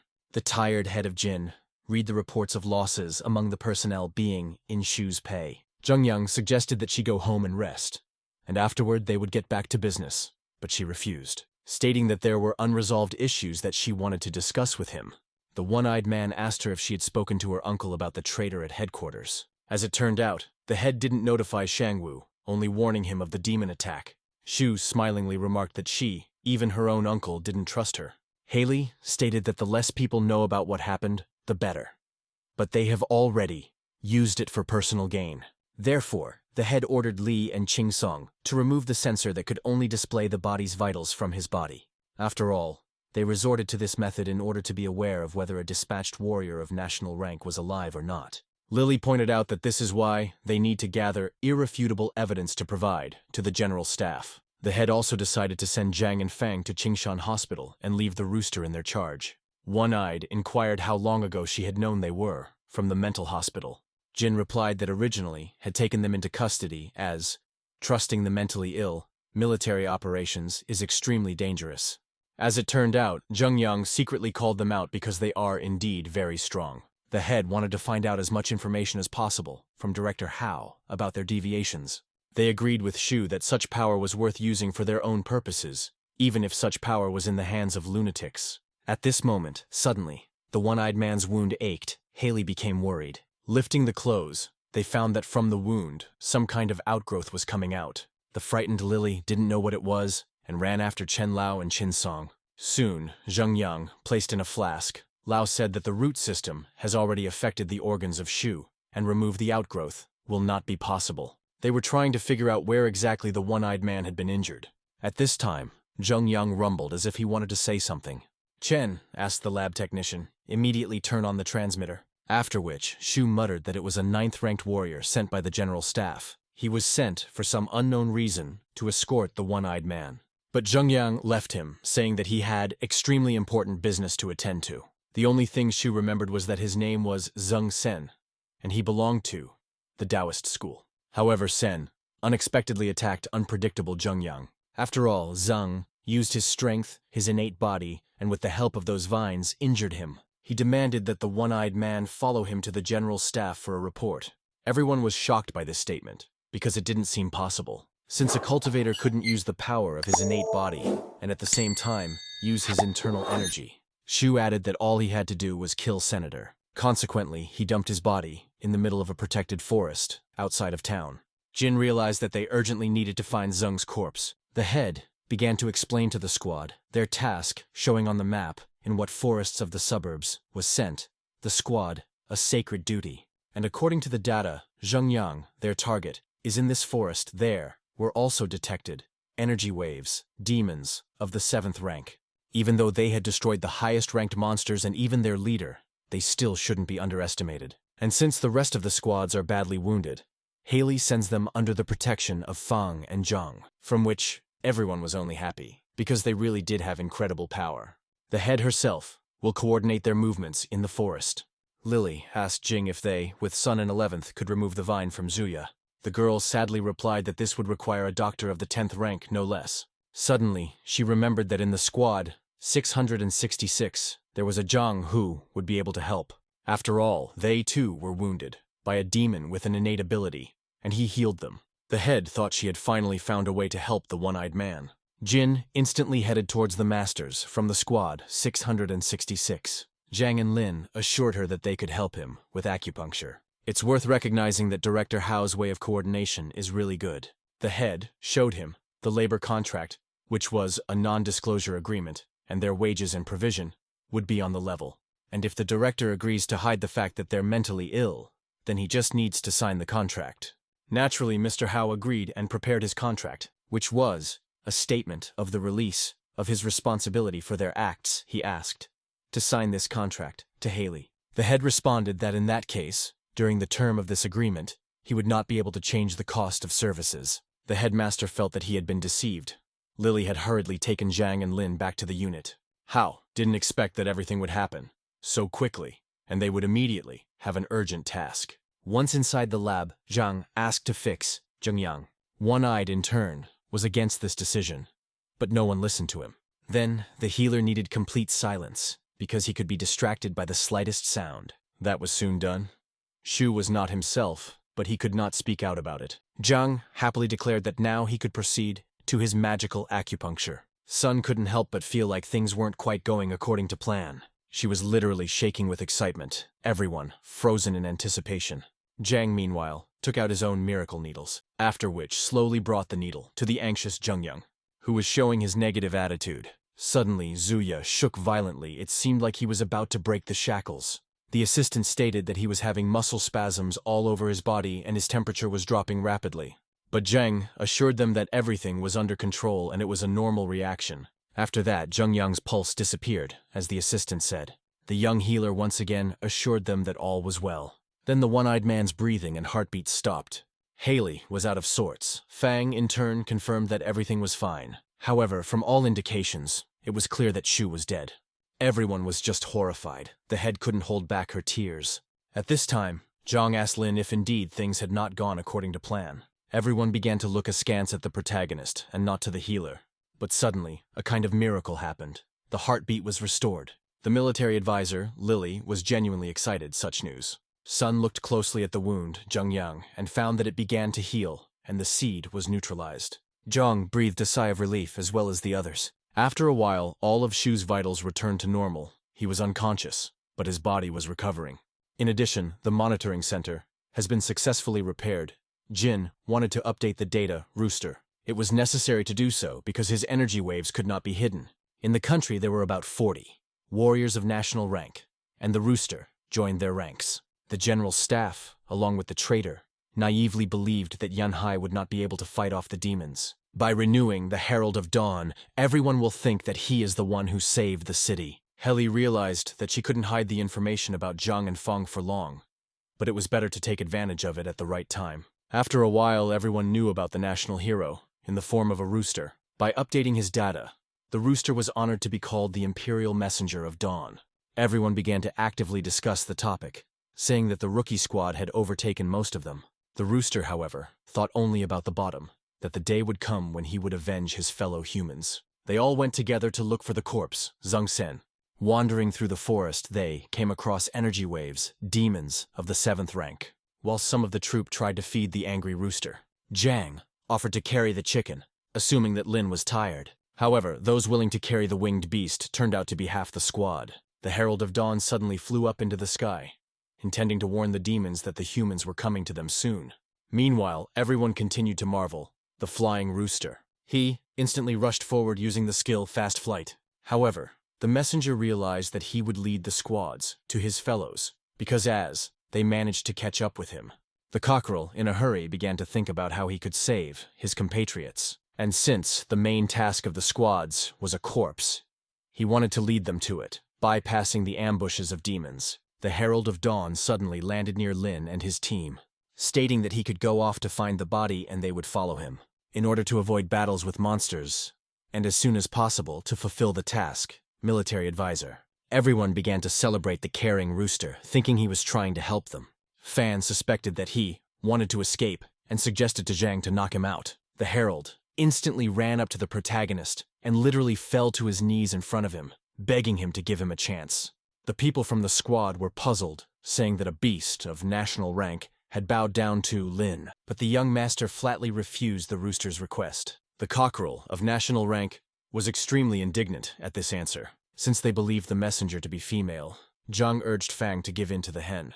After which, the rooster once again flew up into the sky and rushed forward, thinking about how one day he would surely kill them all and avenge his brothers. Without noticing, he broke away from the squads and flew on, intending to find monsters to take down humans with them. In parallel, the Herald of Dawn enjoyed his freedom. But after a while, the rooster did not pay attention to a certain barrier, which he accidentally fell into and couldn't move. Electricity went all over his body. He was horrified to see a formation of 5 transformations. Inside the barrier, there was an unknown person destroying demons. The Herald of Dawn realized it was a national-ranked warrior, who managed to find Zhang's corpse first. The rooster took action. The warrior picked up Sen's body and hurriedly hid. Herald summoned a downpour of needles. The National Guard was surprised to feel strong demonic waves, and together with Sen's body he began to run away deep into the woods.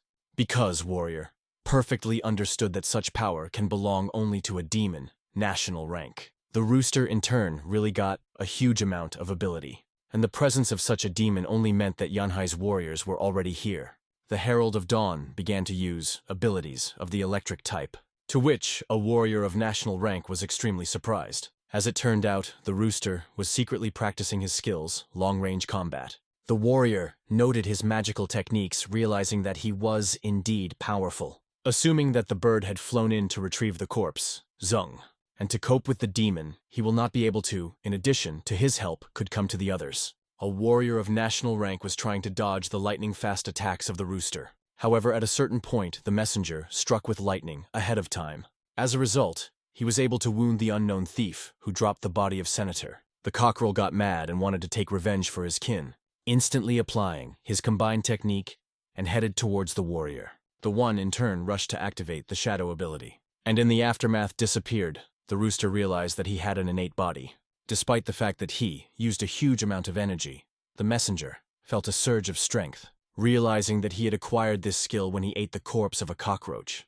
Meanwhile, the demon king, who was in the other world, was indignant. Rooster suddenly realized why, was able to break through to the national level, getting an unlimited recovery. He fell to the ground and could not believe his happiness, saying that the king's death was inexcusable, also stating that he would definitely avenge those monsters on him. The demonic cockroach continued to react inadequately to what was happening, the beasts trying to calm him down. At this moment, the 7th-ranked demons, a 3-tailed squirrel, and a 4-winged hawk with a great horned antelope approached the messenger, calling the cockerel a traitor who joined the wretched people. And around his neck was an amulet with remnants of the warrior's aura, just as the starfish had told them. The rooster began to justify himself, saying that this, a nationally ranked warrior, had killed everyone. The beasts did not believe him, ordering him to kill those people as his loyalty to them. The Herald of Dawn urged them to run away immediately, since soon the warriors would appear. But the demonic creatures were convinced otherwise, stating that they would kill them. The rooster decided to fly away to avoid falling into the hands of humans again. The flight wasn't long, however, as the messenger was called by Zhang, thanking him for his help and asking him to come down. The cockerel was shocked at the speed of the warriors, realizing that he could not escape. Meanwhile, the main character headed towards the demonic beasts, using the flames of the earth. The others, in turn, rushed to the corpse, Zheng. Suddenly, the Herald of Dawn called for everyone to stop. The rooster asked Fanya to spare the demons, saying they would surrender on their own. He turned to the beasts and asked them to play along, asking if they agreed. But overly overconfident monsters abandoned this idea, stating that the strong always eats the weak, such as natural selection. And after a while, the warriors roasted the beasts over a fire. The men in the squad said they weren't allowed to eat demon meat. Meanwhile, the Herald of the Dawn repented of his deeds, for he had not meant for it to happen this way. At that moment, the rooster grabbed Lin's hand, preventing him from killing the beasts, stating that he'd do it himself because they wouldn't give up. The monsters in turn were perplexed, calling him a traitor. Rooster abruptly applied his ability, Evil Eye. All the monsters were suddenly in some sort of illusion and didn't realize what was happening, after which the messenger killed them with the skill, 6 shadow scythes. After all, if Fang was able to destroy the demon leader with black fire, without the ability to be reborn, it's better he himself will kill the monsters, so that they can reincarnate into someone else. Zhang noticed the distressed hen approaching her. He asked what was wrong, and offered to eat the meat. The messenger replied that he could not eat his fellow men, adding that he and Lin had killed many demons, and soon it would be his turn. Zhang replied that she had already become a friend to them, as she was constantly helping them, and friends are not eaten or killed. Rooster, declaring that their human world was too complicated for him, wondered if they were sure they wouldn't kill him. The healer promised that no one would touch the hen, especially since it laid excellent eggs. Harold could not describe the pain and humiliation to which is subjected from people. He, all of a sudden, placed himself in the ice. Zhang could not understand what was going on with the hen at this time. He was called out by Fang. The young master hurried the healer, because the antelope was already roasting. They instantly began to eat the demon meat. Everyone looked at them and realized that they too wanted meat. The protagonist offered them a piece, but they stood their ground, saying they were not allowed. The rooster, with tears in his eyes, still ate the tasty meat of his fellow roosters. The system recommended to the meat to take beer. In front of Fan appeared a box, an alcoholic beverage. Lin offered Zhang a beer, saying that the psycho in his head gave it to him. The squad, the soul, couldn't understand where the young master alcohol came from. They immediately started tasting it, saying that beer was fine for them. After getting pretty drunk, everyone started talking about how, thanks to the rooster, Sen's body had been found faster than expected, urging him to drink with them alcohol. The messenger, in turn, agreed. And now, all together, they were having a drunken round dance around the fire. At this time, in the hospital, the one-eyed man woke up. Jin jumped up. After questioning him about how he was feeling, Shu slowly pulled himself up. After which, looked the worried military advisor in the eye, and stated that he wanted to drink wine. Haley was against it, as he had just come to his senses, especially now morning. Then, inquired if Jung Yang's eye hurt. He replied that he was fine, at which point his nose began to bleed. The head worried. The one-eyed man asked how long he had been unconscious. Jin said he had slept 36 hours since the acupuncture. Jung. She was worried about Suya's condition because his face was flushed. Jung Yang swept up that the healer from Squad 666 had indeed helped him. He wanted to thank him, but he found out that Lily had sent them to look for Zung's corpse. Meanwhile, the protagonist and the squad soul continued the fun. And when everyone had gone to bed, a lonely and sad rooster was pouring beer, feeling bitter for his fellow man for whom he had worked so hard. However, at the same time, no one understood him anyway, calling him a traitor. Therefore, he made the decision to go all the way, all alone. But, unable to get up, the drunken body of the messenger collapsed to the ground. After a few seconds, he fell into a deep sleep. For the morning, they all bundled up together, heading to the base, talking about how much fun they'd had. Jin, for her part, didn't expect them so soon to return with Sen's body and thanked them. In a hurry, called the research team to take a look at the body. However, at this moment, she heard the anxious voices of Zuya and Shang Yu, who said they got an urgent message from headquarters. One-eyed, sadly said that the city of Changxi had been destroyed. The general staff has just notified all national-level masters. As it turned out, at the moment the monsters attacked Yanhai, Konshi as well, was attacked by a demon, continent level. Haley was shocked, realizing that a continental level monster, this was already serious. Besides, the city didn't ask for any support, and it all came to light when they lost contact with headquarters. 3 advisors to the general staff suspected something amiss when they tried to contact, via the internal network, Changxi's special forces. And 2 hours later, someone opened a one-way link from the city and sent a horrible video to headquarters, in which were the beaten warriors of national rank of Changxi. Thus, they were captured by the demons, including Wang Xiaoyuan. Activating satellite surveillance, it was known that the monster, continental level, was still in Quanxi. In addition, there were also waves of high-ranking demons, and all the exits out of the city blocked off, and no one knows what's going on out there. Lily understood that this monster was too smart to have mastered human technology, and was able to cut the connection with the center. This was not super intelligence, but an entire strategy. Suddenly, Haley was covered in sweat. Her consciousness blurred, her eyes blurred, and Lily felt a sudden weakness. As suddenly the military advisor collapsed to the ground, Zhengye and Shang Yu rushed to her aid. At this time, a continent-level warrior suggested that the task had failed because the aura was unstable. Suddenly, literally out of the ground, the culprit that had failed to live up to the expectations of his master appeared. He said that he was unable to retrieve Zung's body because Shu had sent a demon of national rank, adding that the Herald of Dawn had abilities, water and electric type. The warrior wondered why this beast was so loyal to humans. An acolyte noticed that this bird could absorb the power of its fellows, and so it became a national monster, thereby betraying his countrymen, but not the fact that he was on the side of Zheng Yang. The ruler realized that the messenger, with the help of the humans, could absorb the powers of the rest of the demons. But at the same time, he is completely indifferent to Yanhai's fate. Therefore, they urgently needed to steal Sen's body so that Jin and her team wouldn't find out the terrible secret. But it was necessary to send someone who could actually handle them. And since, because of the Herald of Dawn, demons will not be able to get through, inside initially need to deal with him. However, there are 4 continent-level warriors in the country. And if something is done, everyone will realize who is behind it. The warrior asked if he knew how Changxi fell.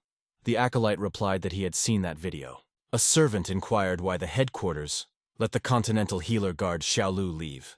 The master replied that the guy nailed to the wall was her little brother. He urged his acolyte to flee in case of extreme danger. The bodyguard was surprised to realize he had to go there. The warrior stated that he needed to deal with the rooster when Yanhai and the other cities sent a detachment to Kangxi.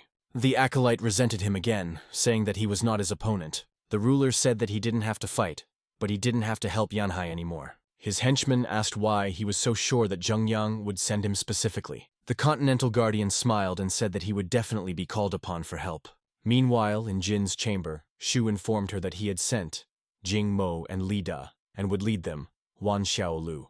In this case, to their aid, will come to the detachments from nearby towns. Haley offered to send a detachment of Yanhai there, but if anything, they would have to retreat. However, Zhenyang was against it, saying that this would not increase the chances of success. Lily wondered if he wanted to send a squad, 666. But they also needed to get evidence from the corpse. Jin urged the one-eyed man not to use their only trump card, not to be left with nothing. Shu realized that Haley was worried and trying his best to confront the traitor. But it's about her mother, who is a military advisor, Quan Shi. Therefore, it's better to send Fang, thereby increasing the chance of success. After all, if Lily's mother was still alive, it was Lin who would be able to save her. At this moment, Jin cried. Xiangwu, meanwhile, was outside the door and heard Haley crying. Running into the ward, he saw Zhengyang hugging Lily. He literally lost his temper and began to speak out, Suya. Uncle Jin, unable to bear it, used his ability. As a result, ended up in a wall and didn't realize what was happening. Zhengyang, in turn, rushed over, introducing the squad of newcomers, saying that it will be not an easy task, as well as to help them, will come to the aid of other warriors, and introduced them to Ying Wuzong, asking them in negotiations to trust him. One-eyed, he demanded, stick to safety measures, and in case of danger, retreat, but if possible, save the people. However, Xiangwu strongly disagreed with Shu's decision, saying that he should go too.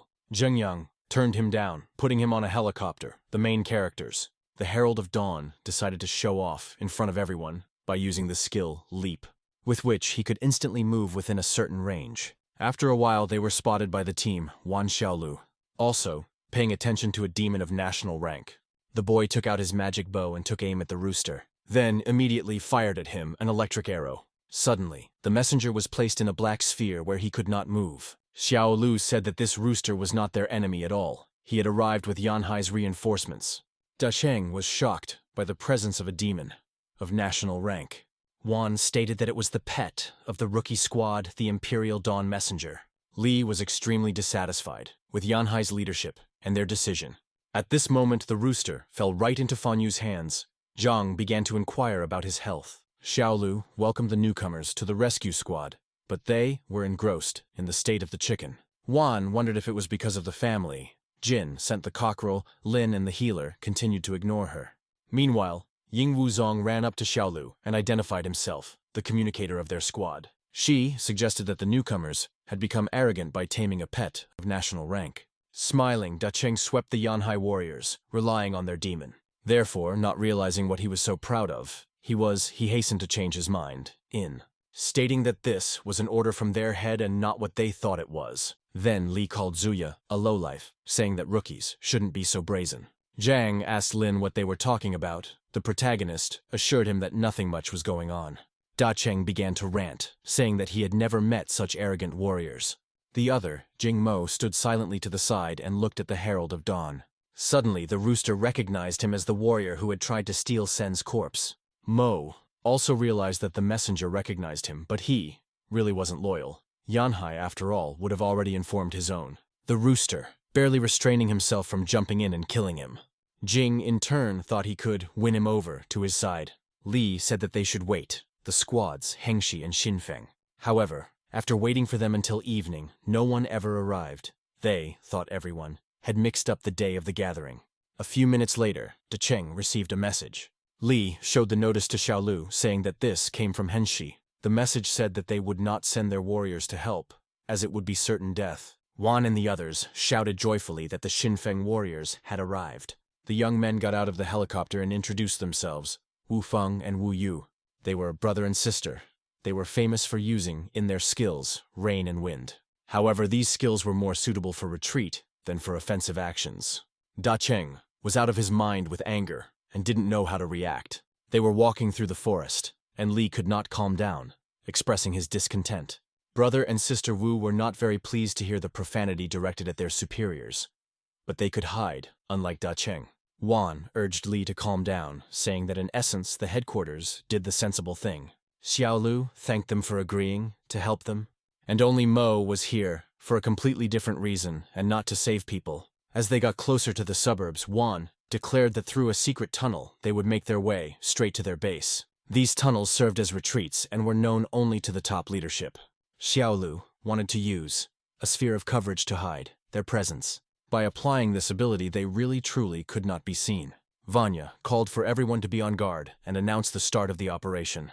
After they crawled through the field, came again into the dense woods, Jing kept wondering how he could be alone with the messenger of dawn. And since Zhang and Fan had not left his side, it was necessary to deal with them first. Mo pulled out his knife and discreetly cut his hand. Then, taking advantage of the moment when everyone had moved away, left a trail of blood on the tree. After a certain amount of time, the demonic crows smelled the odor of the warriors. Realizing that they had been revealed, Xiaolu alerted the others. Everyone abruptly turned back, realizing that now they were going to be in a tight spot. Zhang couldn't understand how they were able to be declassified. Vanya reported the demons were coming at them from all sides with different ranks, adding that the monster, rank 8, was approaching them at an incredible speed. Behind the protagonist and healer was a huge, big-winged falcon. Dacheng didn't understand how he was able to move so fast since he was only rank 8. Jingmo naively thought that they were all about to be killed. At that moment, the cockerel, all of a sudden, grabbed the falcon. Imperial Dawn Herald didn't understand why they attacked. He didn't want to kill his fellow man, but for the moment, the rooster couldn't give himself away. The main character asked Zhang to look at this bird. The Imperial Messenger of Dawn realized that another, his compatriot, was finished. Therefore, he decided to personally kill the demonic falcon, literally chopping his body to pieces, which he didn't want to do. But this way, the bird could be reborn and move on. Lin and Zhang were extremely surprised that the rooster himself had killed the falcon, while Wu's brother and sister marveled at the human form of the cockerel. Li and Xiaolu realized that the national demon was able to help them after all. Mo, in turn, was shocked and didn't understand why he, until now, hadn't turned him in. Then, upon reflection, came to the conclusion that he had deliberately done it to get into the confidence of the people. Jing wanted to fake the accidental death of Lin and his healer. Noting quite a cunning plan, a monster of national rank, all the demonic beasts began to run away. The warriors bravely defended themselves, eliminating them, but they couldn't figure out how they'd been discovered. When he saw that the young masters of Troop 666 had built a fire and were roasting falcon meat, Wang came to a rage. Cheerful Zhang offered her a piece of meat. Xiaolu urged them to put out the fire immediately because they were on a mission.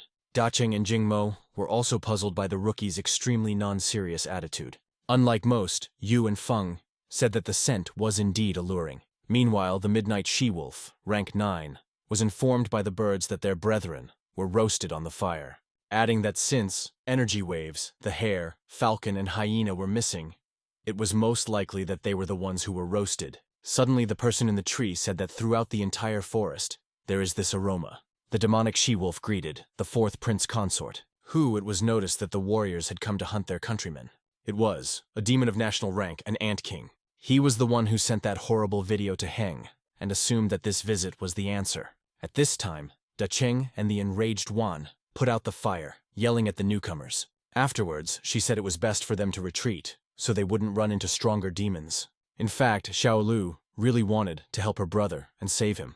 However, suggested that she was extremely unlucky with her allies. Van urged everyone immediately run away, as suddenly in front of them appeared a she-wolf, which began to declare that they had nowhere to run to. Moreover, they themselves provoked, roasting at the stake, their brethren. Xiaolu thought that by eliminating the demon wolf, they would be able to leave this place. But at that moment, a stronger opponent showed up, the Ant King. He, holding in his hands the head of the Imperial Herald of Dawn. Everyone was shocked to realize how strong he was, especially Zhang and Lin. They had no idea that the hen was waiting for such an account. The healer of the rookie squad couldn't contain his emotions.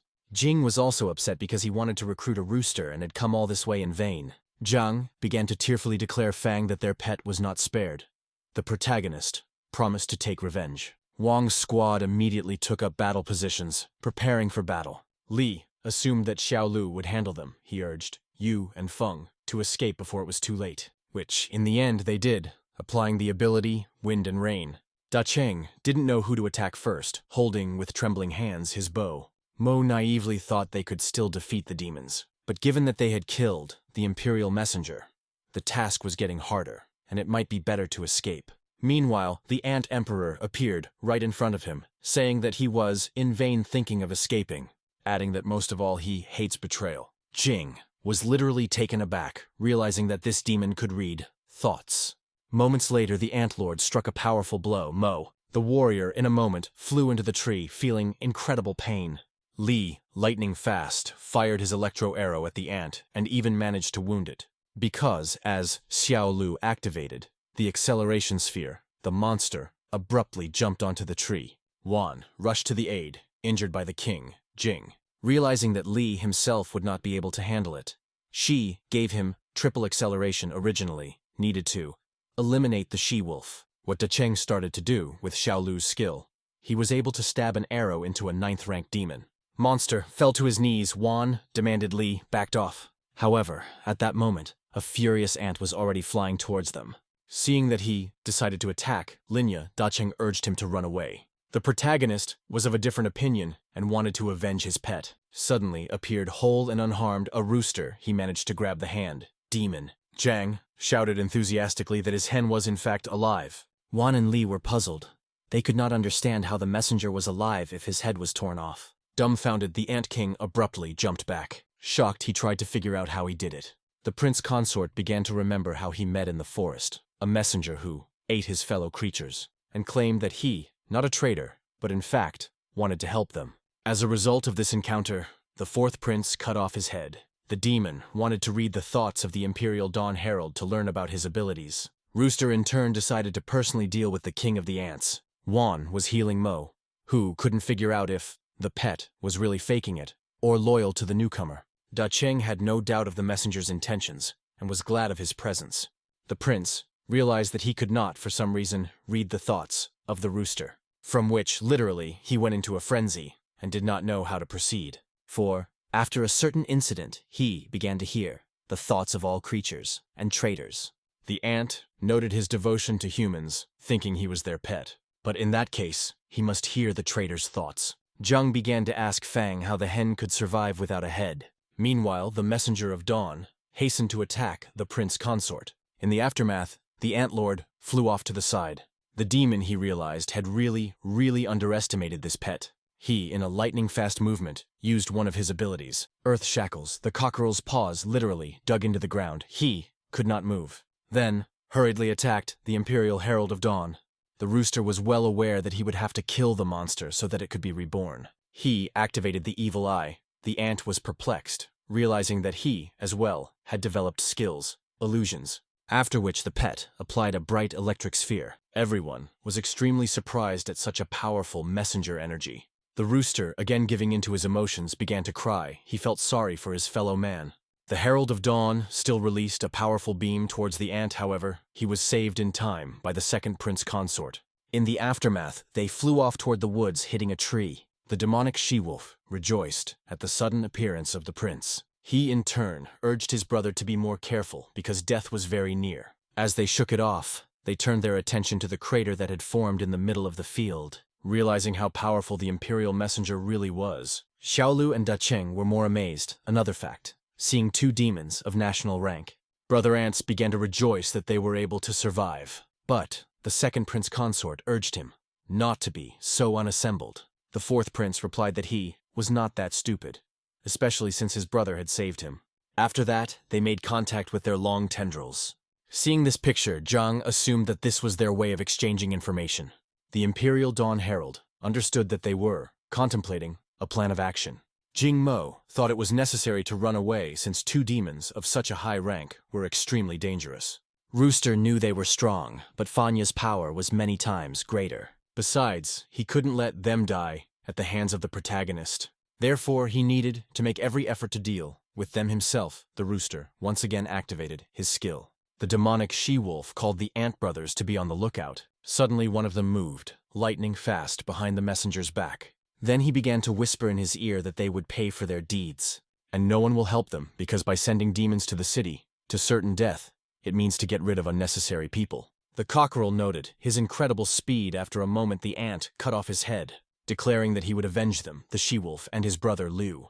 Zhang, once again unable to contain himself, began to sob like a child. Severed, the head of the Imperial messenger lay on the ground. Xiaolu and Da Cheng thought that the pet was finished and looked sadly at its bloody body. The second prince consort muttered that he didn't understand why the messenger had gone over to their side, after which, ostentatiously, he stepped on the head of the cockerel and crushed it, stating that whoever wants to kill must also be prepared to die.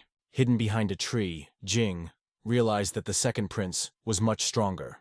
The rest of the demons. Liu stated that it was useless to cut off the head of the rooster because he had already done it. His self-righteous brother replied that by beheading the messenger once more, he would die. Li and Wan were dumbfounded by the nuance of this ability. Zhang, just as nervous, asked Lin if it was true that their chicken was going to die. Wu Mo Yu and Feng swept up that no matter what, the messenger stood to the last for Yanhai. Da Cheng realized that they had almost no chance since even the emperor's pet had died. Xiaolu, for her part, intended to fight to the end. Jing was deluded, for the rooster had indeed sacrificed himself to save the newcomers. Where did a demon so devoted to humans come from? The Ant brothers declared that now it was time to deal with the pledges. The protagonist confidently mouthed that he would avenge them for the death of his pet. At that moment, one of the Ant Kings was attacked by a rooster. The second, the prince consort, barely had time jumping aside. He was, without exaggeration, shocked by the bird's tenacity.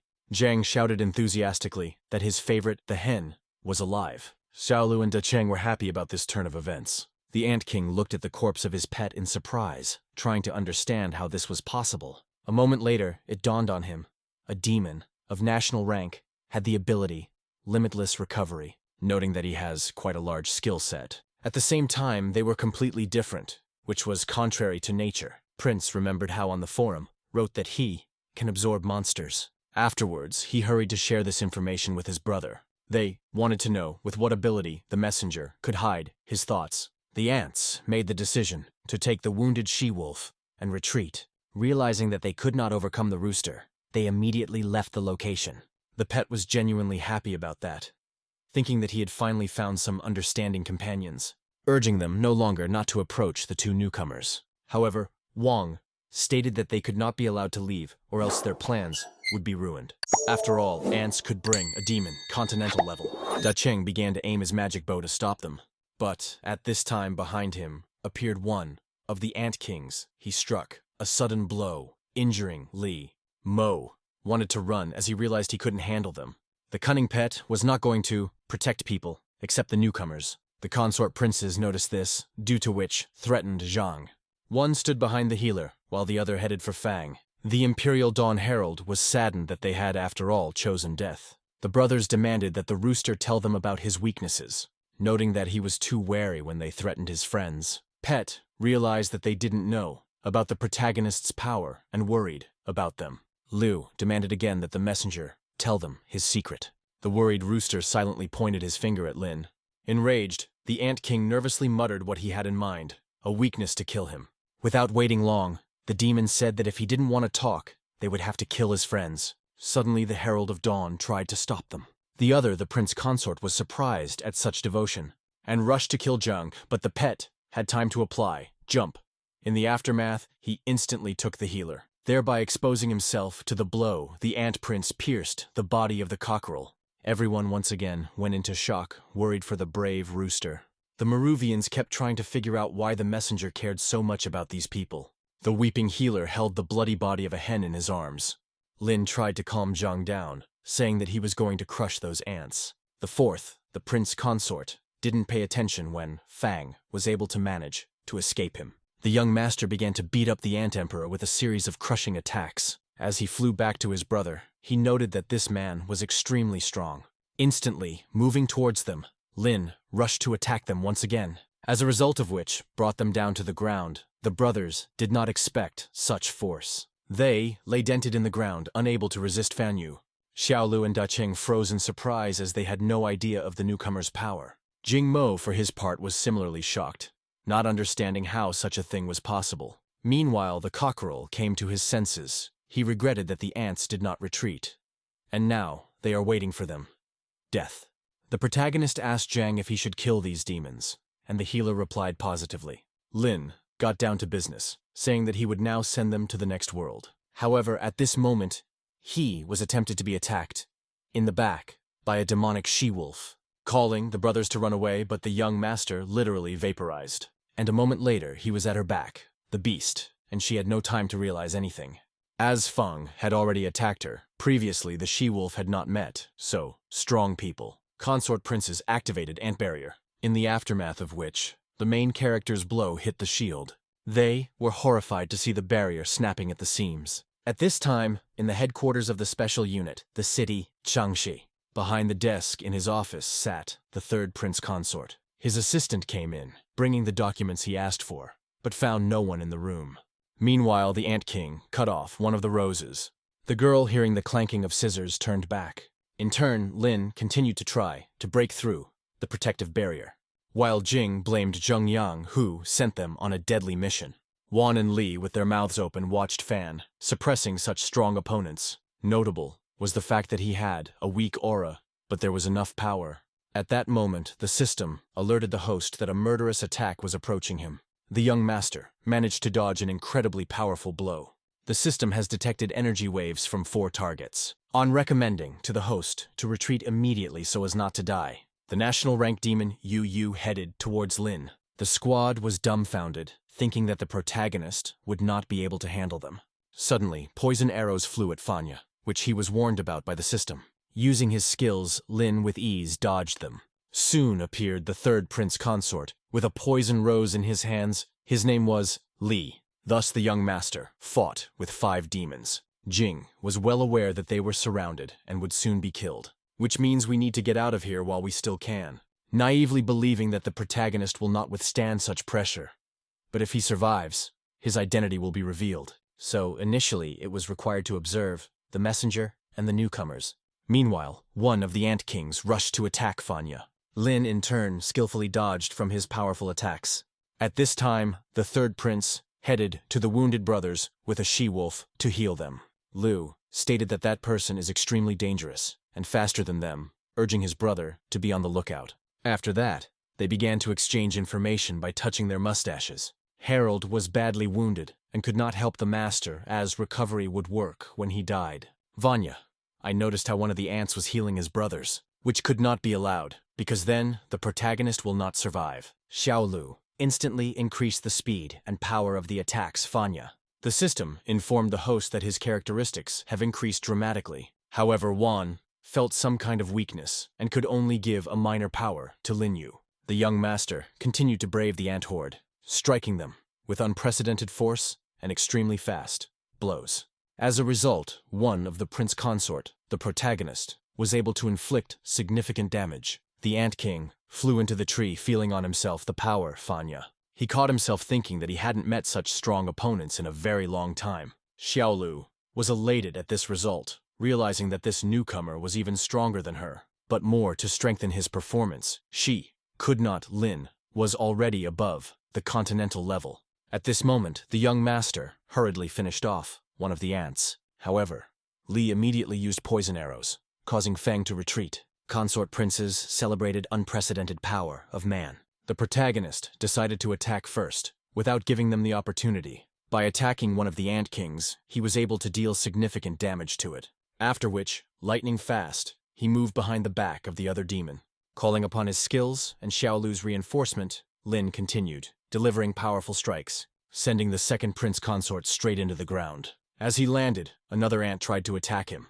However, the instantaneous movements left him no chance of success. Fang once again found himself behind, but he managed to turn around and fend off his crushing blow.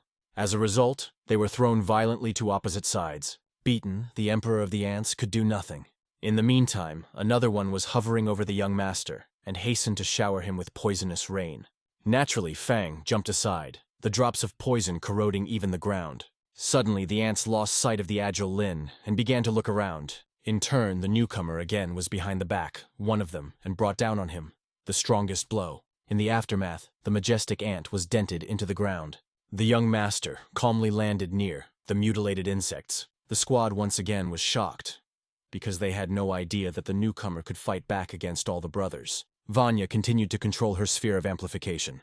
The ants realized they couldn't handle this man. Their older brother, once again, decided to activate the defense barrier. The system has informed the host of an attack on an ally, providing it with power. The demonic she-wolf hurriedly attacked them. In response, only to be shot in the shoulder by Dacheng. The beast began to realize that she, so easily, will not destroy the warrior, which strengthens the newcomer. Meanwhile, the system alerted the protagonist that the power of the Ant Kings had begun to grow dramatically. They, in turn, clogged under the magical barrier and replenished their energy. The young master immediately launched a preemptive strike in an attempt to destroy the shield. Suddenly, from the barrier, a beam shot into the sky. The protagonist with difficulty managed to dodge. The attack unexpectedly was directed at Decheng and Xiaolu. Li, in turn, tried to cover himself one. However, they got both of them. In the aftermath, they were thrown aside. The warrior inquired how she was feeling, the leader of the squad. The demonic she-wolf swept up that their support guardian was out of commission. Meanwhile, the brother ants already have regained their strength. Jing shouted out that a continental rank monster was approaching them. The magical barrier instantly shattered into small shards. Yu and Feng realized that the brothers, and were, that continental demon. They literally reunited, reincarnated as one, Ant King. The dumbfounded system urged the host to run away because Fang would not be able to handle him. Zhang was worried about his friend, unlike the pet, who hoped that the ant would kill Lin. The Imperial Messenger of the Dawn asked the healer to cure him with his needles. Zhang confidently declared that the hen could trust him. At this time, the newly minted Insect Lord was approaching the young master. After that, struck a sharp blow, the protagonist barely had time to bounce. The ant didn't give him a chance to breathe and attacked again. The system says the demon's sword is poisoned and you can't get caught. The Ant Emperor kept trying to get a hold of the dodgy Fanny. But Lin continuously slipped away, activating the Black Earth Flame. The system has recognized that if this magic comes into contact with a demon, it will die. The ominous aura, the continental rank monster also noticed. As such, lightning applied, Blue Devourer. A kind of shield formed in front of the young master who was trying to reach the demon with black fire. As a result, the main character struck a barrier. However, he couldn't pull his arm out. The shield was holding it back. The Ant Lord hastened to strike what he believed to be the final blow, throwing his sword of the sky at the trapped Fang. The system was already saying goodbye to its hapless master. The blade collapsed, the Blue Devourer, and with it, Lin. Suddenly, the sword ignited, bright flames heading into the ground. As it turned out, the young master used the red fire to get out of the trap and escape. Xiaolu couldn't believe that the newcomer was actually exceeding continental rank. Jing wondered the same question, assuming he had a legendary rank lord, because he could stand alone against such a powerful opponent. The Ant King did not understand how Fan was able to stop his sword of the firmament. Lin continued, restraining with flames the prince's blade, who was wondering how long it would last. The system reported that the host needed to level up to master more skills. The Insect Emperor declared that he would not allow him to destroy the sword of the firmament. The consort prince flew towards the protagonist, intending to give him a poisonous bite. The system squealed, reporting that the master had used too much energy on the fire and could not apply the black flame. However, once again, the Dawn Messenger was the one who was hit by the demon. As a result, the rooster was able to protect Fanya at the cost of his health, although in fact, he was protecting the king himself, so that Lin did not kill him with black flames. And since Pet inherited the ability of limitless recovery, could sacrifice several lives. In addition, while the rooster distracted the demon, the system will have time to increase the level of the young master, asking the protagonist to close his eyes for accelerated upgrades, combat modes. A bloody messenger crawling on the ground, the Ant Lord declared that it was his time to die. Thinking that the bird was no longer a threat, the monster hurried to deal with Fan. On leaping with fists at Lin, he once again met with the relentless messenger, who in turn managed to rise and again cover his master with himself. In the aftermath, he once again took quite noticeable damage. Making sure the pet was finally immobilized, lay on the ground, the demon of continental rank headed towards the protagonist. But the cockerel came to life again and bound him by the fetters of illusory tales. The prince consort easily and casually broke the magical chains. Imperial Dawn Herald realized what it meant. Continental level. The enraged ant declared the rooster finally pissed him off. Whereupon, nailed to a tree with his poison roses, the messenger, saying that soon his body would be eaten away by the poison, and he would die very slowly and painfully, adding that the rooster himself would ask him to die. The pet understood that his ability would not be able to neutralize the poison. Yue and Feng realized how strong the demon of the continental rank turned out to be. Jing thought the newcomers from Yanhai would definitely rescue the so-loyal rooster. Zhang wanted to heal his hen, but since the full rotation of the universe, was not ready, the friend could not help in any way. Dacheng held in his arms the wounded Wan, noting such a brave messenger. Xiaolu pulled herself together and asked Li to help her sit up. She actively began to replenish her energy by assuming the lotus pose. The royal ant has declared that no one will be able to stop him now. The imperial messenger of dawn, through the pain, muttered that he should stay away from Fang. In the meantime, the system had successfully updated, which was reported to the host. The protagonist from now on could use new skills, real combat, and berserk. In addition, the young master was able to control the flow of red flames with increased precision. As a result of this enhancement, Lin, in a second, melted the sword, the firmament, significantly strengthened and given incredible power. Fan instantly directed his fire whirlwind towards the Ant Prince. He was not afraid of fire, but his strength was extremely unusual. The monster immediately used the ability, devouring the firmament, becoming in succession consumed by flames. Suddenly, the protagonist disappeared and appeared behind the back of the ant, using black flames tried to strike him. The Continental Demon realized that if the newcomer caught him with black fire, he might not survive. Because of this, the Ant King activated the Dark Substitution skill, even though he didn't want to do so. In the aftermath, he found himself in the place, nailed to a tree, of the messenger. Accordingly, the cockerel appeared before the young master, at whom with a fiery fist flew embittered Fang. The Imperial Dawn messenger, for his part, thought he was finished. Seeing the rooster in front of him, Lin redirected the attack away. The system informed in that case he himself would take damage. The cockerel, of course, realized that, for the sake of saving him, the protagonist purposely missed. The Ant Lord stated that the master was the first person who forced him to use the given ability, adding that he is indeed a worthy opponent for him. After which, the rose petals scattered and headed towards Fang. The prince consort could not allow Lin to infiltrate Sangshi.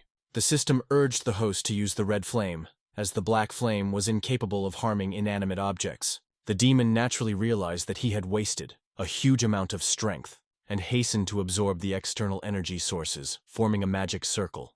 The wounded monster, continental rank, naively believed that it could overpower the protagonist. The system reported that the gentleman should use a skill equivalent to the technique that the ant is preparing. The demon's body was engulfed in super-powered electrical lightning. A moment later, a soul blade rushed into the young master. The system recommended to the gentleman to combine abilities to resist the blow, adding that he should do his best, because there is a possibility of breaking through to the heavenly level. The only thing left to do at the moment of impact was to withstand the impact. The squad watched intently, realizing that there was about to be a serious clash. Jing Mo, who hid behind a tree, was similarly excited for the moment. Zhang was extremely worried because Fang had risked his life. Xiaolu managed to endow Lin with speed and increase his power. Reinforcement was timely. The main character confidently carried on to meet the fate. A second later, the two powerful forces collided. The result was an explosion of immense proportions. Afterwards, the shockwave threw everyone off in different directions. Jing tried to brace himself against the ground and closed his eyes. The demon of continental rank was perplexed to see, of such magnitude, an explosion. He, in turn, in the same way, was thrown away, causing a huge amount of damage. The Ant King couldn't believe he'd lost to a human, realizing that this way they could get into the city. But Ashan was still inside. His eyes gradually closed, his pulse beating less and less. The breathless body, the prince's, rushed down. It seemed to be over. But suddenly the moon, colored red, an unknown voice, said that people did not dare to invade their land, putting powerful psychological pressure on everyone. No one could understand what was going on or who this unknown person was. Dacheng literally began to experience headaches. It was hard to breathe. Yue and Feng as well as Jing were gripped by panic, along with pain in their heads. The demonic she-wolf abruptly bowed before Her Majesty. The voice said that the people had come here in vain, and they would not be able to take away Sangshi. It was the Queen of the Red Moon, her illusory hands holding the body of the fallen prince. Achan assumed they were here to rescue the guy in the video. Xiaolu was nervous because it was about her brother, but she couldn't even open her mouth to reply. The Empress of the Moon declared that she would avenge them on her consort. The system required the protagonist to retreat, as he would not be able to defeat the queen and break through to the celestial level. At that moment, Zhang came up to the young master and said that he was sick because he was not feeling well. Fong didn't pay attention, because the others couldn't move at all and were suffering from headaches. The Lordess of the Blood Moon noticed that the healer of the novice squad was not under the effect of their field, and with that, he had 9 souls, due to which she decided to back out, stating that this time the Lordess would let them leave, but their paths would surely cross, demanding that they leave immediately, adding that if people dare to go further, they will die. At this time, the moon gained its natural color and the pressure disappeared. Lin continued to stare at the moon, thinking of killing the queen. Everyone breathed a sigh of relief, realizing that the demonic entity was finally gone. Frightened, Mo peered out from behind the tree, making sure it was over. The young master was well aware that the monster, a continental-ranked monster, was incredibly strong. Zhang swept Fan Yu. All of his clothes were torn at this moment from the messenger medallion. Suddenly, Uzun came out, stating that he had a change of clothes with him, and immediately dressed up the main character, saying that he also has a snack. The healer from the rookie squad had been healing the wounds of Lin and the rooster for a long time. The others decided to have a refreshment and watch the sleeping master. Suddenly, the protagonist woke up, which sincerely rejoiced Zhang, stating that his fire was extremely effective and asked him to heat up some pies. But since Fanya's flame was too strong, the pies burned in his hand.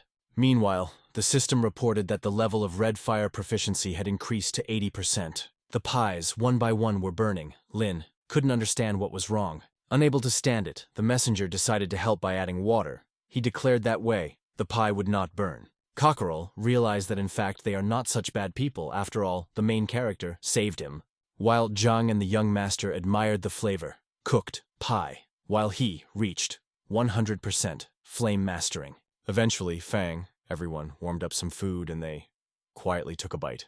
The kindly healer suggested to the hen to try a pie. Suddenly, Lin stood up and said that he was not full and asked the rooster to lay a couple of eggs. The Imperial Dawn Herald was furious, once again changing his mind about people, and a few minutes later they were warming up the eggs. Everyone else was puzzled, assuming the messenger to be female, even though at first glance you wouldn't think so. However, the fact remained the rooster, or hen, laid an egg. Ying Wuzong ran up to the warriors and said that there was something they needed to discuss. He asked everyone present not to tell anyone about the masters from the rookie squad. Xiaolu even envied them, for they really did have incredible strength. Jing wanted to return as soon as possible to tell Aya about everything. Mo offered Wan to back off, but she flatly refused. The warriors from Xinfeng's squad were outraged, saying that there were too many strong monsters in the city. Lu sadly said that they could leave and she would go on, adding that they would be looked after by the masters. Everyone was shocked. Jing had noticed that even Lin, with Zhang, couldn't stand up to the Moon Queen. Wan said that her brother Yuan was still in captivity, and if she didn't go after him, she would never see him again. Afterwards, the squad leader thanked everyone for their help. Da Cheng, however, supported her, saying that he would go with her. Fan, with the healer, made a decision to help her, to save Xiaoyuan. Yue and Feng rushed to their aid, saying that if the masters were coming, they, even more so. Li characteristically looked at Jing, who was not burning with desire to die, and soon they all together set off for Quanxi. Xiaolu, meanwhile, had found a map.